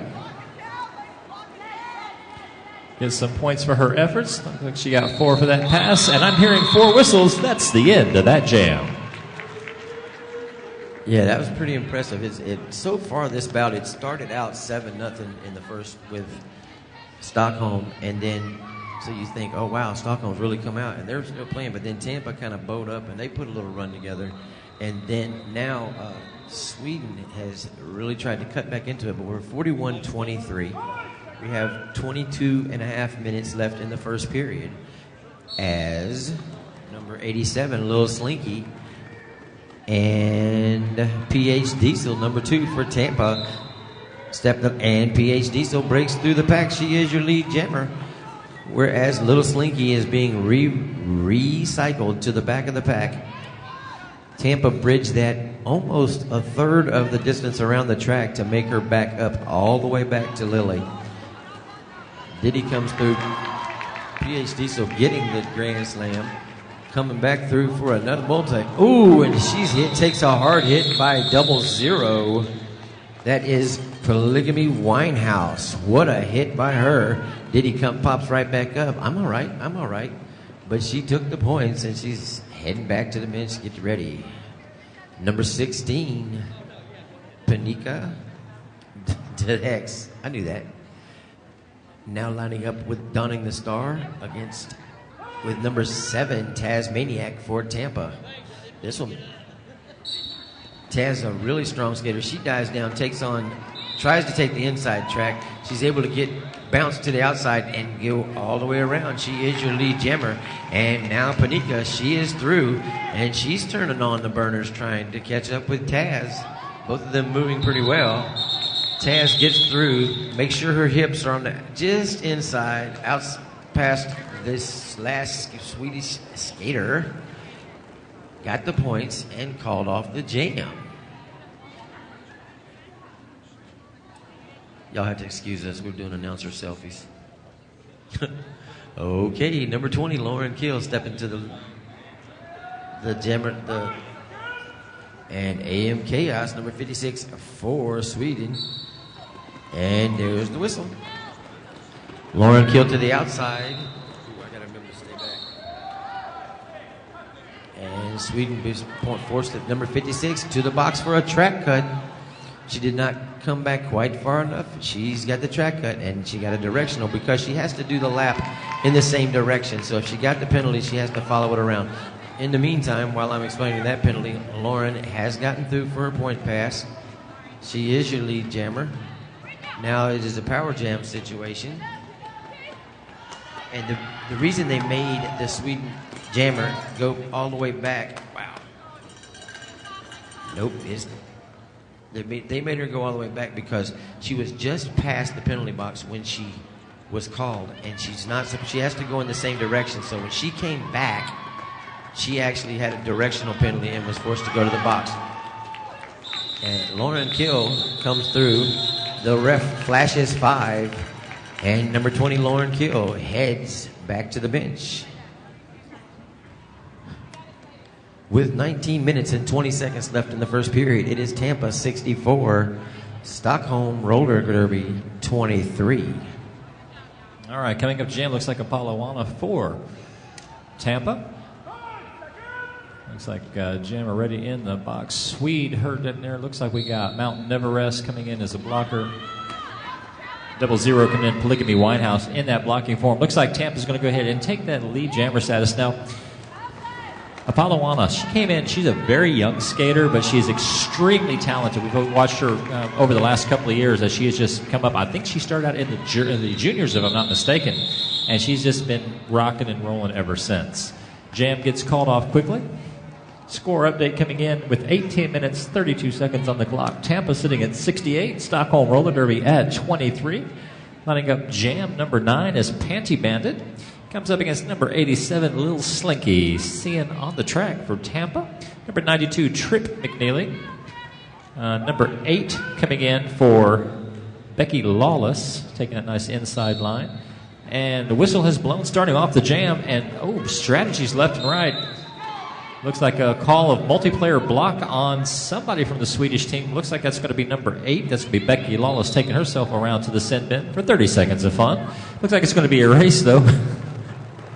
As Panty Bennett says, I think I can beat you around the track. So she comes on around. She says, I'll have some fun with this. Tampa just not taking any slack up on there right now. They're just steadily moving along.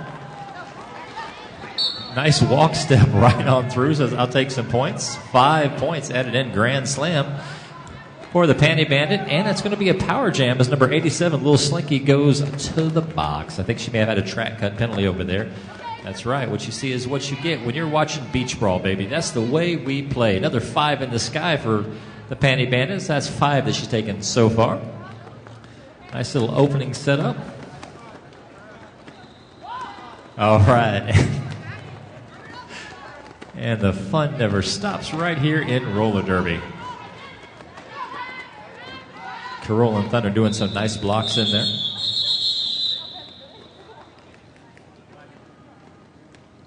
Such a quiet crowd out there. You know, you'd think if you were watching a nice international bout, you'd make a little noise out there.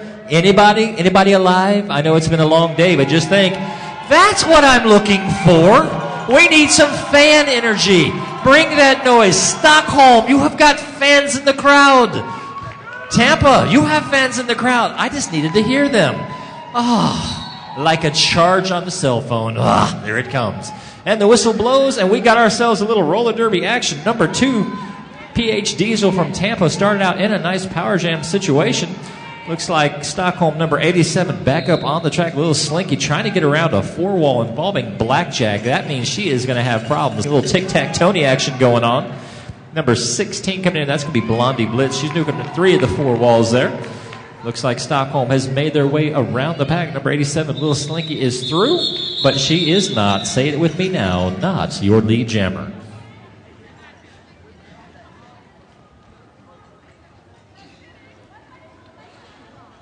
All right, number 22 back to the line for Sweden, Mad Maloney, facing off against number 7, Tasmaniac. They are at the Humpy's Pizza Jammer line. Did you know that Humpy's Pizza also makes cupcakes? Absolutely. I've heard they're very good. I have not experienced them yet, but Humpy's Pizza also makes cupcakes. We need a Humpy cake. And Sweden gets the opportunity. Mad Maloney comes through. She is your lead jammer. Both jammers off to the races. Mad Maloney proving that she can't. Ooh. Wow. Yeah, that was pretty impressive. That was had number 20, Lauren Kill for Tampa. Number 16, Panica. DeHex. Panica DeHex is on the line. The hump cake line. And here we go. There's the whistle. Lauren Keel tries for the outside. Panica DeHex tries for the inside. Lauren gets pushed out. She's got to go all the way back. Now Panica follows her out. She's got to come all the way back. Tampa doing a great job to bridge, sending Panica almost half a distance of the track by bridging every 10 feet, as they say, so that they can still make contact. Awesome move by Tampa. Ooh, hard hit by number 90, Lil A. And Panica comes all the way back. She's being forced back behind. Lauren Keel, she goes down on one knee, comes out of bounds. She has to come all the way back. Apparently, when she got up, she come back in a little bit. That's a track cut. And Lauren Keel going to the penalty box for Tampa. And Trip McNeely following her to the box. So Tampa now is down 2 skaters with 2 in the box. They're up by 60, 83-23, with 13 minutes and 40 seconds left in the first half. Panica DeHex trying to fight her way through the 3 Tampa skaters that are left. Little A knocks Panica down. Blackjack then puts the blackjack wall up for her, forcing her to come. And Panica again goes out. Wow. Little A, Lily, and Blackjack are really giving Panica a clinic in blocking in this particular jam. So the 3 blockers for Tampa are able to hold Panica off and not let her do any damage until the 2, they are back to full strength. Lauren Keel now through. She gets the point pass. There has a star pass from Panica to 00, Polygamy Winehouse, trying to come back and light a fire under Sweeten. Polygamy makes a good move on the outside. Little A's there. Blackjack joins her, keeps it first, and that's the end of the jam. Wow, all kinds of exciting things going on in that jam. Whether it be from once Polygamy got the stars, she was really able to turn it on, get around that track quick, fast, and in a big hurry after Panica had such a struggle with the 3 blockers from Tampa. Number 56, AM Chaos, steps to the line for Sweden, and 3E8 Apollo Anna to the line for Tampa. Both kind of bunched up to the outside. AM Chaos dives to the inside, tries to pull something, then goes back to the outside, trying to get her way around the pack. Both of them kind of held up. AM was able to get through the first tier, but then there they are, and she's through. She is your lead jammer. She got the hips just through, and before she was freed up. Anna trying to get through. She's dealing with the last 2 of the no pack called, so Anna is released. Now they bunch back up. Wow, AM Chaos goes through. What a move by AM. She gets through, calls off the jam. What an interesting jam that was, Showtime. It was indeed. Looks like they're lining up on the Humpy's Pizza Jammer line. Quick shout out to some of our sponsors, including Derbyology, Adam Wheels, Bont, Boca Vapes, don't forget Cheese Balls, Skate Bearings, Cornelius Jewelry, Crystals and Beyond, and even Happy Song Emporium, handmade jewelry and crafts. All right, whistle lining up, going for a Panty Bandit. And looks like a little balloony action going on there, and the whistle has blown. Both jammers just getting pounded as they're trying to get past the walls. Stockholm's wall on the back is just solid. Tampa had a solid wall, but one good hit sends Maloney going right through the pack, and she is now taking that big L in the sky. All right, and Tampa with a push makes it through the pack. Oh, that's where she wanted to be, is somewhere not in the midst of all that pain and chaos. Mad Maloney says, I'll take a whistle. That's okay, because that whistle is me calling off the jam with 4 hands on the hips. 10 minutes, 26 seconds, 86:32 currently on the clock, waiting for an update. All right, number 87 coming in from your Swedish team, the Stockholm Roller Derby. That's going to be Lil Slinky. And from this position, I cannot tell you who it is that I am seeing from Tampa, but I'm sure we'll find out quick enough. The whistle blows. That's going to be number 2, and number 2 is PH Diesel, like a hardcore diesel machine. Oh my goodness, I hope you can see that on camera. Blackjack using those hips to push number 87 up off her feet and into the inside of the track. Looks like a forced penalty rather on Carolyn Thunder is going to put her in the sin bin.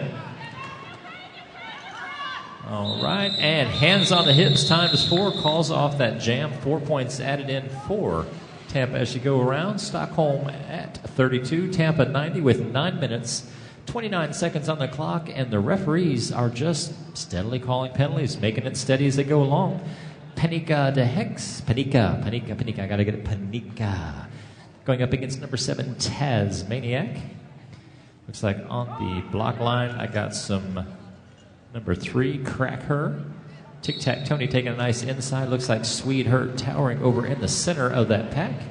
Whistle is blown. Tasmaniac has launched herself off like she's got some orange frappe with a wooden spoon because she is coming around the track. Oh, hard Tampa-style hit is sending Stockholm's jammer off the track, but I'm seeing a track cut penalty on somebody. Oh, it looks like track cut on number 7, Tasmaniac, turning this into a power jam. That's right, a power jam for Stockholm.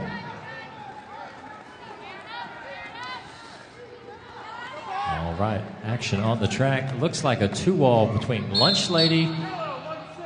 Oh, yellow 1-6 gets a track cut penalty. What that means, for those of you who may have never seen roller derby before, means you got to go and sit down for 30 seconds. We're about to see ourselves a nice little jammer exchange. One jammer enters, one jammer leaves. Boom, hard hit, and it looks like trying to get past Sweet Hurt. Sweet Hurt using those long legs to her advantage, but finally Tasmaniac goes low, goes fast, and goes around the outside. Stockholm 4-wall, nice split up by Tampa 2-2.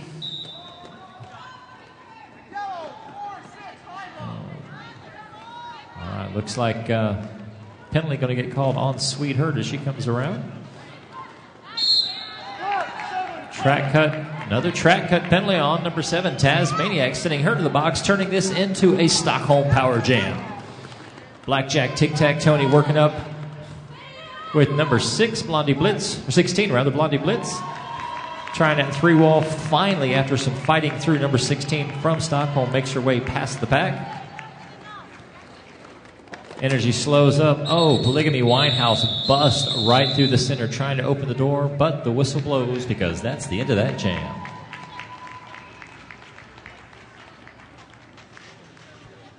Yeah, Panika trying to take advantage of the situation with Tampa in the box, but was unable to. We got 92-34 now, with 6 minutes and 45 seconds left in the first half.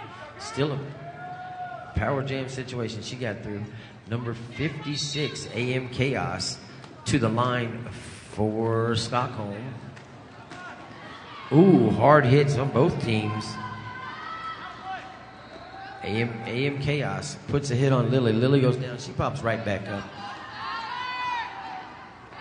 And now she's forced out of bounds by Tampa, and she has to be recycled to the back of the pack. Both jammers trying to do it. Taz breaks through the middle. Chaos is still caught up. She had to turn around and go back to the recycle to the back of the pack where she was forced out of bounds. Taz going for the point pass, trying to add to the point. Had a low block on number 9, Alley Cat Scratch from Tampa, sending her to the box. So they are one skater down. Both jammers free. Taz trying to drive right through the middle. There wasn't a whole lot of suaveness about that move. It was just Taz powering right through the middle. Hey, it works. I'm not saying. I'm just. Yeah, Jabbar. Now she has the agility. She has the ability to be agile and the speed of which she skates. But in that particular case, she just kind of said okay and drove right through the center. And now we have Mad Maloney back to the line for Stockholm, and number 20, Lauren Kill for the Tantrum. Lauren trying to push the pack, whereas Maloney kind of backed up, letting her do it, hoping to find a hole. It didn't work. Lauren Kill is your lead jammer. And Maloney is tied up in the pack. Looks like she's getting the blackjack, tries to put a block on her, able to force out. She's able to get free and make it through. Wow, Lauren Kill was pushed out of bounds and called off the jam. It was an excellent move by number 3, Crack Her, for Stockholm. That was textbook blocking. She kind of put herself in position to where Lauren Kill had no chance but to just go with her momentum and took her out of bounds. And then she called it off, figuring it would be smarter to regroup and start again. Number 87, Little Slinky, back to the jammer line for Stockholm. And 398, Panty Bandit for Tampa. Panty Bandit's forced out of bounds. And Stockholm's jammer, and she is your lead jammer. You have lead jammer for number 87, Little Slinky of Stockholm Roller Girls. Bandit, she frees herself up. She's finally back to the back of the pack, trying to get through. Little Slinky makes it almost through, but Lunch Lady caught her. She goes down, and that's the end of that one, as number 2, PH Diesel, steps up to the Humpy's Pizza jammer line against number 56, AM Chaos. You are stuck on those cupcakes. You have got to have a Humpy's cupcake before this is over with. All right, so 5-second warning's been given. Getting ready to start that whistle. It goes like this. There it goes, and both jammers have launched off the line. Looks like a nice opening. Tried to come on the inside line for Stockholm, but the opening was actually better for Tampa as PH Diesel comes into the out, and she decides she's going to push hard. Looks like she gets knocked to the outside, calls off the jam. That one didn't happen so fast. She got through 0-0. I would believe you call that goose eggs. Goose eggs and nothing. Point-wise, with 108.37 on the board, 2:46 on the clock until we come to the halftime. At halftime, we'll have a few more sponsors we'll talk about. Right now, a nice, solid battle going on between Stockholm and Tampa, Florida. Gotta love roller derby. Where else would countries come together in such a friendly competition and beat the snot out of each other, because they push and they are so sore afterwards. It's amazing what they can do. All right, boom, the whistle blows. The launchers launched off those jammers. Tasmaniac comes out as a strong L in the lead, and Lunch Lady looks like she's making her way to the box at this time. She's getting directed in by the non-skating officials. She sits down. The beat hits the seat. That means her 30-second start now. Number 7, Tasmaniac, just pushing past the pack. Looks 5 points added in for her actions. Meanwhile, Mad Maloney comes and tries to recycle into the pack to get punts that 1-2-3 wall with Blackjack taking control on the outside.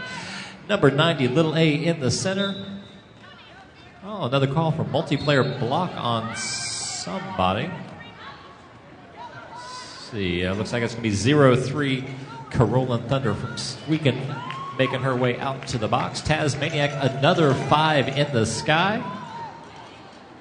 All the action seems like it's somewhere between turn 1 and turn 2. That's okay. All right, if you're checking us out online, you got something to say, look us up on Facebook, because we're out there and people are talking to us. But make sure you're checking us out on Derby News Network, because that's where all the fun and action is. All right, as we're set up for the next jam, Lauren Keel, number 20, facing off against Little Slinky again. There's only 50 seconds left in the half, 120-37. Lauren Keel breaks through. She is your lead jammer for Tampa. Little Slinky with a huge hit going to the inside. Looks like she makes it through. Then she gets hung up by another of the Tampa blockers. Looks like she might, oh, and she's forced out of bounds, has to go back. Wow. You know, that's it almost, you don't know what to say, because you can tell they're making good. Stockholm at that time, she made really good moves going to the outside. Looked like she was going to make it, and then out of nowhere, that Tampa line is just so formidable. And wow.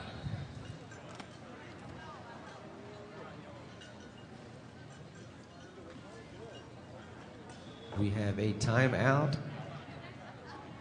Correct. Sweden calls timeout, so that brings us to our Derbyology timeout. Derbyology is one of my big sponsor for this wonderful event, Beach Brawl 2014. I'm being corrected from the fans. Thank you, sir. Not Sweden. We call them Stockholm. They are Stockholm. Make sure you say it right. Stockholm out in the fans. I learned my first Swedish word today, musfallen. Did I say it right? I like you. You're telling me I'm doing it right, even if I pronounce it wrong. Thank you. We will call them Stockholm. We will make it international. I stand corrected, and please accept my apologies. Stockholm Roller Derby, they had timeout. Now it looks like we've got everything ready to go. Kind of a little different spread look. You know, this look used to be a lot more common, and then it's kind of went away for the bunched up at the jammer line lately, as of late. Chaos is getting picked up in the back. Panty Bandit tries to get through, and she finally gets through the last Stockholm's roller derby, and there Chaos is right behind her. What a move to get through. I do not see how she got through, where she did and when she did, but she did. And Panty Bandit gets through, grabs one more point, and calls off the jam.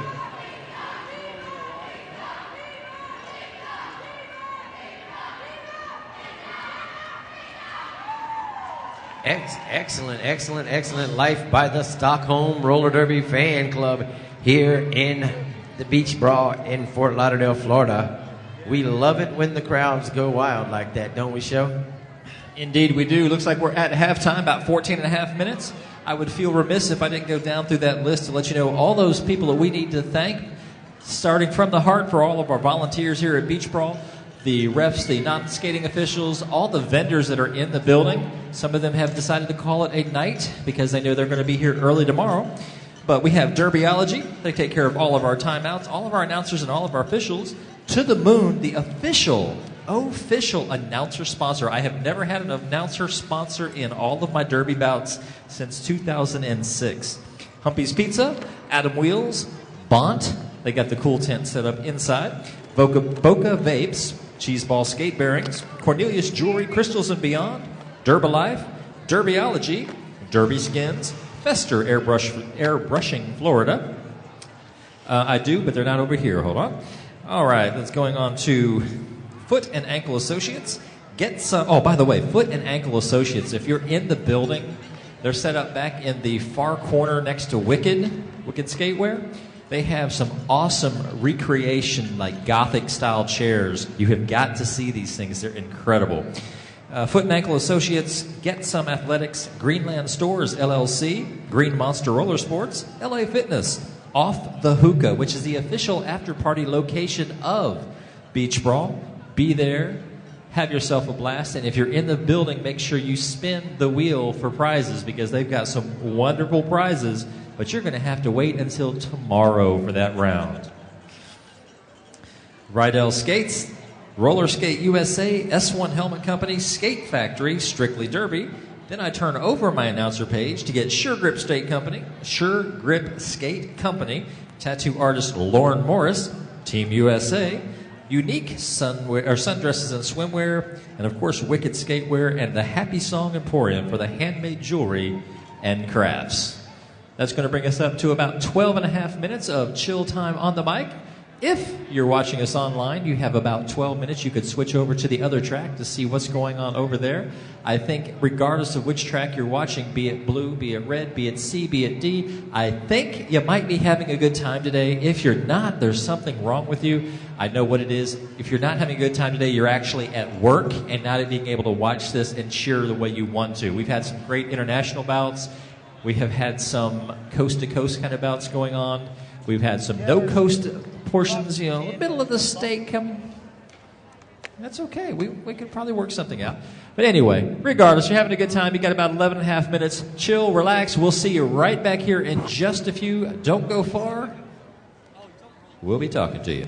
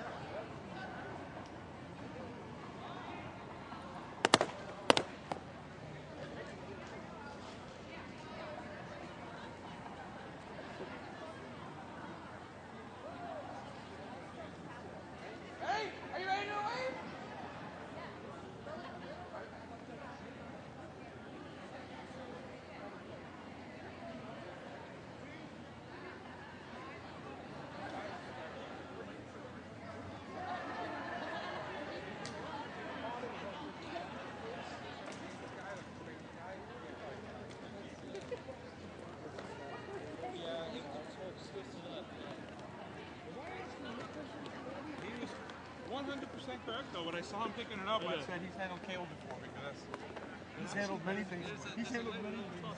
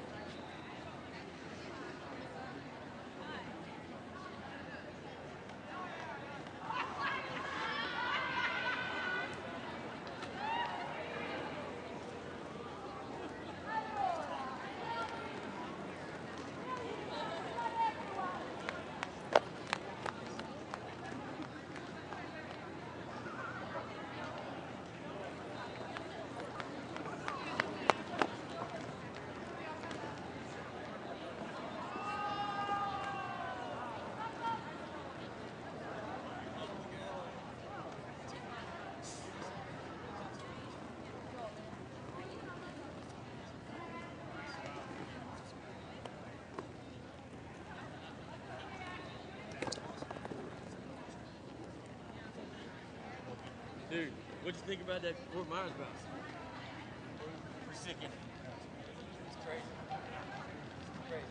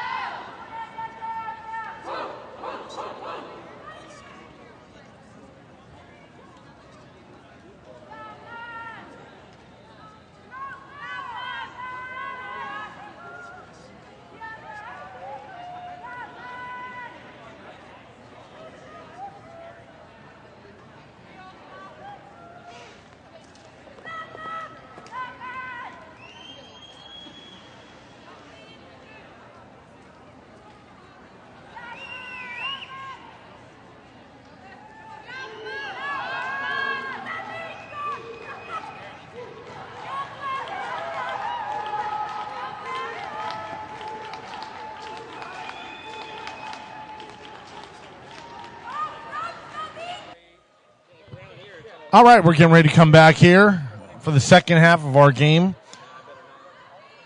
between Tampa Roller Derby and Stockholm Roller Derby. At this point, it's Tampa's 126, Stockholm 37.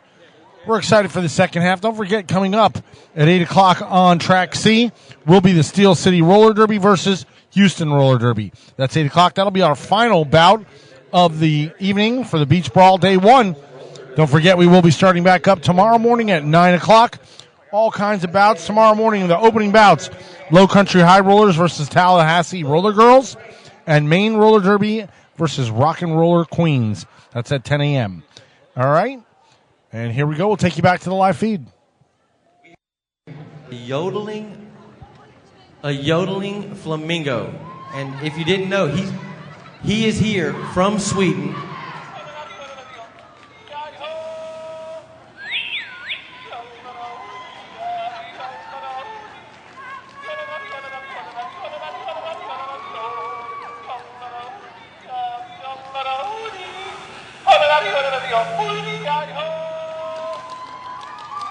Okay. You got to admit, that's pretty remarkable. We have a flamingo who is Tampa's mascot, by the way, Frank the Flamingo, that yodels in Sweden, that came over from Sweden. I think Frank went over and, as an ambassador to roller derby, escorted them over to the Beach Brawl here in Fort Myers. Very nice. Anyway, thank you all for being here and being with us watching. We've got a lot of roller derby action that's been here so far today. We got a lot more to come.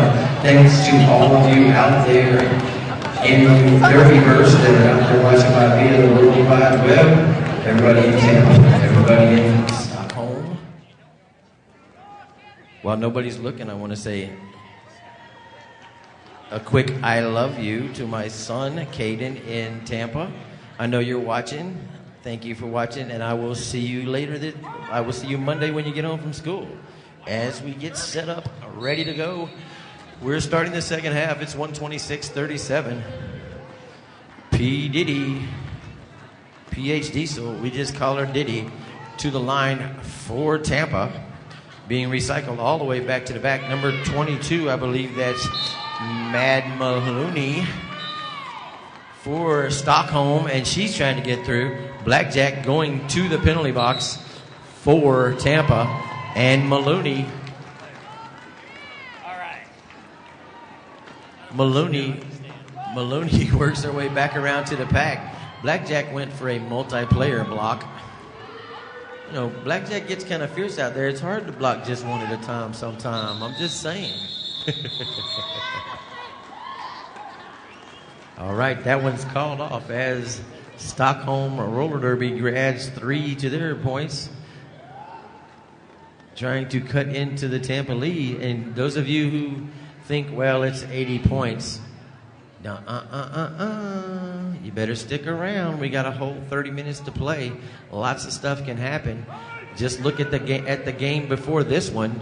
The team that won with no time had never had the lead the entire bout. So here we are back on this one. This bout, Tasmaniac is For Tampa, number 87, Little Slinky, she breaks.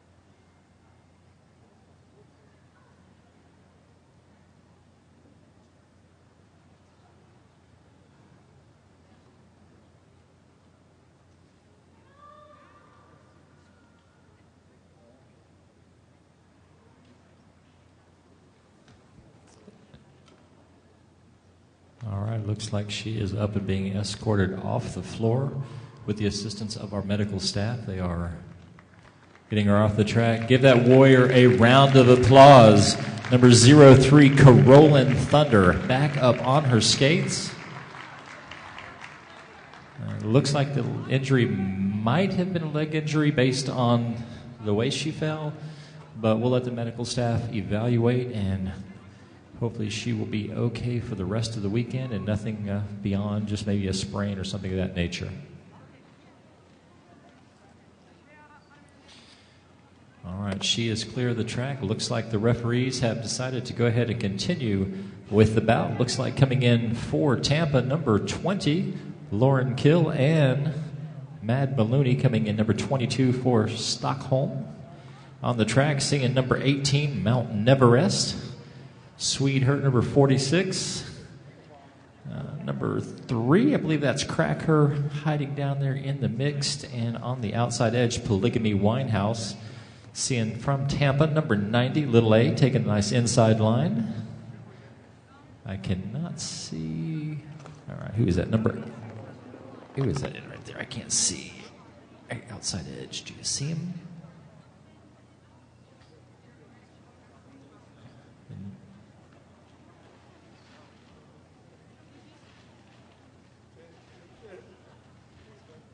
All right, that's number 9 on the outside. That's going to be Alley Cat Scratch.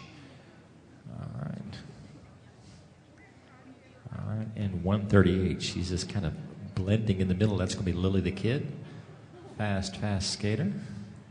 Lauren Kill looking back here like she wants to give us some derby hits. I think we should be very, very careful. Oh, don't act all innocent now. We got it on camera, okay? It's okay. Innocent until proven guilty or until we tag you on the mic.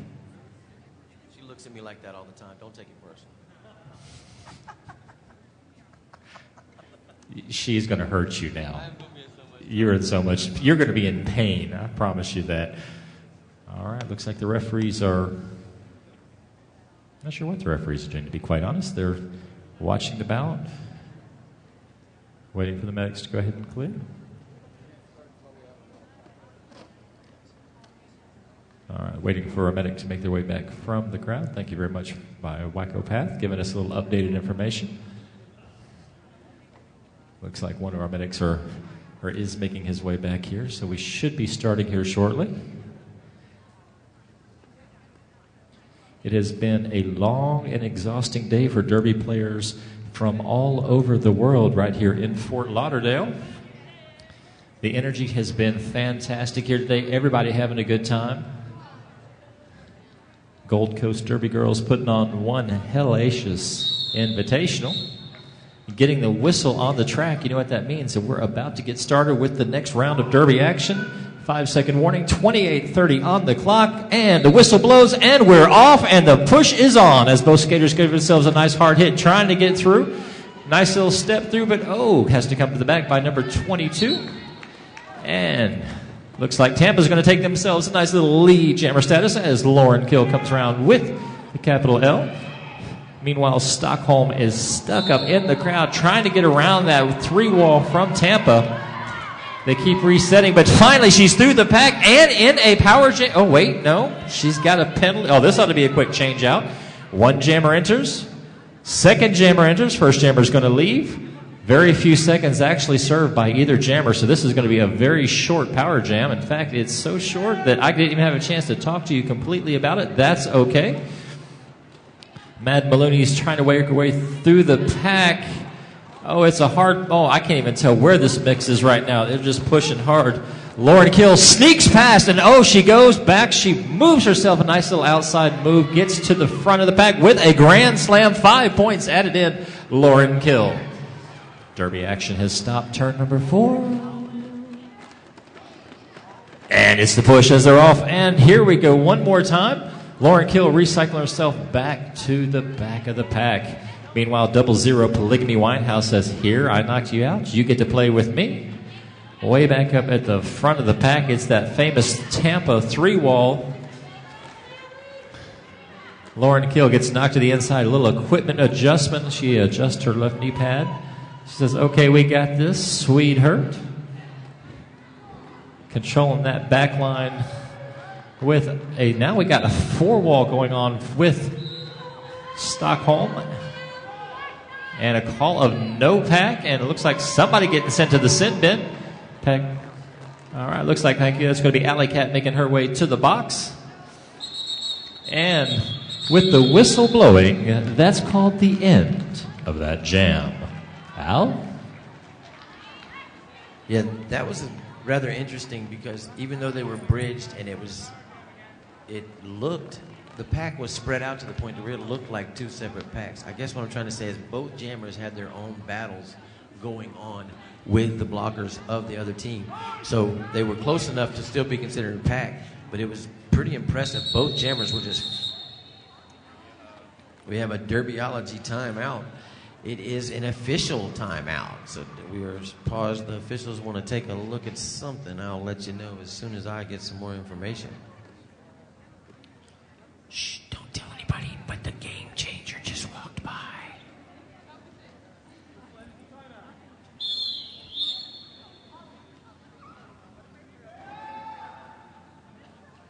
All right, looks like we're set up. Back to go. We have 2 Tampa skaters in the penalty box.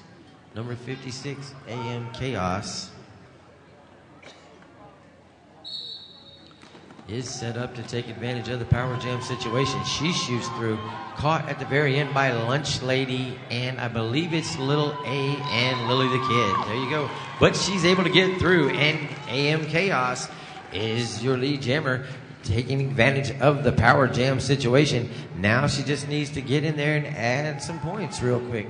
You know, with 25 minutes left and 90 points, I know that seems like a lot, but if they just start chipping at it, anything can happen in this bout. And there goes the Tampa skater to the box as Chaos comes around to get back engaged to get some points.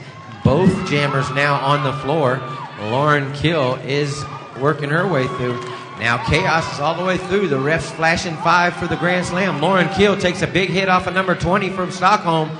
What a great bout we going. Lots of hitting going on. Lots of strategy. Both jammers flying through. And Chaos gets through, does a little dance, and calls off the jam. Wow.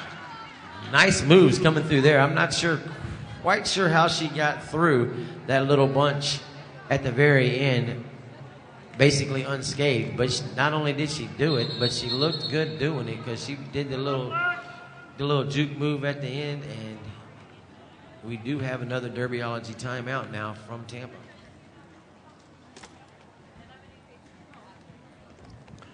Okay, so Stockholm Roller Derby able to cut into the lead just a little bit, 133-57 with about 24 and a half, just over 24 and a half minutes left in the game.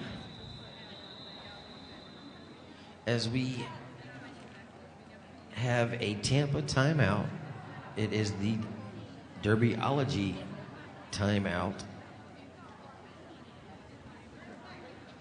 Derbyology's here has all kinds of great derby stuff here at the Beach Brawl that you can get.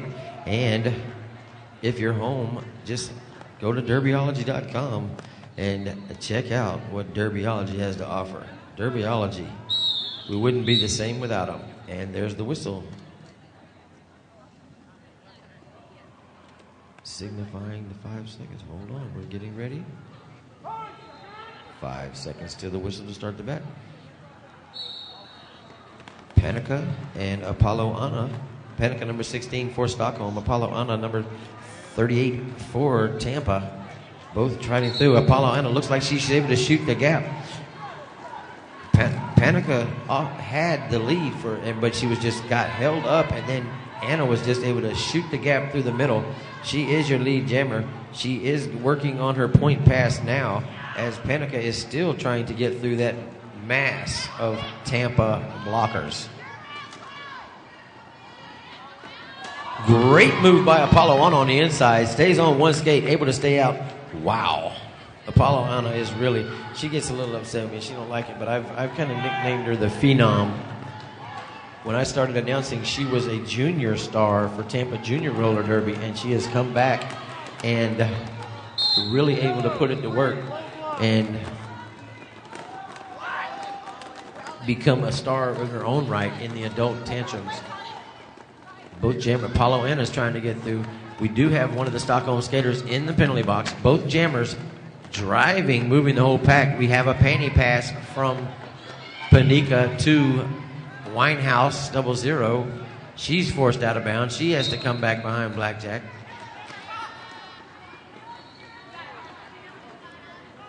And she got caught. Panica is called with a track cut. She's going to the penalty box.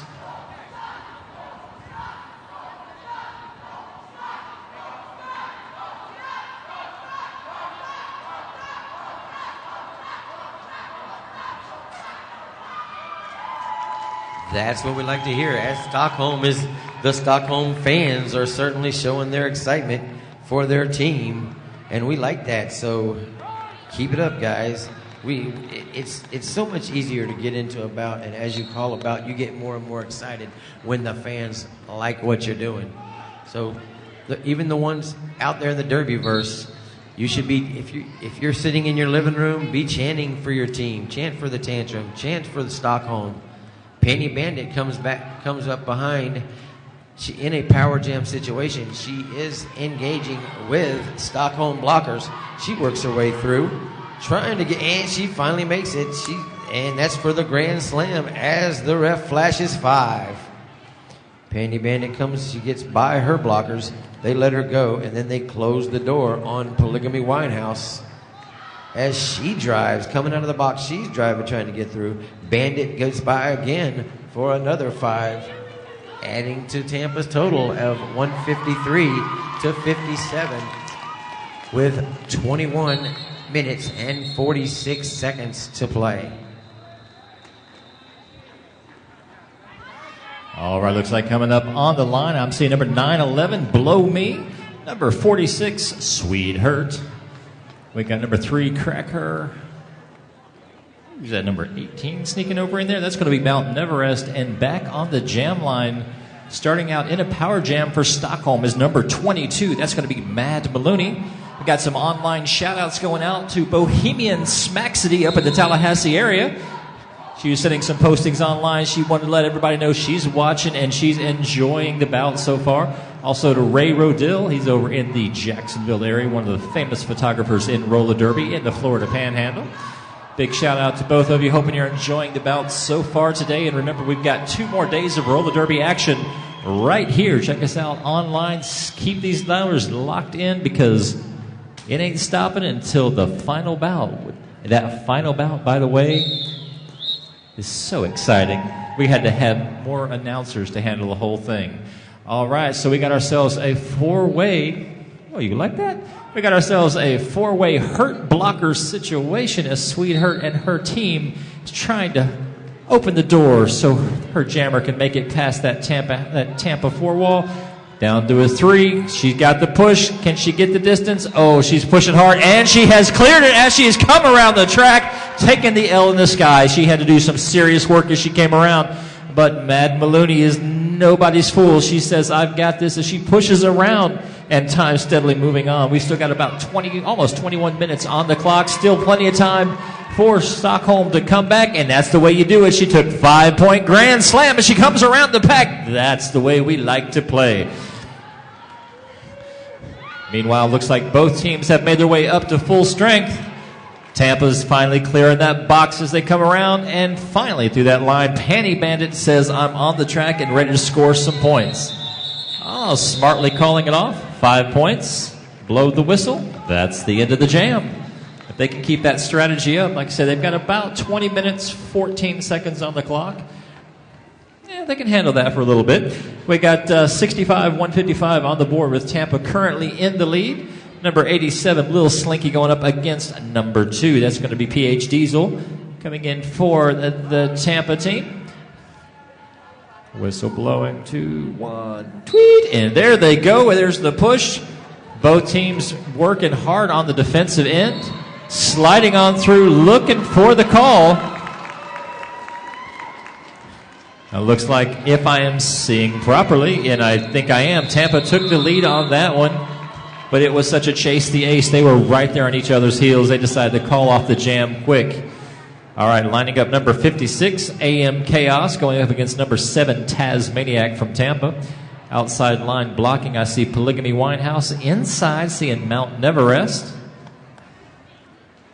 All right, looking solid on there as we prepare. The warning has been given. The whistle has blown, and now it's the push. AM Chaos fighting through the pack, but not enough as Tampa decides they'll take the lead as they come around the pack and around the track. Tasmaniac just crazy skating, moving around there and not hesitating for anyone.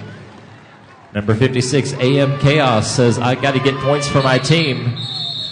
Doing it for the spirit. Nice little hop step and making her way through. She may have, in fact, got an extra point in there. Nope. Referee says I was incorrect. 18 minutes, 32 seconds on the clock. Lining up on that Humpy Pizza Jammer line. Don't forget they do have cupcakes. And looking at number 22, Mad Maloney going up against Lauren Kill. Seeing Best Serve Cold in the middle of the pack, going up, squaring off against Blackjack, number 21 for Tampa. That could be a nice solid bit of action as we come around the track. Oh, it's the push, it's the stretch, and a call of no pack, allowing for number 20, Lauren Kill, to make her way around the pack in the lead jammer status. All right, low block being called on number 21, Blackjack, as she makes her way to the box. Lauren Kill with a long stretch and call of no pack and blocking out a play. And it looks like Musfallen Mary, and I'm still not quite right on there, but I'm getting closer, I promise you, making her way to the box for playing a little bit of time out of play. All right, Apolloana squaring off against Panika de Hex. See a tic-tac Tony taking that inside line. Polygamy Winehouse taken outside. Who's going to open the door and who's going to get through? Nobody's business except the ones with the star on their helmet. Hope you're enjoying what you're seeing on the track right now, because this is called International Roller Derby action at its finest.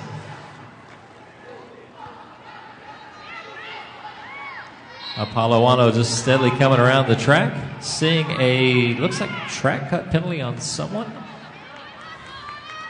All right, 5 in the sky for the Tampa team. Apolloano, and Panika goes to the box. Apolloano is using her small size to try to get low, but no, she gets tied up with that Swede hurt blocker.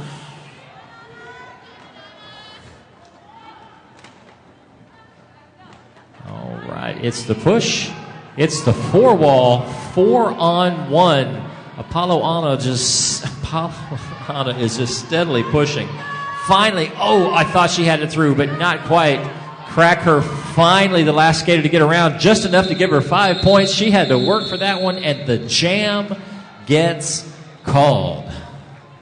Looking at that scoring update, we're looking at a 172-85 with Tampa currently in the lead. 15:50 on the clock. Al, are you back with me? Not quite yet. What do you got going on? I know what you got going on. You got that Humpy Pizza powerful jammer line set up, and all you're thinking about is cupcakes. Actually, now that you mentioned the Humpy's cupcakes, that sounds like pretty good too. But as we're nearing the fourth quarter of this bout, I'll finish that in a second. Penny Bandit comes out. She is your lead jammer for Tampa, as Stockholm's still trying to make it. Mad Looney has to be recycled all the way to the back, as she was forced out, and then Tampa walled back. Penny Bandit getting the 5. The ref raises 5 fingers for the grand slam, as Maloney, she breaks free. Penny Bandit is now re-engaging. She gets through. She pushes the pack up just a little bit, and then she calls off the jam. Actually, Showtime, I was looking. Tampa's tomorrow. I was looking at the day overall for tomorrow. I was looking at the day we got setting up for tomorrow. After this got exciting day of Derby, and there's some huge bouts going to happen tomorrow that we will talk about in just a few minutes. As number 87, Little Slinky, goes back to the line against number 2, PH Diesel for Tampa. PH Diesel goes to the outside. Little Slinky tries to follow her. She's hung up by Little A. PH Diesel now engaging. We have another situation where we have, no pack called. Looks like they were trying to bridge, but we had 2 separate. Once again, each jammer taking on his own demons, kind of on different sides, and they got just a little bit too far apart. So that was a no pack called by the ref, in which means no one can engage, no one can hit. Number 56, Chaos, stepping to the Humpy's Pizza jammer line, along with number 7, Tasmaniac for Tampa. 5 seconds called by the jam timer. And there's the whistle. Chaos goes to the inside, fakes to the inside. She goes out, tries to stay in, has to come back, and Taz gets through the Stockholm wall. The wall of Stockholm.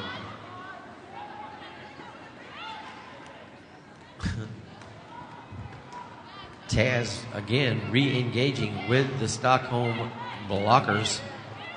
She's getting through. Real aggressive play by him, but Taz is able to get through. Ooh, track cut by 7 as Tasmaniac is sent to the box, creating a power jam for number 56, AM Chaos. Ooh, and she does a little juke move and she gets her 5. That's a grand slam for AM Chaos, and she's going to try to make multiple slams. Great move on the inside. What a move. Little A comes back, puts a hard hit on, but wow. That's a fine bit of skating in that little exchange between Little A and AM Chaos. That was real impressive. Now, AM Chaos still trying to fight that wall that consists of Lunch Lady, Blackjack, and Little A. Man, what a hit. Yellow 5-6 with a back block. So now, in just that quick, in a flash, we have a power jam situation for the Tantrum. As Blackjack comes through, she gets through, gets her 5 points. This one's not only is it seesawing back and forth, but we have the jam itself. Ooh. Taz loses her footing up underneath number 20, Juana La Loca. And Taz is sent to the box. Looks like it could have been a track cut because that was almost a forced track cut. And that wraps up that jam. The 2 minutes is over, and we get set up for the next jam. So during the halftime, I was talking to some of the fans out there, some of the the Stockholm fans that had come in, and they were making sure that we clarified that they are Stockholm, but they also wanted to let everyone in the world know they are the #1 team in Sweden. And they said to say it many times because they're proud. The #1 team in Sweden is on the track right here in Fort Lauderdale, Florida, all the way over in the United States of America. They're on the track, and they are just pounding on Tampa right now, doing their best to close that gap on points. Still got about 10, almost 11 minutes on the clock, and they are pushing hard. Number 56, AM Chaos, going up against that 3-wall again from Tampa. Looks like Swedeherd sitting on that back line, that 4-wall for Stockholm, and all they're wanting to do is to tie back a jammer. Looks like they may have an opportunity right now. Looks like Tasmaniac out on the track. Number 56, AM Chaos, trying to get back around the front. Now she's only got 2 to get past. Yes, she gets through, and up goes the sky with 5 more points added in for Stockholm.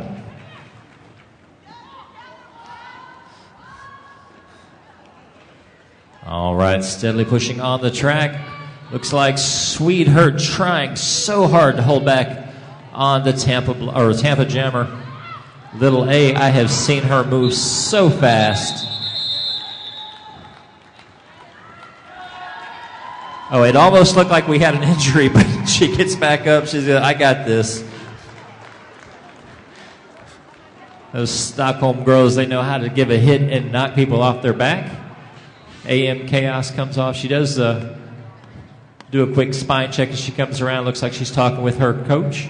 Make sure everything's good. She's giving a head shake that she's okay. And a timeout is being called by Tampa right now. During that timeout, that's called a timeout. Tampa will call it the Derbyology timeout for the timeout corner right here at Beach Brawl. I want to remind you to check out all of our sponsors online and in-house. If you're online, you can find most of these people online, or these vendors online, by going to look up their sites, such as Adam Wheels, fantastic skate wheels, Bont Skates. I can vouch for those personally. I do have a pair, and yes, the announcer can skate. All right, Cheese Ball Skate variants done by Zacharoni and Cheese. They are fantastic. And I was asked to remind you of Humpy's Pizza and Cupcakes. Derby Skins has been in the house all day today. They've been talking about all kinds of custom work they can do. Did you know they can actually do vests? I don't think they could make a jacket as good as the guy that does yours, but you know what? They could do some vests that could make mine really bling out. So I'm going to have to look in on some Derby Skins going outside of the ultra tight-fitting things that seem to be the Derby Skin seal that you expect to see out there. Seeing a good variety of fans sitting on the sidelines for this international bout. Seeing Aggie Battery out there from Tallahassee. I'm seeing a nice contingent of Stockholm fans out there. They have been teaching me some Swedish words. I may not be saying them right, but they are definitely educating me on things I can and cannot say on the mic for the international audience. I will respect that. Because if I say the things you taught me, they might kick me out of here. All right, the timeout does continue. Looks like Rojo Grande is in talking. Swedeherd's popped in right quick, and back to their individual and respective benches. Looks like Lauren Kill and Mad Maloney on the track for your jammers. Lily the Kid. Oh, some excitement on the track. No, that means get back on the track, ladies. Please calm down. Juana La Loca taking that outside. Looks like number 8, Becky Lawless for the inside for the Stockholm team. And the fans on the outside are chanting right now. All right, looks like, yes it does indeed, and I say looks like a lot because that's what I'm doing, is looking Lauren Kill taking herself into a lead jammer status, and Maloney has made her way through the pack as well. She's working on getting some points. Lauren Kill trying to get past that four-way, and she does, long enough to put her hands on hips and call off the jam. All right, looks like 8 minutes, 40 seconds on the clock. For those of you that can't see the scoreboard, I'm seeing a 192 Tampa, 1-81 on Stockholm right now. Still plenty of points to be found by both teams.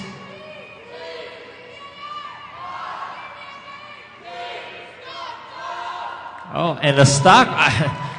I think we may have found a rowdier set of fans than even the Australian teams at RollerCon. This small contingent of fans out there are just making noise you can hear all over this side of the convention center.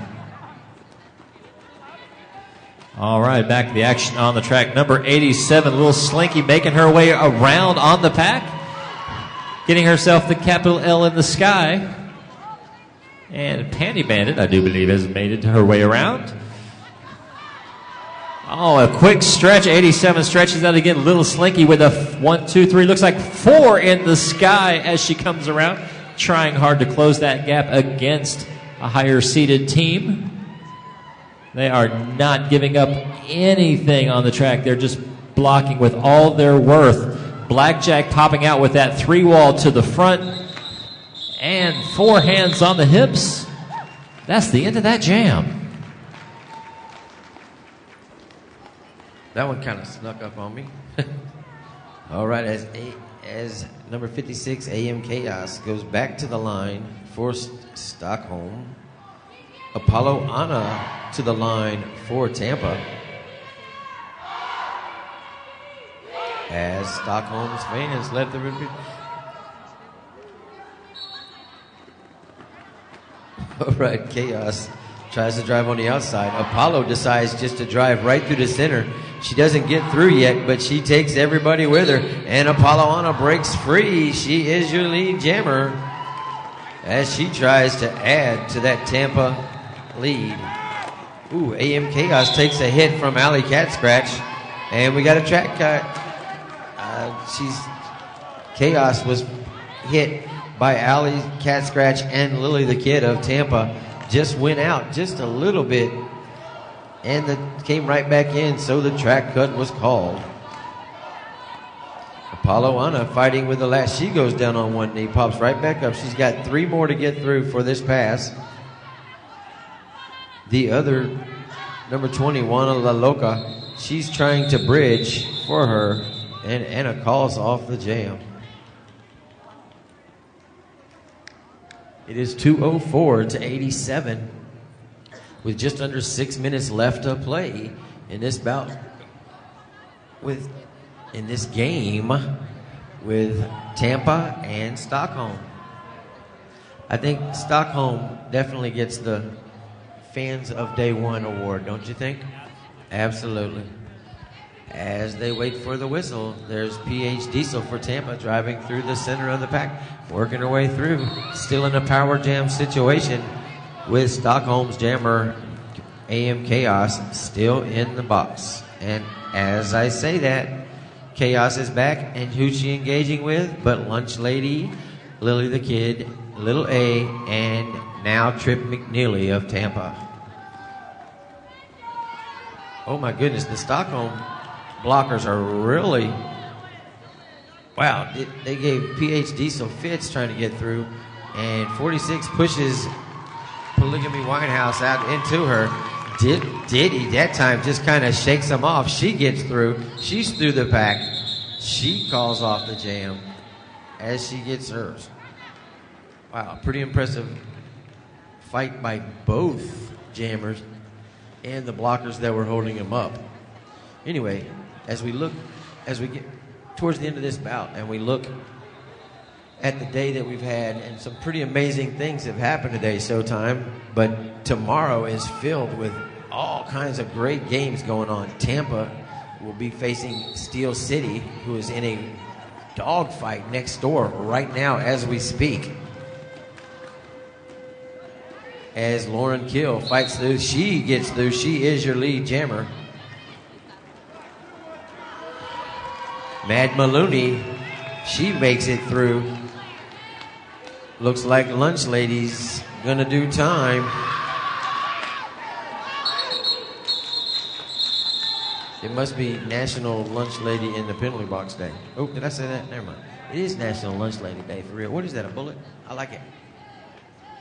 Anyway, we have a men's roller derby, Sass and Wet Black, tomorrow night at 9 p.m. I got you. Apollo Anna waiting for the whistle. Oh, there's so much action going on. You get focused on everything. But right now, what I care about is on the track. And now we got his whistles blowing and skaters moving. Looks like Apollo Anna is pushing through that 4-wall. Oh, no. There's a 1, 2, 3, 4-wall of Stockholm. While all the battle's going on way over there, looks like Stockholm number 87, Little Slinky, decides she's going to have herself some time on the track, capping the big capital L and trying to get around. Looking for the call. 5 points. We're going to call that a grand slam as she comes around the track. Apollo Anna comes around. She does not look happy. If you look at her, she's just like, I should have had it. I should have had it. But she's there. All right, there's the strategy. Get the points. Call it off. 2 more points. That last pass by Little Slinky, that gives another 2 points added in. Working hard to close the gap. Not a lot of time left on the clock. 2 minutes, 27 seconds. Getting set back up. AM Chaos PH Diesel coming in for the Jammers on, oh, you know the one I want to talk about, the Humpy's Pizza Jammer line. 5-second warning has been given. Looks like best serve Cole working hard to hold back PH Diesel. Getting a little help from another Stockholm skater. Oh, but Diesel just says dieseling on through. She just chugged it on out, just kept going. Meanwhile, the Stockholm Jammer just, she's working hard on that back line. AM Chaos just back there, just taking punishment left and right. Gets knocked to the outside, recycling back, trying to sneak in behind Little A. It's back in, and this is a power jam now. During all of that time, the Tampa Jammer has made her way over to the sin bin for 30 seconds of relaxation and perhaps a mani and a pedi while she's waiting. Or not. All right, it's a push. They're trying hard. Can she get through? Oh, she's got to get past Blackjack. Blackjack just pushing her to the inside of the track. Quick recycle to the back. Back in, and it's almost like a time-wasting maneuver. A little stretch, a little handhold, and we have what's called a passing of the star. As formerly the pivot, known as Wanda Laluca, says, I want a Laluca star as she comes around, and now she's got to get to the front of the pack so she can try to get some points. After all that battling, it looks like she may get that helmet cover on. Yes, she does. Helmet panty is applied. She is where she wants to be. Meanwhile, a nice defensive 3-wall going in by Stockholm, jamming down to 2, down to 1, and 4 points. Looks like they're going to be added in for PH Diesel. Oh, and it's a push. Looks like Juana Laluca gets recycled to the back. And that's the end of the jam. The whistle has blown. I'm hearing other whistles. Am I getting the official? That's it. That's all. Ain't no mo. All right, folks. If you're coming here on ringside, I recommend you come on down because we're about to have ourselves a victory lap from Tampa. Waiting for the official final to be given. Unofficially, this is the unofficial term. I'm looking at a 224, 296, Tampa over Stockholm. Referees are still huddled in the center. A lot of love being shown right now on the Stockholm team. They're giving each other hugs and cheering each other on. They have traveled a long way to play this bout. And they've still got more international bouts to go. If you are not here and you are within driving distance and can get here tomorrow or Sunday, you are going to miss out if you're not here because this action has been fun. We've had action on this track. We've had action on that track. We've even got a warm-up track. There's action on the warm-up track. I'll be damned, have you ever seen action on a warm-up track? There's action on anywhere there's a track, there's action showtime. All right, the refs are going over, and it has been made official. The final score of the final bout of the first day of the Beach Brawl is 224-96 with your Tampa Roller Derby taking home the win.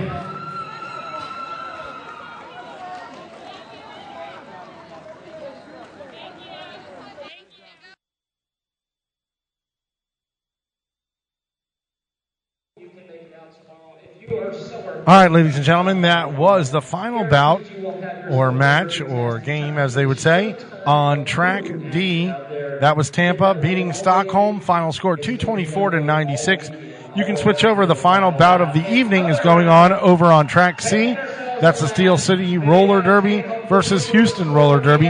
That will be the final bout of the evening.